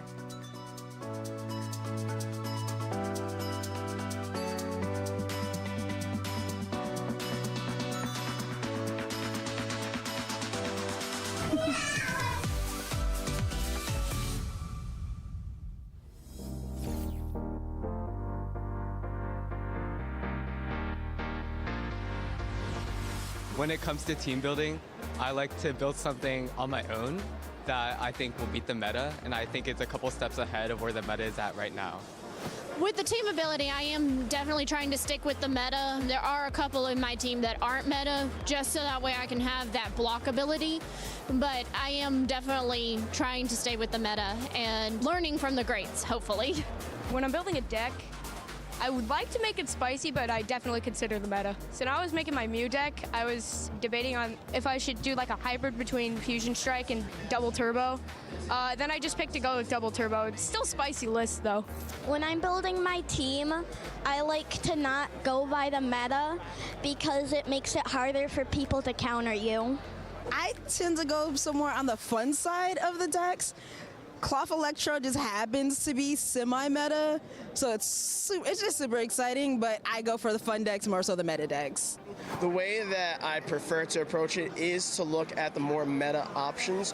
In the beginning, when regionals and these types of events started, I wanted to aim towards building a spicy team, but I ended up not being as successful as I would have liked to have preferred. So as I've gotten more and more experience, I've learned kind of sticking to the core meta mons until I feel like I've improved my abilities enough where I can try to run some unique options. That is my best bet in finding success in these events.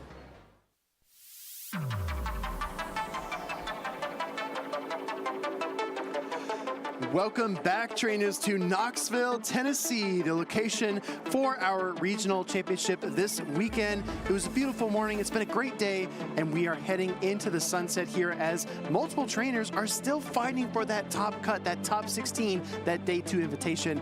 I'm Speedy's Chief 2 here with the Alpha Feed. We still have a good number of battlers. We are in the loser's side of the bracket, so it is win and in, or win or go home and go home.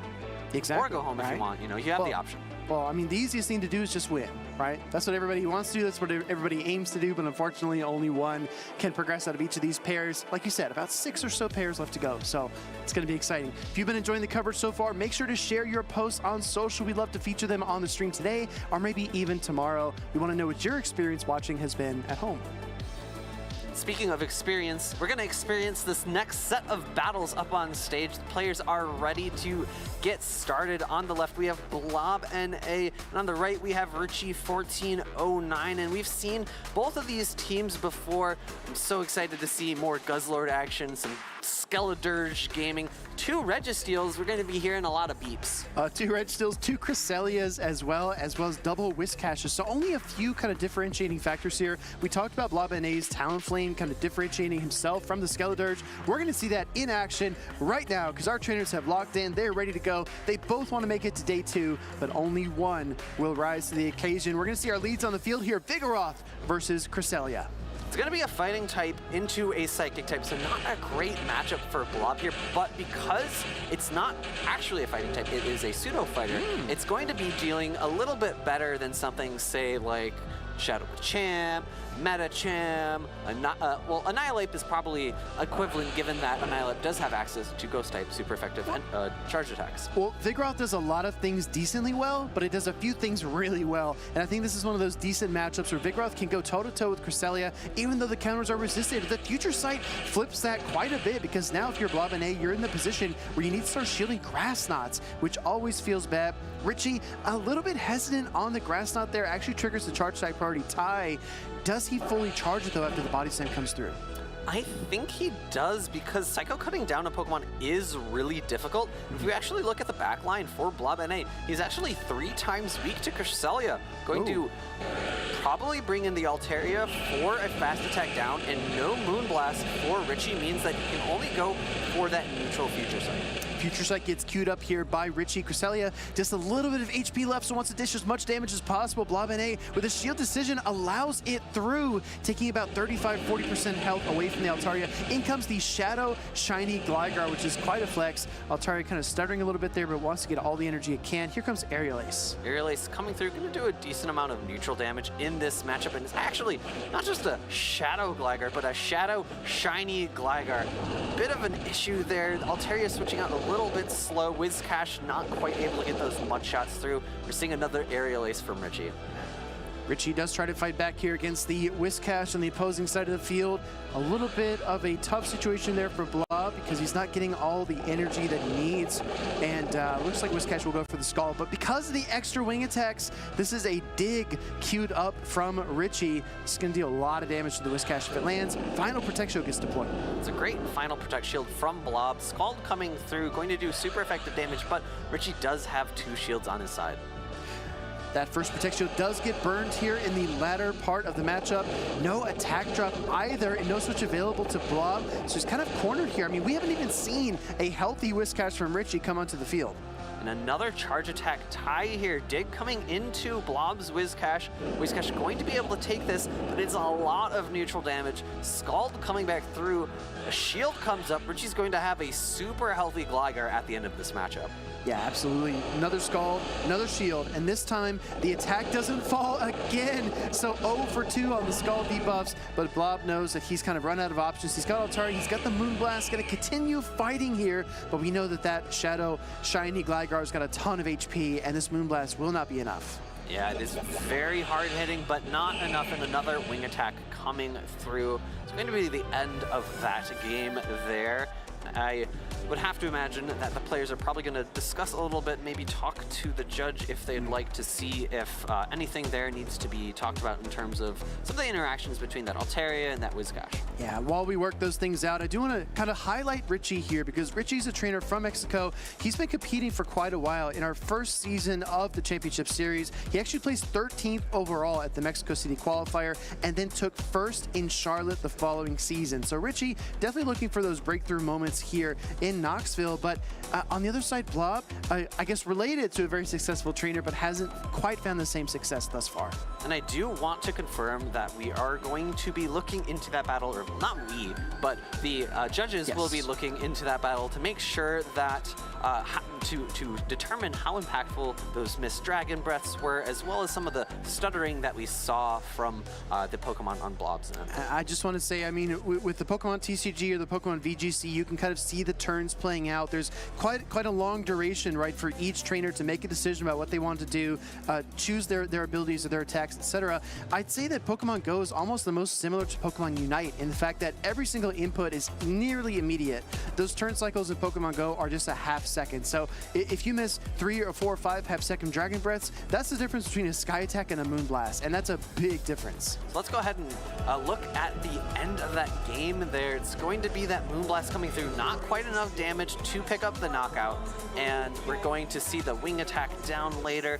I don't think that exact interaction was what we were looking for. I think maybe a little bit earlier on when I think it was the Altaria into the Gligar in the middle portion of the battle. Yeah, right before Blob went to Whiscash, right? I think there was a little bit of a discrepancy there between the fast attack intervals. You know, after watching so many games of Pokemon Go PvP, it's really amazing that just when one thing goes wrong, our eyes can spot it, and we're like, oh how much I should have gone up there. Dragon Breath, where are the turns at? You know? And it's really tough to especially take into account exactly how impactful all of those things are. Yeah. And it's a lot of work for these judges to kind of do some of the thinking of the downstream effects of some of these issues that happen when maybe the connection on a phone or another phone isn't as great as it needs to be to keep us moving through these fast-paced games. Yeah, exactly right. I mean, Blob has had a pretty solid run up to this point, taking down Yu Pancho, a trainer who I know attends tons of local tournaments, but he was sent down to that loser's bracket by Magic Mason. Again, one of the favorites. Whenever he walks into a tournament, you expect Magic Mason to do relatively well, but Blob has just continued to fight, right? Continue to find those win conditions, and because he fell to the loser's bracket so late, he actually landed in the finals here against Richie. And he's going to have to continue fighting in order to meet his brother in day 2, and we just got word it is going to be a rematch on the field of play. So 0-0, all tied up again, going back into game number 1. Let's see if we get some Skeledirge gaming, some Guzzlord Dragon Tails on the field. Meanwhile, Blob trying to hold Richie at bay because that combination of Pokemon is incredibly threatening. Heading into game number 1, we got a fresh, clean slate here. These trainers need to lock in because this match is important. And it's going to be Cresselia into Altaria, and it'll be curious to see another team of 3 brought from Blob. All 3 Pokemon are weak to Cresselia. Altaria lead, but that difference maker here is that the Cresselia doesn't have Moonblast. Moonblast, slightly lower energy cost, super effective damage. Meanwhile, you trade that for a higher energy cost, same type attack bonus, Future Sight, and great shield by Blob after letting the Future Sight through in our first match. A bit of surprise on Richie's end for that shield, recognizing Altaria could very comfortably take that attack and continue on in the matchup, especially since Psycho Cuts don't really do a ton of damage. Going further on into this matchup, another Future Sight is reached well before a second Sky Attack from Blob's Altaria. This Future Sight will not be enough to KO. Blob is going to let this second one through. Already shielding one. I think that's very good usage of your shield asset there. We're going to see another charge attack get queued up here. Looks like Moonblast. I don't think this is quite enough, V, because Cresselia is very bulky. It is very bulky, but I do like the option for Moonblast over Sky Attack because of the extra damage, putting it just under 1 Dragon Breath health, but an immediate switch out by Richie. And a great catch here of the aerial ace by Blob. You say great, I say nasty. That was a nasty swap to throw the Whiscash out there and catch that aerial ace that would have KO'd the Altaria. And I agree with you, that one-turn difference could make a huge impact later in the game regarding that Cresselia's HP. We're going to see a Skull get protected up here by Richie. Gligar versus Whiscash is never a matchup that Gligar enjoys, so I fully expect Richie to invest. And the attack drop this time. The attack drop is going to be impactful here, meaning this dig does a little bit less damage, but I think it's still going to put this Whiscash within range of a wing attack down afterwards, just not quite enough to pick up the knockout there. And an aerial ace reached at a charge attack tie. And we saw this multiple times in that first game number 1, where this Shadow Gligar beats Whiscash in terms of charge attack ties. Richie with the one finger swipe. I still can't do that to this day. In comes Vigoroth, gonna look for a body slam just as quickly as it can, but the Gligar paces at even tempo. Body slam will get queued up here. This isn't quite enough to KO the Gligar. Remember that Altaria is still weak, but waiting in the wings for Blob. Do we see the final Protect Shield here on an inevitable dig? I think it has to come up. Blob needs to recognize that this is a really impactful dig from a Shadow Gligar. Last second decision there. It's a great shield call from Blob. In comes the Whiscash. I think the Altaria still has some play here. It's going to be double resisting the Mud Shots and Mud Bombs and resisting the Scald. Shield come-ups from Richie knows this is going to be the most damaging body slam possible. Yeah, but here's the wild card, right? Because now that the Whiscash has energy, Richie's going to overcharge just a little bit. So if the Altaria tries to come out to the field, the Whiscash can just throw another charge attack. So I think the best window for Blob right now is to send the Altaria in immediately, and he does, trying to get a bit of energy here, deal some Dragon Breath damage, and get to the Sky Attack. This is solid chip damage, and like you said, Phoebe, it's going to be very hard to Mud-Shot down. You have to throw a charge attack if you're Whiscash. I would have liked to see Richie build up a little bit more energy there before throwing that first Scald to prevent exactly what you're talking about, but still outpacing here, throwing a Scald. I think actually Mud Bomb might have been enough damage there. It would have been really close, but Richie does not want to take any chances. Scald KOs the Altaria. In comes the Vigoroth. Just a few more counters to the body slam, and he gets there. It's a charge attack priority tie. Richie has been so conservative, switching his Pokemon out and saving them. But guess what, Beam? They don't have any HP. I think Vigoroth is going to just run through this team. They have no HP. Cresselia on its last breath. No chance of doing any fast attacks before it gets knocked out. In comes the Gligar, doing 3 wing attacks before feigning, and I do not imagine there's much energy on this Cresselia. Cresselia can't even muster the charge attack. Vigoroth gets the 3-0 sweep of Richie's team to propel Blob to a Game 1 victory. But guess what, Phoebe? He's got to do it again. Has to do it again. This is going to be a best of 3. And it's really interesting to see how the positioning of Blob's team that second time around fared from that first one. All 3 were weak. It was the same 3 Pokemon, just in a slightly different order. All 3 were weak to Cresselia. However, Altaria doing a little bit better in that matchup than something like Vigoroth. As we take a look back at the series, we see the Shadow Gligar and the swap. Like I said earlier, it was a nasty catch, right? Because you keep your Altaria in the game, and we saw the Altaria was instrumental in the final moments of the matchup. But the Whiscash can tank that kind of damage, right? And then Richie's Whiscash striking back with a big Scald into the Altaria, forced to throw that energy that was so vital. Richie unable to clutch up that final charge attack because he loses the charge attack priority tie. And you can see him there. One more. I needed one more Mud Shot, or potentially if he'd thrown the Mud Bomb instead of the Scald, and it was enough to knock out. You know, it's double resistant. Altaria is quite bulky. It might not have been enough there. And we see the Vigoroth sweep in the end. Counter down 1 Pokemon, counter down 2 Pokemon, counter down 3 Pokemon. I would like to see everyone in the stream chat type do you think the Mud Bomb was enough? Was Mud Bomb enough against the Altaria? We want to hear your thoughts as well. Get engaged, get hyped. We're heading into game number 2. Richie has already locked in his team. He already knows what he wants to do. Meanwhile, Blob taking a few extra moments. Again, I definitely give the experience advantage to Richie, but Blob has been playing very impressive. Yeah, be curious to see how Blob pivots in order to handle that Cresselia. Richie really leaning it into game number 1. Going into game number 2, not the lead that Blob wants to see. It's Whiscash into Cresselia. Great lead for Richie. Yeah, I think the downfall of Cresselia is a little overrated. Here comes the Vigoroth safe switch, a classic safe swap, not only in the Go Battle League, but also in the Championship Series. Body Slam gets fired off here. How do you think Richie's going to respond? Because, I mean, Cresselia versus Whiscash is a dream matchup for the former Pokemon. I think it's going to be, as we always say, a bit of a chip and dip. Future Sight likely going to go into the Gligar afterwards. One thing I really like from Blob there is the switch into Vigoroth means that you pace at 5 counters to the first Body Slam. We saw that he threw it immediately in order to get that 1 turn back from that switch. Great mechanic knowledge there from Blob. Another Body Slam gets queued up here. Cresselia can tank it, and now at this point, you've already thrown 2 charge attacks in this matchup and a bevy of fast attacks. That switch timer is heavily displaced. I think Blob is only 15 seconds away or so from reaching for his switch. In comes this Future Sight. It's going to do a lot of neutral damage, but not really close to the knockout on Vigoroth. Vigoroth is quite bulky, going to almost 2 Body Slams here, and this is going to be really close to Body Slam knocking out the Cresselia. I think it will knock out, right? So we do see the first Protect Shield from Richie trying to keep his Cresselia in the matchup. Gonna go for the Grass Knot, but another charge attack priority tie. We can see Richie wince on stage. That was his downfall in game number 1. It's happening again here in game number 2 as Cresselia gets knocked out. I actually thought what he was going to do there was build up to the Grass Knot and switch out and store it for the Whiscash later. Unfortunately, though, off by 1 count. Body Slam now coming in again to the Shadow Gligar. It's going to do a nice chunk of neutral damage. Take the Gligar down just above the yellow, or just barely into the yellow.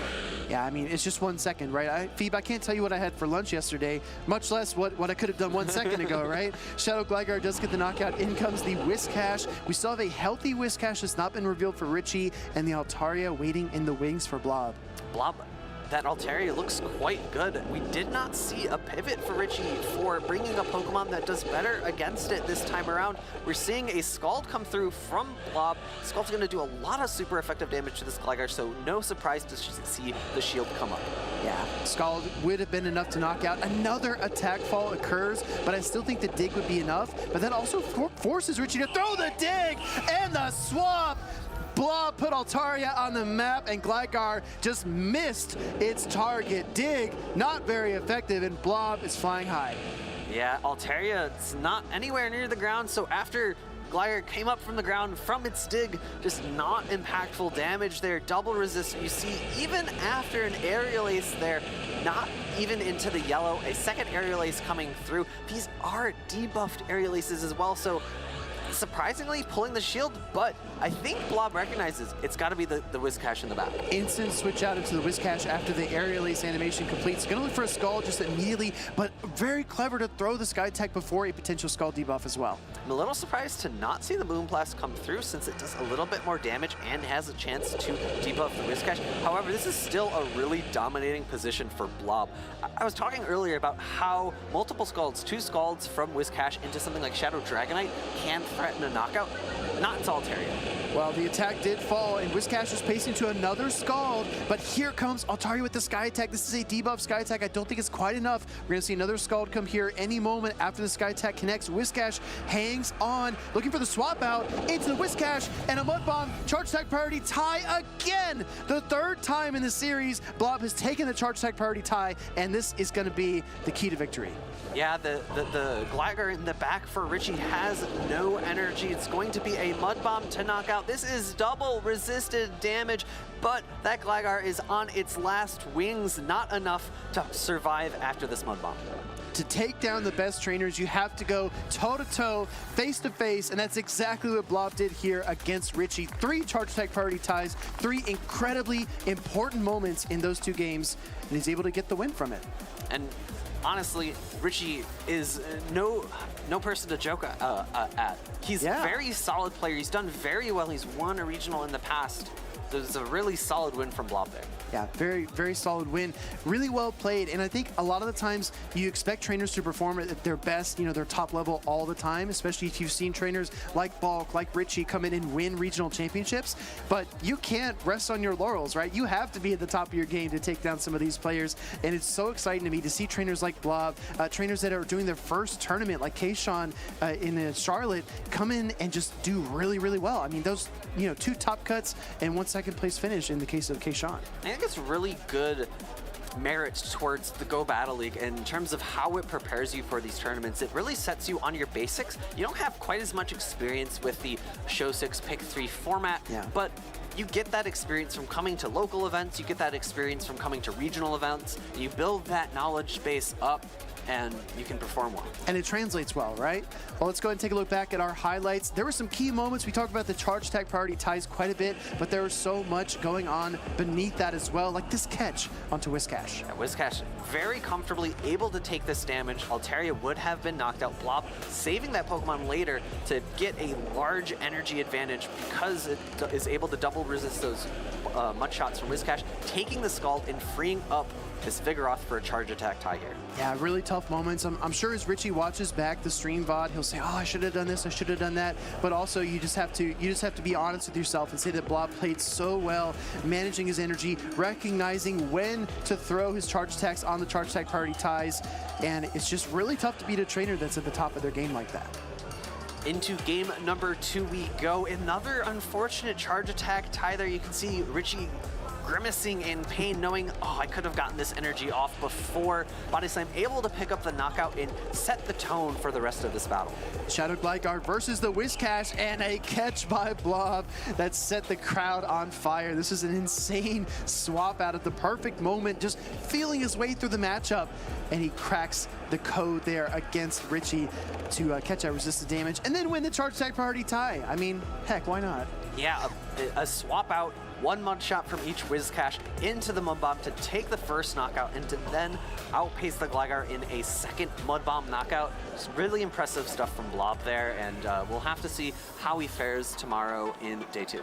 Resisted Mud Bomb is enough to get the knockout, and for Richie, unfortunately, because that was a loser's bracket, he's out of the tournament. But there's so many more exciting championship events coming up this season, so definitely head over to Play Pokemon and check out the calendar, see what events are near you. I'm sure Richie will be looking at his next opportunity to qualify for Worlds in Honolulu, Hawaii. And I also want to call out that in addition to the regional events that happen at these regional events, we also have side events that include challenges and cups. So you have additional opportunities to earn championship points. You have additional opportunities to meet up with friends, take some photos, and share them on social media. Let's take a look at what we have already loaded up here. Zoe 2 Dots at the Melbourne Regionals. What a great weekend over there. Let's go Wailmer versus World's Top 10. Zoe 2 Dots, I heard rumors that she actually took team inspiration from multiple friends, and somehow Wailmer ended up on her team. It might be the gentleman in the blue shirt to the right side of the image there. He might have had a little influence in that decision. A little bit of a chemistry shirt there, rocking the gold shark, it looks like. I can't quite tell what the animal on the shirt is, but that is gold. I can tell you that. I'm the chemist here. Yeah, we don't have coverage for that event, but this is a double-header weekend. Meanwhile, across the pond, some of our favorite European trainers are throwing down. Yeah, congratulations to Inadequence for winning the cup, and then Statistan for winning the challenge, and Though Technical, one of our European caster buddies, for qualifying for Worlds, a Dutchy takeover, it seems. I have a sense that there was some jealous shenanigans going on at that tournament. There have to be, right? You've got Martine, you've got Though Technical there. Has to be some jealousy to be seen. A little bit of a Jellymeister area, you might say. Yeah, troublesome. Wow. Bai didn't want you anyway. She just let it go. It's unfortunate. I have had a number of those Galarian birds run away from me. I have to imagine there's a little bit of pain, a little bit of sarcasm in that tweet. You know, Phoebe, sometimes you just become numb to it. After 25 of the Galarian birds run away, you're like, you know what? Just go. And here we have it. We have a wonderful cat here with some Pokemon cards there. Frank Pao is once again hoping for the Chien Pao W at Regionals this weekend. He is working on sequencing and sending all his energy to all the Chien Pao soldiers. Well, March on, soldiers, and good luck to any Qianpao users out there here at this regional event. I mean, clear eyes, full hearts. You can't lose when Pao's on your side. Gemma Barbie says, love watching regionals, especially when my favorite gets on stream. Good luck to Magic Mason. He's been playing really well. I don't know how much luck is a factor, right? Because it seems like pure skill is the recipe here. You have to have all the skill to eat all the dreams, and there's a reason he has that nickname. There's a reason he has this nickname, and he's done so well here as well as previous events. We have a post here from Sabrina, one of our treasured judges. I honestly couldn't have wished for a better birthday celebration. These people are absolutely amazing, and today was so beyond incredible. Was rocking the birthday hat baby Evie as well. Looking forward to a fun weekend. We appreciate all that you do, Sabrina, and a very warm and happy birthday to you. It's been a wonderful day. Yes. We have a few more battles to get through. We do. And we have some exciting matches. I'm rubbing my hands in anticipation. I know, right? We've seen a lot of trainers already appear on stream, so if you're following these trainers' storylines and I don't know, maybe you thought Valor Ash was kind of cool and you want to see him play again, I got good news. He's coming up here in just a moment. Let us know which trainers you are cheering for, which one you think can make it to day number 2 in Knoxville, because honestly, we see the Pokemon, we see the teams, but getting to know the trainers a bit better, getting to know their stories and how they kind of came from a similar situation as you, or maybe a completely different background, it's always really interesting. I was kind of talking about it before, but you at home, you can have your own stories unfold here. Yeah.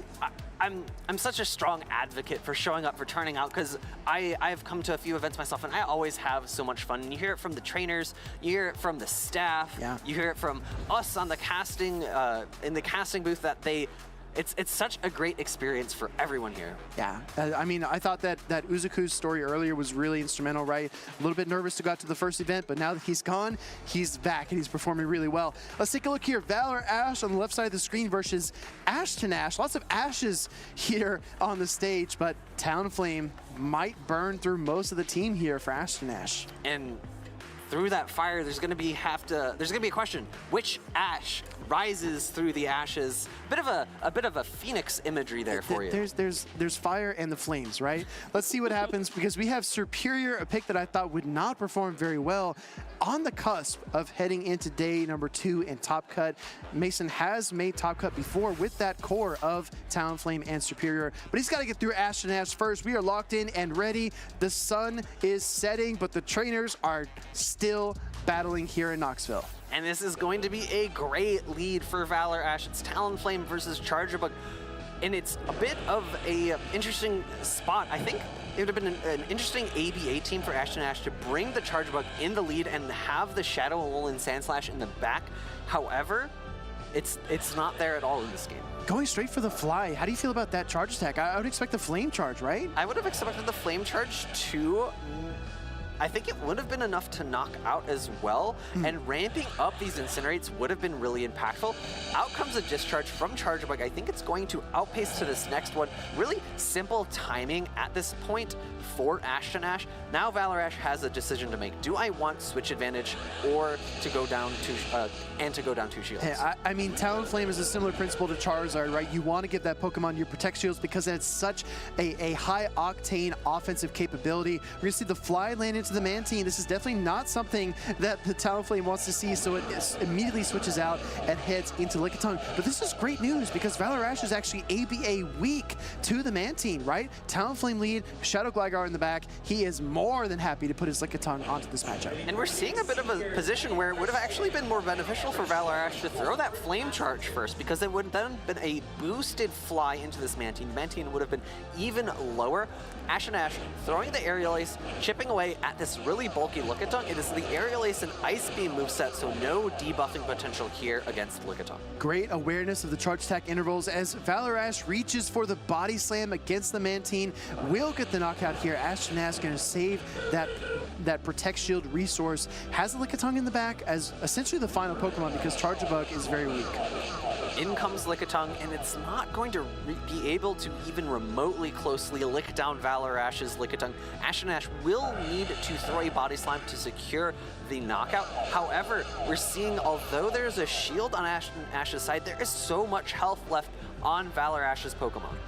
Yeah, I think the HP differential is going to be a big factor as this game progresses because, like you said, Valor still a fully healthy Shadow Gligar in the back, and he's just content to keep throwing body slams. Honestly, Phoebe, I don't think this KOs. I think that Valor gets another body slam after this. It's going to be really close with the additional licks, but it does seem like you are right. 1 HP and a body slam comes in, and Ash shaking his head. I don't want to shield this body slam. This is not likely going to be the most damaging charge attack in this game. Coming in with the Shadow Gligar now, this is really problematic for Ash because he can hit for neutral with the body slam or neutral with the power whip, but he's got a very weak charge bug in the back, and the triple body slam spam from Valor Ash's Lickitung has just put this shiny Lickitung at such a disadvantage.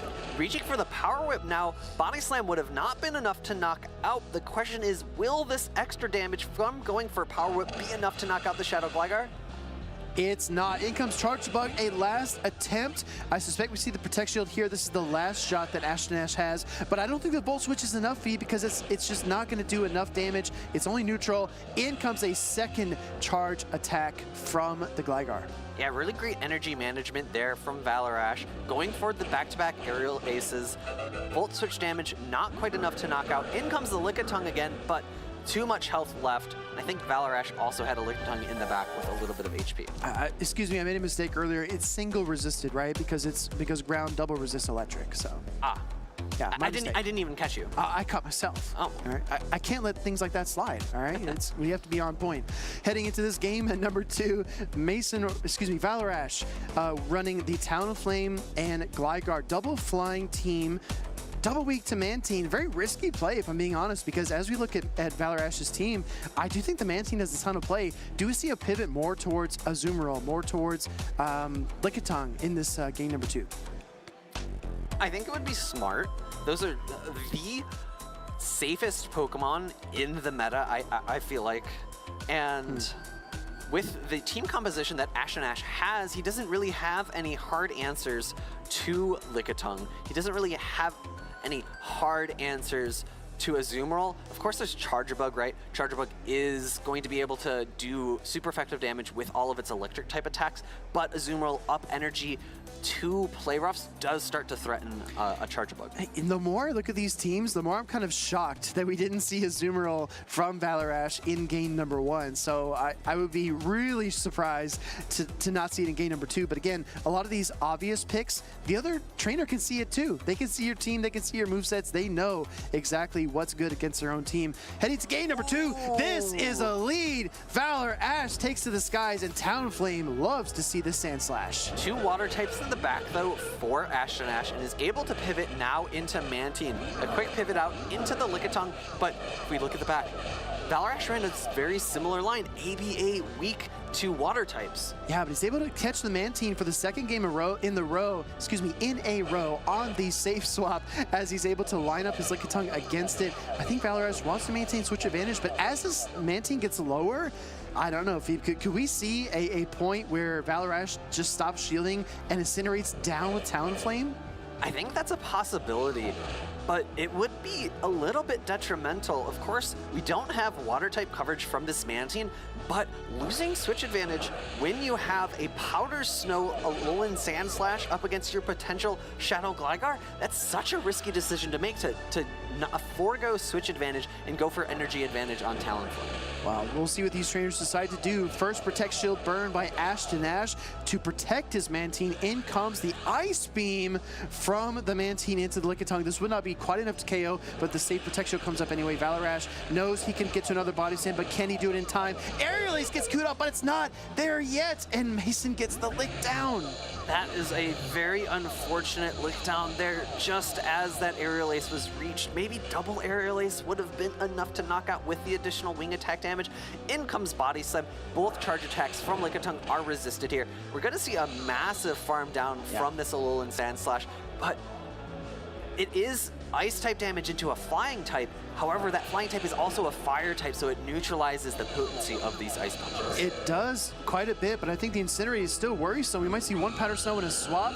No, actually 2 Powder Snows, and he gets KO'd. Double super effective Incinerate absolutely sears through that Shadow Alolan Sandslash, and now the flies are going to rain down from the Talonflame here for Valor-Ash. I can't imagine too many people have seen the exact amount of damage that an Incinerate does to Shadow Alolan Sandslash, because either you switch out of that matchup immediately, or you just faint, and it doesn't matter exactly where your health is, you just faint anyways. Yeah, exactly. You just kind of get erased. In comes more and more Incinerate pressure. Ashton Ash bends the knee to Valor-Ash as he takes the Series 2-0. Now, Valor-Ash is going to be the Ash that wins this game. How many times could we say Ash in 5 seconds? I feel like we've already hit our quota. I get a little tongue-tied, right? Just trying to say it once or twice, so don't challenge me on that, Phoebe. I'll lose. Well, congratulations to Valor-Ash for that solid 2-0 victory. He's going to get, I believe, his 2nd top cut this season. And loser's bracket, loser's side of the bracket, not a bad place to be. I still don't believe in Superior, but I'm starting to come around on Talonflame. So let's take a look back at that series and see just how impactful that Fire and Flying type Pokemon was. Again, here in game number 1, getting to this Aerial Ace, the Volt Switch not being enough for Ashton Ash to get the knockout leads to another Aerial Ace, which eventually takes the win here as Valor-Ash queues it up. Yeah, because it's resisted as opposed to just neutral, not quite enough damage. 2nd Aerial Ace comes through and picks up the knockout.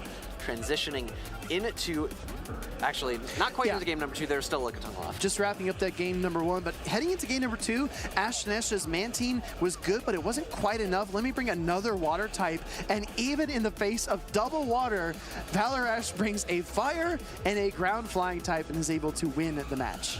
Yeah, an option for a single Powder Snow into Ice Punch was possible, but if it was a single Powder Snow and then switch, the damage would have not applied to that Shadow Alolan Sandslash. Yeah, only a couple ways to kind of get, or one way to get out of that matchup and another way to get off the charge attack. But I'm sure Ashton Ash was just hopeful to survive just a sliver of HP, but double super effective after the Timeless Travels update. Incinerate doesn't play around, all right? That is a hard hitting fast attack. It is the fast attack that does the most amount of damage. It is the fast attack that has the longest duration. Yeah. So it makes a lot of sense there that it's scaled that way, and I really do like it. Fire types in the Pokemon Championship Series meta aren't super prevalent because those Pokemon that have that typing are typically not as bulky as other Pokemon types. Water type is very renowned for having bulky Pokemon. Whiscash and Azumarill are probably the premier bulky water types, but fire types, Shadow Charizard, what else do we see? Ninetales, Skeledirge, Talonflame, all are not very bulky Pokemon, so their moves are maybe a little bit overtuned to help compensate for their frailty. I mean, we've seen a Fire-type Pokemon kind of pop up here and there, but they don't seem to have a consistent presence, right? Remember, everybody was so shocked when Cindy won Vancouver with her Shadow Kanto Ninetales running Ember, right? That was one of the first moments when trainers looked at Fire-type Pokemon and said, okay, maybe there's something here. And then when Skeledirge was introduced to Pokemon Go, we saw Dunebug come into San Antonio and just go 14-1 to sweep the tournament on a run that will probably never be replicated, right? And we see the pressure. In my mind, Phoebe, the 5-turn Incinerate is rewarding to those that have the patience to execute it. But you have to understand the matchups so well, and you have to be willing to sacrifice turns, to sacrifice switch scenarios in order to play to your win conditions. And one of those matchups that Incinerate has that I would have liked to see so far, but is really weird to play from both ends, is Incinerate users versus 3-turn fast attack users. Like and the Dugong. one that Dugong, or the one I was thinking of, Guzzlord. Oh, okay, because okay. Both Pokemon really want to throw a charge attack at about 15 turns because you can throw a Crunch from Guzzlord or either charge attack from the Talonflame or Skeledirge. Yeah. But if you throw at that point in time and your opponent doesn't also throw, you're giving them a full Dragon Tail or a full Incinerate. It's really awkward. It's either intervals of 3 or intervals of 5, but I think our trainers are ready on the stage. We're going to take a look here at MountainDugong taking on PolymerUp. PolymerUp was one of the first trainers that we saw on stream earlier today. Tough matchup against a tough opponent, but he's still in the tournament. Meanwhile, MountainDugong, who first made waves at NAIC last year, is back. He's got the shiny Dugong, and he thinks he's got what it takes to make day 2 in Knoxville. And honestly, probably one of the few lanterns that we've seen do really well here. It's been kind of out of the meta recently because of the presence of Whiscash. You know, Water Electric going to very much lose to a Water Ground type Pokemon. Well, we are all queued up here. Our trainers are locked in. Let's get into game number 1. MountainDugong and PolymerUp fighting for that day 2 invitation. We've got double shinies on the field. And I've talked about this matchup a lot. Dugong is the ice type that is going to do best against Skarmory, able to go for those neutral icy winds, lower the attack stat of Skarmory, and making those Steel Wings, making those Sky Attacks, making those Brave Birds just that less impactful. We talk about ice Pokemon in the Championship Series, Pokemon like Alolan Sand Slash, Frostlass. Those Pokemon lose to those Steel Wing attacks, but Dugong with its sub-water typing is so much more flexible. A charge attack gets fired off here by PolymerUp. This is a Brave Bird coming down, and it's so disappointing because that Dugong is so bulky. It doesn't do nearly as much as I thought. An immediate switch out from PolymerUp into the Lickitung, and that is answered by MountainDugong's Annihilate. This Annihilate is running the Night Slash, so a boost here would be very impactful. A boost would start a snowball of momentum. Annihilate doesn't quite clutch it there, but it's going to look for another one any moment because Lickitung fires off the Power Whip. Power Whip not going to be quite enough to knock out MountainDugong, though has an option here. Do I want to shield this harder hitting move, or do I want to no shield, know that I can still get to one more Night Slash and threaten winning switch advantage here? We saw the Skarmory in the lead. The information that we have so far is the Skarmory Lickitung for PolymerUp. Actually, Protect Shield coming out. Think he can get to another charge attack. He's got enough energy. Actually going to lick all the way down. Polymers wrestles away switch advantage from MountainDugong. The potency of one-turn fast attacks being displayed right there. The damage from Lick coming in a little bit quicker. Unfortunately for MountainDugong, a Body Slam is still reached by Poly's Lickitung. Shield comes up.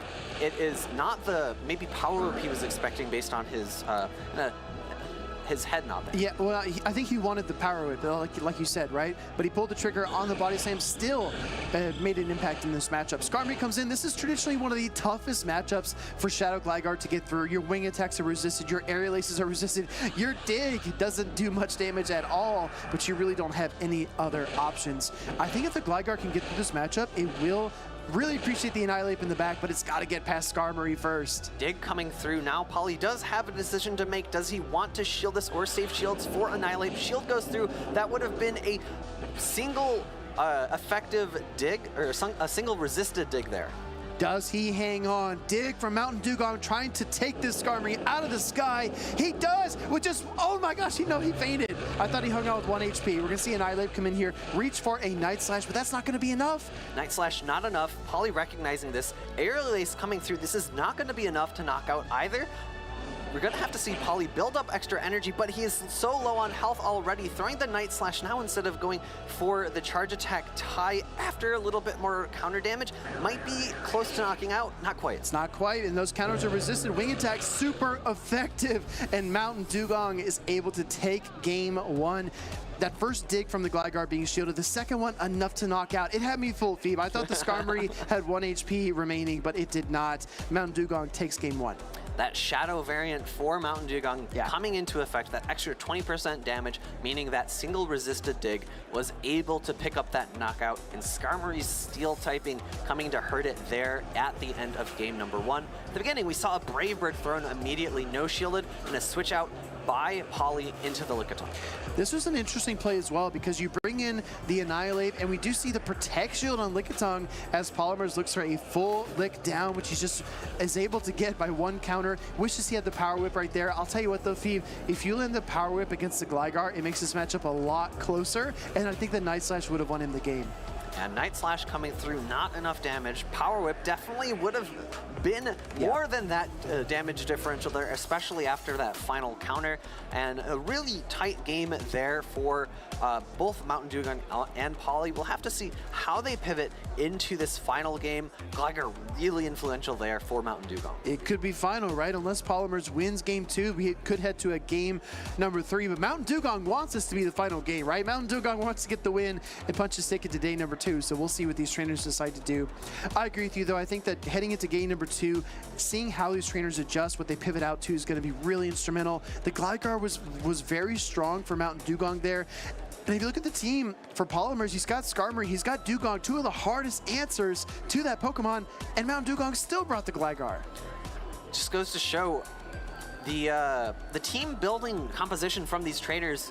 Even though you have a weak Pokemon to a few really hard checks, if it's impactful in the right matchups, Annihilate really taking a lot of super effective damage from that Aerial Ace, it can swing a matchup, even though it felt like he was on the back foot because of that Skarmory matchup. It did, right? It felt like MountainDugong was never comfortable in the matchup, but he still found a way to win in the end. Heading into game number 2 here, one of our trainers is already locked in and ready to go, but because there's so much pressure, I think just a few more moments are needed. We've got some lock-ins. We have leads on the field. Let's take a look here. MountainDugong on the left side of your screen, Polymers up on the right. The ape is loose, and it's got a Whiscash in its sights.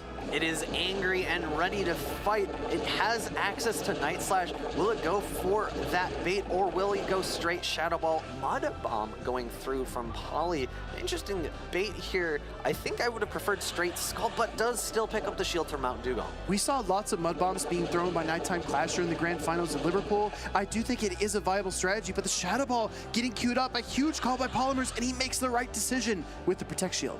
Shield coming up, meaning the Shadow Ball only does 1 damage, and it was a charge attack tie. Scald coming through. MountainDugong, unfortunately, because it was a charge attack tie, does not have the ability to try to pivot out and catch it on a different Pokemon. Attack drop does happen from that Scald, and he's going to actually switch into Dugong.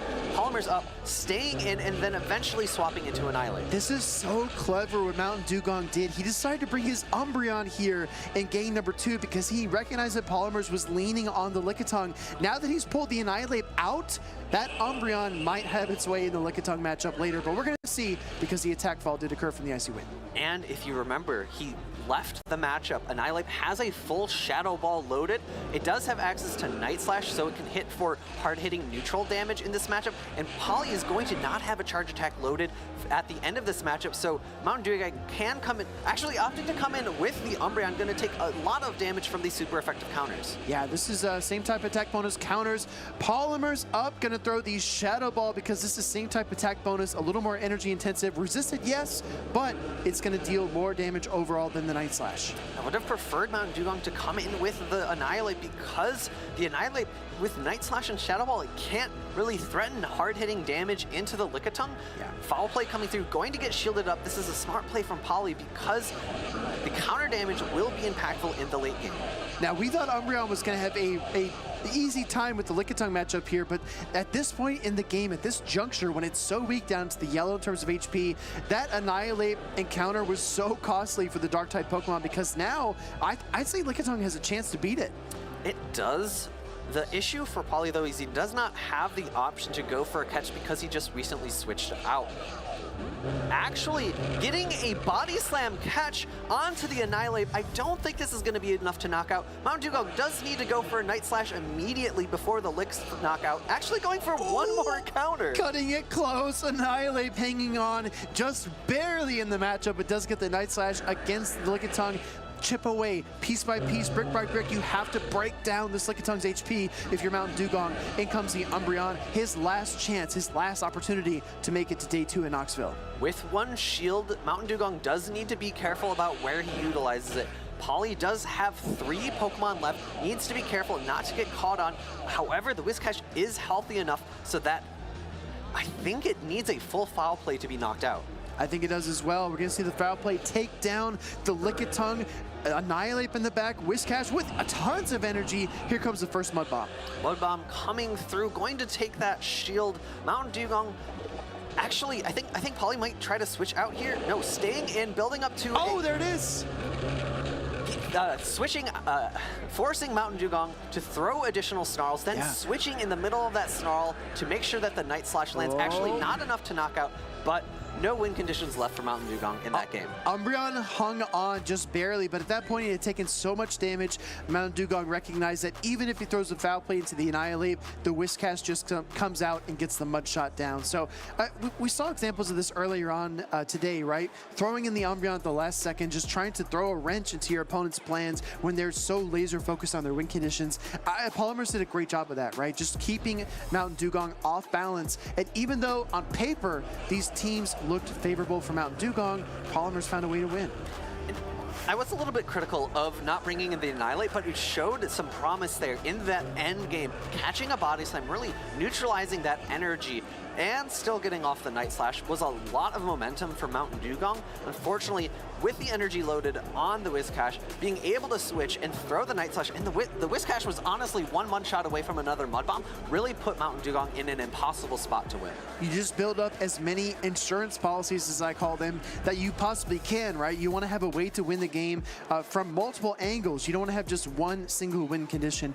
But if you thought game 2 was intense, Phoebe, we're heading into game number 3, and again, whichever trainer loses this matchup will be out of the tournament. There's so much riding on this. It's win and in for the winner, and it's lose and go home for the loser. MountainDugong really putting a lot of emphasis on that Umbreon in game number 2, trying to have it be the answer to Lickitung. Will Poly decide to still bring that Lickitung in game number 3, or will he pivot away from it, recognizing that is the Pokemon that MountainDugong has been focusing against? I feel like it's just so safe, right? I mean, you can even take shields from Annihilate, you can shield and KO the Annihilate. We have a tough lead here for Poly heading into game number 3. He sends out his Lickitung, and it's met immediately by the Umbreon. He makes a safe swap into the Whiscash, trying to reach for the Dugong. Here comes. Dugong comes in and a bit of stuttering from the Dugong. Mud Bomb comes through and a little bit of frustration from MountainDugong's side. It's tough, right? We talked about how much is riding on this matchup, how tough it is, but I think you just need to try to play it out, do the best that you can, but it's definitely a difficult position to be in, right? Because you prep, you practice, you do everything you can to be ready for these tournaments, and then you run into situations like this. Actually seems to be on a little bit of stuttering on both sides here. The Dugong not going to be able to meet it to this next charge attack. Maddycat coming through, going to do another bit of chip damage to Dugong. Yeah, Dugong and Whiscash, definitely a tough matchup. These trainers both realized that game was not how it should have been playing out, right? So we're going to take a quick moment to refresh here and see what we can do on our technical side. Yeah, great sportsmanship from both of the trainers. Honestly, both of them recognizing that probably both of them were having some slight issues with the phone performance there. It was a really great lead for MountainDugong. Umbreon into Lickitung is exactly where you want your Umbreon to be. Dugong into Whiscash, maybe not as polarizing as a matchup. I think there's a lot of play for Whiscash. I think I earlier said that it was a positive matchup, but you said it was a positive matchup that still had play for Whiscash. No, absolutely. I think that depending on how the matchup plays out, right, when the Mud Bombs are thrown, how you time your charge attacks can definitely have a big impact. And yes, I think Dugong most of the time will kind of swim its way out of that matchup with an advantage, but you want to think about how much health you have, how you set up the rest of your team. If you want to bank an icy win and throw that against another Pokemon on your opponent's team, there's so much interplay, right? Because just winning this sheer matchup might, it might be good, but it's not the most important thing to set up the team for success as the matchup goes on. I think going into this rematch, the question again becomes Lickitung and Umbreon. Do both trainers still focus on that core matchup? Is Poly going to decide to not bring the Lickitung because of its poor positioning? Exactly, right? And that's the drawback here of a rematch situation, because, I mean, MountainDugong was really happy for the lead, right? Thought he made a great call, a great team raid, and Polymer's probably not his best team read, not his best call. So it might be really, really good for Polymers, but really bad for MountainDugong. Either way, these trainers are are going to start with fresh leads, fresh teams as we head into a decisive game number 3. One of them actually, Phoebe, is already locked in. Yeah, locked in, and the other just as well. Here we go into game number 3 for Losers Finals Group D here. It's going to be a Lickitung lead into MountainDugong's Cresselia. Yeah, I give a slight edge here to the Lickitung because the super effective lick damage does add up rather quickly. Cresselia, a great pick overall against Polymer's team. I mean, you've got Dugong, you've got Whiscash, and you've got Gligar. He doesn't get any of those targets in the lead. Instead, he finds the Lickitung. We've talked a lot about Moonblast versus Future Sight on Cresselia. I think a very interesting thing is that we've seen in the past some Cresselia's with Moonblast being able to win the Zero Shield matchups. We see MountainDugong switching into Annihilate and then shielding a Power Whip. This is where it gets difficult though, right? I talked about this at the opening of the show. I mean, Annihilate with an energy advantage, with a Protect Shield advantage is such a threat. It's so tough to remove this Pokemon from the field, but PolymerUp is doing really well to get a second Power Whip here and apply additional pressure. Yeah, I think maybe MountainDugong could have thrown a Night Slash before. However, just going for the full farm down, no Lickitung on the field, no Pokemon to take the Shadow Ball from MountainDugong, building up to nearly 2. Here comes the first Will Poly Shield. Now, big Shadow Ball going to connect here. PolymerUp does not use his Protect Shield into the Whiscash. He knows it would be a really badly used Protect Shield if that was the Night Slash bait. Gonna go for another Shadow Ball, back-to-back. MountainDugong wants a knockout, and he's gonna get it. The issue now for MountainDugong is neither shield has been used. Annihilate is in the back for Poly. A switch into the Dugong. I like this for MountainDugong because he's able to get the Icy Winds off before the first Shadow Ball. Gonna go for the Night Slash here. I think PolymerUp wants a boost and he wants to deal some additional chip damage so that he prevents MountainDugong from getting to a second Icy Wind in this situation. Actually, a Charge Attack priority tie. Here comes the Icy Wind. A boost would have been really impactful for Poly there because it would have mitigated these Icy Winds. I think the next Icy Wind is going to be able to come out before another impactful Shadow Ball. It's actually really, really close. I think he's gonna have to throw right here on the Night Slash. Charge Attack priority tie. PolymerUp wants to knock out into the Dugong, and MountainDugong recognizes the Cresselia is his last hope. Can he actually Cycle Cut down this Annihilate?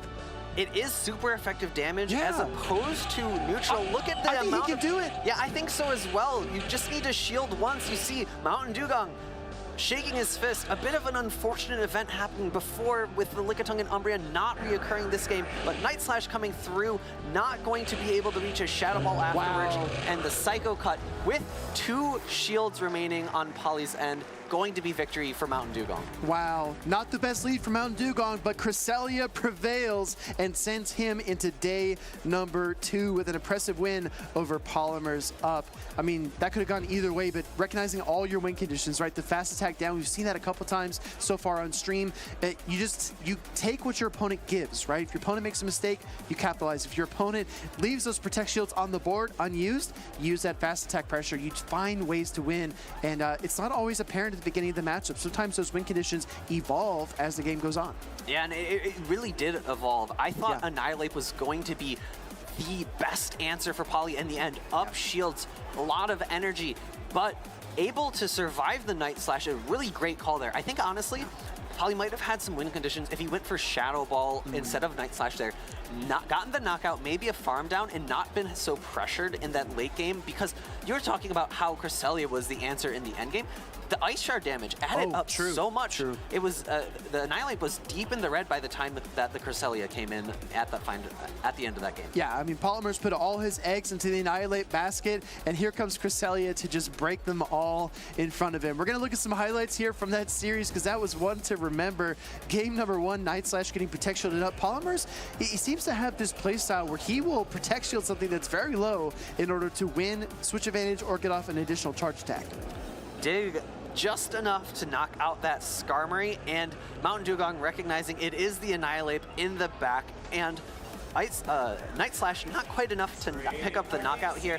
One more wing attack to secure game number 1 for MountainDugong. I mean, these were hard-fought wins. You can see some of the emotion on stage, but both of these players were gritting their teeth through these matchups as Polymers fights back in game number 2, conquers what on paper looks really abysmal in that Umbreon pick, and the body slam here onto Annihilate, it just set him up for victory. I also think that MountainDugong waited a turn or two to make that catch, which is just absolutely incredible. shield. Annihilate going to land a Night Slash, lick down from Poly. With so many Pokemon left, this Umbreon had a lot to do in game number 2. It definitely did, but it just couldn't stretch it far enough through the matchup as the Mud Bomb peels away the final Protect Shield. In comes the combo play, Annihilate, Night Slash. If I recall, this is not quite enough, but the next counter is. Yeah, Night Slash doing resisted damage into the Dark type, but the counter damage applies well before the Snarl. And then moving into game number 3, Annihilate able to farm down the Dugong, but so little health deep into the red. A few more Psycho Cuts going for the Night Slash bait. There's a shield. Yeah. He's going to throw it up, so a bait into a Shadow Ball is the only win condition, but not enough health left. Not enough health, and also he did take that Icy Wind debuff, right? So the Annihilate was a little bit weakened, a little bit hindered there as the matchup progressed. But either way, these matchups sometimes can feel easy, but most of the time, Phoebe, especially at this level, they are hard. You have to grind through the matchup and find your win conditions, and that's what it takes to bring down the best. And those win conditions are extremely hard to find. Yeah. Sometimes you have to do it through unconventional methods. Maybe throwing a body slam before you take an Icy Wind, as we saw earlier. Yeah. You have to be creative. You have to think outside of the box sometimes. Exactly right. Well, we're going to toss over to an interview. Dewey is going to speak with Tom Velowald. Don't go anywhere. We'll be right back. Hi everyone, Dewey Ha here, out on the floor at the Knoxville Regional Championships. Joining me right now is Tom Velowald, a Pokemon player as well as a Pokemon parent. Tom, background for you, can you tell us a little bit more about yourself? Sure, so I've been playing Pokemon since it first came out in 1998. And, you know, I had a group of 10 friends or so, and we'd always play every week. We'd have a ladder system, and we played really competitively every week back then with the Chromatics, you know, era. Link cables on Game Boy and everything like that.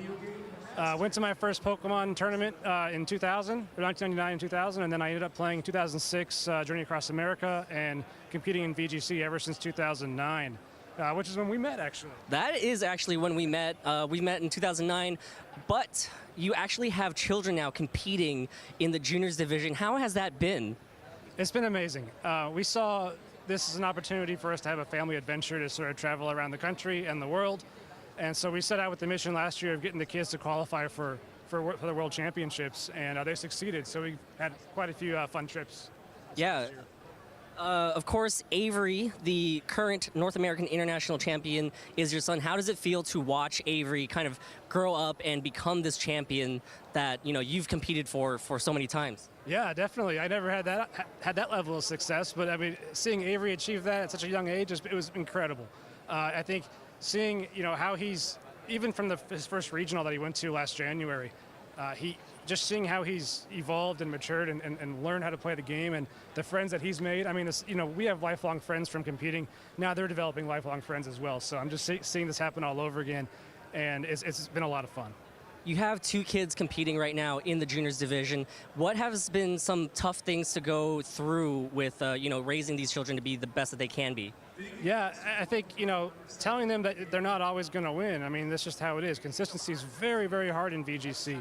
And I think making sure they understand that, you know, as long as they're trying their best and having fun and really being good sports, which is what's most important to us, that's what's most important to me. And I think, so working with them to say, hey, you know, do your best, practice for this, but if it doesn't work out, I hope you're having fun. And they are. And I will say that with how much the formats are changing right now, trying to keep up with that and make sure they understand all of the new things that are coming at them has been the most challenging thing for us. I'm going to ask you a question right now. Who do you think is better, you, Avery, or Glenn? Like, between, if you had to play against Glenn or Avery, would they beat you? Yes, Avery would beat me. He, in fact, and Glenn probably would too sometimes. I think what happens is when I practice with them, I will tell Avery, hey, you should be doing this or doing that, and he's already at that point now where he says, no, here's what I should do, and he sees things and sees win conditions that I miss, and it's been mind-blowing.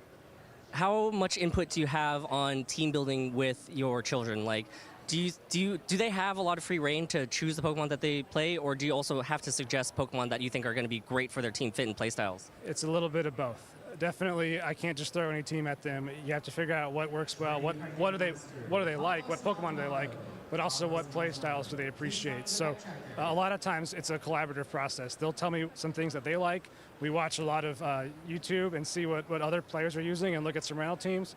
And then, you know, we just browse teams sometimes and say, hey, what looks good to you? And they'll tell me 1 or 2 things they like a lot. and then we'll start to mold that around what works best for their strategies. One last question before I send you off to go be with your family. Are you having fun in Knoxville right now? Is the whole family having fun in Knoxville? Oh yeah, we're having a great time. This is a great event. Great to hear. Thank you so much, Tom. We'll be right back with some more Pokemon action after a short break.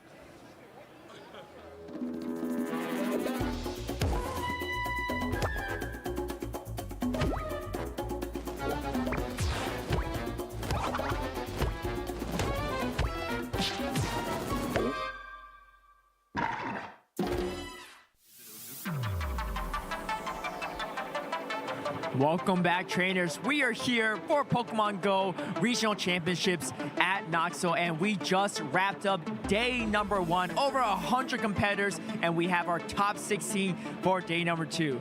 Fellas, what do you think about the action today? We'll start with Speedy here. It was wild, right? I think my favorite moment has to be Jangles versus King Alexander, getting to that Brave Bird at the 11th hour to win that matchup. And we thought it was all over, right? I saw everybody looking around saying, okay, King Alexander, regional champion, going to the top 8, or excuse me, the top cut. Nope, Jangles had a different story to write. For me, it had to be the unconventional plays that we saw in this regional. Throwing a body slam, Yuzuku able to kind of outmaneuver his opponents there. It was a lot of fun to watch. I had a similar thing. I mean, how about MrAce coming back against Rise to the Occasion with literally no health on a Lickitung to secure that game number 2 victory? It was just awesome to watch. Yeah, I'm going to co-sign with you on that one too. That super close battles, really a testament to the determination and the grit of these trainers. And a lot of them have earned themselves a spot on day number 2. We're going to start with the winner side here. Speedy, what do you think of this winner side bracket? We have a insanely stacked winner side bracket. We got Magic Mason versus AwesomeEevee to kick things off. Rise to Occasion versus Yuzuku. OnionFrank versus Lyles Jeffs. And look at this, Speed. We've got Doonbook versus Rockhaven. I can't believe how stacked this winner's bracket is. So many regional winners, so many people qualified for Worlds on this list. This is a absolutely cracked winners bracket. Yeah, and the story is there was 10 regional winners coming into this, and only 5 remain now, and 4 of them are on that winner's side of the bracket. This loser side of the bracket only has Out of Pocket as a previous regional winner, and then a lot of trainers we actually know a lot about, like Valor Ash, who's been on the edge in these top cuts, but recently has been making them. ZimiKid with his first ever top cut. MountainDugong making it to top cut after being 4th at NAIC. So a lot of trainers we know a ton about. So it's going to be an awesome day number 2. And Blob NA also making it to day number 2, who I didn't even realize his brothers were Lyles Jeffs, our previous champions. So 2 brothers making it into Top Cut. You'll love to see it. And if you love to see it, here's how to tune in tomorrow. The start time will be 7 a.m. Pacific, 10 a.m. Eastern. Set your alarms wherever you are in the world. You don't want to miss out on the action. But yeah, any closing thoughts for day number 2? This has been an incredible competition. It's so fun to see these trainers kind of progress through the bracket as they write their stories. And I really love seeing these up-and-coming trainers that haven't been to a tournament before, just outperforming all expectations. I can't wait to see what victories and what upsets we have in day number 2.